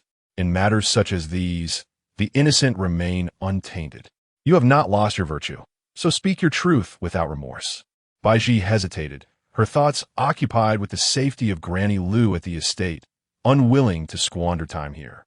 Her complexion, akin to a delicate bloom touched by rouge, radiated a captivating sheen. She grasped his fingers, which were long and elegant, resembling jade, exquisite just like him. The sincerity in her gaze was profound, blurring the lines between truth and deception. Brother Jishan, I implore you to assist me in seeking retribution discreetly. Would you? A spark of understanding ignited in He Jishan's eyes as he smiled, enfolding her delicate hand in his, and replied with a light-hearted chuckle, "Very well. I shall help you break his legs, if that pleases you." Chapter 61. I am indeed a kind-hearted person whether in this life or the previous one. Wang Pengkai has always been a scoundrel. Teaching him a lesson is a righteous act, yet she does not comprehend what it truly means to break someone's legs. Could it be that he Zhishan genuinely intends to find someone to shatter Wang Pengkai's limbs? Surely, it must be a jest. Baizhi pondered for a moment and nodded. He has a mother who is as fierce as a tiger, cunning and treacherous. If only we could make his parents suffer a bit more, that would be quite splendid. Zhishan's hand brushed through her hair, his fingertips caressing her scalp, rendering Baizhi breathless. Fearing he might mistake her for a heartless person, she hurriedly clarified, "I am merely incensed by the Wang family's collusion to deceive my two kind-hearted nannies. I never intended for you to resort to lethal measures. I am not the malicious woman you envision." Zhishan chuckled softly. "Since that Wang scholar's mother possesses a foul tongue, let us sever her tongue. Now, you must be quite satisfied, are you not?" Baizhi felt a sense of vindication, yet also an unsettling chill ran down her spine. She merely sought for this second young master he to assist in teaching the Wang family a lesson, but to her astonishment, he spoke of severing limbs and tongues with such ruthless ferocity that it left her trembling. Struggling to muster a smile, she expressed her gratitude. "Thank you, Brother Zhishan, for helping me alleviate my grievances, but I am a compassionate person who cannot bear the sight of bloodshed. I implore you to employ gentler methods." "Are you truly compassionate?" Zhishan seemed to mock her. "Before me, there is no need for you to don a mask. Why not reveal your most authentic self?" After all, he was fond of her cunning nature. He had noticed her eyes brighten at the mention of severing limbs, clearly pleased with his fierce approach. Beneath her pristine and ethereal beauty lies a mind as sharp as a needle in the depths of the sea, cold and venomous. Such a woman was to his liking. He relished this contrast between her appearance and her true nature, believing they were a perfect match. Baizhi, with an expression of innocent vulnerability, gazed at him with her most deceptive countenance. "I am not acting. I am genuinely a kind-hearted person. Otherwise, I would not have been bullied until now." Thinking of resolving the Wang family affair swiftly, she lowered her head and feigned wiping non-existent tears, softly murmuring, "I still do not know the state of my nannies. I must return to check on them." As she reached the door, she deliberately sighed. "The Wang family has always been shameless. I wonder if they will imprison me upon my return." This served as a subtle warning to Zhishan about the dangers she faced on her journey back. Zhishan, understanding her unspoken concern, urged her, "In that case, there is no need for you to return to that den of wolves and tigers. I will send someone with Qianda Hu to the village to bring that Lu nanny here." 2 hours later, Lu nanny arrived at Fei Xingguan with her belongings, her eyes still glistening with tears. Upon meeting, she lamented, "The Wang family is truly unreasonable, bringing a large group to the village to rummage through valuable items, even accompanied by a nanny from the Lin family to intimidate me." Baizhi had long been prepared, having transferred 3 boxes of valuables to her godmother, Wang Linlang, while the remaining banknotes were entrusted to Ma Nanny. Currently, Ma Mama remains at Homing Hall. Her leg injury has largely healed, and she is recuperating. By the end of this month, she will be able to leave. Ma Mama will first stay at Feishing Temple, and I shall handle the remaining matters. Baizhi, both our contracts are in the hands of the madam of the Lin family. We are but servants, and our master has the authority to treat us as they please. Even the authorities cannot intervene. Fortunately, you possess a good contract, and the Lin family can do nothing against you." Lu Mama handed over the contract of Baizhi, cautioning, "I fear the Wang family will not relent easily. They are eager for you to marry in, seemingly coveting your wealth." Baizhi responded with a bitter smile, "I barely have over 600 taels left. Ma Mama's month of recuperation at Hongming Hall has depleted those funds. What excess do I have for them to covet?" The following day, Baizhi accompanied Lu Mama to Hongming Hall. Ma Mama's complexion had improved significantly, and she was able to walk again. Upon hearing Baizhi recount the situation at the estate, she could not help but feel some concern. "When we first entered the Lin family, we signed a death contract, and our master truly has the power to dispose of us at will." Lu Mama echoed her worries. "What if the Wang family resorts to bribery and sways the madam of the Lin family. What shall we do? Baizhi chuckled. In this city of Nanling, which family surpasses the He family? What is the Lin family but a minor household unworthy of even carrying the He family's shoes? Just wait. In a few days, I shall successfully redeem your contracts, and you will no longer be servants of the Lin family. Lu Mama gasped in shock. If we are no longer servants of the Lin family, where shall we live? Having spent over a decade at the estate, she had grown accustomed to that life and to being a servant of the Lin family. The sudden prospect of freedom filled her with uncertainty rather than relief. She did not know where to turn next. Baizhi too felt lost regarding the future, still awaiting news from her godmother. Should all go well, she could transform her fate and become the esteemed young lady of the Zhou family. Yet, the absence of any word from her godmother left her anxious. Had something gone awry? As evening approached, a thunderstorm swept across the horizon. Baizhi and Lu Mama, sharing an umbrella, made their way back to Feishing Temple, the umbrella tilting towards Lu Mama, causing Baizhi to be drenched on one side. You silly girl, why did you tilt the umbrella all the way to my side? Once they closed the umbrella, Lu Mama noticed Baizhi was soaked and worriedly said, I shall fetch a cup of ginger tea from the priest to warm you up. At this time in mid to late July, under the scorching sun, the rain felt refreshing to Baizhi. It came swiftly and fiercely. She opened the window of the wooden house and gazed through the curtain of rain towards the star-gathering tower. In the hazy drizzle, the towering 7-story structure loomed like a colossal sentinel, said to have been constructed with significant funding from the He family, costing an unknowable sum of silver. Baizhi once again lamented the prominence of the He family, her yearning for their inner sanctum intensifying. Even if it were a den of dragons and tigers, she would willingly venture forth. Such was her vanity. For the allure of wealth and status, she was prepared to sacrifice much. Yet, what fault lay in her desire for grandeur? A woman born into humble beginnings, yet possessing unparalleled beauty, would be guilty of the gravest betrayal of her own allure if she resigned herself to the role of a destitute wife, wasting her allure in obscurity. Ahead, a figure holding an umbrella emerged from the misty rain, capturing her attention. Baizhi's gaze shifted from resolute to a gentle, alluring softness, her exquisite face blossoming into a smile as she awaited her quarry to step into the intricately woven web of beauty and cunning she had prepared. Chapter 62.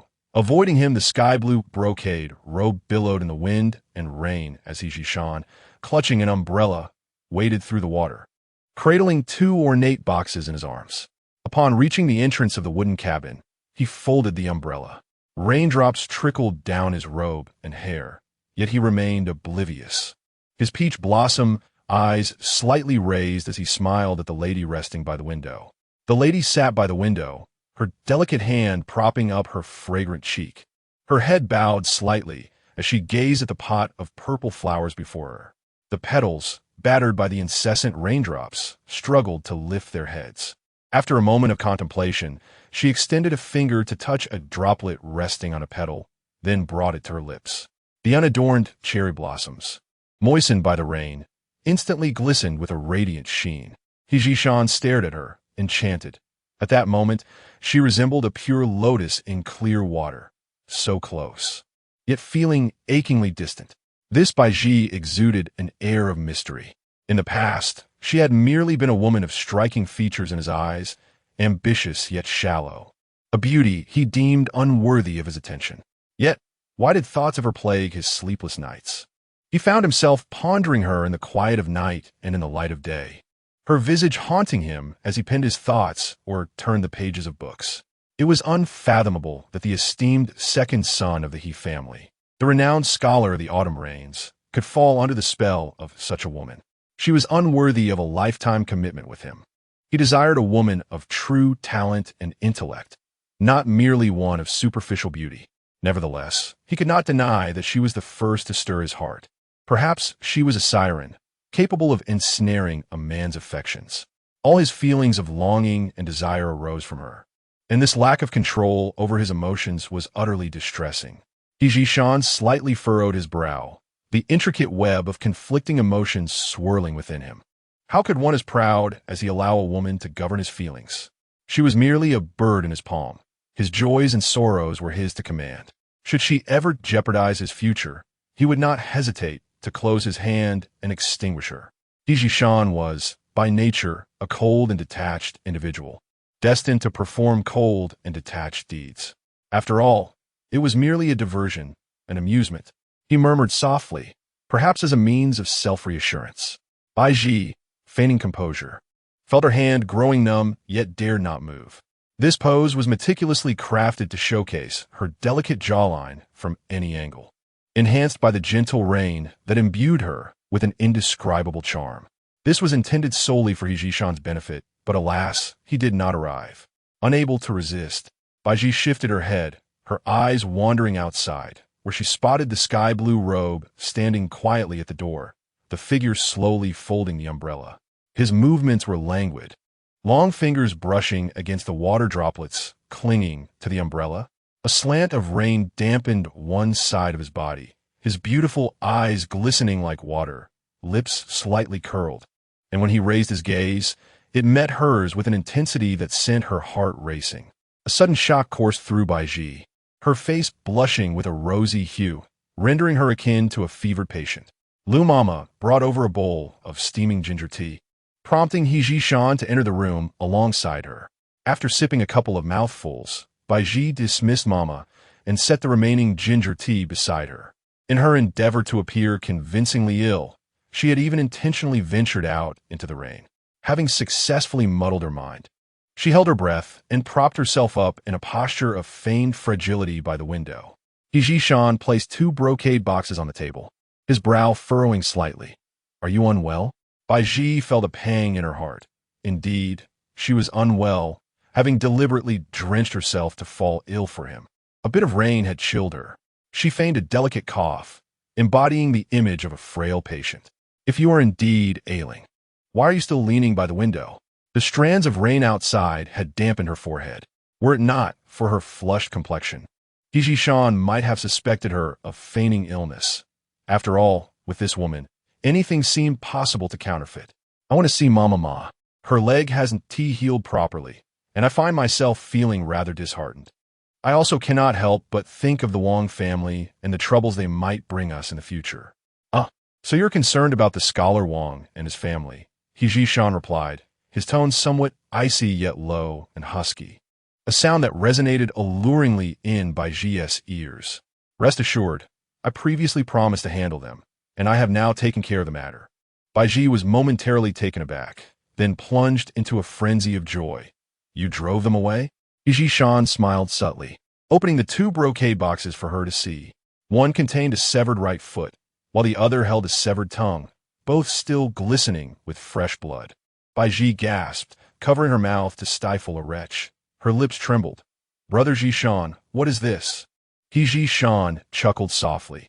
"This is the right foot of Wang Pengkai, a scholar whose severed limb renders him disabled, thus barring him from participating in the imperial examinations. His future is now irrevocably shattered. And this is the tongue of Wang Pengkai's mother, whose incessant slanderous words I have silenced by removing it, ensuring she can no longer defame others. A rather gratifying act indeed, but is it not excessive?" Baizhi questioned, her expression one of bewilderment. "I did not foresee that you would truly act on your words. Such a bloody method. Could it not be deemed too cruel?" Her cheeks flushed. Her forehead fell to flame, her eyes alternating between clarity and languor as she lay on the soft pillow, droplets of rain cascading down her hair, dampening her garments.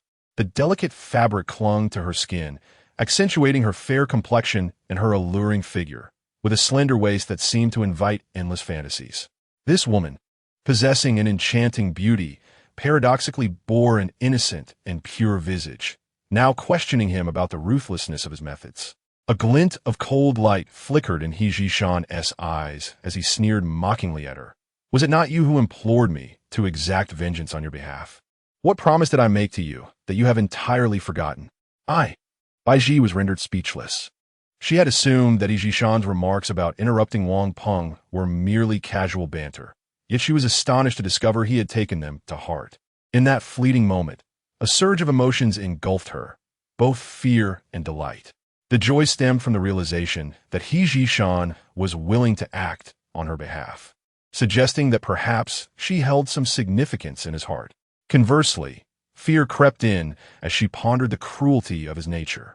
Entangling herself further with such a man might lead to her own undoing. Perhaps it would be wise to distance herself from someone like him. This version of He Ji-shan was beyond her comprehension. Chapter 63. She simply admires his persona. He Ji-shan delighted in observing the subtle shifts in Baizhi's emotions. He was acutely aware of her penchant for employing intricate schemes. However, the triviality of her machinations was insignificant in his eyes. The mere pursing of her lips and the flutter of her eyelashes revealed her thoughts to him. For instance, at this moment, she concealed a hint of aloofness behind a radiant smile, playfully tugging at his sleeve and feigning immense gratitude. Brother Ji-shan, I misspoke earlier. It is Wang Peng and his family who have committed numerous misdeeds, and such a fate is precisely what they deserve. I cannot express the joy I feel that you took my casual remark to heart and acted upon it. Here, I have prepared a batch of apricot preserves for you to savor. Yet, as she turned, that smile abruptly faded. The notion of a gentle, virtuous gentleman was shattered. He Ji-shan was capable of severing a man's foot or silencing a tongue with alarming ease. Such a man, with a heart so malign, was someone she could never afford to entangle herself with. Previously, she had fancied using her unparalleled beauty to entice him, believing that with tenderness and affection, she could eventually sway him. However, witnessing his violent disposition brought forth her instinct to retreat. Deep down, she understood that her trivial cleverness had long been seen through by He Ji-shan, who had chosen not to confront it, thus allowing her to cling to the hope of a potential connection between them. Yet now, regardless of any possibilities, she resolved to sever this perilous bond. She yearned for wealth and luxury, and the thought of having such a cruel confidant, who could, in a fit of rage, take her life, sent a chill down her spine. As she bent to retrieve the apricot preserves, her knees buckled, and she found herself kneeling on the ground, unable to rise.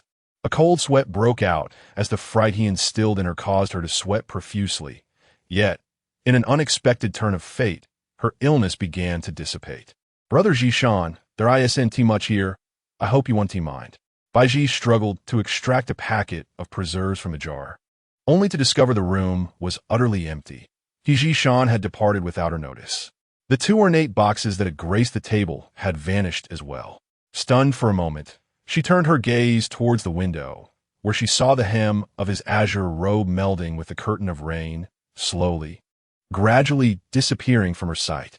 A sense of emptiness engulfed her heart, accompanied by an indescribable heaviness.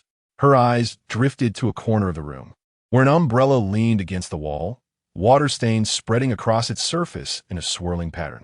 Struggling to her feet, she grasped the umbrella and dashed into the rain. Calling out, Brother Ji-shan, you forgot your umbrella. Baizhi, breathless, pursued him. The splashing mud soiled her dress. Yet the beauty-conscious Baizhi paid it no mind as she sprinted forward. Finally, in a thicket of overgrown grass, she caught hold of He Ji-shan's sleeve. Brother Ji-shan, your umbrella, she said, her voice soft and clear. He Ji-shan stood tall and elegant, towering over Baizhi, who had to rise on her toes to meet his gaze. He stood there, drenched to the skin, while Baizhi trembled as she gazed at his face through her wet lashes. Raindrops cascaded from his forehead to his chin, and he spoke in a calm voice. Just throw it away. A pang of sorrow pierced Baizhi's heart. An uncontrollable flicker of lightning danced within her chest. She sensed a shift in He Ji-shan's demeanor towards her. His previous curiosity and scrutiny had given way to indifference. Why?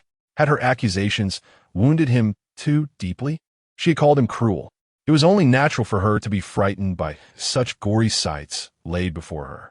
Sensitive to the minutiae, Baizhi immediately detected the subtle changes in He Ji-shan's attitude. Yet, she felt an undeniable reluctance. Standing on tiptoe, she offered him the umbrella. Here, take it.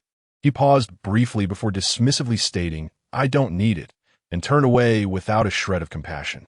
Baizhi remained frozen in place, lost in the rain, her mind blank. Just then, Lu Mama, worried for her, approached with an umbrella and a bowl of chicken soup. From a distance, she spotted Baizhi standing foolishly in the rain, her heart filled with both anger and concern. Baizhi, why are you still out in the rain? Lu Mama pulled her inside with urgency. Baizhi sneezed heavily. She was truly unwell now, her head spinning, not a word left to say. After drinking the chicken soup, she collapsed into bed, and as she closed her eyes, Baizhi Shan's indifferent face resurfaced in her mind. She let out a heavy huff. What was so remarkable about him? I never intended to engage with you. From this moment on, she would no longer play act with such a cruel person. She could devote her thoughts entirely to the other young masters of the He family. Baizhi Shan. This man had forever entered her blacklist. She would no longer waste a single ounce of her energy on him. Baizhi Shan returned to his quiet chamber. Hurling the brocade box, he held onto the ground in frustration.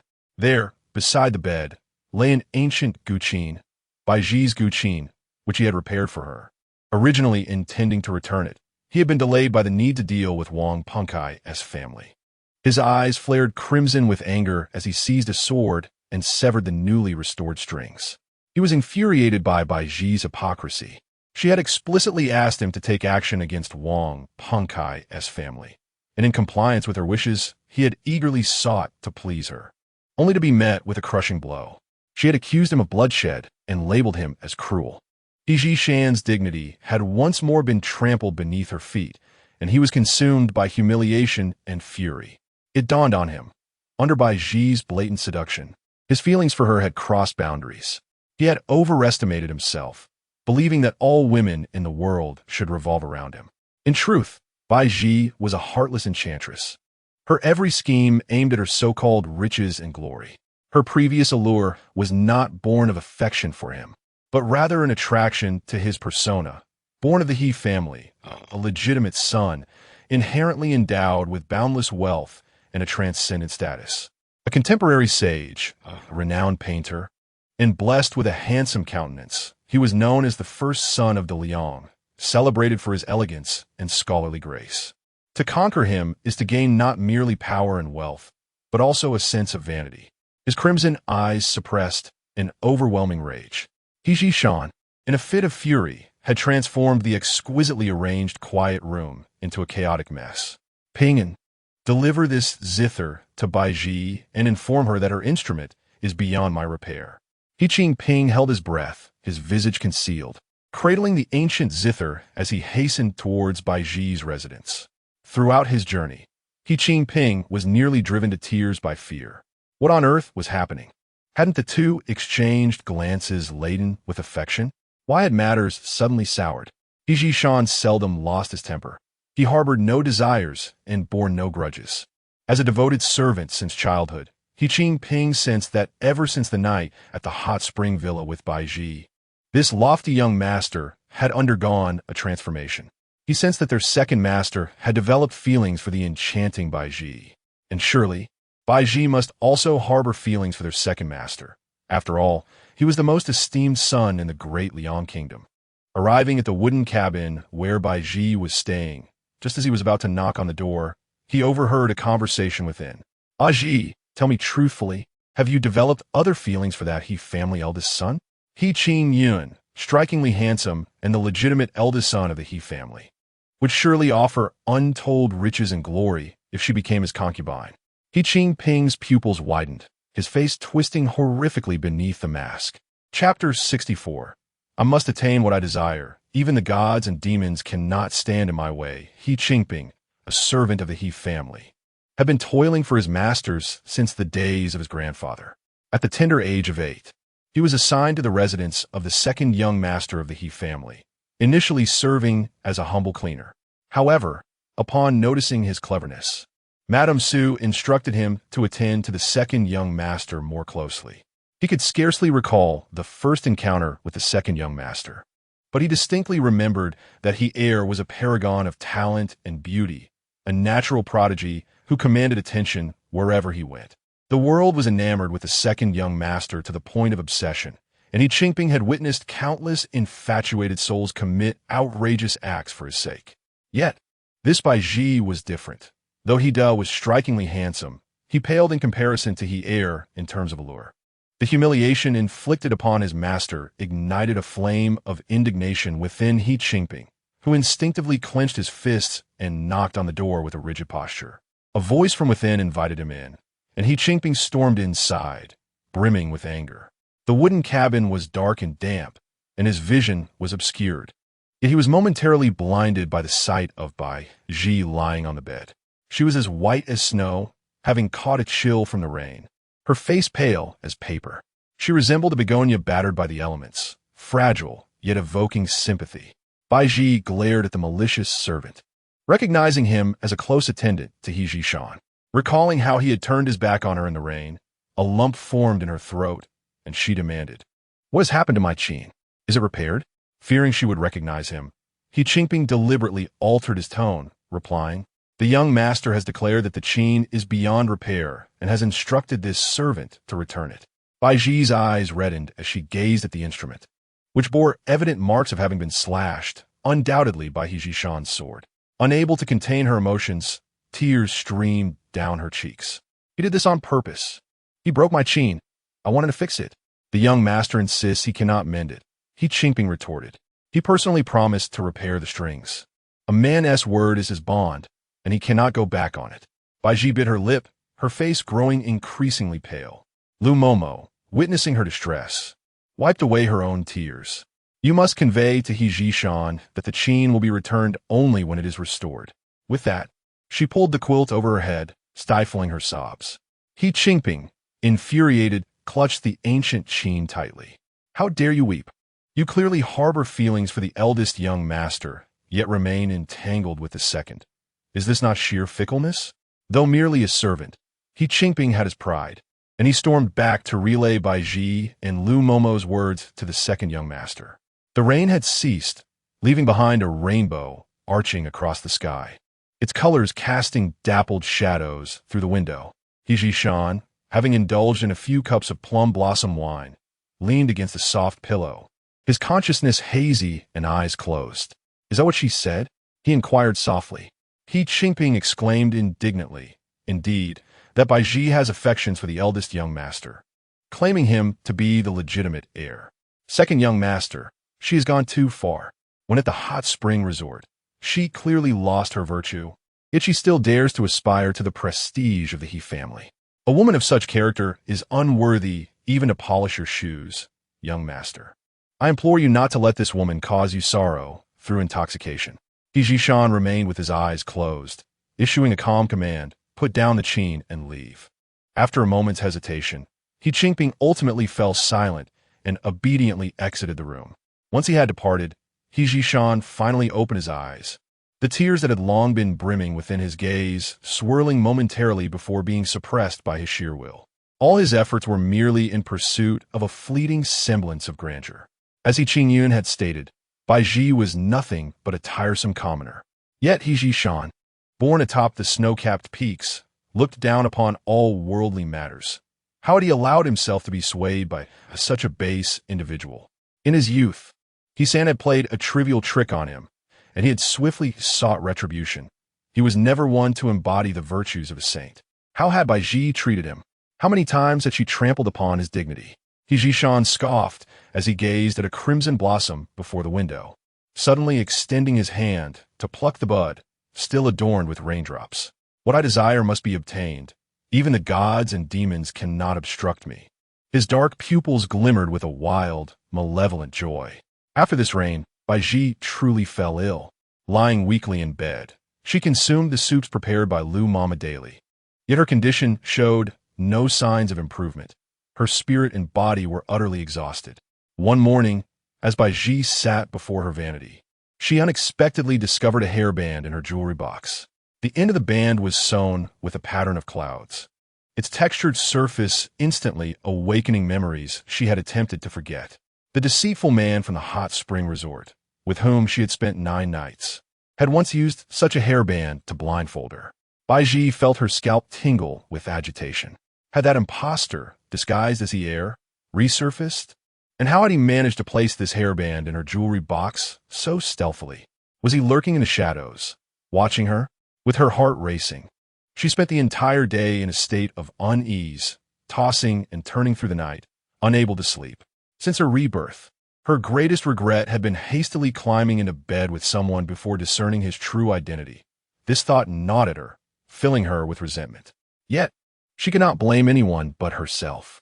Although she had lived 2 lives, her combined experiences paled in comparison to those of a rich heiress. Indeed, the saying that one's background shapes their perspective held a grain of truth.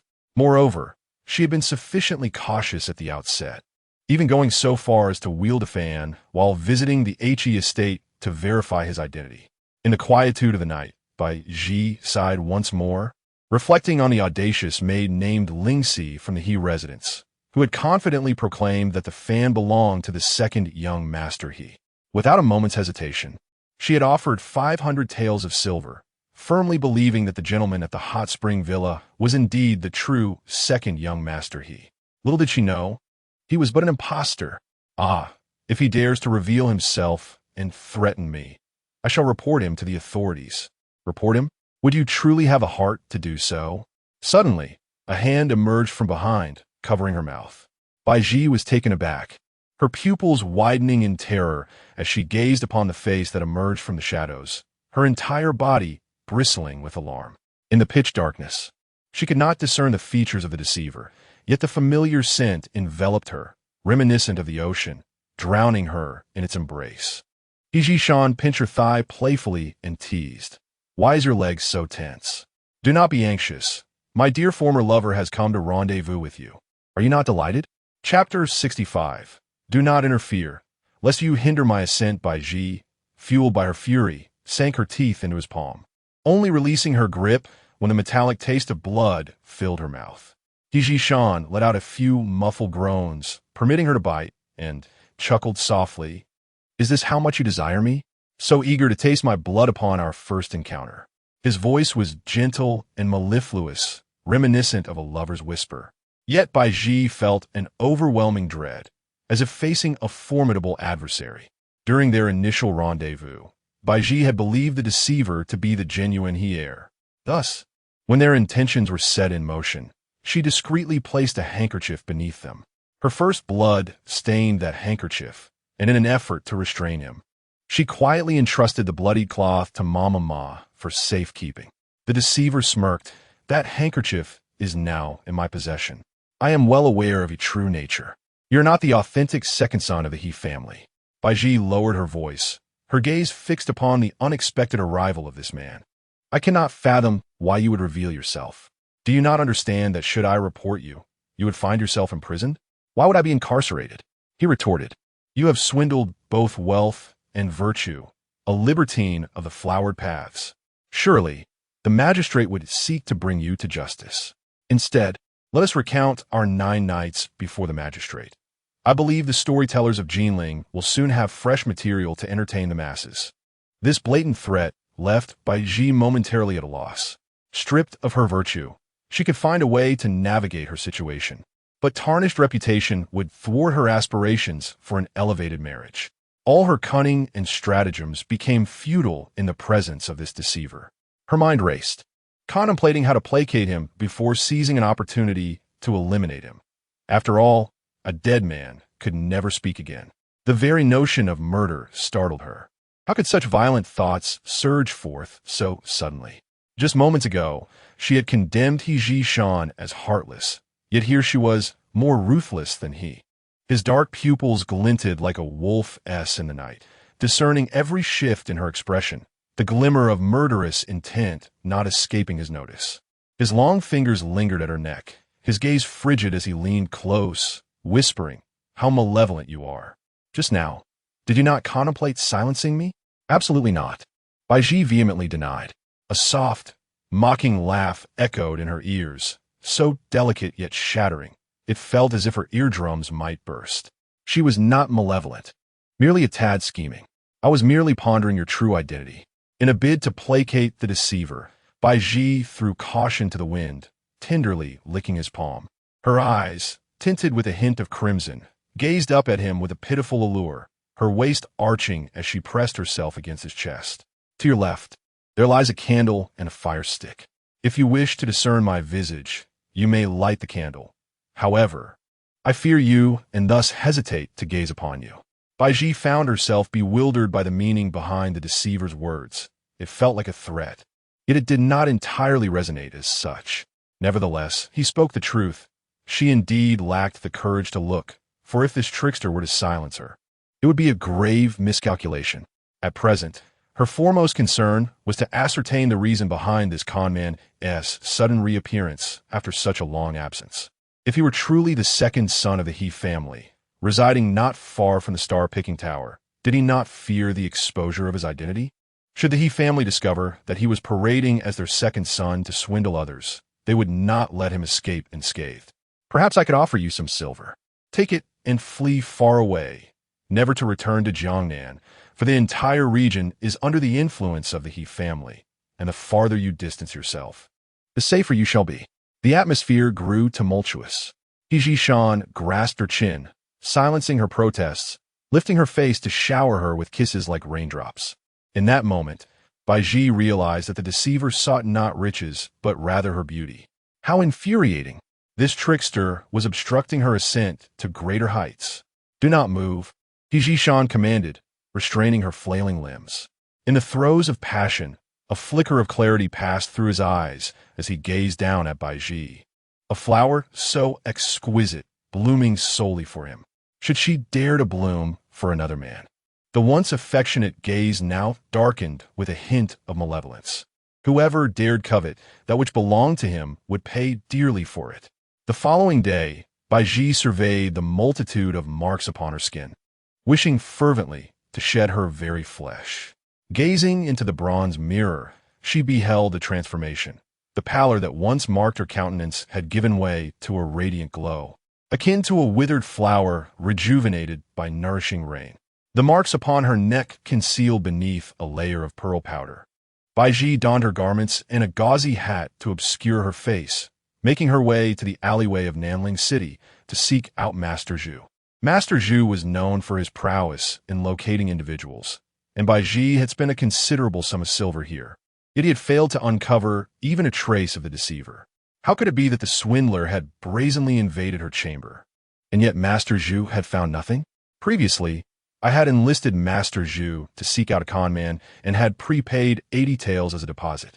I have come to inquire about your progress. After so many days of investigation, what have you discovered? Baizhi's fierce demeanor left Master Zhu momentarily speechless. Having traversed the myriad circles of society, he had encountered all manner of individuals. Yet before him stood a veiled lady with a captivating figure, undoubtedly a remarkable beauty.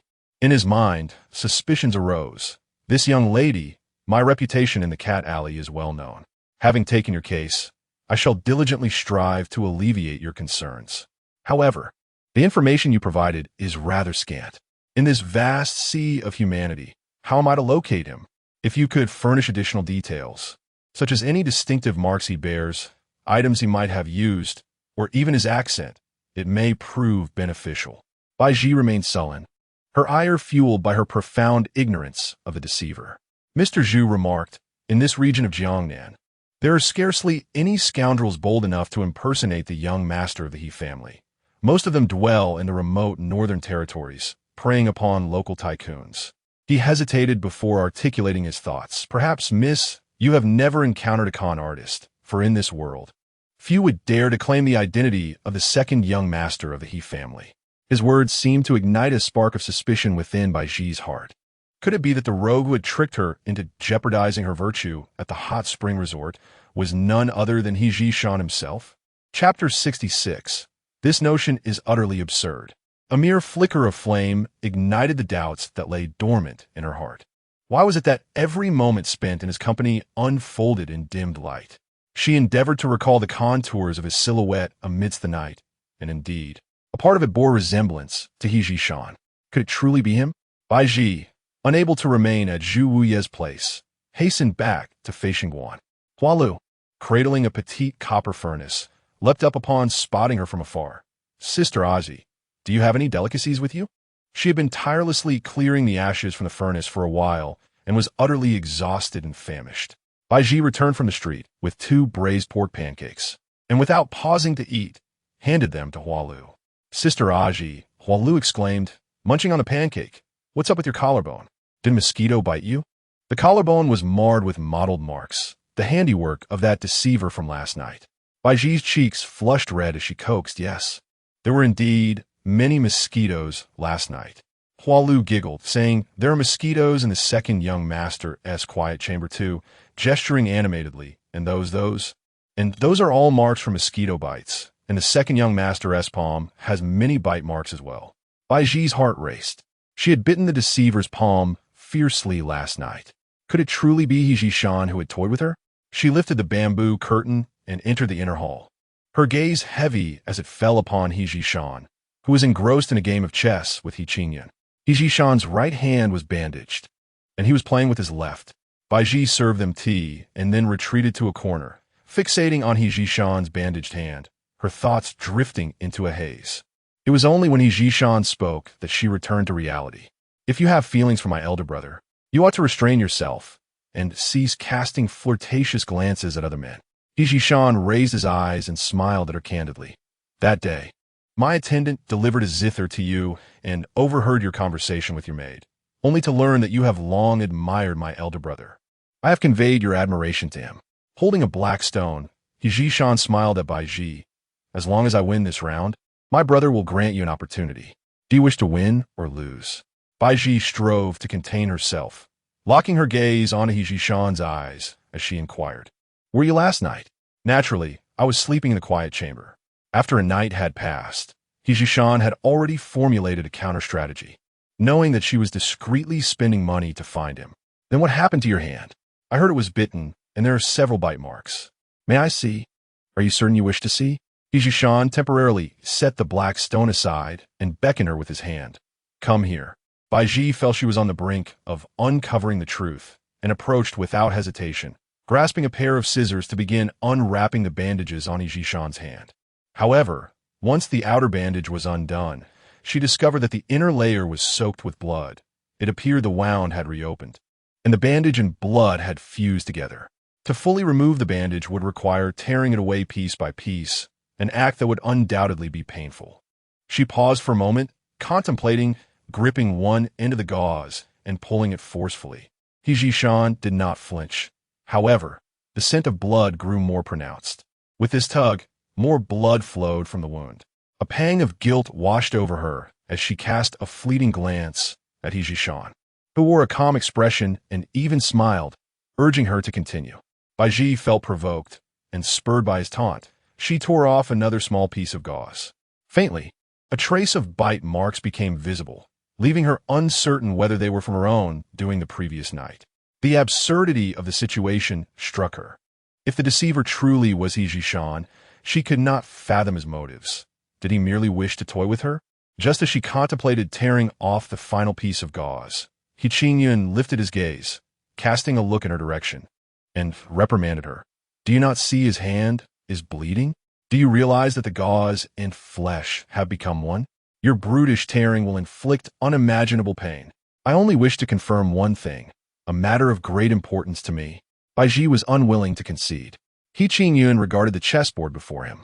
As long as He Zhishan desired victory, no one could surpass him, a cold smirk forming at the corners of his lips. The malignant woman before him filled him with revulsion. Even her beauty now bore an air of disdain, no matter how striking one's appearance. A wicked heart renders them no better than a venomous vixen. This vixen was relentless, intent on forcing He Zhishan to tear away the gauze fused with flesh. He Zhishan lowered his gaze, a wicked smile flickering across his eyes, his voice resonating through the starry tower. Though I am unaware of what you seek to confirm, if you deem it so vital, I shall assist you this once. He himself tore away the final piece of gauze. The sound of ripping flesh accompanied the gauze, sending a shiver of dread through onlookers. Baizhi winced yet mustered the courage to step forward and examine the bite marks. Amidst the bloody mess, she discerned a row of bite impressions, her eyes welling with tears, flooded with emotions she could not define. The marks were interspersed with claw scratches, reminiscent of a cat's playful assault. Last night, with the mosquitoes swarming, I had brought a little cat into the house, hoping it would catch a few for me, but it proved so mischievous that it left my hand in this state. He Jishan concealed his pain deep within, enduring the immense agony as he applied honey to the area where Baizhi's teeth had broken the skin, enticing the small wildcat to scratch at that very spot. The cat's claws were sharp, yet he did not utter a sound. He had always possessed remarkable endurance, only bandaging the wound once the claw marks obscured the bite impressions. "So, have you obtained the answer you sought?" "Indeed, I have," Baizhi confirmed, realizing that the deceiver and He Jishan were two distinct individuals. A cold snort from He Qingyun jolted Baizhi out of her muddled state. Oh no, her insistence on tearing away the gauze from He Jishan's hand had surely made her appear heartless, and he must now despise her. Baizhi clutched her handkerchief, casting a worried glance at He Qingyun, and explained, "Actually, last night, something was stolen from my room. In a moment of desperation, I bit that thief. I merely wished to ascertain whether the second young master was indeed the culprit." He Qingyun smiled gently. "What could you possibly possess that is worth stealing?" After appraising her with a glance, he added with a chuckle, "It seems that only your appearance holds any semblance of value." This blatant mockery brought tears to Baizhi's eyes, nearly causing her to weep. He Qingyun, harboring a bias against women due to his mother's circumstances, felt even more disdain for Baizhi after witnessing her malicious tactics. He carelessly disordered the chessboard, muttering, "I shall not continue." He Jishan sighed. "Only one move remains to determine the victor. Miss Baizhi, it appears my elder brother holds no interest in you." He Qingyun gritted his teeth, a cold light flashing in his eyes. "I have always kept my distance from venomous women." He continued, "Miss Baizhi, as a non-initiated Taoist, your prolonged stay here seems rather inappropriate. I advise you to pack your belongings and return whence you came." Chapter 67. Anger. Cold. Trembling. Would she dare again? Baizhi burst out of the star-picking tower, tears streaming down her face. It was utterly suffocating. Even in her previous life, she had never endured such humiliation. With her striking beauty, no man had ever spoken harshly to her. The reprimand from He Qingyun had genuinely infuriated her. Not only had she lost face, but she had also been unceremoniously cast out. She felt an overwhelming sense of despondency, marking the second time since her rebirth that she felt utterly disheartened. The first time had been at the hot spring villa, where she lost her most cherished virtue. This time, she had squandered the opportunity to get closer to He Qingyun, and her relationship with the true He heir had also soured. He Qingyun was truly an unyielding stone, devoid of human sentiment. He had threatened to expel her, and he had followed through. By that evening, several Taoists had driven her and old Madame Lu out of the Flying Star Temple. "Brother, can such a stunning beauty fail to stir your mundane heart?" The two young masters of the He family stood atop the highest level of the star-picking tower, gazing down upon Baizhi, who was being expelled by the Taoists. With her slender willow-like waist and enchanting beauty, she appeared to embody the delicate charm of spring. He Jishan furrowed his brows, attempting to conceal the fervent gaze in his eyes, looking at the indifferent He Qingyun beside him, who stared at Baizhi with nothing but disdain. He Jishan noted, "Beauty without virtue is merely vulgar." He Qingyun, oblivious to the subtlety in his words, smiled and departed. Once his brother's figure vanished, He Jishan turned his attention back to Baizhi. His heated gaze, laced with a mischievous grin, roamed over her form, her eyebrows and eyes, shoulders and waist, legs and feet, each part igniting his restlessness. He must have been enchanted. Watching her retreating silhouette, a serene smile graced his lips, imbued with an aura of danger that suggested he held all the cards. He Qingyun was right. In this world, no one could outmaneuver him on the chessboard of life. If life were a grand chessboard, then He Jishan undoubtedly stood at the pinnacle of power. When it came to cunning and strategy, He Jishan could certainly claim the title of Baizhi's master. With just a slight maneuver, he had compelled He Qingyun to play the villain on his behalf. If Baizhi despised his ruthless tactics, then he would send her back to truly experience the depths of cruelty. After tonight, she would come crawling to him, begging for forgiveness. After much wandering, Baizhi and old Madame Lu returned to the Lin family's estate. The place had fallen into disrepair, neglected for days. Baizhi hung her head in despair, while old Madame Lu seemed to regain a flicker of spirit. A candle flickered in the musty room as old Madame Lu began to comb Baizhi's hair. Baizhi, do you still wish to rely on your beauty to become a concubine in a wealthy household? At the hot spring villa, you disregarded my warnings and insisted on climbing into bed, only to find that man was a deceiver who took your virtue and vanished without a trace. I had hoped that after experiencing that lesson, you would become more prudent. Yet, here you are, foolishly infatuated with the eldest son of the He family, stubbornly moving to Aunt Linlong's residence, thinking to gain favor by proximity. What was the outcome? You were shamefully sent back. Mama, please stop rubbing salt in my wounds. Baizhi's delicate face was scrunched up, resembling a child on the verge of tears. Transforming from sparrow to a phoenix is indeed a daunting challenge. In this second life, her struggles and efforts have not enabled her to ascend to greater heights. In fact, she has encountered even more obstacles than in her previous existence. Is the only branch within her reach that of the elderly He Hong Hai? She refuses to accept such a fate. In her past life, she was suffocated and trapped in a coffin by the matriarch of the He family at the peak of her youth. This time, she is determined not to repeat that tragic fate. Mama, I have declared that I would rather be a wealthy man's concubine than a poor man's wife. Lu Mama lamented in despair. After enduring so many lessons, you remain as stubborn as ever. Baizhi nodded, affirming her resolve to dare once more. After all, this second chance at life is a gift she intends to seize, vowing to carve out a distinctly different existence. The He family boasts 5 young masters. She cannot afford to give up easily. Currently, He Da and He Qingyun are excessively rigid, resembling stones. No charm or allure would sway them. He Er, He Zhishan, is menacing and bloodthirsty, difficult to engage with. Although there had been some flirtation at Feishing Temple, the thought of him mercilessly severing Wang Pengcai's right foot and slicing off Madame Wang's tongue makes Baizhi feel that she cannot handle such a man. It is best to keep her distance. Indeed, apart from their immense wealth and power, the He family is simply populated by young masters. And there are He San and He Si. Baizhi contemplated that upon her adoptive mother's return, she would navigate the situation carefully, striving to choose a suitable match between He San and He Si. Lu Mama whispered in her ear, "You are incorrigible. There will come a time when you will weep." Baizhi buried her face in the quilt, pushing aside her chaotic thoughts, and replied in a muffled voice, "I would rather cry in a grand mansion than laugh in the small courtyard of the poor."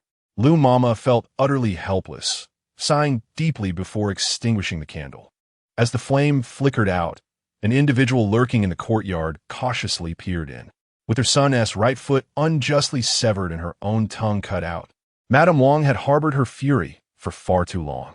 Seizing this perfect opportunity, she could not let it slip away. Once the faint sounds of slumber filled the room, Madame Wang summoned several relatives and bound the 2 individuals on the bed, stealthily placing them into a carriage under the cover of night. The carriage jolted along until it halted before the Wang family courtyard. Baizhi had already regained consciousness. As the carriage curtain was drawn aside, she immediately caught sight of Madame Wang's plump visage. Madame Wang, unable to speak due to her severed tongue, glared menacingly with her beady eyes.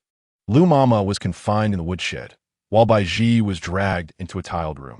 Inside lay a large bed, upon which rested a man with a missing right foot, none other than Wang Pengcai. Since Wang Pengcai had his right foot severed, he has descended into a state of indulgence, reveling in wine and merriment day and night. He lavishly spent a fortune to procure a courtesan from a brothel, seeking pleasure without respite. The courtesan, subjected to relentless demands, contemplated escape but was caught. In addition to enduring a brutal beating, her feet were shackled with iron chains, leaving her unable to flee and at the mercy of Wang Pengcai's whims. He unleashed the fury within him upon her. Upon awakening, Baizhi beheld the courtesan's body marred with bruises, one side of her face grotesquely swollen. Wang Pengcai loomed over her, panting heavily, and furiously spat. "Wretched woman, you are nothing more than a lowly creature from a brothel. What do you expect from me? Lie down obediently. Only then can you hope for better days." The courtesan pleaded, "Kind brother, I beg for your mercy. I have scarcely had a moment's respite since dawn. This body is not forged of iron, and cannot endure such ferocity. With a scoff, Wang Punkai pushed her aside and poured some honey, his face alight with a sinister grin as he presented a porcelain bowl, pressing it down with force. Baizhi watched in horror as the courtesan's entire body arched in agony, seemingly overwhelmed by immense pain. Fear seized her, and tears streamed down her cheeks uncontrollably. Wang Punkai, satisfied with her reaction, sneered, "If you do not desire my company, then I shall summon these ants to keep you company." Only then did he raise his deranged gaze towards Baizhi, a smile gracing his lips as he remarked, "Baizhi, dear sister, it has been quite some time. You appear even more delicate than before." Chapter 68. She realized her mistakes. Fear enveloped her like a relentless tide, and Baizhi, with a tumultuous heart and a myriad of emotions, mustered the courage to gaze at Wang Punkai. With great difficulty, she squeezed out a few words from her trembling lips. "Brother Punkai." Wang Punkai's smile was as eerie as a specter, while Baizhi, clad in a light pink inner garment and draped in a somewhat worn sheer skirt, knelt on the ground, shivering uncontrollably. Her dark pupils were filled with terror. In that moment, this woman appeared so fragile that it tugged at one's heartstrings. She was destined to marry into the Wang family, to become Wang Punkai's beloved wife. But alas, fate had conspired against them, leading them to miss their chance. However, it mattered not. She had returned to his side, albeit under the grim realization that he would no longer desire her as a wife. She was now relegated to the status of a nameless, faceless concubine, fit only to warm his bed. Wang Punkai closed his eyes, and a vivid image flashed in his mind, his right foot being brazenly severed by a group of servants from the He family. His heart, buried deep within his chest, throbbed violently. Suddenly, he opened his eyes and hurled a porcelain vase at Baizhi. Instinctively, she dodged to the side, though the vase missed her. It shattered upon hitting the ground, scattering shards that cut into her leg. Blood oozed from her fair skin, and Baizhi clenched her teeth in pain. "You vile creature, once you climbed the lofty branch of the He family's young master, you brazenly incited him to have my right foot severed. Did you ever contemplate that you too might be cast aside, reduced to a state of disgrace?" At this juncture, Wang Punkai pointed at the writhing harlot and grinned malevolently.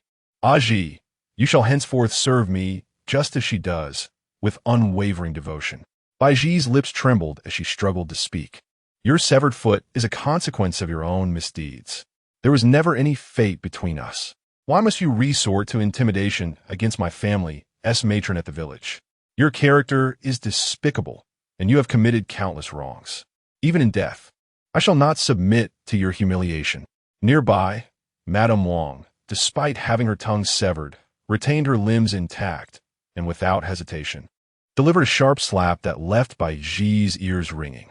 Wang Punkai sneered, "You are nothing more than a worn-out shoe discarded by the He family. Do not feign virtue before me. Mother, bring the iron chains. I shall bind her hands and feet." He rose, limping as he approached her, leaning close to her ear with a sinister smile. "This bed shall be your resting place for the remainder of your life, and I shall ensure you bear child after child until you are incapable of bearing any more." Baizhi, now devoid of tears, could only part her lips in a slight gasp. "I will not allow you to have your way. If you dare to treat me so, I shall take my own life. You lack the courage to die." Wang Punkai continued to laugh. "You still have two matrons. Can you bear to see them suffer alongside you? If you wish for their survival, you must obey me." "Wang Punkai, you are a base coward. Lu matron has treated your family with utmost kindness. Surely you are aware of this. Why repay kindness with malice? If not for the wretched character of your family, I would have long since married you. You think you are worthy?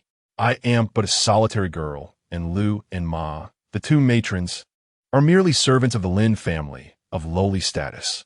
The reason my mother consented to the union was solely for the sake of your dowry. Furthermore, your two matrons, one skilled in embroidery and the other in medicine, could profit our Wang family. Marrying you equates to acquiring a portable treasure chest. When I indulge in the pleasures of the brothel, I must spend a considerable sum. Yet with you, not only can you generate wealth for me, but you can also bear children and, most importantly, provide me with free entertainment. Once I achieve success in the imperial examinations and acquire several beautiful concubines, Life's pleasures will be unparalleled. Wang Punkai viciously seized her collar.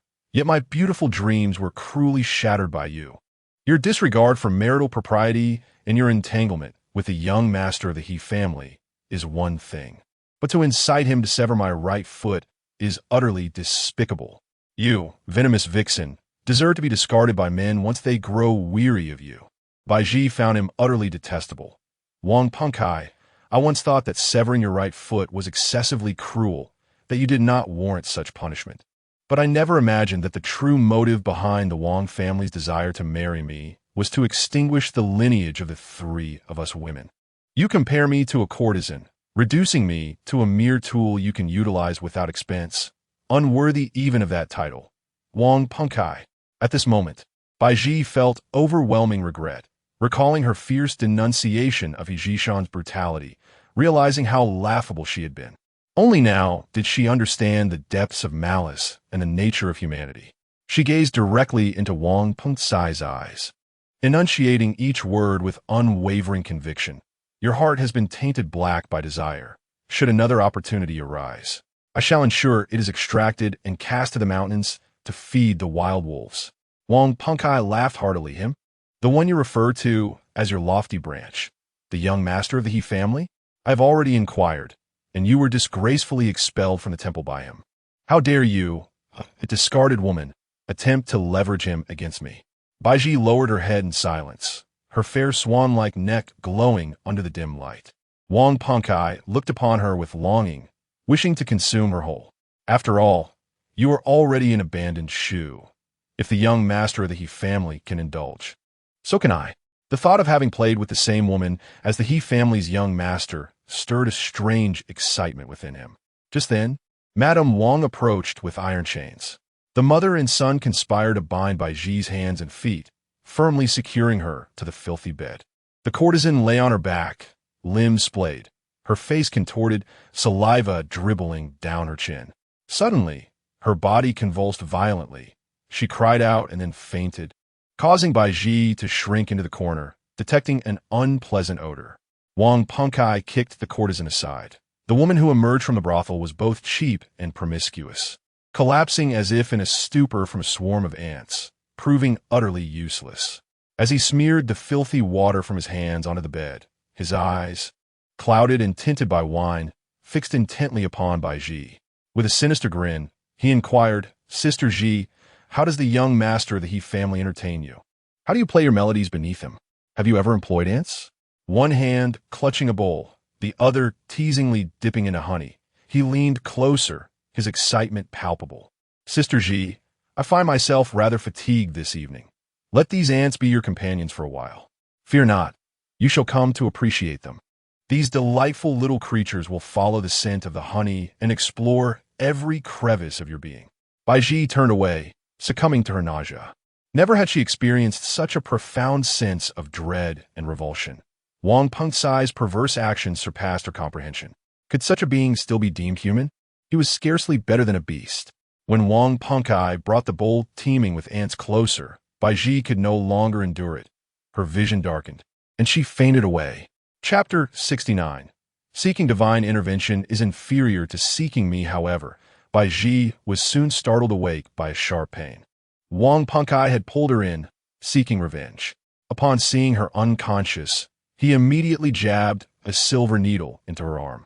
The unusual pain jolted Baizhi back to consciousness. With her gaze slightly lowered, she noticed the ants gathered in the porcelain bowl wriggling together. Baizhi, my dear sister, Wang Punkai, in a fit of madness, had poured an entire jar of honey over her legs. The sticky, sweet liquid flowed down her fair skin, creating a nauseating sensation akin to a serpent slithering around her lower body. All of Baizhi's cunning vanished. In this moment of life and death, her heart was filled with regret. The entire Wang family was filled with malice. Such beasts did not deserve to live. If Yizhishan had been a bit more ruthless and had exterminated them all back then, she would not have to endure such humiliation today. Just as the bowl of ants was about to spill onto her, the unconscious courtesan beside her suddenly opened her eyes. With a resurgence of strength, she lunged at Wang Punkai like a ferocious wolf. The courtesan sank her teeth into his neck, causing him to scream in agony as the bowl slipped from his hands and shattered on the ground. Baizhi had narrowly escaped disaster. Her eyes scanned for the keys hanging from Wang Pengcai's waist. At that moment, he was too preoccupied with his injury to notice anything else. Keys. He has the keys. Baizhi urged the courtesan.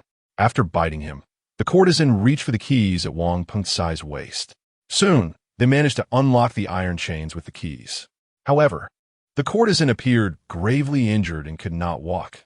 She slumped onto the bed, gasping for breath, and urged Baizhi, "Miss, you must flee and call for help. Quickly."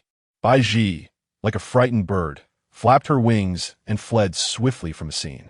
Behind her, she could hear Wang Pengcai's anguished shouts and the menacing faces of Madame Wang and the Wang relatives, brandishing torches as they pursued her like phantoms. She exerted every ounce of strength to run. Fortunately, neither side had horses, and the chase turned into a test of endurance. Though Baizhi was delicate, her youth and the life-threatening situation allowed her to maintain her lead. The Wang family, however, halted their pursuit near the Flying Star Temple. Madame Wang gestured for a few relatives to take cover, realizing that the wretched girl had come here merely to seek assistance from the He family's eldest son, who had grown weary of her. "Let us wait here. Soon enough, that wretched girl will be driven out," they decided, lying in wait for their prey.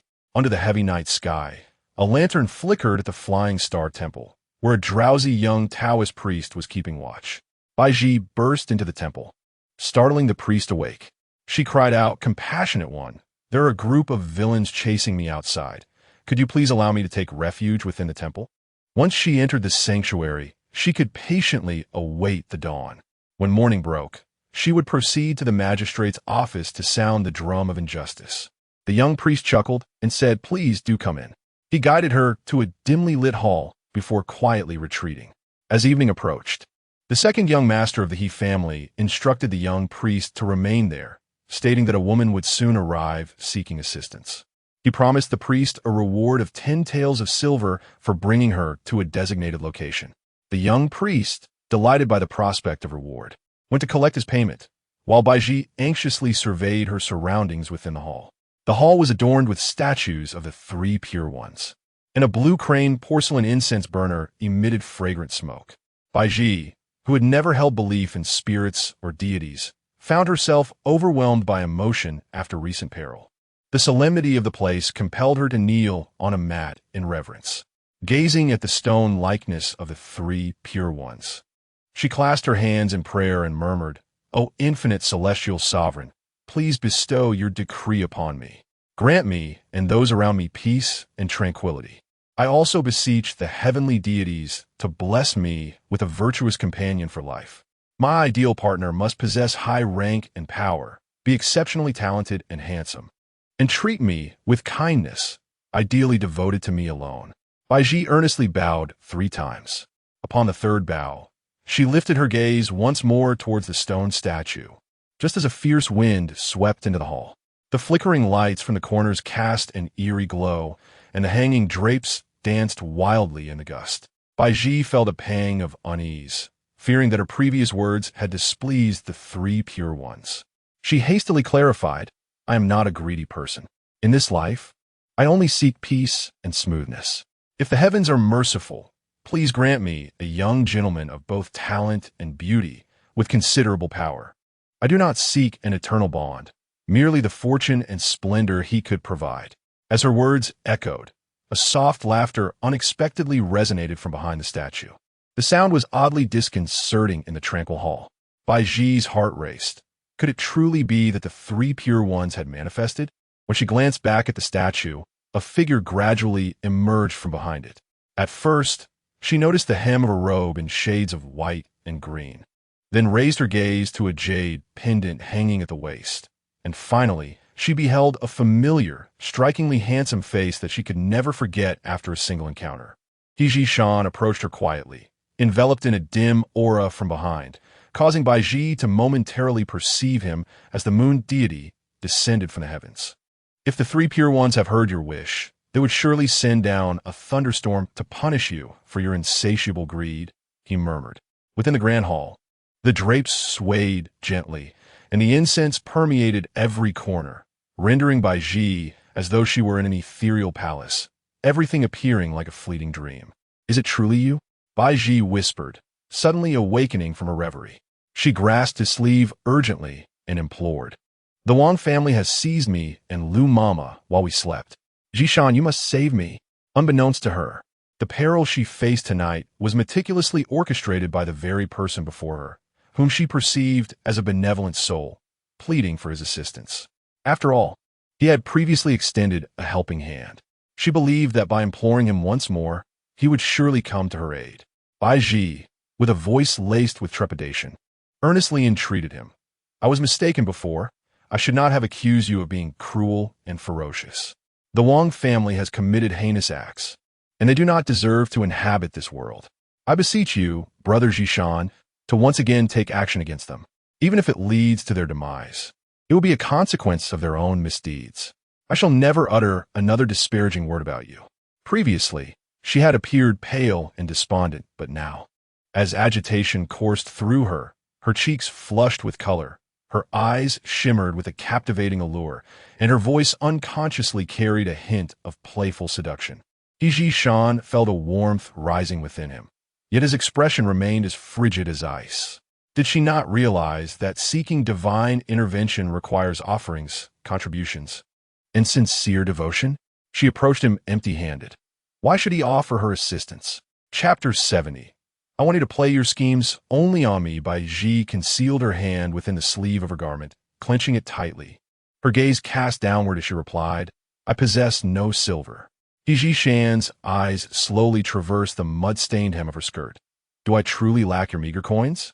Baizhi, who cherished wealth above all, immediately brightened at his dismissive remark about money, looking up at him with eager eyes. "Then what do you desire?" "Whatever I possess, I shall give to you. Vanity, materialism, indulgence, greed, ambition, and meanness." Jishan's dark gaze lingered upon her as his voice resonated low and somber. "These are the very traits you embody. If I were to ask for them, would you willingly offer them to me?" Baizhi stared at him in alarm. Had he just insulted her? Those words were painfully harsh. How dare he so belittle her? Her vanity, greed, materialism, indulgence, ambition, and meanness. Who were they harming? It was her inherent nature. She merely sought a life of luxury and had tirelessly worked toward that goal. For this ambition, she had made countless sacrifices. She starved herself, she toiled relentlessly, and for the sake of climbing the social ladder, she had even resorted to compromising her virtue. Her aspirations were grand. She could cast flirtatious glances at men in plain sight, all to win their favor, honing various skills to captivate them. In the eyes of others, she might appear as a despicable schemer, a green tea BTC, a black lotus flower, yet only she knew the depths of her own foolishness. She was foolish enough to believe she could ascend through beauty, only to find herself thwarted, her purity taken by a charlatan. The memories of those 9 nights at the hot spring resort, buried deep within her heart, were intentionally forgotten as she yearned for a fresh start. When she encountered Hida, she attempted her old tricks once more, only to find Hida unresponsive, forcing her to relinquish her hopes with reluctance. Upon meeting the true heir, despite being fully aware of his perilous nature, she remained unable to resist the entanglements she fostered with him. Feigning intimacy, this became her greatest regret. She should never have provoked that false heir, let alone the true one. Jishan inclined his head slightly, their faces nearly touching as his heated breath brushed against Baizhi's cheek, his voice a low and enticing whisper. "Baizhi, you understand everything. You know precisely what I desire." Baizhi's nails dug painfully into her flesh, a sharp sting that preserved a thread of her reason.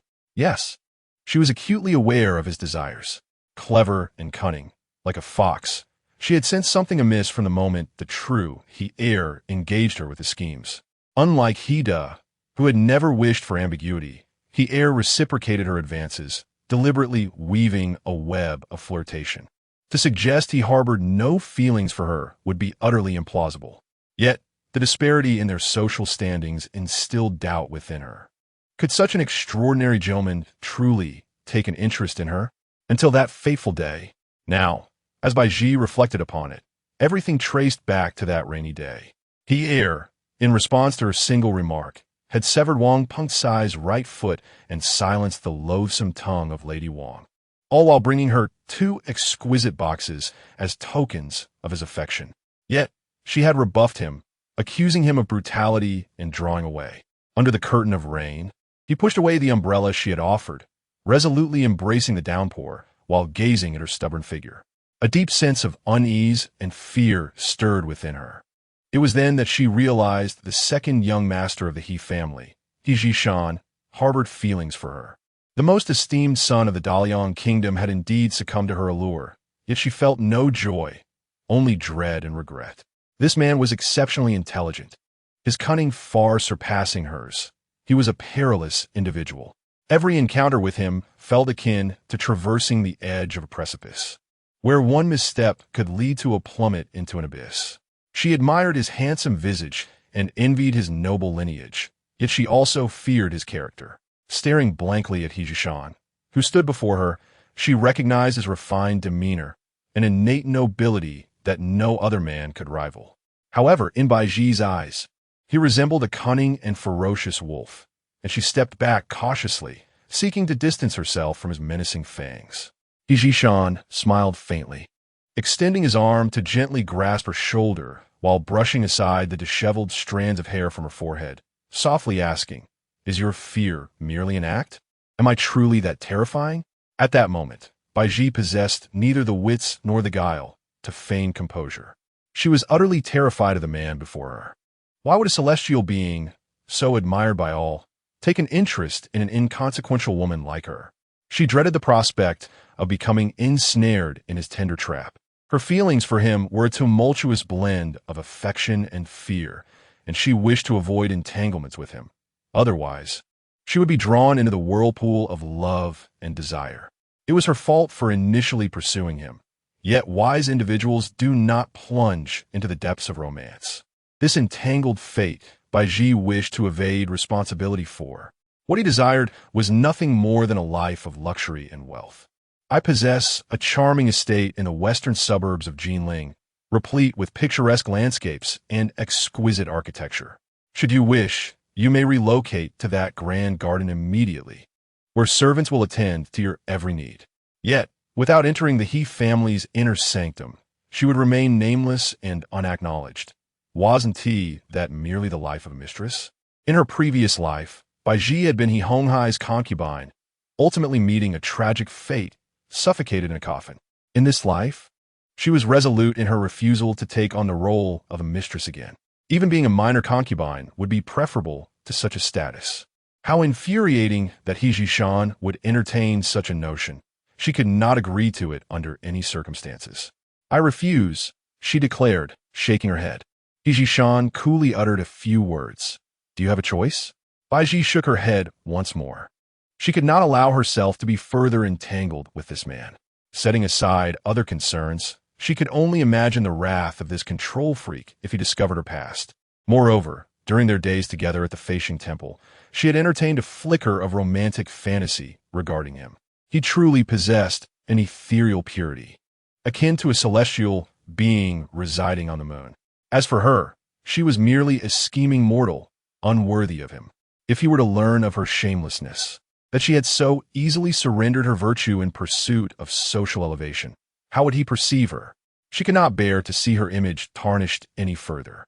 "Then do you know what I truly desire?" He Zhishan strolled to a column in the corridor, resting one hand against its surface, and murmured, "I am fond of your alluring methods and strategies to entice men." He abruptly turned to face the 3 Pure One statue and reiterated, "I can provide you with everything you desire. I have but one request. From now on, you may only display your cunning and employ your tactics towards me. You are forbidden to direct any of your schemes towards others." He grasped Baizhi's wrist, drawing her to the mat, and they both knelt together. "Baizhi, you must understand that we are the most compatible pair. Over the years, I have encountered countless women, yet only you have the power to stir my heartstrings. I am willing to swear before the 3 Pure Ones that as long as you do not betray me, I shall always treat you with kindness." Chapter 71. Deliberate Intrusion. Have you lost your mind? Baizhi struggled to rise, declaring, "You may be mad alone, but I shall not accompany you in your insanity. I have no affection for you whatsoever. My actions at the Flying Star Temple were solely for the esteemed young master of the He family, and you are in no way involved. The night I embraced the Qin was also for He Qingyun. It is He Qingyun, that lofty flower upon the high ridge, whom I admire." Baizhi Shan scrutinized her expression, endeavoring to discern the truth behind her words. In her ethereal eyes, he perceived a ripple of emotion, and when she spoke of He Qingyun, there sparkled a glimmer reminiscent of stars. A surge of indignation welled within him. "Do you truly harbor feelings for my elder brother?" Baizhi's gaze darkened. Deep within her heart, she loved no one. She had merely invoked He Qingyun as a shield to extricate herself from this madman. Trembling slightly, she cast her eyes downward, fear evident in her voice as she confessed, "In truth, 3 years ago, I chanced upon He Qingyun and was utterly captivated. Placing him in my heart, I am acutely aware of my humble status, and he, the legitimate heir of the He family, is of such exalted standing. I seek nothing more than to remain at his side, serving him." 2 tears welled in her eyes as she lifted her gaze to meet Baizhi Shan's. Indignation lacing her tone. "I have already given my heart. There are countless women in the world. Why must the second young master he insist on me?" Baizhi Shan regarded her for an extended moment, then heaved a long sigh. Cradling her cheeks in his hands, his heart stirred as he pressed his lips to hers. "You're playing your little games with me again." Baizhi felt disoriented as her carefully crafted deceit was unveiled. The heart schemes of this petite woman were not particularly intricate. She merely relied on her delicate and pitiable visage to beguile. She had succeeded countless times. Yet before Baizhi Shan, she had always faltered. His cunning was intricate and overwhelming, like an all-encompassing net. Captured within its vastness, she pondered her means of escape. But where could she flee? Baizhi increasingly perceived him as unattainable, succumbing to silence as she allowed him to claim her lips. His tongue pried open her mouth, teasing her persistently. The kiss was both heavy and light, tumultuous and consuming, as if he sought to engulf her entirely. Once the kiss concluded, he began to scent her from the strands of her hair down to her toes. Baizhi clutched her skirt tightly, gazing upwards at the towering Sanqing statue. Suddenly struck by the absurdity of it all, in such a sacred place, they engaged in such base acts. It was a desecration of the divine. After kissing and inhaling, he reached out to untie her clothing. Baizhi's eyes turned icy. "Baizhi Shan, could you not show me a modicum of respect? This is a sacred space. Look around. Do you truly intend to claim me here?" Baizhi Shan's palm was scorching against her ankle, and an insidious thought arose within him as he chuckled lightly. "Fear not. I shall spread a layer of pure white silk beneath you. Your first blossoming shall be etched in the most beautiful of memories." His words sent Baizhi's heart racing uncontrollably. First, she has lost her innocence long ago, taken away by a deceiver at the hot spring villa. Baizhi struggled fiercely, exclaiming, "Baizhi Shan, do not touch me." Baizhi Shan smirked, his eyes glimmering with mischief. "Baizhi, I know what you fear." She was afraid he would discover her lost virtue. Yet, it mattered little. Her purity had been claimed by him, unbeknownst to her. Baizhi found his smile unbearably piercing, sensing an underlying meaning in his words. "You know nothing," she retorted. "Baizhi Shan, you are a learned scholar. My face is stained like crimson, dripping with blood. This is not proper decorum." Baizhi Shan merely intended to frighten her, not to force himself upon her. He gently gathered her disheveled hair, brushing it aside, and said with a smile, "Very well, I shall not compel you." Strangely, despite her inner resistance, the scent of ink emanating from his chest soothed her heart. He promised not to impose upon her, so she felt secure for the night. After a frenzied escape and such fright, exhaustion overcame her, and she fell asleep against his broad, warm chest. Once she was sound asleep, Baizhi Shan could not resist taking a lock of her hair and bringing it to his lips. Her fragrance filled his lungs, sweet and soft. He then retrieved a pair of scissors from his sleeve, snipping off a small strand of her hair to conceal in a fragrant pouch he carried. When Baizhi awoke, she found herself in Baizhi Shan's serene chamber. By the window, a hanging plant thrived with fresh green, leaves adorned with droplets of water. Baizhi Shan was watering it with a kettle, and upon noticing her wakefulness, he personally brought her a basin of clear water. Rubbing her sleepy eyes and hastily tucking a few strands of hair behind her ear, she exclaimed, "Lu Mama has a poor girl still suffering in the Wang family estate." Baizhi Shan grasped her hand, immersing it in the cool water for cleansing, then took a clean silk handkerchief, dampening it to wipe her face. Baizhi noticed his leisurely pace and grew anxious, stating, "I have no time to waste here." As she rushed to the door, she realized her attire had been changed. Glaring at him in anger, "You didn't take advantage of me while I was asleep, did you?" Baizhi Shan's gaze fell upon her face, his eyes darkening momentarily. His voice languid, "After you fell asleep last night, I retained a piece of you." Baizhi jumped up. "What did you do?" He chuckled softly, his fingers caressing the fragrant pouch at his waist, where a small lock of her hair resided. "I want to tell you." Baizhi, infuriated, clenched her fists and waved them in the air. "Wait until I return. I will settle this with you." Stepping out of the tranquil chamber, she was met with the sight of two individuals bound beneath the large trees in the courtyard. Upon closer inspection, she recognized Wang Pengkai and Madame Wang. Baizhi Shan's voice echoed behind her.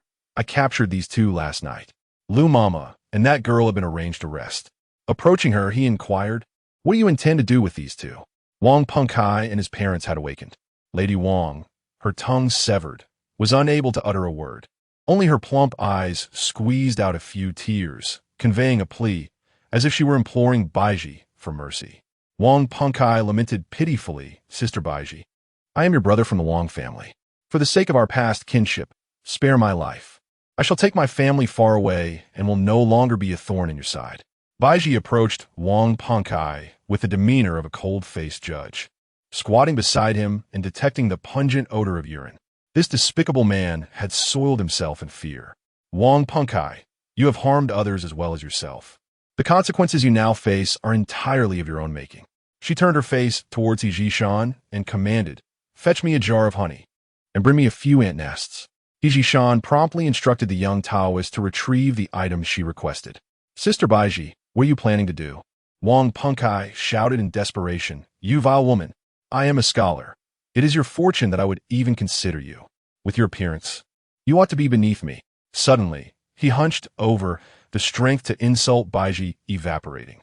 Baizhi poured the honey behind him and produced 2 ant nests, determined to let him experience the true essence of torment.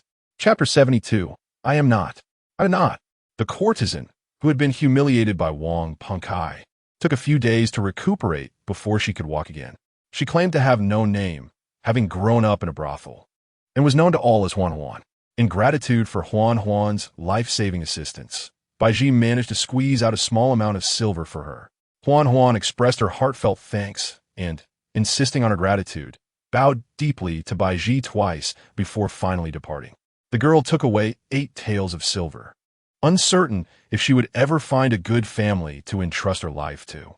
Lu Momo sighed, lamenting the poor fate of the child who had been so mistreated by Wang Pengkai. Baizhi felt a pang of sorrow, saying, "Momo, had it not been for you and Momo Ma nurturing me, I might have ended up like her, wandering aimlessly, unsure of my future."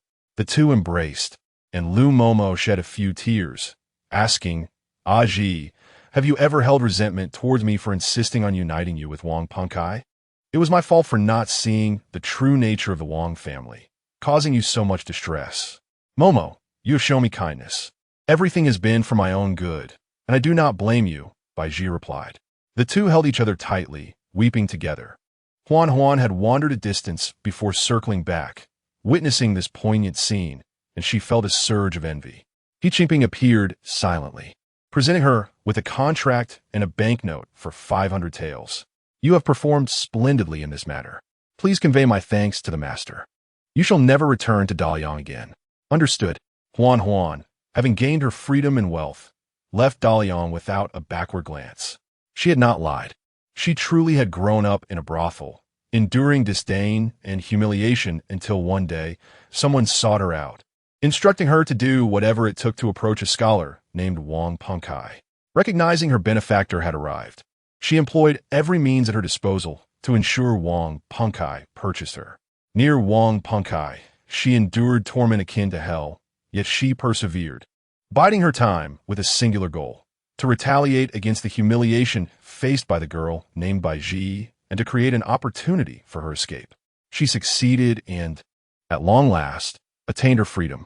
Before departing, Huan cast one last glance at Baizhi, pondering how the girl would feel knowing someone had gone to such lengths for her. Would she be moved or frightened? Baizhi, Lu Momo, seemed to recall something, pulling out 2 contracts from her sleeve. These are the contracts for myself and Momoma. The second young master of the He family specifically redeemed our contract from the Lin residence. From now on, both Momoma and I are free and have regained our rightful status. Baizhi held the contracts for a moment, suppressing her tumultuous emotions, and smiled. This is wonderful news. From now on, Momo and Momoma need not toil in arduous and degrading labor. Lu Momo sighed, though we have regained our status. How shall we support ourselves? Clothing, food, shelter, these expenses are not insignificant. Momoma's leg will soon heal. Once she is discharged, the 3 of us cannot possibly continue to cram into this tiny wooden house. Moreover, this is the residence of Aunt Linlang. How can we possibly impose upon her any further? Although we have gained our freedom, Aunt Linlang remains a member of the Lin family. Should the Lin family discover our whereabouts, it may lead to unforeseen troubles. Baizhi, mustering her courage, remarked, where there's a will, there's a way. The 3 of us have hands and feet. We shall not perish from hunger. Lu Momo replied, I can engage in some embroidery to supplement our household income. By the way, where has Aunt Linlang gone? I haven't seen her these past few days. Baizhi smiled and said, Aunt Linlang has journeyed to the capital for an important matter. Calculating the days, she should be returning soon.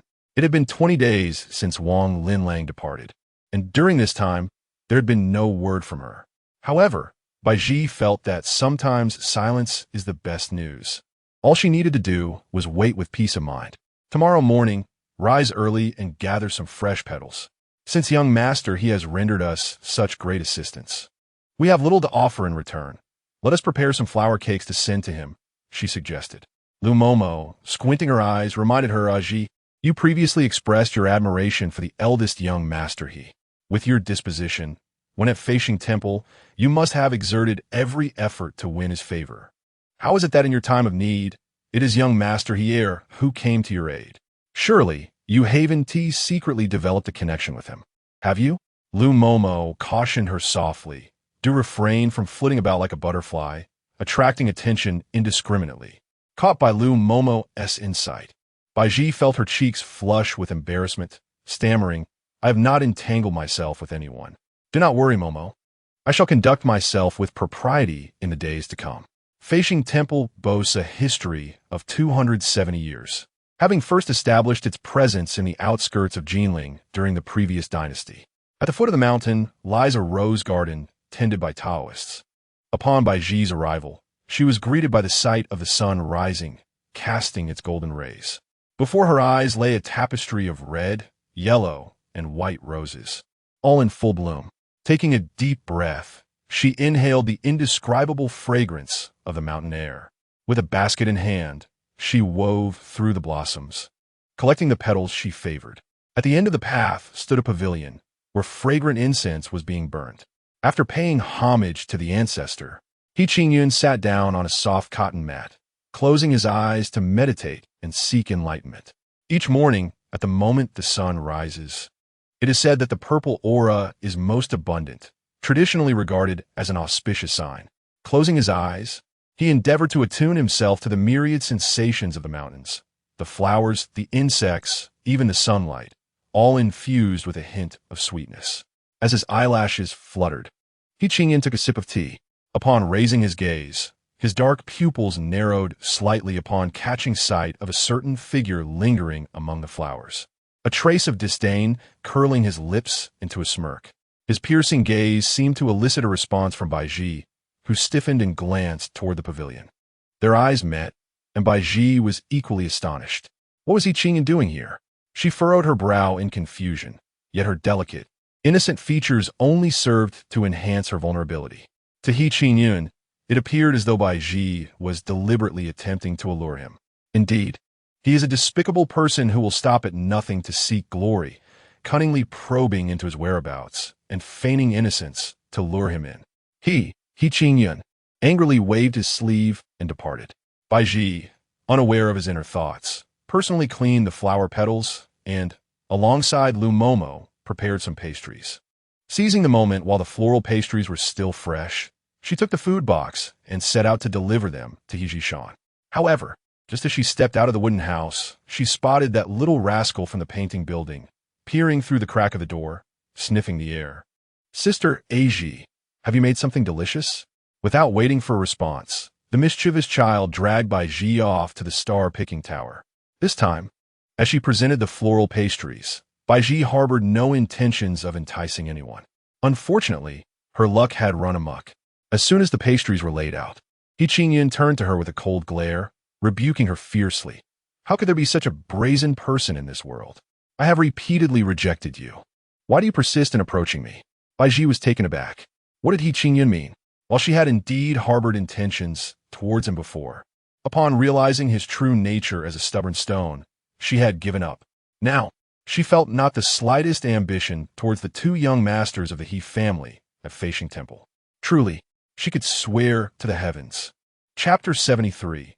Digging one's own grave in her previous life, Baizhi was entangled in a tumultuous relationship with He Honghai, the head of the He family. Her tragic demise was orchestrated by the matriarch of the He family. There existed an inexplicable bond between her and the He family. She vividly recalled being brought to He Honghai's funeral, where she was subjected to slander and accusations, with many attributing his death to her, the illicit mistress. The insinuation was that He Honghai could have enjoyed his twilight years peacefully had it not been for her seductive allure that ignited his passions, leading him to resort to drugs, which ultimately resulted in his fatal fall from a cliff. In truth, He Honghai had always harbored feelings for her, but lacked the resolve to act upon them, frequently faltering at critical moments. Baizhi, too, had her own schemes. Whenever He Honghai insisted on sharing a bed after taking medication, she would pay a maid to take her place. This maid, named Xiaoyu, was procured by He Honghai to serve her and possessed both beauty and cunning. Baizhi promised her that if she were to substitute for her in serving He Honghai, she would one day attain great wealth and status. Thus, the two women formed a tacit alliance. In her previous life, Baizhi maintained her chastity, and when she faced the crowd's scorn at the funeral, she felt both anxious and wronged, wishing to assert her innocence as not being a seductress. Yet, she knew no one would believe her, leaving her to silently endure their vitriol. It was only after being confined within her coffin that she finally voiced her truth. But by then, no one was willing to listen. She could only die harboring resentment. Before her death, her gaze swept over the attendees at the funeral, and she noticed the 5 young masters of the He family, all clad in white mourning attire, kneeling before the ancestral tablet. The moment was fleeting, leaving her unable to remember their individual features, but she vaguely perceived that each of these young men was strikingly handsome. She lamented that if given another chance, she would never choose the elderly He Honghai. Instead, she would select one of the 5 youthful masters, for they represented the future of the He family, and aligning herself with them would ensure her lavish living. Providence granted Baizhi a second chance, which she believed was tied to her vow made before her demise. In this life, her husband would undoubtedly be one of the 5 young masters of the He family, a destiny written in stars. Presently, Baizhi found herself in an awkward situation. Qingyun, an insufferable and stubborn man, was utterly unyielding and exceedingly harsh with his words, impervious to both persuasion and coercion. Baizhi could do nothing but concede defeat. Hijishan, on the other hand, was a perilous individual from whom she needed to escape. This left He San, He Si, and the young He Wu. Baizhi had already begun to devise a plan to orchestrate a chance encounter with He San when suddenly, Qingyun accused her of deliberately enticing him. A surge of anger welled within Baizhi, yet she refrained from directly confronting him, as he was the legitimate heir of the He family, and her future within their household might depend on his goodwill. Therefore, she met Qingyun's gaze, deliberately summoned tears, and pitifully proclaimed, "You may govern the heavens and the earth, but do you presume to dictate a woman's heart?" My affection for you is my own affair, and it bears no relevance to you. Catching a glimpse of He Qingyun's face contorted with rage, Baizhi felt a surge of satisfaction. She feigned a vulnerable demeanor and lamented, Taoism teaches us that the highest virtue is like water, and all beings are equal. Does the young master truly believe that my humble origins render me inferior and unworthy of loving you? He Qingyun's expression was one of disdain as he retorted, Your character is clearly base. It has nothing to do with your background. Baizhi continued, The Taoist wisdom also states that great love knows no bounds, and virtuous deeds endure eternally. A practitioner of the Tao should release all attachments to worldly matters. I am but a person, and even if I were a ruthless villain, you, as a devoted disciple, should guide me towards the righteous path rather than reject me. Besides, I have committed no heinous acts. I merely harbor affection for you. Is it truly a grave sin in your eyes to love you? He Qingyun, rendered speechless by Baizhi's eloquent rebuttal, exclaimed in frustration, Such twisted reasoning and nonsensical prattle. He angrily waved his sleeve, declaring, I forbid you from loving me. Your admiration disgusts me. Then let it disgust you, Baizhi replied with a mischievous smile. Your feelings of revulsion are your own concern, not mine. She presented a box of pastries, saying, To make these cakes for you, I rose before dawn to gather flowers, carefully selecting the finest petals and washing them one by one, personally kneading the dough to create these treats. This is my heartfelt offering. If you truly dislike them, you may give them to someone else. I will not hold it against you. She dabbed at the corners of her eyes, feigning distress despite having no tears to shed. He Qingyun, witnessing her shameless display, felt a storm of emotions, anger at her audacity and bewilderment at the thought that Baizhi might truly be infatuated with him. Surely not. Unbothered by his internal turmoil, Baizhi playfully toyed with him before turning away, her previously furrowed brow now replaced with a serene smile. Though He Qingyun was intolerable, he lacked guile, and without leveraging her background, Baizhi knew that she could easily outmaneuver him. Just as she took a few steps forward, she spotted a pair of black boots by the door. Raising her gaze, she was met with the calm, inscrutable face of He Zhishan, who had suddenly materialized. It was unclear how long he had been standing there, and Baizhi felt a pang of unease, her smile transforming into an awkward grin. Brother, you've arrived just in time to judge this matter. She claims that her admiration for me is her own doing and has nothing to do with me. I have no right to criticize her. Is it not absurd for her to speak so boldly, as if she were in the right? He Zhishan chuckled softly, glancing at Baizhi with a fleeting look before averting his gaze. While this may sound ludicrous at first, upon deeper reflection, there is some truth to it. One can only control their own heart. Others' hearts are beyond one's influence. He stepped inside, and as they brushed past each other, his fingertip lightly grazed her waist. Baizhi suddenly felt a weakness in her waist, staggering a couple of steps before steadying herself against the doorframe, narrowly avoiding a fall. The words spoken by He Zhishan earlier held a deeper significance, resembling both a threat and a warning. Baizhi recalled that fateful night when he, in front of the three pure ones, swore that she should only play her tricks on him. Was this peculiar confession born out of admiration or a morbid sense of possession? He asserted that they were the most compatible pair. Yet, two individuals, each with 1,000 wary thoughts, perpetually on guard and filled with suspicion, how could they possibly be suited for one another? His recent agreement with her sentiments surely harbored his own ulterior motives, perhaps intended as a warning to her that his affection for her was irrelevant to her own feelings.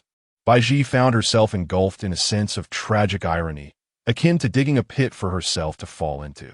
Chapter 74. The decree to tempt. How infuriating.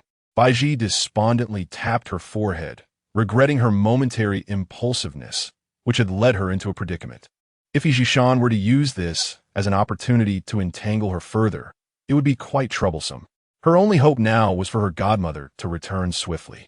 Only by becoming a daughter of the Zhou family could she hope to extricate herself from his grasp. 3 days later, after Ma Momo's leg had healed, Baizhi and Lu Momo hired a carriage to bring her back from Homing Hall. Along the way, they shared all that had transpired recently. After listening intently, Ma Momo pondered for a long while before saying, One can know a person's face, but not their heart. Henceforth, we must exercise utmost caution in our dealings with others. Turning to Baizhi, she continued, Zhi, do not be troubled. I can venture into the mountains to gather herbs and concoct salve for sale. Lu Momo's embroidery skills are exceptional. The three of us can sustain ourselves without relying on the Lin family. We need not serve as maidservants, and the bitterness in our hearts will dissipate. Lu Momo smiled, saying, the moment I received my freedom papers, I felt rejuvenated. Upon reaching the wooden house, they were surprised to see a rather inconspicuous carriage parked nearby. Baizhi had a premonition that her godmother had returned. Indeed, as the wooden door swung open, Wang Linlang appeared before them, her face alight with joy. Accompanied by two dignified-looking matrons, Wang Linlang introduced them. These are Momo Zhuang and Momo Yin, who have come from the capital. The two matrons, exuding an air of composure and experience, exchanged smiles with Baizhi. Upon seeing Baizhi, Momo Zhuang's pupils subtly widened. It was uncanny, so strikingly similar. Momo Zhuang, a seasoned servant from the palace who had been a trusted aide to the esteemed Zhou Guifei, had spent years serving her and was accustomed to the beauty of the noblewoman's visage.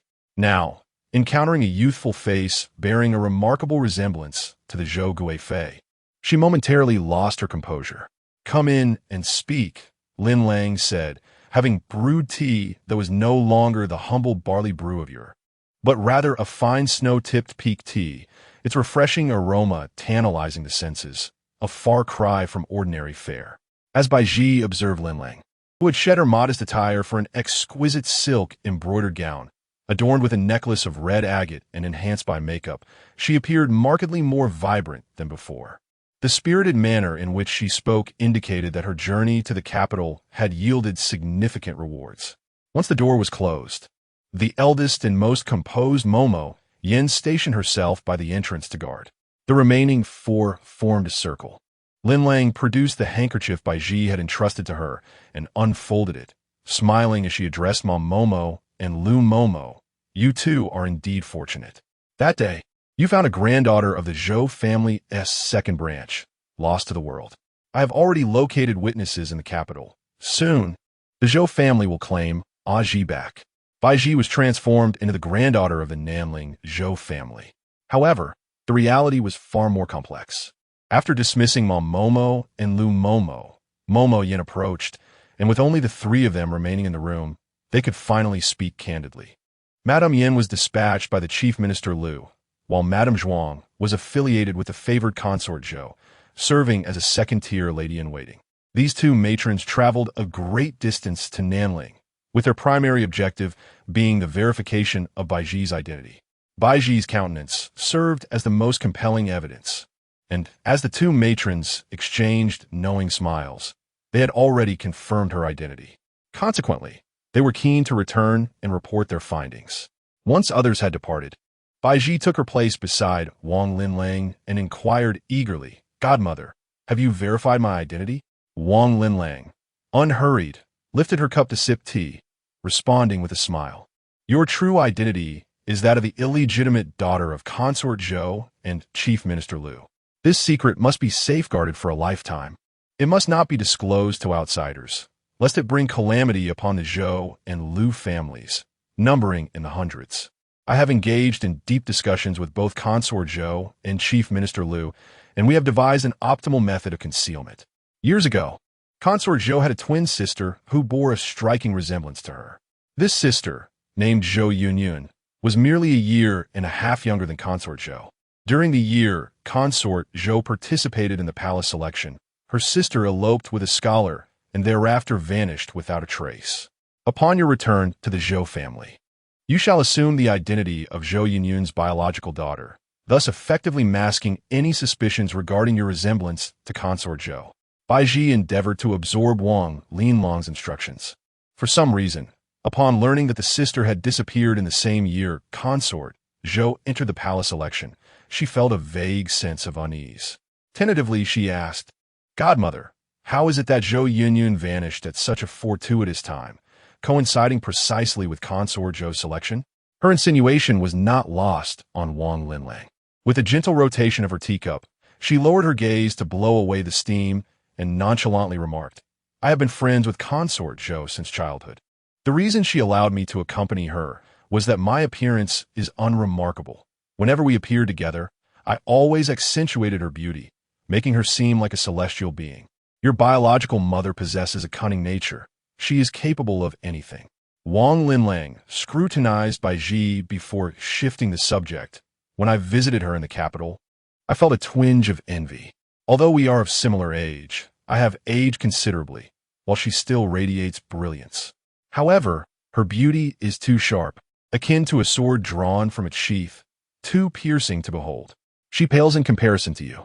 You have inherited her striking features, yet your nose and eyes possess a tender allure, reminiscent of a blossoming lotus, exuding effortless beauty and captivating grace. Godmother, you are quite the flatterer. I have always been aware of my beauty, yet I realize it does not guarantee success in all endeavors. In the past few days, I attempted to enchant He Qingyun, but met with failure." Wang Linlang furrowed her brow. He Qingyun indeed possesses a peculiar temperament, making him difficult to fathom. "What of He Shan? Have you attempted to sway him?" Baizhi was reluctant to discuss He Shan and replied coldly, "There is no possibility between him and me." Yet Wang Linlang grew serious. "Do you not ponder why Consort Zhou spared your life? Upon learning of your continued existence, she was inclined to immediately summon the Imperial Dragon Armored Army to silence you. It was my silver tongue that persuaded her, thus preserving the lives of both of us. During our sojourn in the capital, Wang Linlang narrowly escaped death, thanks to her quick wits, which allowed her to devise an optimal solution amidst adversity. She informed Concubine Zhou that Baizhi, with her exquisite beauty, was a rare gem of unparalleled grace, untainted and unmarried. Though Concubine Zhou held dominion over the inner court, with the phoenix seal in her possession, the empress was another matter entirely, and she had a son. If she wished for her offspring to ascend the throne, she must employ all means to cultivate alliances with the high-ranking officials and noble families of the realm. Wang Linlang hinted to Concubine Zhou that Baizhi could wed into the He family, thereby securing an alliance with one of the most prestigious families in the great Liang kingdom. It was then that Concubine Zhou consented to spare their lives and arranged an alternative path, allowing Baizhi to re-enter the Zhou family as the daughter of her sister, Zhou Yinyun, and subsequently devised strategies to marry into the He family. Even if it meant becoming a concubine, she must gain entry into the He household, demonstrating her worth to Concubine Zhou so that we might secure our own fates. Wang Linlang produced a decree emblazoned with the Empress's phoenix seal and urged her, "He Shan is the foremost young master of the great Liang kingdom, renowned among scholars and wielding considerable influence. If you can capture his favor, our lives will be assured." As Baizhi unfurled the decree, she felt a mixture of helplessness and amusement. In this life and the previous, she truly seemed fated to be entwined with the He family, for she had already harbored intentions of choosing the He family's young master as her beloved. To her astonishment, Concubine Zhou had clandestinely issued a rather unreasonable decree for her to seduce the He heir. Chapter 75. He heir, deceiving others, is acceptable, but do not deceive yourself among the 5 sons of the He family. With the exclusion of He Da and He heir, there remain 3 viable options. Baizhi, having tucked away the imperial edict, sought her godmother's counsel. "I believe that He San might indeed be a commendable choice. Though He San appears to be a sentimental man, his affections are fleeting and superficial, rendering him indifferent. Even if one were to become his woman, once his interest wanes, one will be cast aside." Baizhi was acutely aware that her godmother wished to facilitate a union between her and He heir. In truth, they required no intermediary. With her consent, she believed she could effortlessly assume a position in He heiress inner residence. Yet, she was reluctant. She aspired to be the one wielding the power, and even if she were to become a concubine, she would not acquiesce passively. "Fear not, dear godmother. If He San is unsuitable, there is always He Si. Alternatively, I could await the maturity of the 5th young master of the He family. Ultimately, I shall undoubtedly choose the one among the 5 sons of the He family who aligns most closely with my desires." As for the heir you speak of, he is the foremost son of the Dalian kingdom, undoubtedly possessing lofty standards. He may not even deign to notice me, so why should I subject myself to such humiliation? Wang Linlang then broke into a smile, patting Baizhi's hand. You do possess a valid point. Among the 5 family sons, he heir is indeed the most formidable to conquer. Though he heir is known for his humility and courteous demeanor, he is unwaveringly resolute in rejecting any woman who harbors ulterior motives towards him. Moreover, the noble ladies of the capital are utterly enamored with him, and Princess Linghui, favored by concubine Zhou, has persistently sought the emperor's permission for marriage to him. Princess Linghui, by virtue of her status, can be considered your sister. She is the first child whom concubine Zhou personally nurtured, and the treatment she receives is distinctly different from yours. At this point, Wang Linlong's brow furrowed as she suddenly cautioned, Baizhi, remember, do not compete with Princess Linghui for anything, especially not for a man. Since he heir is the object of her affection, it would be wise for you to maintain your distance. Your biological mother possesses a cruel heart. Should you manage to win he heir and inadvertently wound Princess Linghui's feelings, concubine Zhou would undoubtedly take punitive measures against you. The unexpected emergence of Princess Linghui was something Baizhi welcomed. She fervently hoped that this princess would hasten to request the emperor's sanction for marriage. For once he Zhishan married the princess, he would surely feel disinclined to take her as a concubine. In the coming days, you shall accompany me to learn some etiquette. News has already been conveyed to the Zhou family, and I trust it will not be long before they dispatch someone to escort you. May I bring both Lu Mama and Mom Mama to the Zhou residence? Of course, they are benefactors of the Zhou family.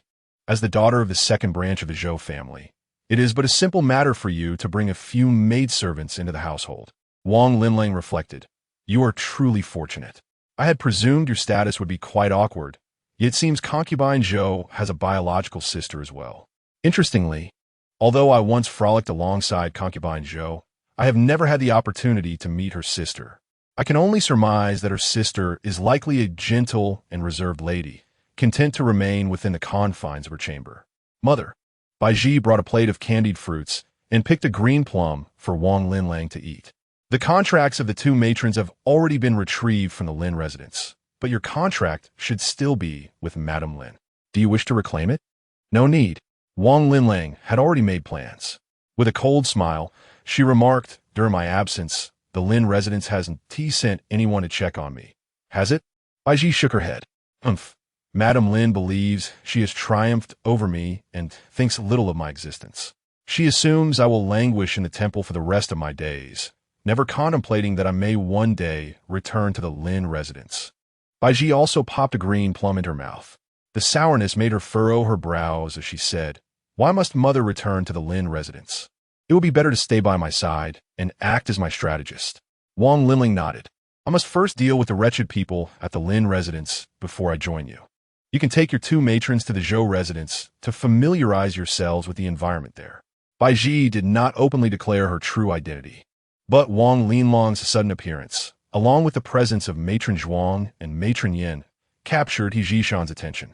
Holding the silver fish sword, he executed a series of swordplay, akin to autumn winds sweeping fallen leaves.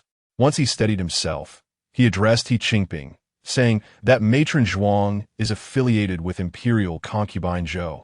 Investigate. I wish to know why she is connected to Baizhi. He Qingping pondered for a moment before asking, How does young master know that old matron is associated with Imperial concubine Zhou? He Zhishan replied nonchalantly, When I was in the capital, Princess Linghui frequently sought me out. Each time she ventured out, that Matron Zhuang was always in attendance, so I naturally recognize her. He Qingping was methodical in his duties, and that very night, he reported the information he had gathered. The Zhou family was currently tidying their courtyard, claiming a long-abandoned granddaughter was returning to her roots.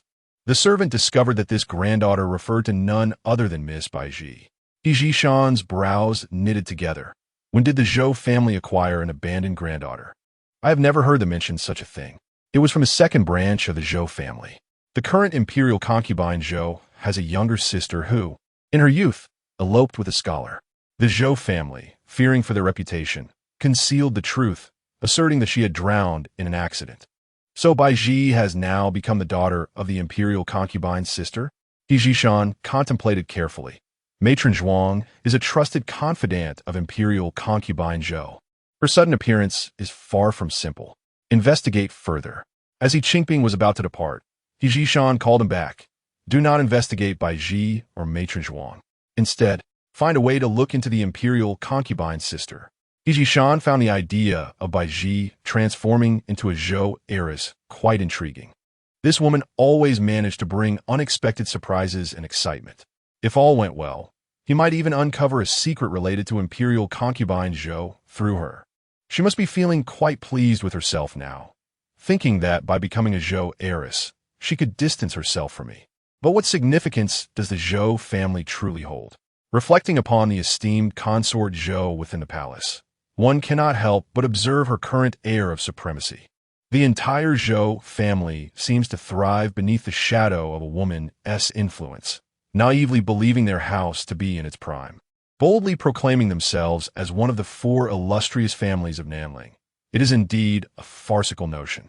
The meteoric rise of the Zhou family pales in comparison to the venerable, established noble families, who merely regard consort Zhou's favor as a fleeting whim. Families such as the He, Lu, and Chu clans would rather dissociate from any association with the so-called 4 great families, while only the Zhou family persistently boasts of their inclusion among them. He Jishan mused that perhaps Baizhi's excessive vanity stems from the Zhou lineage. Her veins pulse with their blood, inheriting the extravagant and indulgent traits characteristic of the Zhou clan. She is innately a scheming beauty, with her manipulative tendencies arising not from conscious intent, but rather as a natural instinct. Thus, He Jishan concluded, his beloved Ji, by nature pure and inherently good, bears no culpability for her misdeeds. They are merely the result of Zhou blood's influence, entirely unrelated to her true self. Chapter 76. The flower on the high ridge is finally brought down from its pedestal. The inherently kind-hearted Baizhi was currently learning how to perform sit-ups under the tutelage of Aunt Linlang. Newly ascendant families like the Zhou family, with their sudden surge in power, often lack deep roots and substantial heritage. Yet they are particularly fond of emulating the ostentatious airs of established aristocratic families. Given Baizhi's current demeanor, her entrance into the Zhou residence would only invite ridicule, and even the maids and servants would treat her with disdain. Wang Linlang, once a young lady of high standing herself, had adhered to rigorous self-discipline for many years, managing to extricate herself from the plight of her fallen family. Now, her fate was irrevocably intertwined with Baizhi's, and she treated her with the same strictness she had once applied to herself. "Godmother, my legs feel as if they are about to break," Baizhi exclaimed, unable to endure any longer, attempting to rise from the ground. Upon seeing the fine beads of sweat trickling down her pale forehead, Wang Linlang felt a pang of sympathy and helped her up. "I assure you, I am not intentionally tormenting you. News from the Zhou family has just arrived. They will send someone to escort you to the manor tomorrow. Your first task upon entering will be to pay respects to the elders. You must make a good first impression. Your status is already precarious. Should anyone wish to cause you trouble, they will surely look for flaws in your every word and action." Baizhi, with a mournful expression, replied, "Regardless, I will not be staying long at the Zhou residence. I will marry eventually, so why should I concern myself with their opinions? Are you foolish? When you marry, your family is expected to provide a dowry, and the amount will be entirely at the discretion of your elders." Wang Linlang's few words illuminated Baizhi's understanding. While she might disregard the opinions of others, she could not afford to neglect the importance of her dowry. With newfound patience, she began to learn some etiquette regarding tea. As July drew to a close, the heat of summer was oppressive. After a long day, Baizhi sat beneath a tree, fanning herself with a handkerchief. As the sun began to set, Mama Ma approached with a plate of sliced watermelon, a tall figure trailing behind her. Baizhi shielded her forehead with the handkerchief, squinting to discern the silhouette.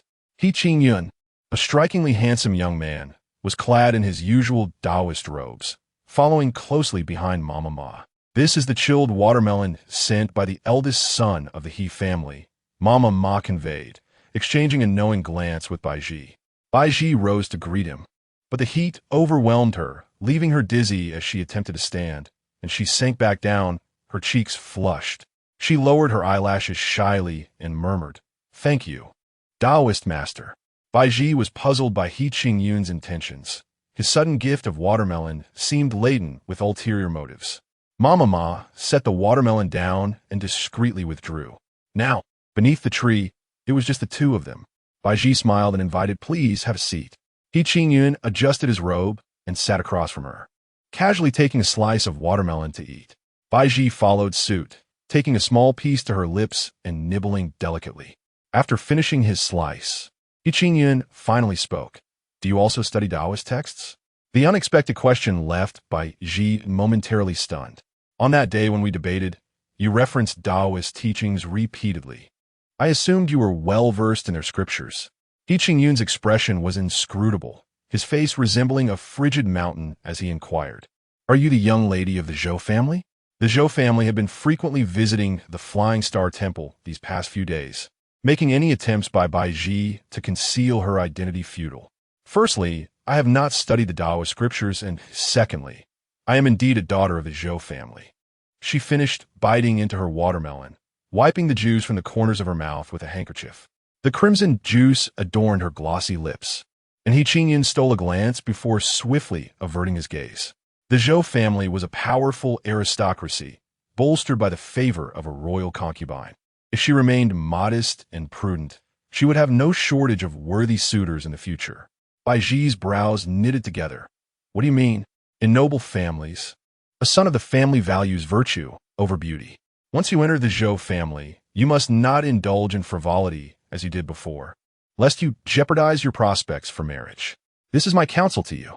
Baizhi playfully waved her fan, teasingly responding, "Oh, so you specifically came here to remind me not to employ my charms on other men?" While she had misinterpreted his intent, her jest was not far from the truth, and He Qingyun had not given it much thought. "Indeed, that is precisely my intention." Baizhi smiled coyly. "Taoist, were you not disdainful of me before? Why now do you take such a benevolent interest in my affairs? Could it be that you are feeling jealous?" The graceful young woman's enchanting smile bore a hint of blush, her fair skin and slender waist lending her an air of delicate allure. As she gently waved her fan, a few strands of hair danced around her face, perfectly capturing an essence of innocence and seduction. He Qingyun's cheeks flushed slightly, and he felt an involuntary sheen of perspiration forming on his back. His original aim had been to admonish this restless girl, yet he had not anticipated her sharp wit. He found himself utterly outmatched in their exchange. "Taoist, are you feeling warm?" Baizhi suddenly leaned closer, fanning his forehead with her handkerchief. Her sudden proximity brought her exquisitely crafted features mere inches from him. He Qingyun hastily rose, feeling the heat of the day surpassing all expectations, as if the very ground beneath him burned with an inner fire, radiating from his feet to his head, causing his heart to race uncontrollably. Steadying himself, he placed a copy of the I Ching on the table, remarking, "I believe you possess considerable insight. Should you find the time, you might delve into the Taoist texts. Perhaps in the future, we may become fellow travelers on the Taoist path." Baizhi playfully responded, "If it means I could cultivate alongside you as a Taoist partner, then I would gladly accept." The aloof flower of He Qingyun could no longer maintain his composure. "Do you treat all men this way?" "Which way?" Baizhi unabashedly revealed the mirth in her eyes, holding the fan to her lips, partially concealing her cherry blossom smile, reminiscent of a beauty with a peepa. He Qingyun, known for his straightforwardness, snorted and replied, "There is no need for you to flaunt your charms before me. I suggest you conduct yourself wisely from now on." He departed as abruptly as he had arrived. Baizhi, still yearning for playful banter, watched him storm away in a huff. The distance between them widened as He Qingyun quickened his pace, and by the time he reached the inner chamber, his back was drenched in perspiration. At that moment, Hua Chuan lifted the bamboo curtain and entered. "Master Dao, I have placed the watermelon sent from your residence into the well in the courtyard, and I have reserved two to take one to the second young master shortly." While Hua Chuan was preoccupied with conversation, She suddenly looked up and saw He Qingyun removing his Taoist robe. She let out a startled exclamation before stepping forward to assist him. He Qingyun rinsed himself off briefly and changed into a clean Taoist robe, yet he did not permit Hua Chuan to take away the soiled one. Confused, Hua Chuan remarked, "Master Dao, this robe is drenched with sweat. If not washed promptly, it will develop an odor." He Qingyun offered no explanation, simply stating, "There is no need to wash it. I shall not wear it again." Hua Chuan cast him a peculiar glance, then heard the voice of the second young master from outside. "Why have you come over? And did you bring watermelons? Has the estate begun sending them to you as well?" The voice of He Jishan grew nearer, "Little Hua Chuan. It seems you have grown a bit taller since I last saw you." Upon hearing He Jishan's footsteps approaching slowly, He Qingyun, feeling an inexplicable sense of guilt, abruptly snatched the dirty robe from Hua Chuan's arms and swiftly stuffed it into the bookcase, then composed himself to greet at the door. "Second brother, I was just about to seek you out." Chapter 77. Indeed, I share a deep bond with your elder brother. He Jishan, with a net bag in hand, presented a hefty watermelon to Hua Lu. This exquisite fruit had just been retrieved from the depths of a well, chilled and delectable. "You should slice it." The watermelon, akin to a boulder in weight, caused the petite Hua Lu to bend under its burden. "Second young master, such a large melon is far more than we can consume," she remarked. He Jishan waved his hand dismissively. "If you cannot finish it, you may always give it away." Hua Lu pouted. "I wouldn't dream of sharing such a sweet watermelon with those Taoists." A playful glimmer sparked in her eyes as she continued, in the past, I always received treats from Sister Baizhi. This time, I shall return the favor." Upon hearing her words, He Jishan's eyes narrowed into a smile. Pleased by her cleverness, he praised her and settled into a pearwood chair, lifting the hem of his robe. "Is there a particular reason why your elder brother sought me out?" He Qingyun, caught off guard by the direct inquiry, faltered momentarily before conjuring a suitable excuse. "Grandmother's birthday is fast approaching. What gift have you prepared for her?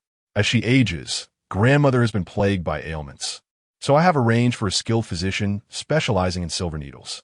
He Jishan's offering to their grandmother was a health package, while He Qingyun, as in previous years, presented a handwritten copy of the Tao Te Ching, hoping for her continued safety and well-being in the coming year. The two brothers exchanged idle chatter, savored some watermelon, and engaged in a few rounds of chess. However, He Jishan discerned a hint of unease in his elder brother's demeanor and decided to pack away the chessboard. "Has something delightful occurred, brother? Your smile seems to have slipped away. Is there?" He Qingyun brushed his mouth with his hand. "Perhaps the watermelon is simply too sweet." This explanation lacked conviction. Nearby, Chuan, who had been serving them, suddenly brightened at his words, as if a thought had struck her. She cast several furtive glances toward the wardrobe, appearing contemplative.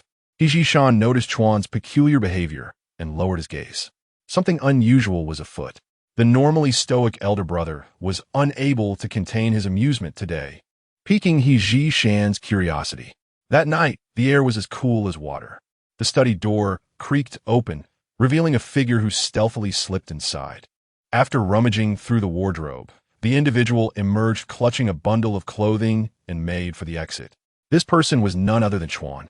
As she clutched the soiled Taoist robe and stepped outside, He Jishan caught her in the act, holding a lantern in his left hand. The dim light cast an eerie glow upon his face. With his right hand gripping Chuan's shoulder, he inquired with a smile, "Chuan, have you taken a thievery?" Recognizing the second young master, Chuan was taken aback. "Second young master, what brings you here at this late hour?" "That is a question I should pose to you." He Jishan placed the lantern at his feet, seated himself on a step, adopting the demeanor of one preparing to interrogate a suspect. "You need not kneel. Come sit beside me and explain the story behind that Taoist robe you are holding." Though the night was shrouded in darkness, the face of Hua Chuan nonetheless flushed uncontrollably. A sense of being caught in a compromising situation enveloped her. Fortunately, it was the amiable second young master, he who had apprehended her. Known to be kind and courteous to all, she reasoned that as long as she revealed the truth, he would not make things difficult for her. With great caution, Hua Chuan sat down and explained, "I did not steal anything. It was merely that the eldest young master had discarded his soiled robe during the day, and I had not had the chance to wash it. It was only when I was about to sleep that I suddenly remembered, which is why I hurried over here. I believe your words. Hiji Shan encouraged her gently. But why did you not take it to wash during the day? You are usually the most diligent and have a good memory. Seeing that the second young master indeed bore her no ill will, Hua Chuan hastily clarified. It is not that. The eldest young master forbade me from washing it. Your elder brother values cleanliness. How would he not allow you to wash your clothes during the summer when they easily become soiled? It is because... Hua Chuan began but bit her lip, unwilling to continue. Deep down, she had an inkling of the reasons. Yet as a maidservant to the eldest young master, she felt it inappropriate to discuss her master's private matters. It is nothing. The eldest young master simply forgot to mention it, she concluded. Hiji Shan silently admired Hua Chuan's loyalty and astuteness. Had it been Hua Lu, she would have divulged everything without him needing to inquire further. He casually took hold of the robe, a faint fragrance wafting into his nostrils. He committed the scent to memory before returning it. I too found myself restless at night and wandered here. This robe carries a heavy scent. You should take it to wash at once. Hua Chuan expressed her gratitude and left, cradling the garment. Hiji Shan watched her figure disappear into the night, then lowered his gaze to sniff the hand that had touched the robe. The aroma seemed reminiscent of a woman. Yet, where would a lady come from at Fei Xing Temple? Moreover, his elder brother held a profound disdain for women, and it was inconceivable that he would harbor even the slightest trace of their scent. Yet he had specifically instructed that this robe not be cleansed. Why? Could it be that his brother was nostalgic for the essence it bore?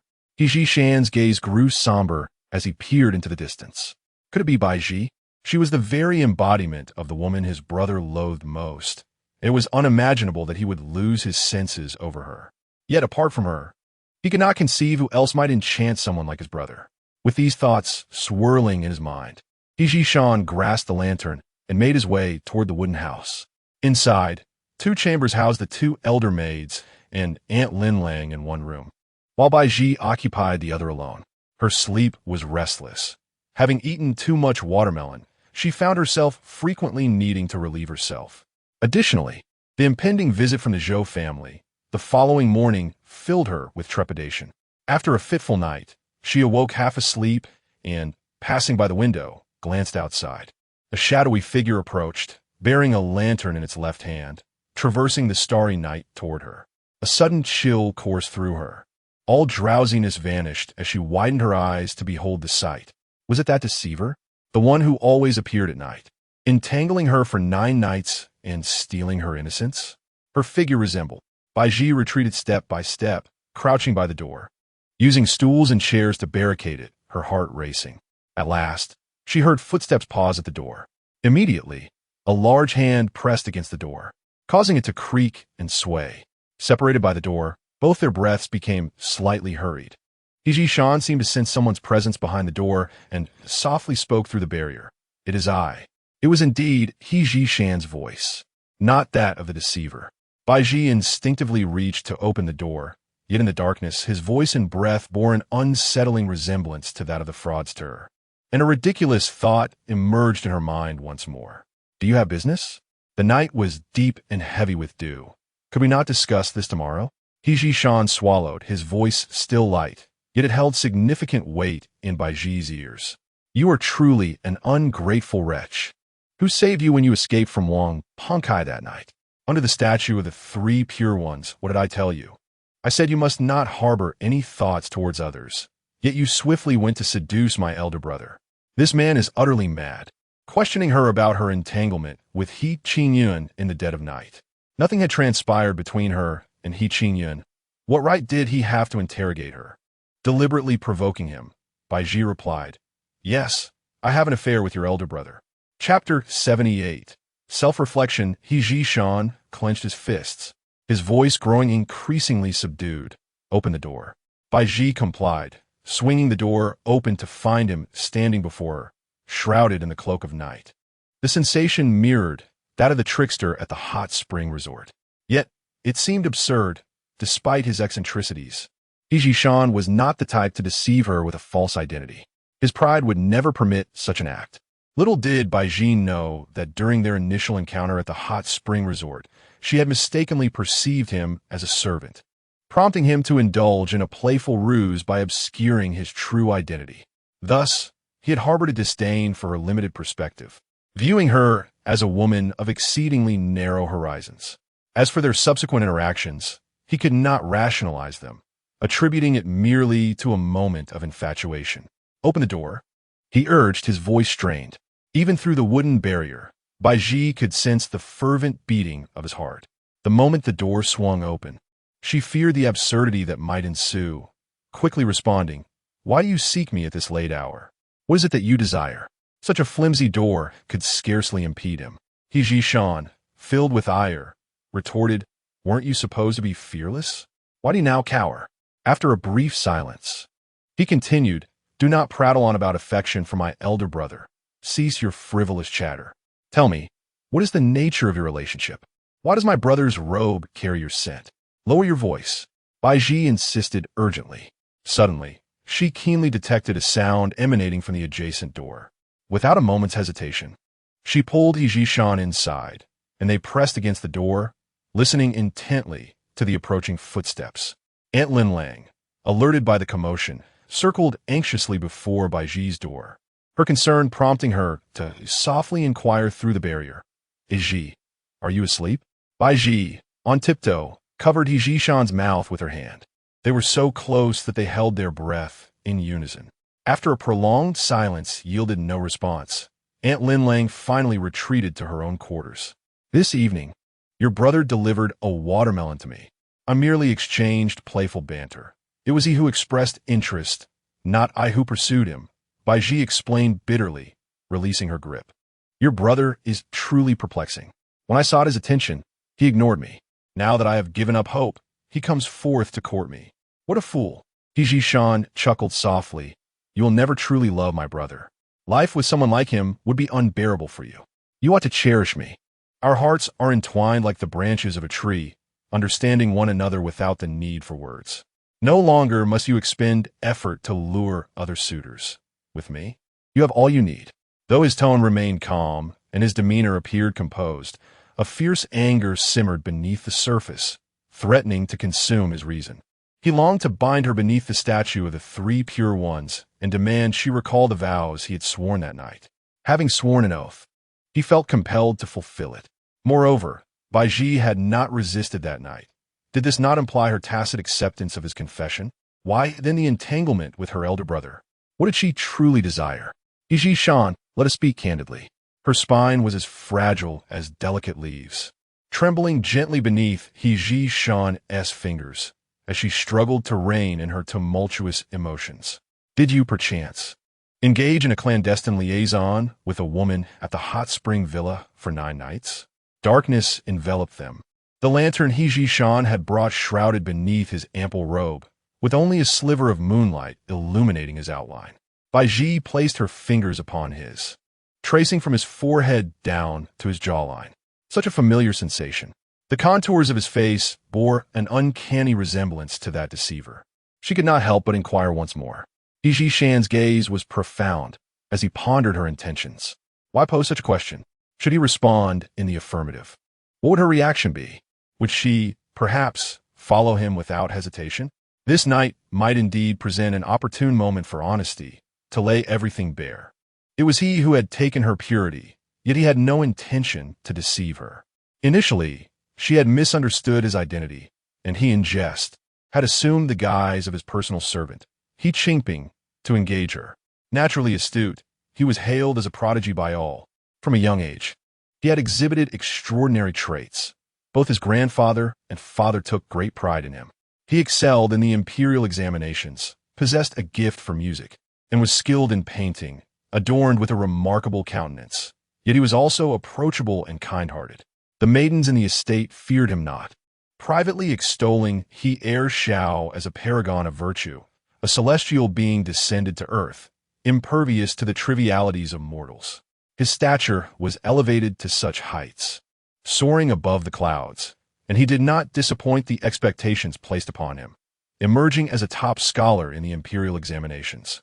In that particular year, the emperor had already heard of his illustrious name and was inclined to appoint him as the top scholar or the second. Yet, he deliberately chose to submit a blank answer sheet during the palace examination. This act was spurred by the Linghui princess, who had already vowed to select a husband from among the top scholars of that year.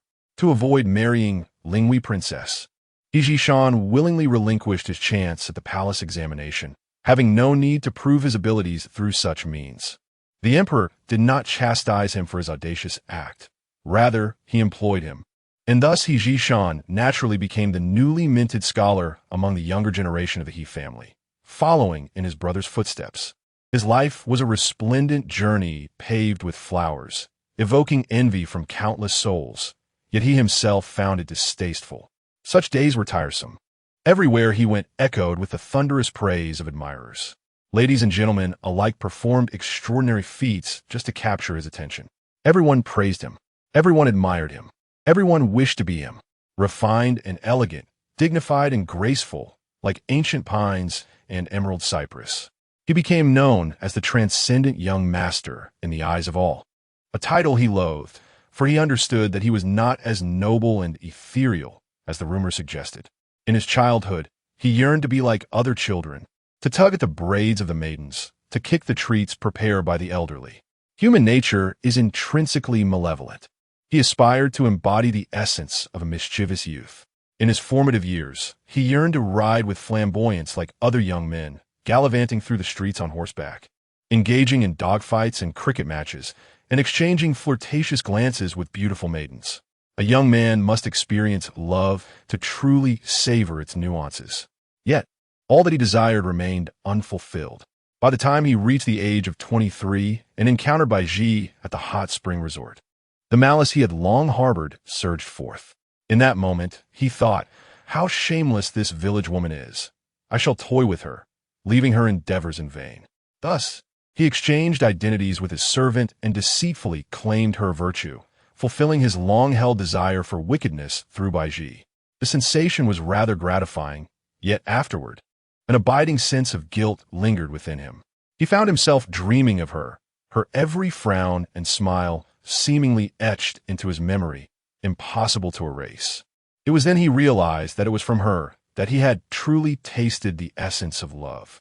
He could not bear to part with her, wishing to confine her eternally by his side, to hear her voice, to witness her laughter, to tease her playful schemes. Was this the love portrayed in literature? She was no longer the village woman he had once scorned. Every little quirk of hers, in his eyes, appeared utterly endearing. Her softness, her gentle lips, her delicate nose.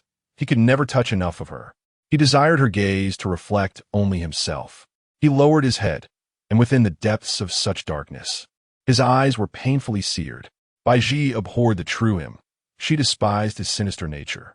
No, I would never commit such vile acts, he declared, uttering this falsehood with a heart that beat in quietude. Chapter 79. Don't deceive me, is it truly not so? Baizhi felt an odd sensation. It wasn't me. I didn't do it, He Jishan asserted with unwavering conviction. Do you think I resemble the kind of person you describe? Naturally, he did not. With his illustrious status, it was trivial for him to summon any woman he desired. The words of Aunt Linlang echoed in her ears. Princess Linghui harbors affections for He Jishan and seeks the emperor's blessing for marriage. She dismissed the absurd thought. Why would a distinguished prince engage in such sordid affairs with her, especially when a princess yearns for him in vain? A weight lifted from her heart. Baizhi managed to smile, deciding to abandon the matter of deceit and instead gently advised him. My previous attempts to win your favor were misguided. I should not have acted so shamelessly. I was once an orphan without any support, merely seeking a powerful man to rely on. But now I have a status. I am the esteemed daughter of the Zhou family.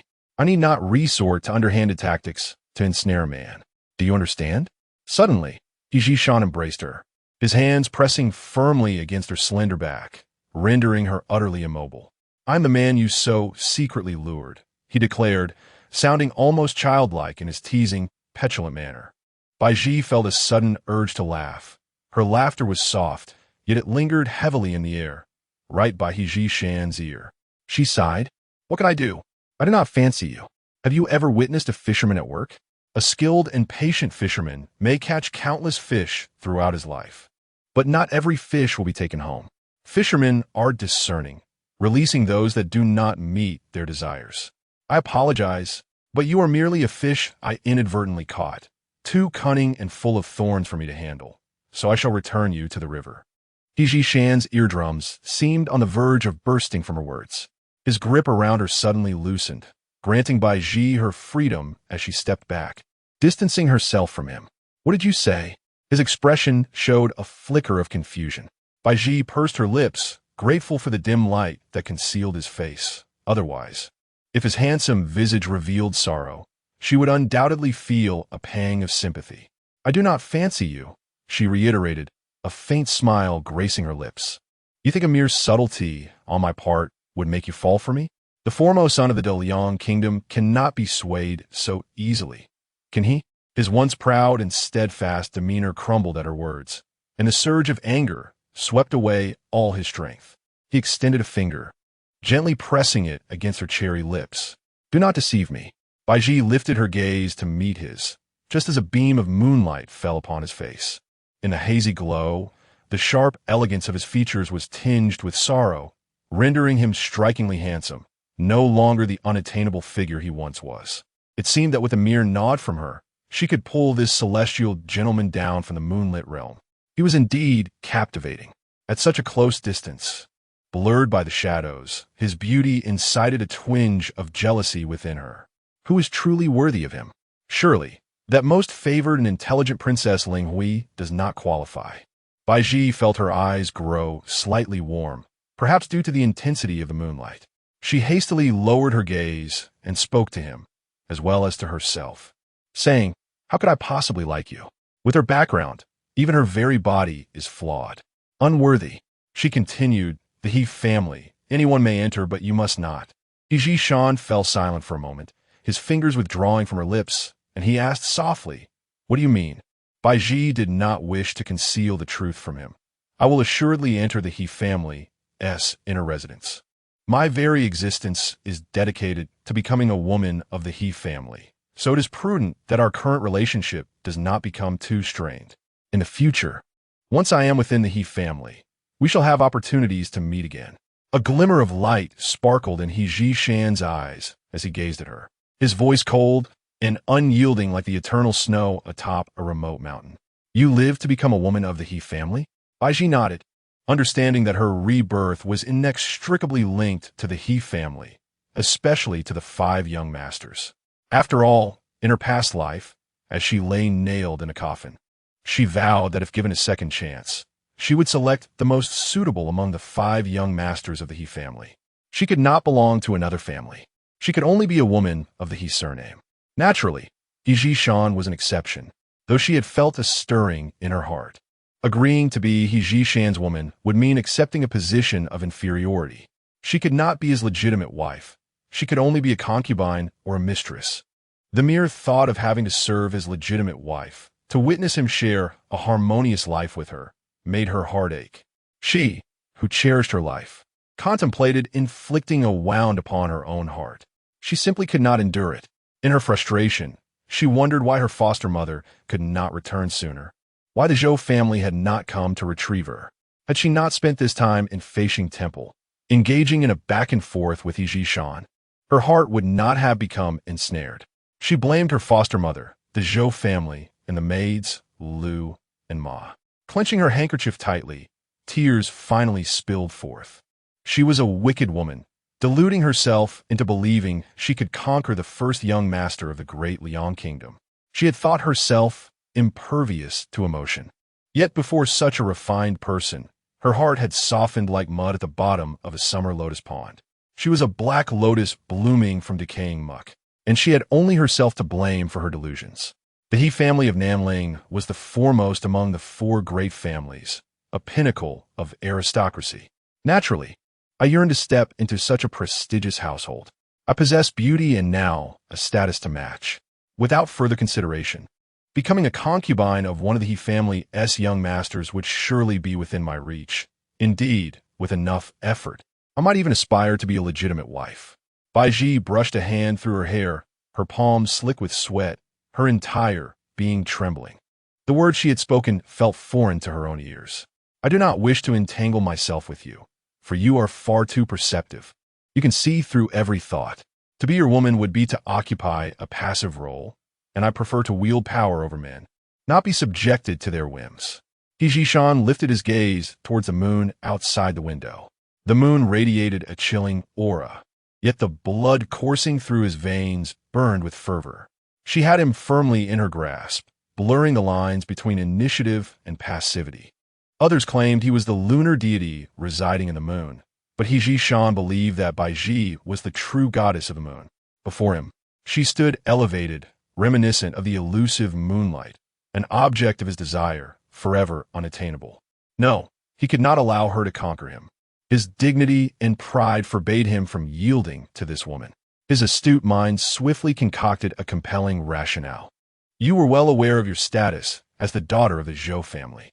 Your meticulous efforts to infiltrate the He family's inner sanctum were aimed at swaying their political inclinations with your beauty, paving a path for the son of the Zhou concubine. Baizhi, Zhou family, you harbor grand ambitions. He Jishan straightened his back anew. Yes, from the very beginning. This was a ploy, a most calculating woman indeed. His gaze turned frigid, and the flames of desire within him were doused by this newfound coldness. Chapter 80. He cannot do it. He Jishan's gaze was marked by detachment and indifference, akin to the twinkling stars within a darkened night. He must not realize how captivating he appeared in that moment. As he looked at her, the slight upward curve of his eyes hinted at a touch of pity, as if a divine being were bestowing compassion upon a mortal realm. High above, separated by clouds, stood a celestial statue, pure and untouchable by mere mortals. Baizhi reflected, indeed, a god is someone like him. From that moment on, whenever she prayed to the divine, the visage that would forever linger in her mind would be that of He Jishan. He truly deserved the title of the foremost gentleman of the Daliang kingdom. She wished time could freeze at that instant, allowing her to perpetually gaze up at such a figure. Do not misunderstand me. My relationship with the Zhou family is not as complex as you might think. Baizhi deliberately averted her gaze, fixating on a simple wooden box that caught her interest. He Jishan approached the box, lifted its lid, and discovered a scroll of yellow silk. Lighting a candle, he opened it to find a counterfeit imperial edict, sealed with the Queen's Phoenix stamp, explicitly stating that Baizhi was to seduce the heir of the He family. Overwhelmed by a wave of darkness and fury, he forcefully flung the edict at Baizhi's face. The pain caused her to crouch on the ground, where she stifled her cries to avoid disturbing others. She picked up the edict and swiftly burned it with the candle's flame. Pausing, she smiled and said, now that there is no evidence, I shall henceforth be the legitimate heiress of the Zhou family. As the Zhou family is one of the 4 great families, it is entirely normal for us to associate with your He family. Should there be any alliance in terms of marriage, it would be only reasonable. I kindly ask you to continue your role as the esteemed heir of the He family, and refrain from obstructing my interactions with your other heirs. Ah, I see. No wonder you are so fixated on the He family. He Jishan's fervor was utterly extinguished by her cold-hearted schemes. She was kin to the Zhou Guifei, sharing the same ruthless and merciless traits. The thought of her accusing him of cruelty and bloodshed struck him as absurd. He cast his gaze upon the beauty who turned her shoulder, obscuring her face from him. In terms of cruelty and bloodshed, she surpassed him by far. His brows were knitted with anger, and at that moment, he lost all semblance of the noble gentleman. Baizhi merely turned her face away, refusing to let him see her features. She bit her lip tightly, struggling against the urge to argue. No, it is not like that. How could she be as ambitious as he claimed? Her desire to align herself with the He family was straightforward. In her past life, she had been the woman of old Master He. Her rebirth was intertwined with the He family, and she was convinced that regardless of past or present, she was meant to be a woman of the He surname. It was merely He Jishan who had been excluded from her aspirations. But why? Was it because she had witnessed his sinister side that she had deemed him unworthy? Not entirely. Delving into her heart, she recognized the answer had been clear since their initial encounters. Upon seeing He Jishan, her heart no longer belonged to her. She could not bear the thought of becoming that kind of woman. If a woman truly invests her heart, it marks the beginning of her misfortune. She treads perilously along the precipice, her safety sustained solely by her rationality. One misstep could lead her to plummet into the abyss. Baizhi Shan resembles a lurking monster at the cliff's base, incessantly luring her closer. Come join me. I can offer you everything, including the splendor and affection you desire. Baizhi pinched a tender piece of flesh on her arm, the pain wrenching her heart and bringing her to a sharper clarity. She must not venture toward him. What she has always sought are riches and the ephemeral pleasures of love. She does not want that. Tonight, she must put an end to this monster once and for all. The favored consort, in her prime, enjoys unyielding favor. With just a slight push, she could ascend to greatness. Why should the He family not assist in her rise? Baizhi may not have been extensively educated, yet her words at this moment bore the weight of a learned individual. As she audaciously analyzed the political landscape before Baizhi Shan, the queen lacks favor, and her son receives no imperial grace. It remains uncertain which prince will ultimately seize the throne. If the He family could support the consort, surely she would fulfill her ambitions and not neglect the He family in return. It seems many officials in the court have already pledged their allegiance to the consort.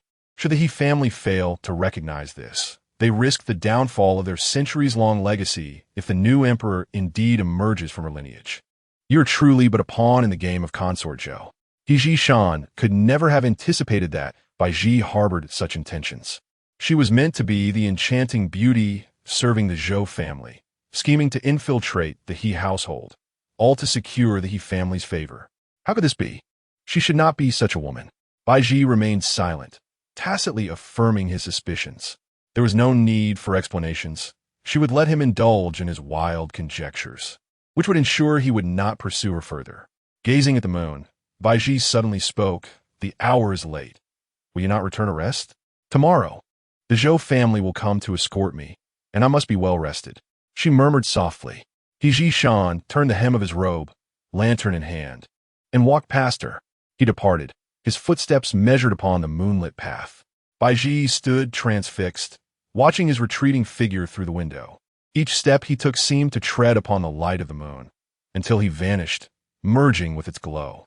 In a daze, Baizhi felt as if he had ascended to the moon. This was splendid. He was once again that exalted moon deity, untouched by the dust of the earth. As for her, she could now direct her affections toward the other young masters of the He family, continuing to strive for her own future. The moonlight shone resplendently, while the lantern in Baizhi Shan's hand had long since extinguished. Utilizing the moonlight, he made his way back to the purity chamber. The air within was fragrant with incense, devoid of any pesky insects. He sat cross-legged upon the couch, fixating intently on a porcelain vase atop the tea table. Within the vase rested several blooming roses, their petals expansive. A gentle touch caused the petals to cascade to the ground. In the stillness of the night, a sigh echoed forth. He pressed his hand against his chest, where the pain felt as if someone were tugging at his heart. It was that woman who inflicted such torment upon him. In this very moment, he harbored an intense hatred for her.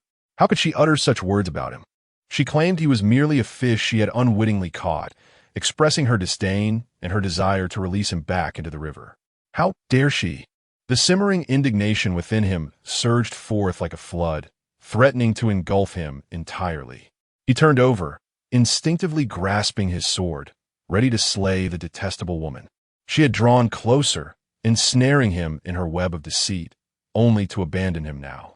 Each glance she cast his way, filled with feigned delight, was merely a ruse to capture his attention.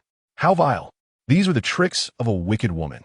Yet, with the sword in hand, his steps faltered. To slay Baizhi, he fell into a prolonged silence, ultimately releasing a mournful sigh. He could not bring himself to do it. Chapter 81. Brother. She is not your ideal match. Baizhi slept soundly through the night, though her cheeks were slightly swollen. Yet in her youth, the fullness of her face rendered her innocent and naive. As she sat before the bronze mirror, Aunt Linlang styled her hair with care. What happened to your face? Aunt Linlang inquired cautiously. It seems there was some commotion in your room last night. Nothing to worry about. Baizhi replied nonchalantly, weaving a simple lie. I had too much watermelon yesterday, and kept running to the bathroom. Aunt Linlang applied a touch of powder to her swollen cheeks, leaving the rest of her face untouched. At your age, a bare face is the most beautiful. Satisfied with her handiwork, Aunt Linlang praised her. You look truly lovely, with a countenance that is quite charming. Baizhi dabbed at the corners of her eyes with a handkerchief, hoping that the Zhou family would also find her pleasing.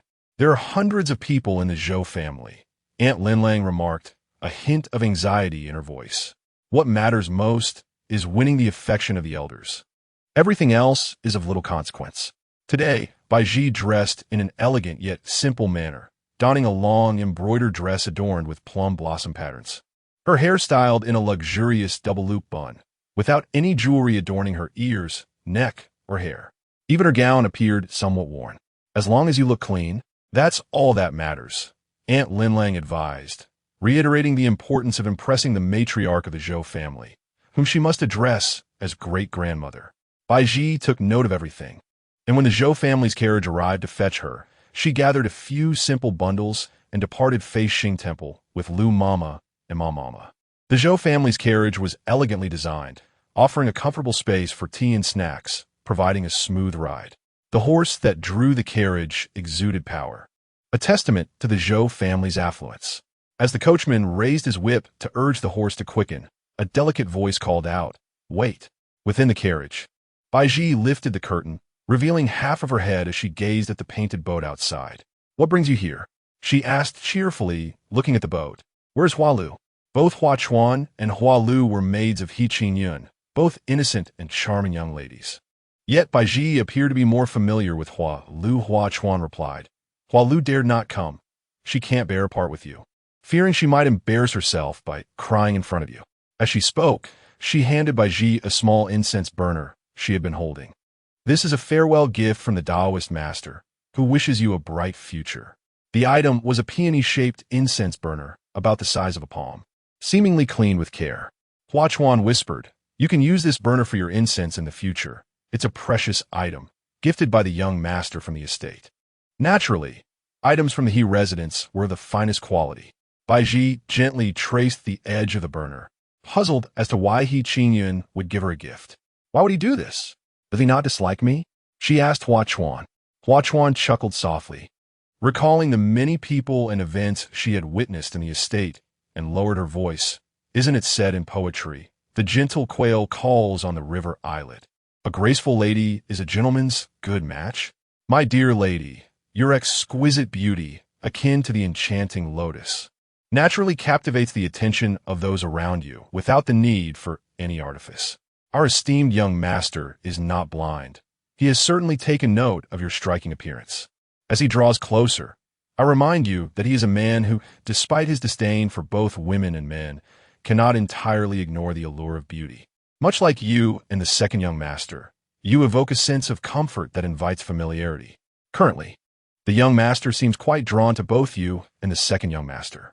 However, for reasons unbeknownst to him, he harbors a profound aversion to the contrived tactics employed by women. He favors those who are genuine and unpretentious." With this said, Hualu returned to report. Baizhi lowered the carriage curtain, lost in thought. He Qingyun despises the machinations of women, yet she is inherently inclined to engage in subtle strategies. If she were to be with He Qingyun, would she not have to feign ignorance for a lifetime? That seems rather exhausting. Let us see how the other young masters of the He family fare. She has yet to meet them. Hualu swiftly returned to the Zhaixing Tower. He Qingyun, distractedly perusing a book, was troubled by Hualu's weeping across from him. Upon Hualu's arrival, she approached, inquiring about Sister Aji's well-being. She is to return to her role as a young lady of the Zhou family. A joyous occasion. What reason is there for tears? Hualu received a reprimand for her unnecessary lamentation, which was displeasing to the Taoist. Sister Aji is leaving. Who shall I turn to for delightful treats henceforth? Hualu's forehead received a gentle tap as she was scolded. "You glutton! Is this what you weep over? Very well. I shall inform Sister Aji of your complaint." "Oh no!" Hualu clung to Hualu, and they frolicked for a while before Hualu sent her off. "Go, fetch half a watermelon." Once Hualu had departed, Hualu straightened herself and reported, Taoist, the items have been delivered to Sister Aji. As long as she has received them. He Qingyan nodded, carelessly tossing aside the scripture before ascending the stairs in his Taoist robe. Upon reaching the pinnacle of the Zhaixing Tower, he discovered his younger brother standing there. Gazing into the distance, following his line of sight, one could see a swiftly departing carriage, likely carrying a young lady of remarkable beauty. Brother, did Hualu deliver something to Baizhi at your request? He Jishan turned to his elder brother only after the carriage had vanished from sight. He Qingyun, somewhat absent-mindedly, pressed his lips together. Yes, I sent her a censer for incense. What is your intent, brother? Do you harbor feelings for her? Not feelings. He Qingyun's immediate reaction was denial, though his cheeks flushed slightly, rendering his reasoning far from convincing. I have observed her insights into the Taoist scriptures. I regard her as a kindred spirit. He Jishan scoffed repeatedly. Do you take me for a child of 3? He Qingyun was taken aback, having never witnessed his younger brother speak in such a sardonic manner. Momentarily dazed, he asked, Younger brother, what troubles you? As he stared at him, he noticed the dark circles under his eyes, his gaze bloodshot, indicating a restless night. Younger brother, you did not sleep last night, did you? Why are your eyes so red? He Qingyun, with his naive heart, could never fathom the twisted bond between He Jishan and Baizhi. Oblivious to the truth, he took He Jishan by the arm and began to lead him back. I shall summon a painter to fetch some clear dew to soothe your eyes. He Jishan remained unmoved, standing resolutely in the square corner, his robe billowing.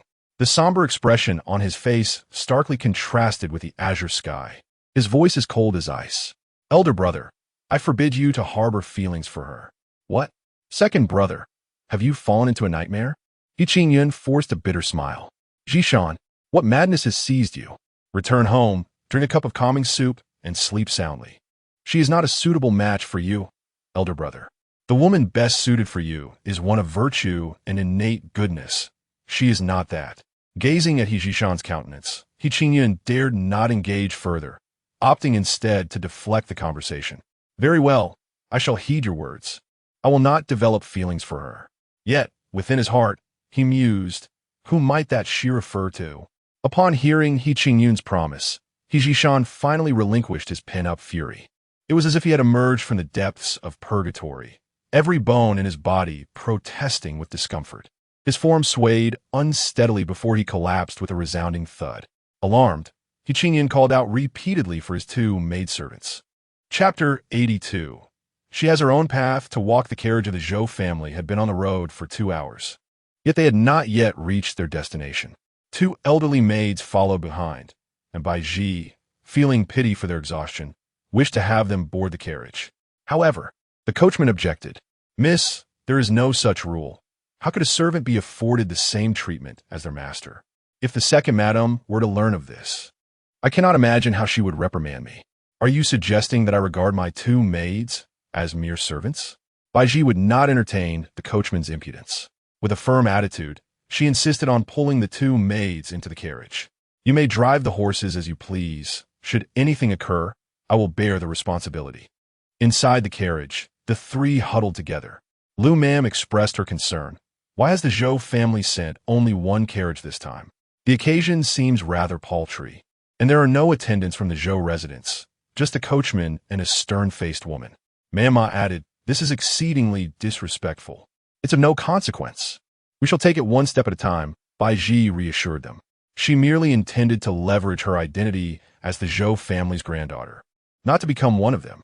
Moreover, she could empathize with the Zhou family's sentiments. After all these years, a granddaughter they had never known suddenly appeared. How could they be expected to feel any familial bond? The Zhou residence was situated at the northwest corner of Wudong Street, with 2 imposing stone lions standing guard at the entrance. Today, the main gate of the Zhou residence was firmly shut, allowing entry only through a side door. Baizhi and her companions entered via this entrance. Upon returning to the Zhou residence, the stern-faced woman finally displayed a semblance of expression, smiling with a forced cheerfulness. Miss, mind your step. I shall now lead you to the old lady's quarters. Winding through the estate, they beheld intricately carved beams, picturesque corridors, and charming rockeries with babbling brooks. What a splendid garden it was! After a considerable time, they finally arrived at the Suishin Hall, where the matriarch resided. From afar, laughter resonated from within. Baizhi peered inside to see the main hall's door ajar, revealing a group of elegantly dressed ladies gathered around a soft chair, where an amiable-looking elderly lady in splendid attire sat, entertained by their jests. Upon the stern-faced woman's entrance, she whispered something, causing everyone to cover their mouths with handkerchiefs and fall silent. "Bring her in," the matriarch commanded with a smile. At this, Mam Fong turned and beckoned Baizhi to enter. Lu Mam and Mam Ma wished to follow, but were halted by Mam Fong, who instructed them to wait outside. The elderly lady had summoned only Baizhi to enter. After soothing her two maids, Baizhi cautiously followed Mam Fong into the room. The interior was resplendent, filled with fragrant aromas, and adorned with vibrant silks and countless pieces of gold and silver jewelry. Baizhi kept her gaze fixed ahead and knelt before the matriarch. "I shall introduce myself," she began, stating her name and lineage. Before anyone could respond, she continued, "I was raised by the two maids outside, and I'm deeply grateful for their kindness. Hence, during our journey, I insisted on bringing them into the carriage with me. Two elder women, devoted to my upbringing, toiled tirelessly and lived frugally to raise me into adulthood. I cannot bear to see them suffer. Grandmother, you do not hold any resentment towards me, do you?" Lady Zhou, a kind-hearted matriarch, is now 78 years old, yet her health remains robust, and she is often seen with a cheerful disposition. In her advanced age, she delights in companionship, and is particularly fond of young ladies who resemble blooming flowers. Upon first laying eyes on Baizhi, she scrutinized her appearance. Without any adornment, Baizhi entered with her head bowed, revealing only her smooth forehead and gentle facial contours. Her figure was graceful, undoubtedly a beautiful young woman. The eyes of everyone in the room were fixated on Baizhi, who felt a twinge of nervousness. Lady Zhou remarked, "Dear Baizhi, it is rare to witness such filial piety from you. How could I possibly blame you? Come, child, sit beside me." At that moment, Fong Mama cast a glance filled with disdain. Originally, she intended to gossip about Baizhi in front of the old lady to assert her dominance over the young maid. However, she did not anticipate that the girl would openly confess upon her arrival. The old matriarch, having softened with age, was no longer as harsh as she had been in her youth. Fong Mama sighed. Baizhi cautiously approached Lady Zhou, lifting her head. The old lady's murky eyes sparkled upon seeing Baizhi's visage, followed by a hearty laugh. "Indeed, you must be Yun Yun's flesh and blood. You two are practically cut from the same mold." Previously, there had been lingering doubts in her heart. Yun Yun had vanished many years ago without a trace, and the family had presumed her deceased. Little did they know, Yun Yun had given birth to children outside. Speaking of Yun Yun brought tears to Lady Zhou's eyes, as she reminisced about the days when Yun Yun would frolic at her feet.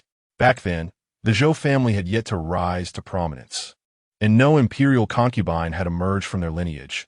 Yet life was considerably more joyful than it is now. Upon hearing the old lady declare that Baizhi resembled Yun Yun, others in the room began to chime in, eager for a closer look. "Let me see," someone exclaimed, stepping forward to gaze at Baizhi. "Oh, the old lady has a keen eye. She does indeed resemble her. Without a doubt, this face alone is enough to prove she is the long-lost daughter of the Zhou family." Baizhi felt fortunate for her striking appearance, which spared her from many troubles. The old lady personally designated a courtyard for her residence, named Shuizhu Xian, where dense bamboo thrived along the walls, making it a pleasant refuge during the summer months. Thus, Baizhi settled in her new abode. A few days passed, granting her a deeper understanding of the Zhou household. The family was divided into two branches. The elder branch resided in the western garden, while the younger branch occupied the eastern garden. The old lady lived alongside the younger branch. The two branches had not separated, with a rockery serving as a partition between them. Generally, the inhabitants of the eastern and western gardens seldom interacted. The emergence of a favored concubine from the younger branch, who was none other than the current imperial concubine Zhou Ci, had solidified the younger branch's dominance over the elder. The elder branch harbored resentment, maintaining only a facade of harmony. The current imperial concubine Zhou Xi and Zhou Yunyun were sisters, separated by a mere year and a half. Their biological mother had passed away early, and Zhou Er, their father, had later taken a stepmother. Lu Momo, utilizing her silver, unearthed a piece of information. The younger generation of the Zhou family had been absent from the estate these past few days, as they had ventured out in preparation for the upcoming Hundred Flowers banquet in 3 days' time. Upon hearing the phrase Hundred Flowers banquet, Baizhi felt a sense of familiarity. What could it possibly be? Such gatherings, often hosted by young ladies and gentlemen, typically revolved around poetry societies or tea-tasting events, all of which were enthusiastically supported by the elders, as they provided an opportunity for the youth to socialize and pursue romantic interests. Among the Zhou family's second branch, Miss Yuing was particularly favored. It was said that she was the sole organizer of this year's Hundred Flowers banquet. Remarkably, she had reached the age of maturity last year and was now beginning to consider prospective suitors for marriage. Yuing? The expressions of Baizhi and Ma shifted at the mention of the name. Zhou Yuing? No wonder the name sounded so familiar. She was the very woman who had recklessly galloped through the streets, injuring Mama Ma. Life indeed possesses a peculiar sense of irony. Baizhi recalled the moment when Zhou Yuing had arrogantly threatened her with a whip, only to be interrupted by He Zhishan, who had come to her rescue. One wondered whether He Zhishan would attend Zhou Yuying's Hundred Flowers banquet. It had been several days since they last saw each other. He must be faring well, one hoped. Chapter 83. The misogynist He Qingyun Zhou Yuing's Hundred Flowers banquet was meticulously timed, taking place precisely 5 days before the birthday of the venerable matriarch of the He family. She extended invitations to every young man in the He household, with particular emphasis on He heir, to whom she presented multiple exquisite invitations. As the banquet approached, she busily directed her siblings and relatives within the estate, determined to host a splendid event that would not bring disgrace before He Zhishan. On this day, she had just acquired a rare pot of black orchid, aptly named Golden Princess, known for its rich fragrance and resplendent golden hue. The mere presence of this flower was sure to astonish the esteemed guests. Zhou Yuing was in high spirits until a maid approached, whispering in her ear about Baizhi. Without hesitation, Zhou Yuing returned to the Zhou estate. Still clad in her fiery red attire, her character as fierce as her appearance. Exquisite features, but rather conventional beauty. Zhou Yuing, upon encountering Baizhi in the garden, immediately recognized her. "You are Baizhi?" she declared, dismounting her horse with poise, whip in hand, her elegant brows furrowing slightly. "You are the woman who relentlessly pursued my brother Zhishan? I remember you well. You feigned weakness on the street to elicit his pity." Circling Baizhi, she scrutinized her from head to toe, with a hint of jealousy in her tone. "So this is how you look. Not particularly impressive, I must say." Baizhi stifled a mischievous laugh. What did she mean by not impressive? Her eyes brimmed with envy. For the girl who had once wielded a whip so freely on the streets had now transformed into Zhou Yuing's sister. Surely, that must have been a bitter pill to swallow. How dare this wild woman masquerade as a daughter of the He family? Zhou Yuing exclaimed, her whip almost touching Baizhi's nose. Lu Momo, witnessing this, promptly intervened to shield Baizhi. "You are courting disaster." Zhou Yuing raised her whip once more. "Miss Yuing," gasped her personal maid, Xiang Lan, "I have just learned that the second young master of the He family has been ill for several days and may not attend the Hundred Flowers banquet." "What?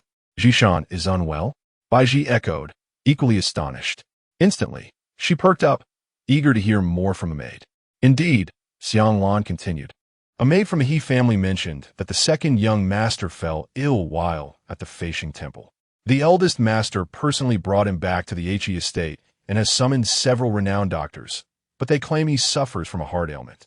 "Oh dear," Zhou Yuing exclaimed, tears welling in her eyes. "Quickly, fetch the prize blood ginseng bestowed by the Empress Dowager from the storeroom." Without delay, she mounted her horse. Casting aside thoughts of Baizhi, her heart solely focused on visiting her beloved Zhishan. Baizhi had narrowly escaped a predicament, yet her heart was tumultuous. Zhishan was afflicted with a heart ailment? Could it be for her sake? Longing for any news about him, she resolved to visit Suishin Hall. Upon reaching the venerable matriarch Zhou, Baizhi recounted Zhou Yueying's misdeeds against her. The elderly lady, possessing a kind heart, had long been displeased with her granddaughter, Zhou Yueying, for her arrogant demeanor. She promptly dispatched a maid to seek out Yueying. By evening, Zhou Yueying finally returned. Before the matriarch could scold her, Yueying nestled into her grandmother's embrace and began to weep. "Grandmother, I recall that last year, the imperial concubine gifted you some chicken blood vine. Do you still have some left? Please spare a little for me." She continued, "I heard from Aunt Fong that you fetched blood ginseng to visit Hier. What has happened to him? Brother Zhishan is ill. His entire demeanor has changed drastically.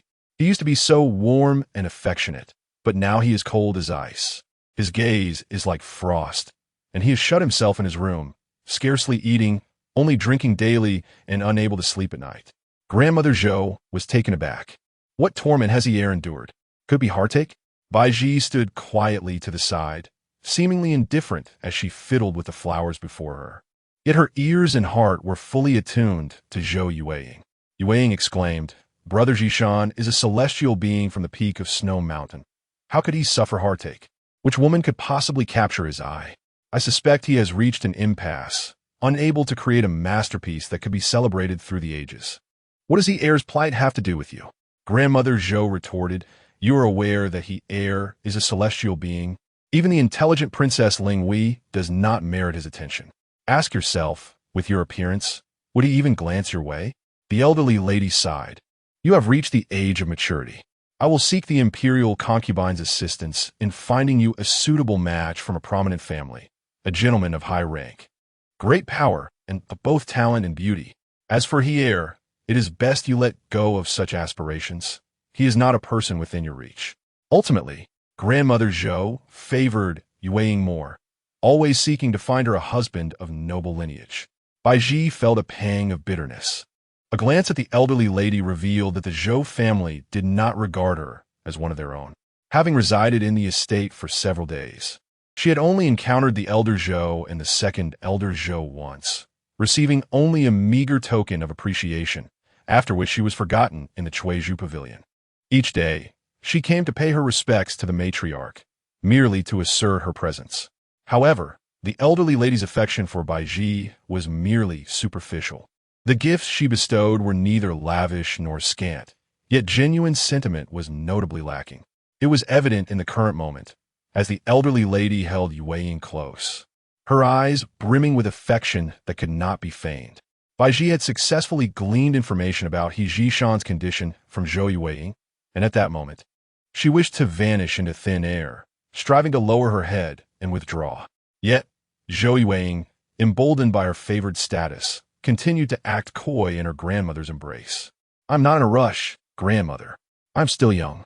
Sister Qianghua from the main house is already 18 this year, and she is yet to marry. I'm not anxious." "You may not be anxious, but your grandmother is," the elderly lady retorted sharply. "I am looking out for your best interests. Wasting your life on Hier will yield no results." Though the Zhou estate was nominally under the management of the second branch as matron, in reality, Grandmother Zhou was the most authoritative figure in the household. Seeing that the elderly lady wished to marry off her granddaughter to just anyone, Zhou Yueying felt a surge of indignation, yet she dared not express it. Her gaze shifted to Baizhi, who was delicately wiping the petals nearby, and her resentment was redirected towards her. "My dear cousin has yet to marry. As her younger sister, how could I possibly usurp her place? Grandmother, you must not show favoritism." With a subtle blink, an idea struck her. "My grand floral banquet is approaching, and many distinguished gentlemen will be in attendance. Perhaps among them, I could find a suitable match for my sister." Baizhi felt a deep sense of helplessness. Having been reborn, she had vowed to become part of the He family, and no matter how illustrious the suitors might be, she could never consent. With tears welling in her eyes, she rose and knelt before the elderly lady. Choking back her emotions as she spoke, "Granddaughter has been unfilial. In the past, I could not fulfill my duties before you, dear grandmother. Now that I have returned, I wish to express my filial piety. If I marry too soon, I shall be unable to pay my daily respects to you." A flicker of sorrow crossed the elderly lady's eyes as she gently assisted Baizhi to her feet. Do not kneel any longer. Rise, for you are the flesh and blood of Union. She faced a tragic fate, passing away shortly after giving you life. You have been orphaned, raised by 2 caretakers in humble circumstances on the estate. Upon your return to the Zhou residence, you are bound to face many inconveniences. But fret not, settle in well, and should you lack anything, simply inform your grandmother. As for your marriage, I shall take it upon myself to find you a worthy husband and provide an adequate dowry. Grandmother, Baizhi said softly, dabbing at her tears with a handkerchief, which obscured half her face, revealing only her left side to the elderly lady. She had previously seen a portrait of Zhou Yunyun and had spent money to gather information, knowing that her left profile bore a striking resemblance to Yunyun's.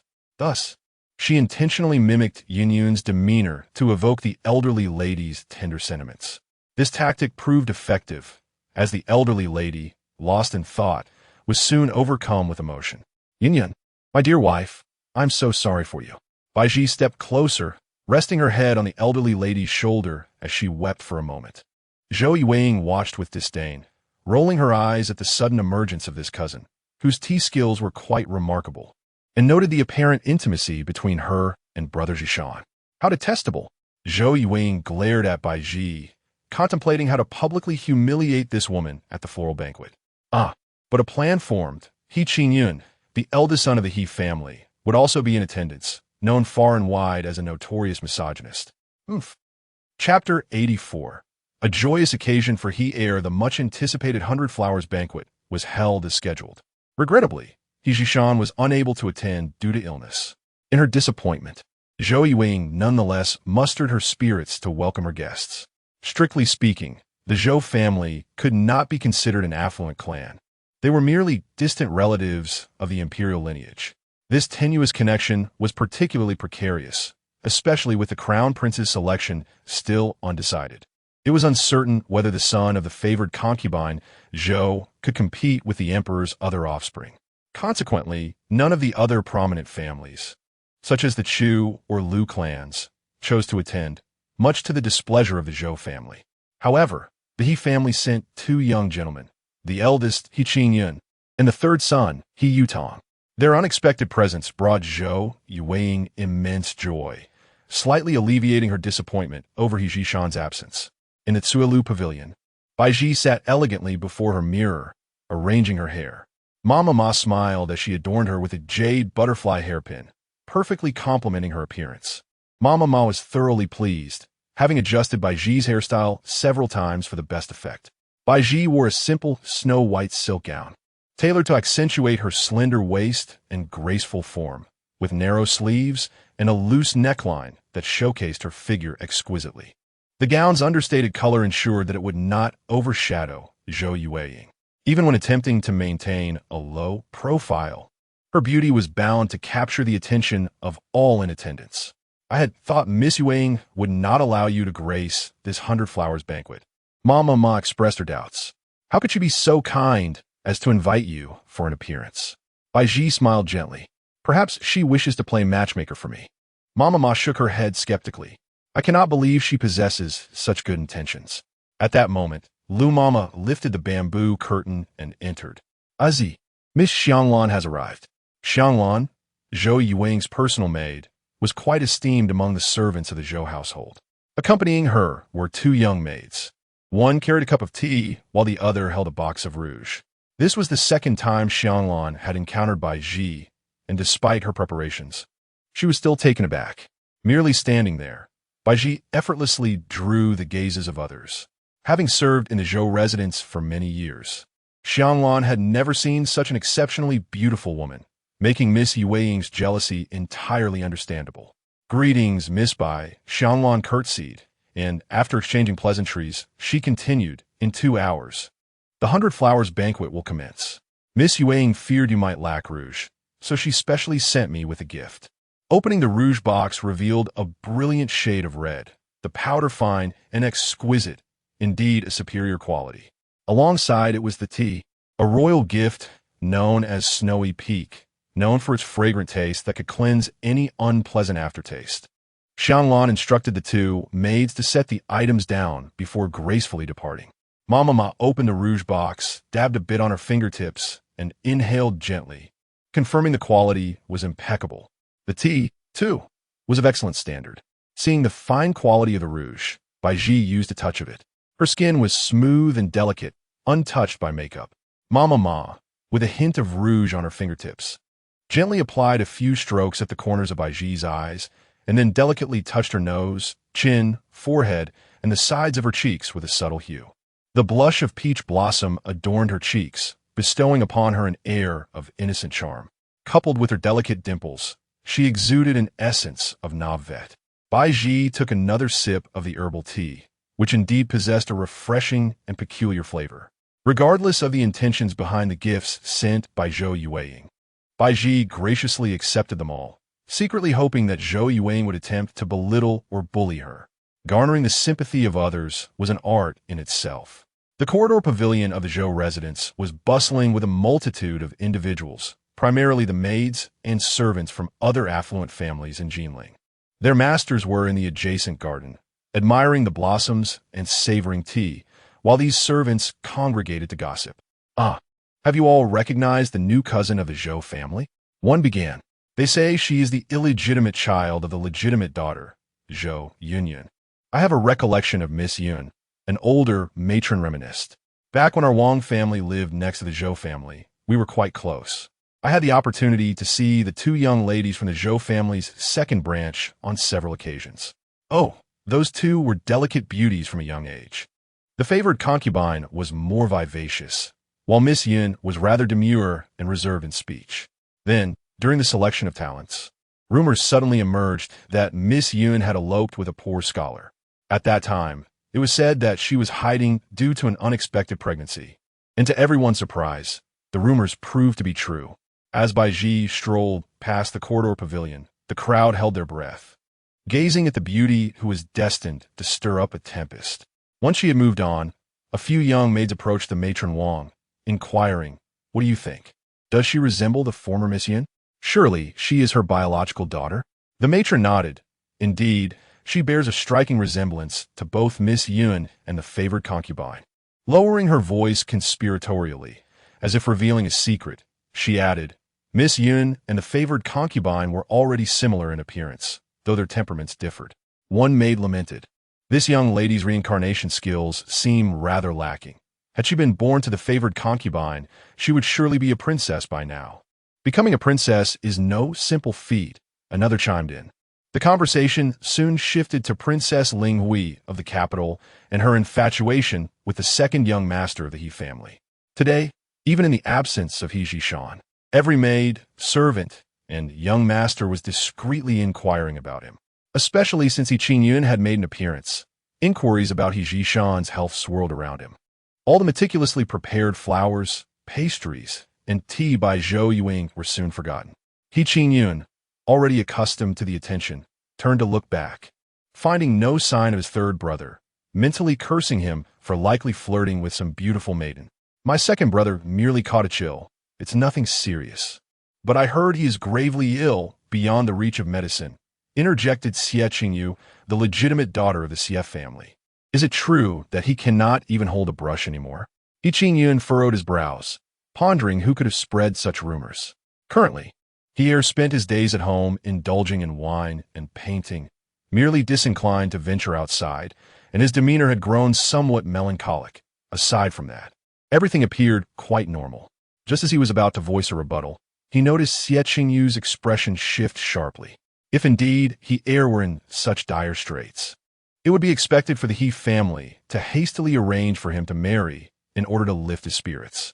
"Please, young master, convey to the elders of the He family that I, Xie Qingyu, am willing to sacrifice my own happiness and marry He to bring him joy." He Qingyun was taken aback. "What are you saying? My younger brother is nowhere near the point of needing such drastic measures."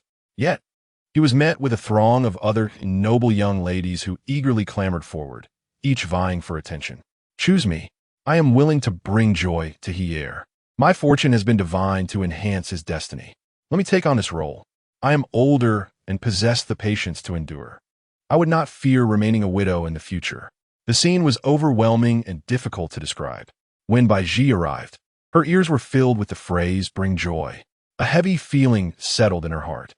How had Yishan's condition deteriorated to the extent that he required such a remedy? Chapter 85.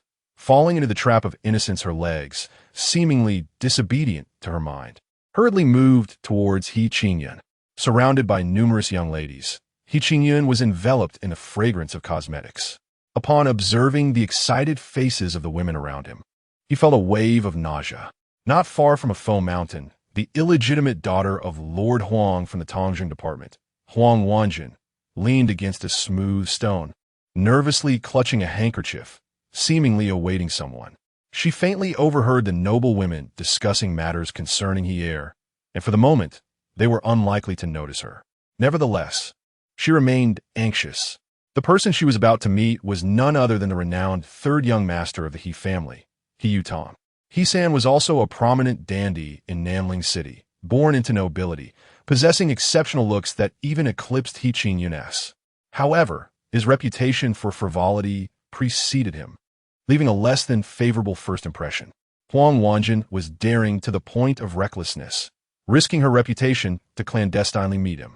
As she envisioned her handsome lover's striking visage, a faint blush crept onto her cheeks. He Air was an unattainable dream, a distant fantasy, whereas He-san was a tangible ideal within her grasp. Just as she fantasized about how to flirt with He-san, a flash of a vibrant figure darted past her. Dressed in a gown as white as snow, Baizhi rushed by, eager to ascertain the whereabouts of Yishan, oblivious to the presence beside her. Unfortunately, the two collided. Huang Wanjin, already feeling guilty, found herself tumbling to the ground, though Baizhi merely brushed past her without making contact. Yet in that moment, Huang Wanjin felt as though she had been caught in an embarrassing act, and she fell to the ground. "Oh dear, sister." Baizhi halted her steps and rushed to help Huang Wanjin. "I'm so sorry. I didn't mean to bump into you." Huang Wanjin, lowering her gaze, replied, "It's nothing at all. It was my own carelessness." As she spoke, her eyes met Baizhi's, and she was suddenly enveloped by a haze, within which Baizhi's exquisite face resembled a delicate lotus, appearing both fragile and enchanting. Huang Wanjin, feeling inferior, quickly averted her gaze. Baizhi gently patted her back, saying, "It's good that you are unharmed." "I am Baizhi. May I inquire your name, sister?" Huang Wanjin softly responded, "My surname is Huang. You may call me Wanjin." "Dear sister Wanjin, I have matters to attend to. I must take my leave." Baizhi adjusted her gown and continued towards He Qingyun. The snow-white silk skirt was not entirely pure. At the waist, it was adorned with a silver thread embroidery of intertwined blue lotus vines. The elegant lotus delicately encircled her waist, accentuating its graceful curve. As she walked briskly, the hem of her gown swayed, outlining her alluring figure. The jade butterfly hairpin in her coiffure swayed gently as well. Baizhi resembled a butterfly that had flitted into a garden of blooms, standing as the sole protagonist amidst the splendid flowers, breathtakingly beautiful. The gazes of the onlookers fell upon her, unsure and admiring. Zhou Yueying, vexed, bit her lip and whispered in her ear, "Why have you adorned yourself so beautifully?" Baizhi replied with a smile, "I have not put in any special effort. I merely used some of the rouge you gifted me." Zhou Yueying scoffed, "From your hair to your toes, you are meticulously adorned. Yet you claim you are not made up. Who are you trying to deceive?" She pointed at a row of handsome young men across from them and added, "Look at them." Drooling, "Your future husband is among them. Go ahead and choose." With a spirited disposition, Zhou Yueying did not care to temper her words, while Baizhi chose not to engage. Her gaze caught sight of He Qingyun slipping away from the crowd in another direction, prompting her to discreetly signal Mama. Understanding the cue, Monantai Mama stealthily tursid He Qingyun. Only then did Baizhi focus her attention on the subtle battle of wits with Zhou Yueying. Did this well-bred young lady of the Zhou family disdain her for her obscure origins, humble background, and somewhat petty demeanor? Or was she merely more concerned about her own beauty being overshadowed? After a moment of contemplation, Baizhi spoke softly. "I only met Brother Zhishan the night before I left Feishing Temple. He seemed in good health. How did he suddenly fall gravely ill?" Do not speak as if you were so intimately acquainted with him. At the mention of He Zhishan, Zhou Yueying lost her composure. In the whole of Nanling City, she was the only one permitted to call him Brother Zhishan. This was her exclusive privilege. This was also the reason she had reacted so fiercely when she heard Baizhi address him as such on the street. Baizhi intentionally provoked her, innocently blinking, but he asked me to call him that. I initially referred to him as second brother, but he said there was no need for such formality between us, thus granting me the privilege to call him Brother Zhishan. Zhou Yueying's temper flared at her words, and she glared with anger, muttering, "Come with me." The two women left the garden, moving to a secluded corner. With no one around, Zhou Yueying unleashed her fury, exclaiming, "Baizhi, do you think I am unaware of your background? You were raised by two vile servants of a Lin family, growing up on a farm, and later you recognized a concubine of the Lin household as your godmother. Your character greatly concerns me. What good can you learn from your godmother? Surely it must be merely the art of seducing men." Baizhi wished to summon tears at that moment, but Zhou Yueying's animated demeanor made her want to laugh instead. She stifled her amusement and continued to parry with her. "You know, my successful recognition with the Zhou family is largely due to my godmother. She and the imperial consort have been close friends since childhood. Why do you look down upon her so?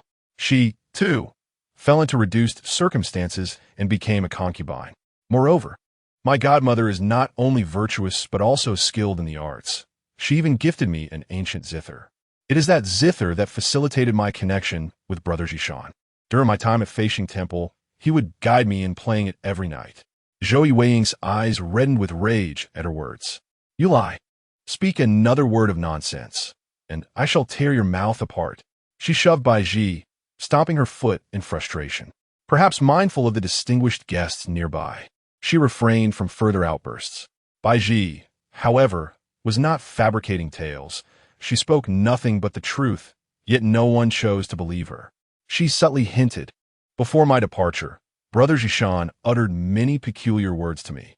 I did not respond. Perhaps he has fallen into despair due to me, suffering from heartache. If that is indeed the case, I deserve it. The one who should marry him to alleviate his sorrow should be none other than myself."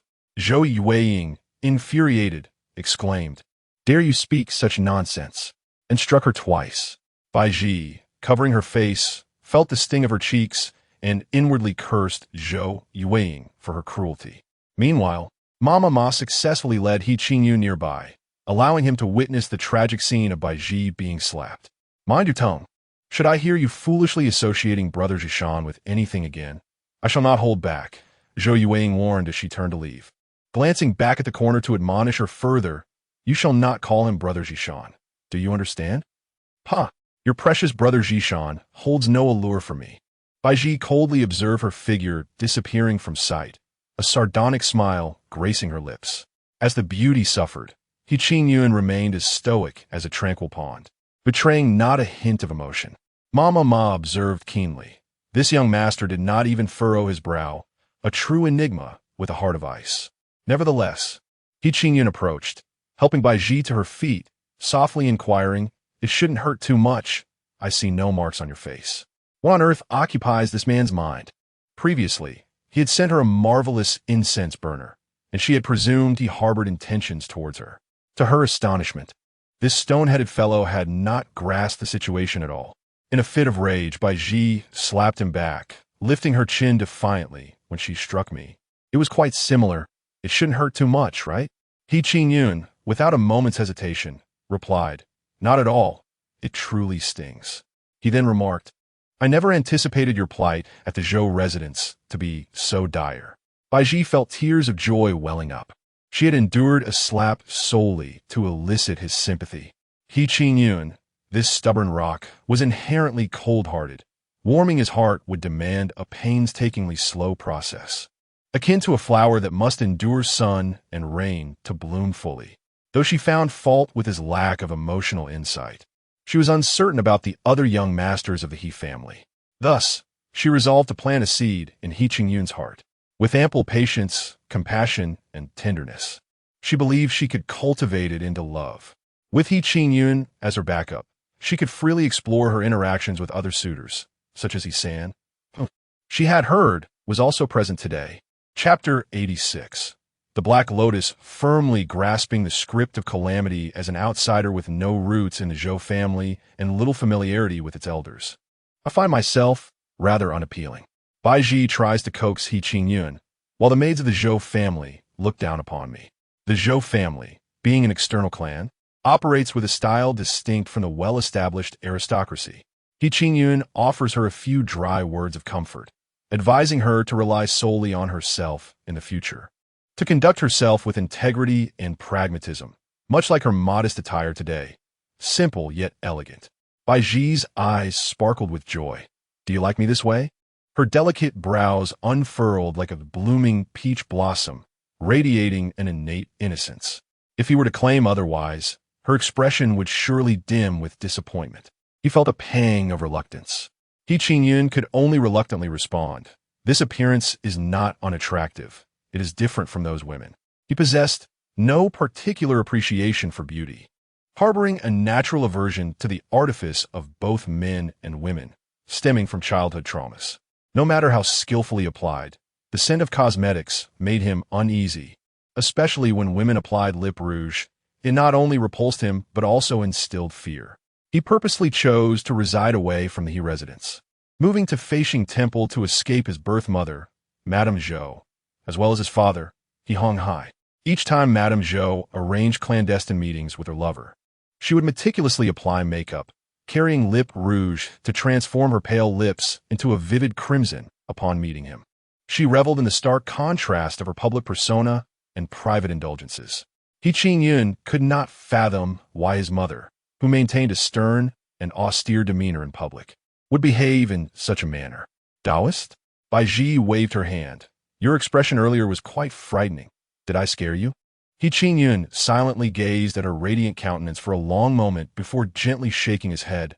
No, I merely worry for your difficult situation within the Zhou residence. Oh, what can I do about it? With my status, the only hope is to marry into a good family, Baizhi hinted at him. In truth, you could accompany me to Feishing Temple for cultivation. I believe you possess great potential. Very well, you must remember this promise. Although displeased internally, she felt the need to maintain appearances. Baizhi extended her finger. Let us make a pact. Once we seal it, you cannot go back on your word. If one day I find myself in dire straits and seek refuge at your temple, you must protect me. He Qingyun, puzzled, asked, why wait until you are in such a predicament to seek me? Moreover, I do not comprehend the notion of seeking refuge. I wish for you to join me in studying the Tao scriptures and pursuing the great way together. Baizhi nearly lost her composure and almost rolled her eyes at him. In her prime years, who would wish to become a Taoist? She simply sought an additional layer of security. Taoist, I have not relinquished my worldly desires. My cravings for the mundane are plentiful. It is only when I find myself in despair that I shall regard the world with indifference, and that will be the opportune moment for us to cultivate together. If I truly become a Taoist, you will be my guide on this journey, my senior, my master. Master, come, let us seal our pact. With a few coaxing words, He Qingyun made a pact with her, becoming her unofficial master. He Qingyun's kind nature did not escape Baizhi's notice. He was rather naive, perhaps due to his prolonged seclusion from the world, and rarely had any frivolous encounters with the opposite sex. Baizhi, with her charming demeanor, left him in a state of bewilderment. However, He Qingyun maintained his stoic expression, showing no emotions on his face. Despite Baizhi's attempts to elicit a smile with a few jokes, he remained impassive, disregarding any overtures from outsiders. Let us return. There is a banquet today, and I wish to see some rare orchids, he stated, leading the way towards the garden, with Baizhi following closely behind. In the garden's pavilion, Zhou Yiwang was enjoying tea and delicacies with her fellow maidens, while a group of elegantly dressed young gentlemen cast glances their way, occasionally extending olive branches. Xie Qingyu sighed. A bunch of misfits. They're not worthy to even carry He Heir's shoes. Our noble ladies of Nanling City are indeed the most unfortunate. Wang Jiehua set down her teacup and sighed in agreement. We are fortunate to be close to the water's edge, able to occasionally catch a glimpse of the first young master of Dalian. Alas, the moon remains perpetually high in the sky, forever out of our reach. As our standards rise, No other suitors can capture our interest, and we are left to languish year after year. How tragic. You are merely 17. Why the rush? Xiaqingyu remarked, glancing at Wang Jiahua. I'm 2 months older than you, and I'm not in a hurry. Every time the noble ladies gathered, he heir became the focal point of their discussions. They began to speculate about the other young masters of the He family. Xiaqingyu lowered her voice, raising her eyebrows. Though he heir is absent today, both He Da and He San are present. Just think, if one were to marry one of the other young masters, one could eventually become He heir's sister-in-law or sibling, increasing the chances of encounters. Xiaqingyu, be serious. Zhou Yueying chided, tapping her forehead. Your father even hired a learned scholar to teach you. Where have your studies in poetry, literature, and etiquette gone? Becoming He heir's sister-in-law or sibling is not as simple as you think.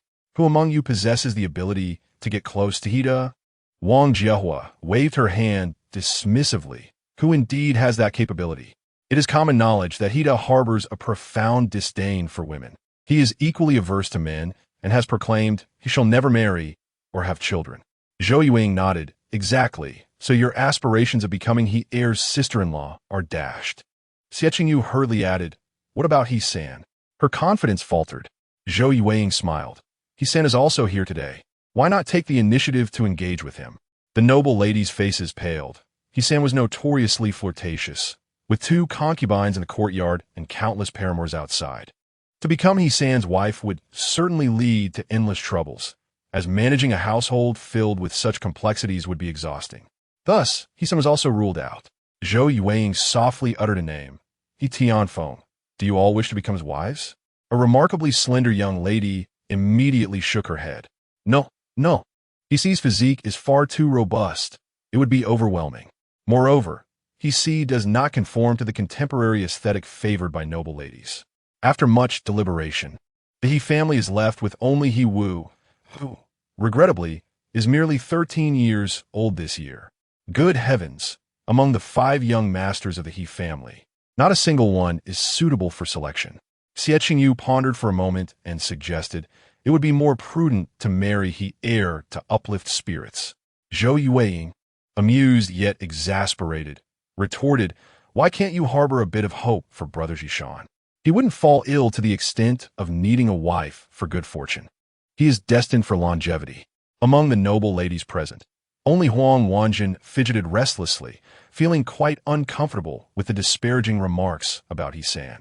In her heart, He San was the finest of them all. She leaned against the railing and gazed into the distance, observing 2 figures approaching from afar. Rubbing her eyes, she recognized that the first figure was He Qingyun, and behind him was the beautiful lady with whom she had collided earlier. With a gasp, she pointed at Baizhi and exclaimed, Yueying, is it true that your family's newly recognized cousin is acquainted with the eldest young master of the He family? Chapter 87. Averse to women. Only you, the noble ladies, collectively lifted their gazes toward the direction indicated by Huang Wanjin's finger. The graceful He Qingyun strolled through the Zhou family's garden, moving with the elegance of a painted nobleman. Standing tall and poised, his figure was striking, hands clasped behind his back, resembling an exquisite orchid. The ladies were momentarily entranced by his allure. The He family sons were all handsome, yet He heir's brilliance overshadowed the others, making them appear somewhat less remarkable. However, if any of the others were to be singled out, they too would be deemed stunningly handsome. Alas, such exquisite gentlemen were disinterested in both women and men. Xiaqingyu cast a few more glances at Baizhi, intrigued. Yueying, is this the cousin you recently recognized? When you introduced her earlier, I was absent, and I had no idea she was such an extraordinary beauty. Wang Jiahua rolled his eyes. The focus should not be on Baizhi, but rather on He Qingyun. Can you guess how far he is from her? He Qingyun walked ahead of Baizhi. With his long strides, she had to quicken her pace to keep up. The distance between them remained a constant half-meter. Baizhi narrowed her eyes, gazing ahead. In the garden-esque pavilion, the noble ladies leaned over the railing, casting their attention toward her. This was an opportune moment, one she could not let slip away. Baizhi gave a gentle toss and sank to the ground, calling out sweetly, Taoist, I seem to have twisted my ankle. He Qingyun paused, turning back to look. The girl's bright eyes and fair skin were captivating, exuding an air of innocent purity. Was she feigning her fall, or was it genuine? He Qingyun inquired directly. Baizhi offered a bittersweet smile. Upon arriving at the Zhou residence, one must kneel before the elders. My knees are already bruised. Just now, I accidentally stepped on some flower petals and lost my footing. He Qingyun remained unmoved. Pierre had often remarked that Baizhi was cunning, and he harbored doubts about her intentions. If you don't believe me, you may come and see for yourself. Baizhi pretended to lift her skirt to show him her knee, lifting a corner of the fabric. He Qingyun halted her. I believe you. He had witnessed Zhou Yueying slap her, confirming that her existence within the Zhou residence was indeed fraught with peril. It was not uncommon for certain antiquated minds to enjoy tormenting the youth. Could you assist me, Taoist? Baizhi extended her arm. He Qingyun bent slightly, grasping her offer hand. At such a tender age, her hands were as soft and fragrant as flower petals. As he helped her rise, she naturally placed her other hand on his shoulder. Light yet weighty, He Qingyun felt a tremor in his shoulder, and before he could entertain the thought of pushing her away, it was replaced by an unfamiliar sensation. In truth, he mused, if all women were as unadorned and straightforward as Baizhi, perhaps they wouldn't be so intolerable. Their gazes met in the air, and Baizhi smiled gently, her bright eyes sparkling. Strangely, a memory of Baizhi from days past, playfully dipping her toes in the water, her garments half-drenched, suddenly flooded his mind. He Qingyun gently pushed her away, his demeanor becoming somewhat awkward. There are still a few trivial matters for me to attend to at the residence. Please convey to Miss Yu Ying that if she has time next visit, she should take a moment to appreciate the breathtaking spectacle of blooming flowers. He hastily sought an excuse and veered onto another path, departing swiftly. Surely, I did not misinterpret. The noble ladies exclaimed in disbelief. The aloof He Qingyun, known for his disinterest in women, displayed such intimacy with her, even offering his assistance. It seems that He Qingyun is not entirely indifferent to the fairer sex. When faced with an irresistible beauty, the instincts of a man are inevitably stirred. The ladies unanimously praised Baizhi's beauty. Xie Qingyu suddenly inquired of Zhou Yueying. Is this Baizhi the same woman that everyone has been whispering about, who shared a carriage with young Master He? Zhou Yueying clenched her teeth and replied, Brother Zhishan is kind-hearted. That day on the street, she feigned weakness and innocence to garner sympathy from others, which is why Brother Zhishan shared a carriage with her. Do not misconstrue. Brother Zhishan would never entertain any romantic involvement with her. You may not be aware of her background. She was raised by two maidservants, grew up in the countryside, and was taken in by a concubine as a foster mother. What refinement could she possibly possess? Upon hearing Baizhi's origins, the noble ladies exchanged disdainful glances. They were all genuine daughters of prominent families in Nanling City, having been educated in the arts from a young age. They inherently resented a rustic maiden like Baizhi, who had suddenly emerged, especially given her striking beauty, which only fueled their jealousy. Zhou Yueying summoned Xianglan and whispered a few instructions. Xianglan hurried to intercept He Qingyun as he was about to leave. My lady has retrieved several blood chicken vines from the storeroom to be given to young Master He for his ailments. Please, young Master, wait a moment in the side chamber. I will fetch the herbs right away and ask you to kindly pass them on to young Master Air. Zhou Yueying's infatuation with young Master He is well known throughout Nanling City, and He Qingyun complied without protest. Once Xianglan had completed her task, she hurried back to Zhou Yueying's side. The two engaged in hushed conversation for a while before Zhou Yueying cheerfully addressed the ladies. Since you are all so curious about Baizhi, why not invite her over? If you have any questions, feel free to ask her directly. Amidst the gazes of the crowd, Baizhi slowly strolled into the pavilion. A glance around revealed each noble lady exuded a unique pride. Yet only one seemed gentle in demeanor. Baizhi chose to approach Huang Wanjin. Huang Wanjin smiled at her, but did not speak. Zhou Yueying smirked inwardly, noting Baizhi's astuteness. Among so many noble ladies, regardless of where she sat, they would inevitably feel discomfort, save for Huang Wanjin, a legitimate daughter. Who could tolerate her presence? The ladies began to bombard Baizhi with questions. Baizhi responded with a mix of truth and fabrication. When asked about her relationship with young Master He, she merely smiled shyly, saying, I have no connection with him. We merely crossed paths occasionally at the Feishing Temple. The crowd remained skeptical, and her persistent denial only served to deepen their conviction that her bond with He Qingyun was significant. When asked about her relationship with young Master Air, Baizhi's bashful expression blossomed into a radiant smile as she slowly replied, "Brother Zhishan has offered me guidance in my musical studies, and She hesitated, her demeanor as shy as a startled mimosa. The onlookers were taken aback by her demeanor. Was she insinuating a clandestine intimacy with Hier? Impossible, absolutely implausible. Wang Jiahua discreetly cast a glance at Zhou Yueying, deliberately provoking her. Your cousin addresses Hier as Brother Zhishan, does she not? Did you not proclaim that throughout the entirety of Nanling City, only you possess the privilege to call Hier by such a name?" Enraged by Baizhi's audacity to speak so freely in front of the crowd, Zhou Yueying seized the opportunity to pour a cup of wine over her head. Aside from Huang Wanjin, all others were merely spectators of the unfolding drama. Huang Wanjin, taking a handkerchief, gently dabbed at the wine-soaked Baizhi, offering consolation. "Your collar is slightly damp. Allow me to escort you downstairs to change into a fresh garment." Zhou Yueying, this is the Zhou residence. What right do you have to take charge? Zhou Yueying shot a glare at the illegitimate daughter and commanded Xianglan, take her to the side chamber to change into a different outfit and return to enjoy the blossoms. Though her Cui Xian was somewhat distant, the atmosphere of this banquet had diminished significantly due to her actions. Why, then, would Zhou Yueying extend a seemingly kind gesture, urging her to change and continue appreciating the flowers? Upon reflection, Baizhi lightly touched her cheek and suspected that the rouge on her face was tampered with. It seemed Zhou Yueying was not so benevolent after all.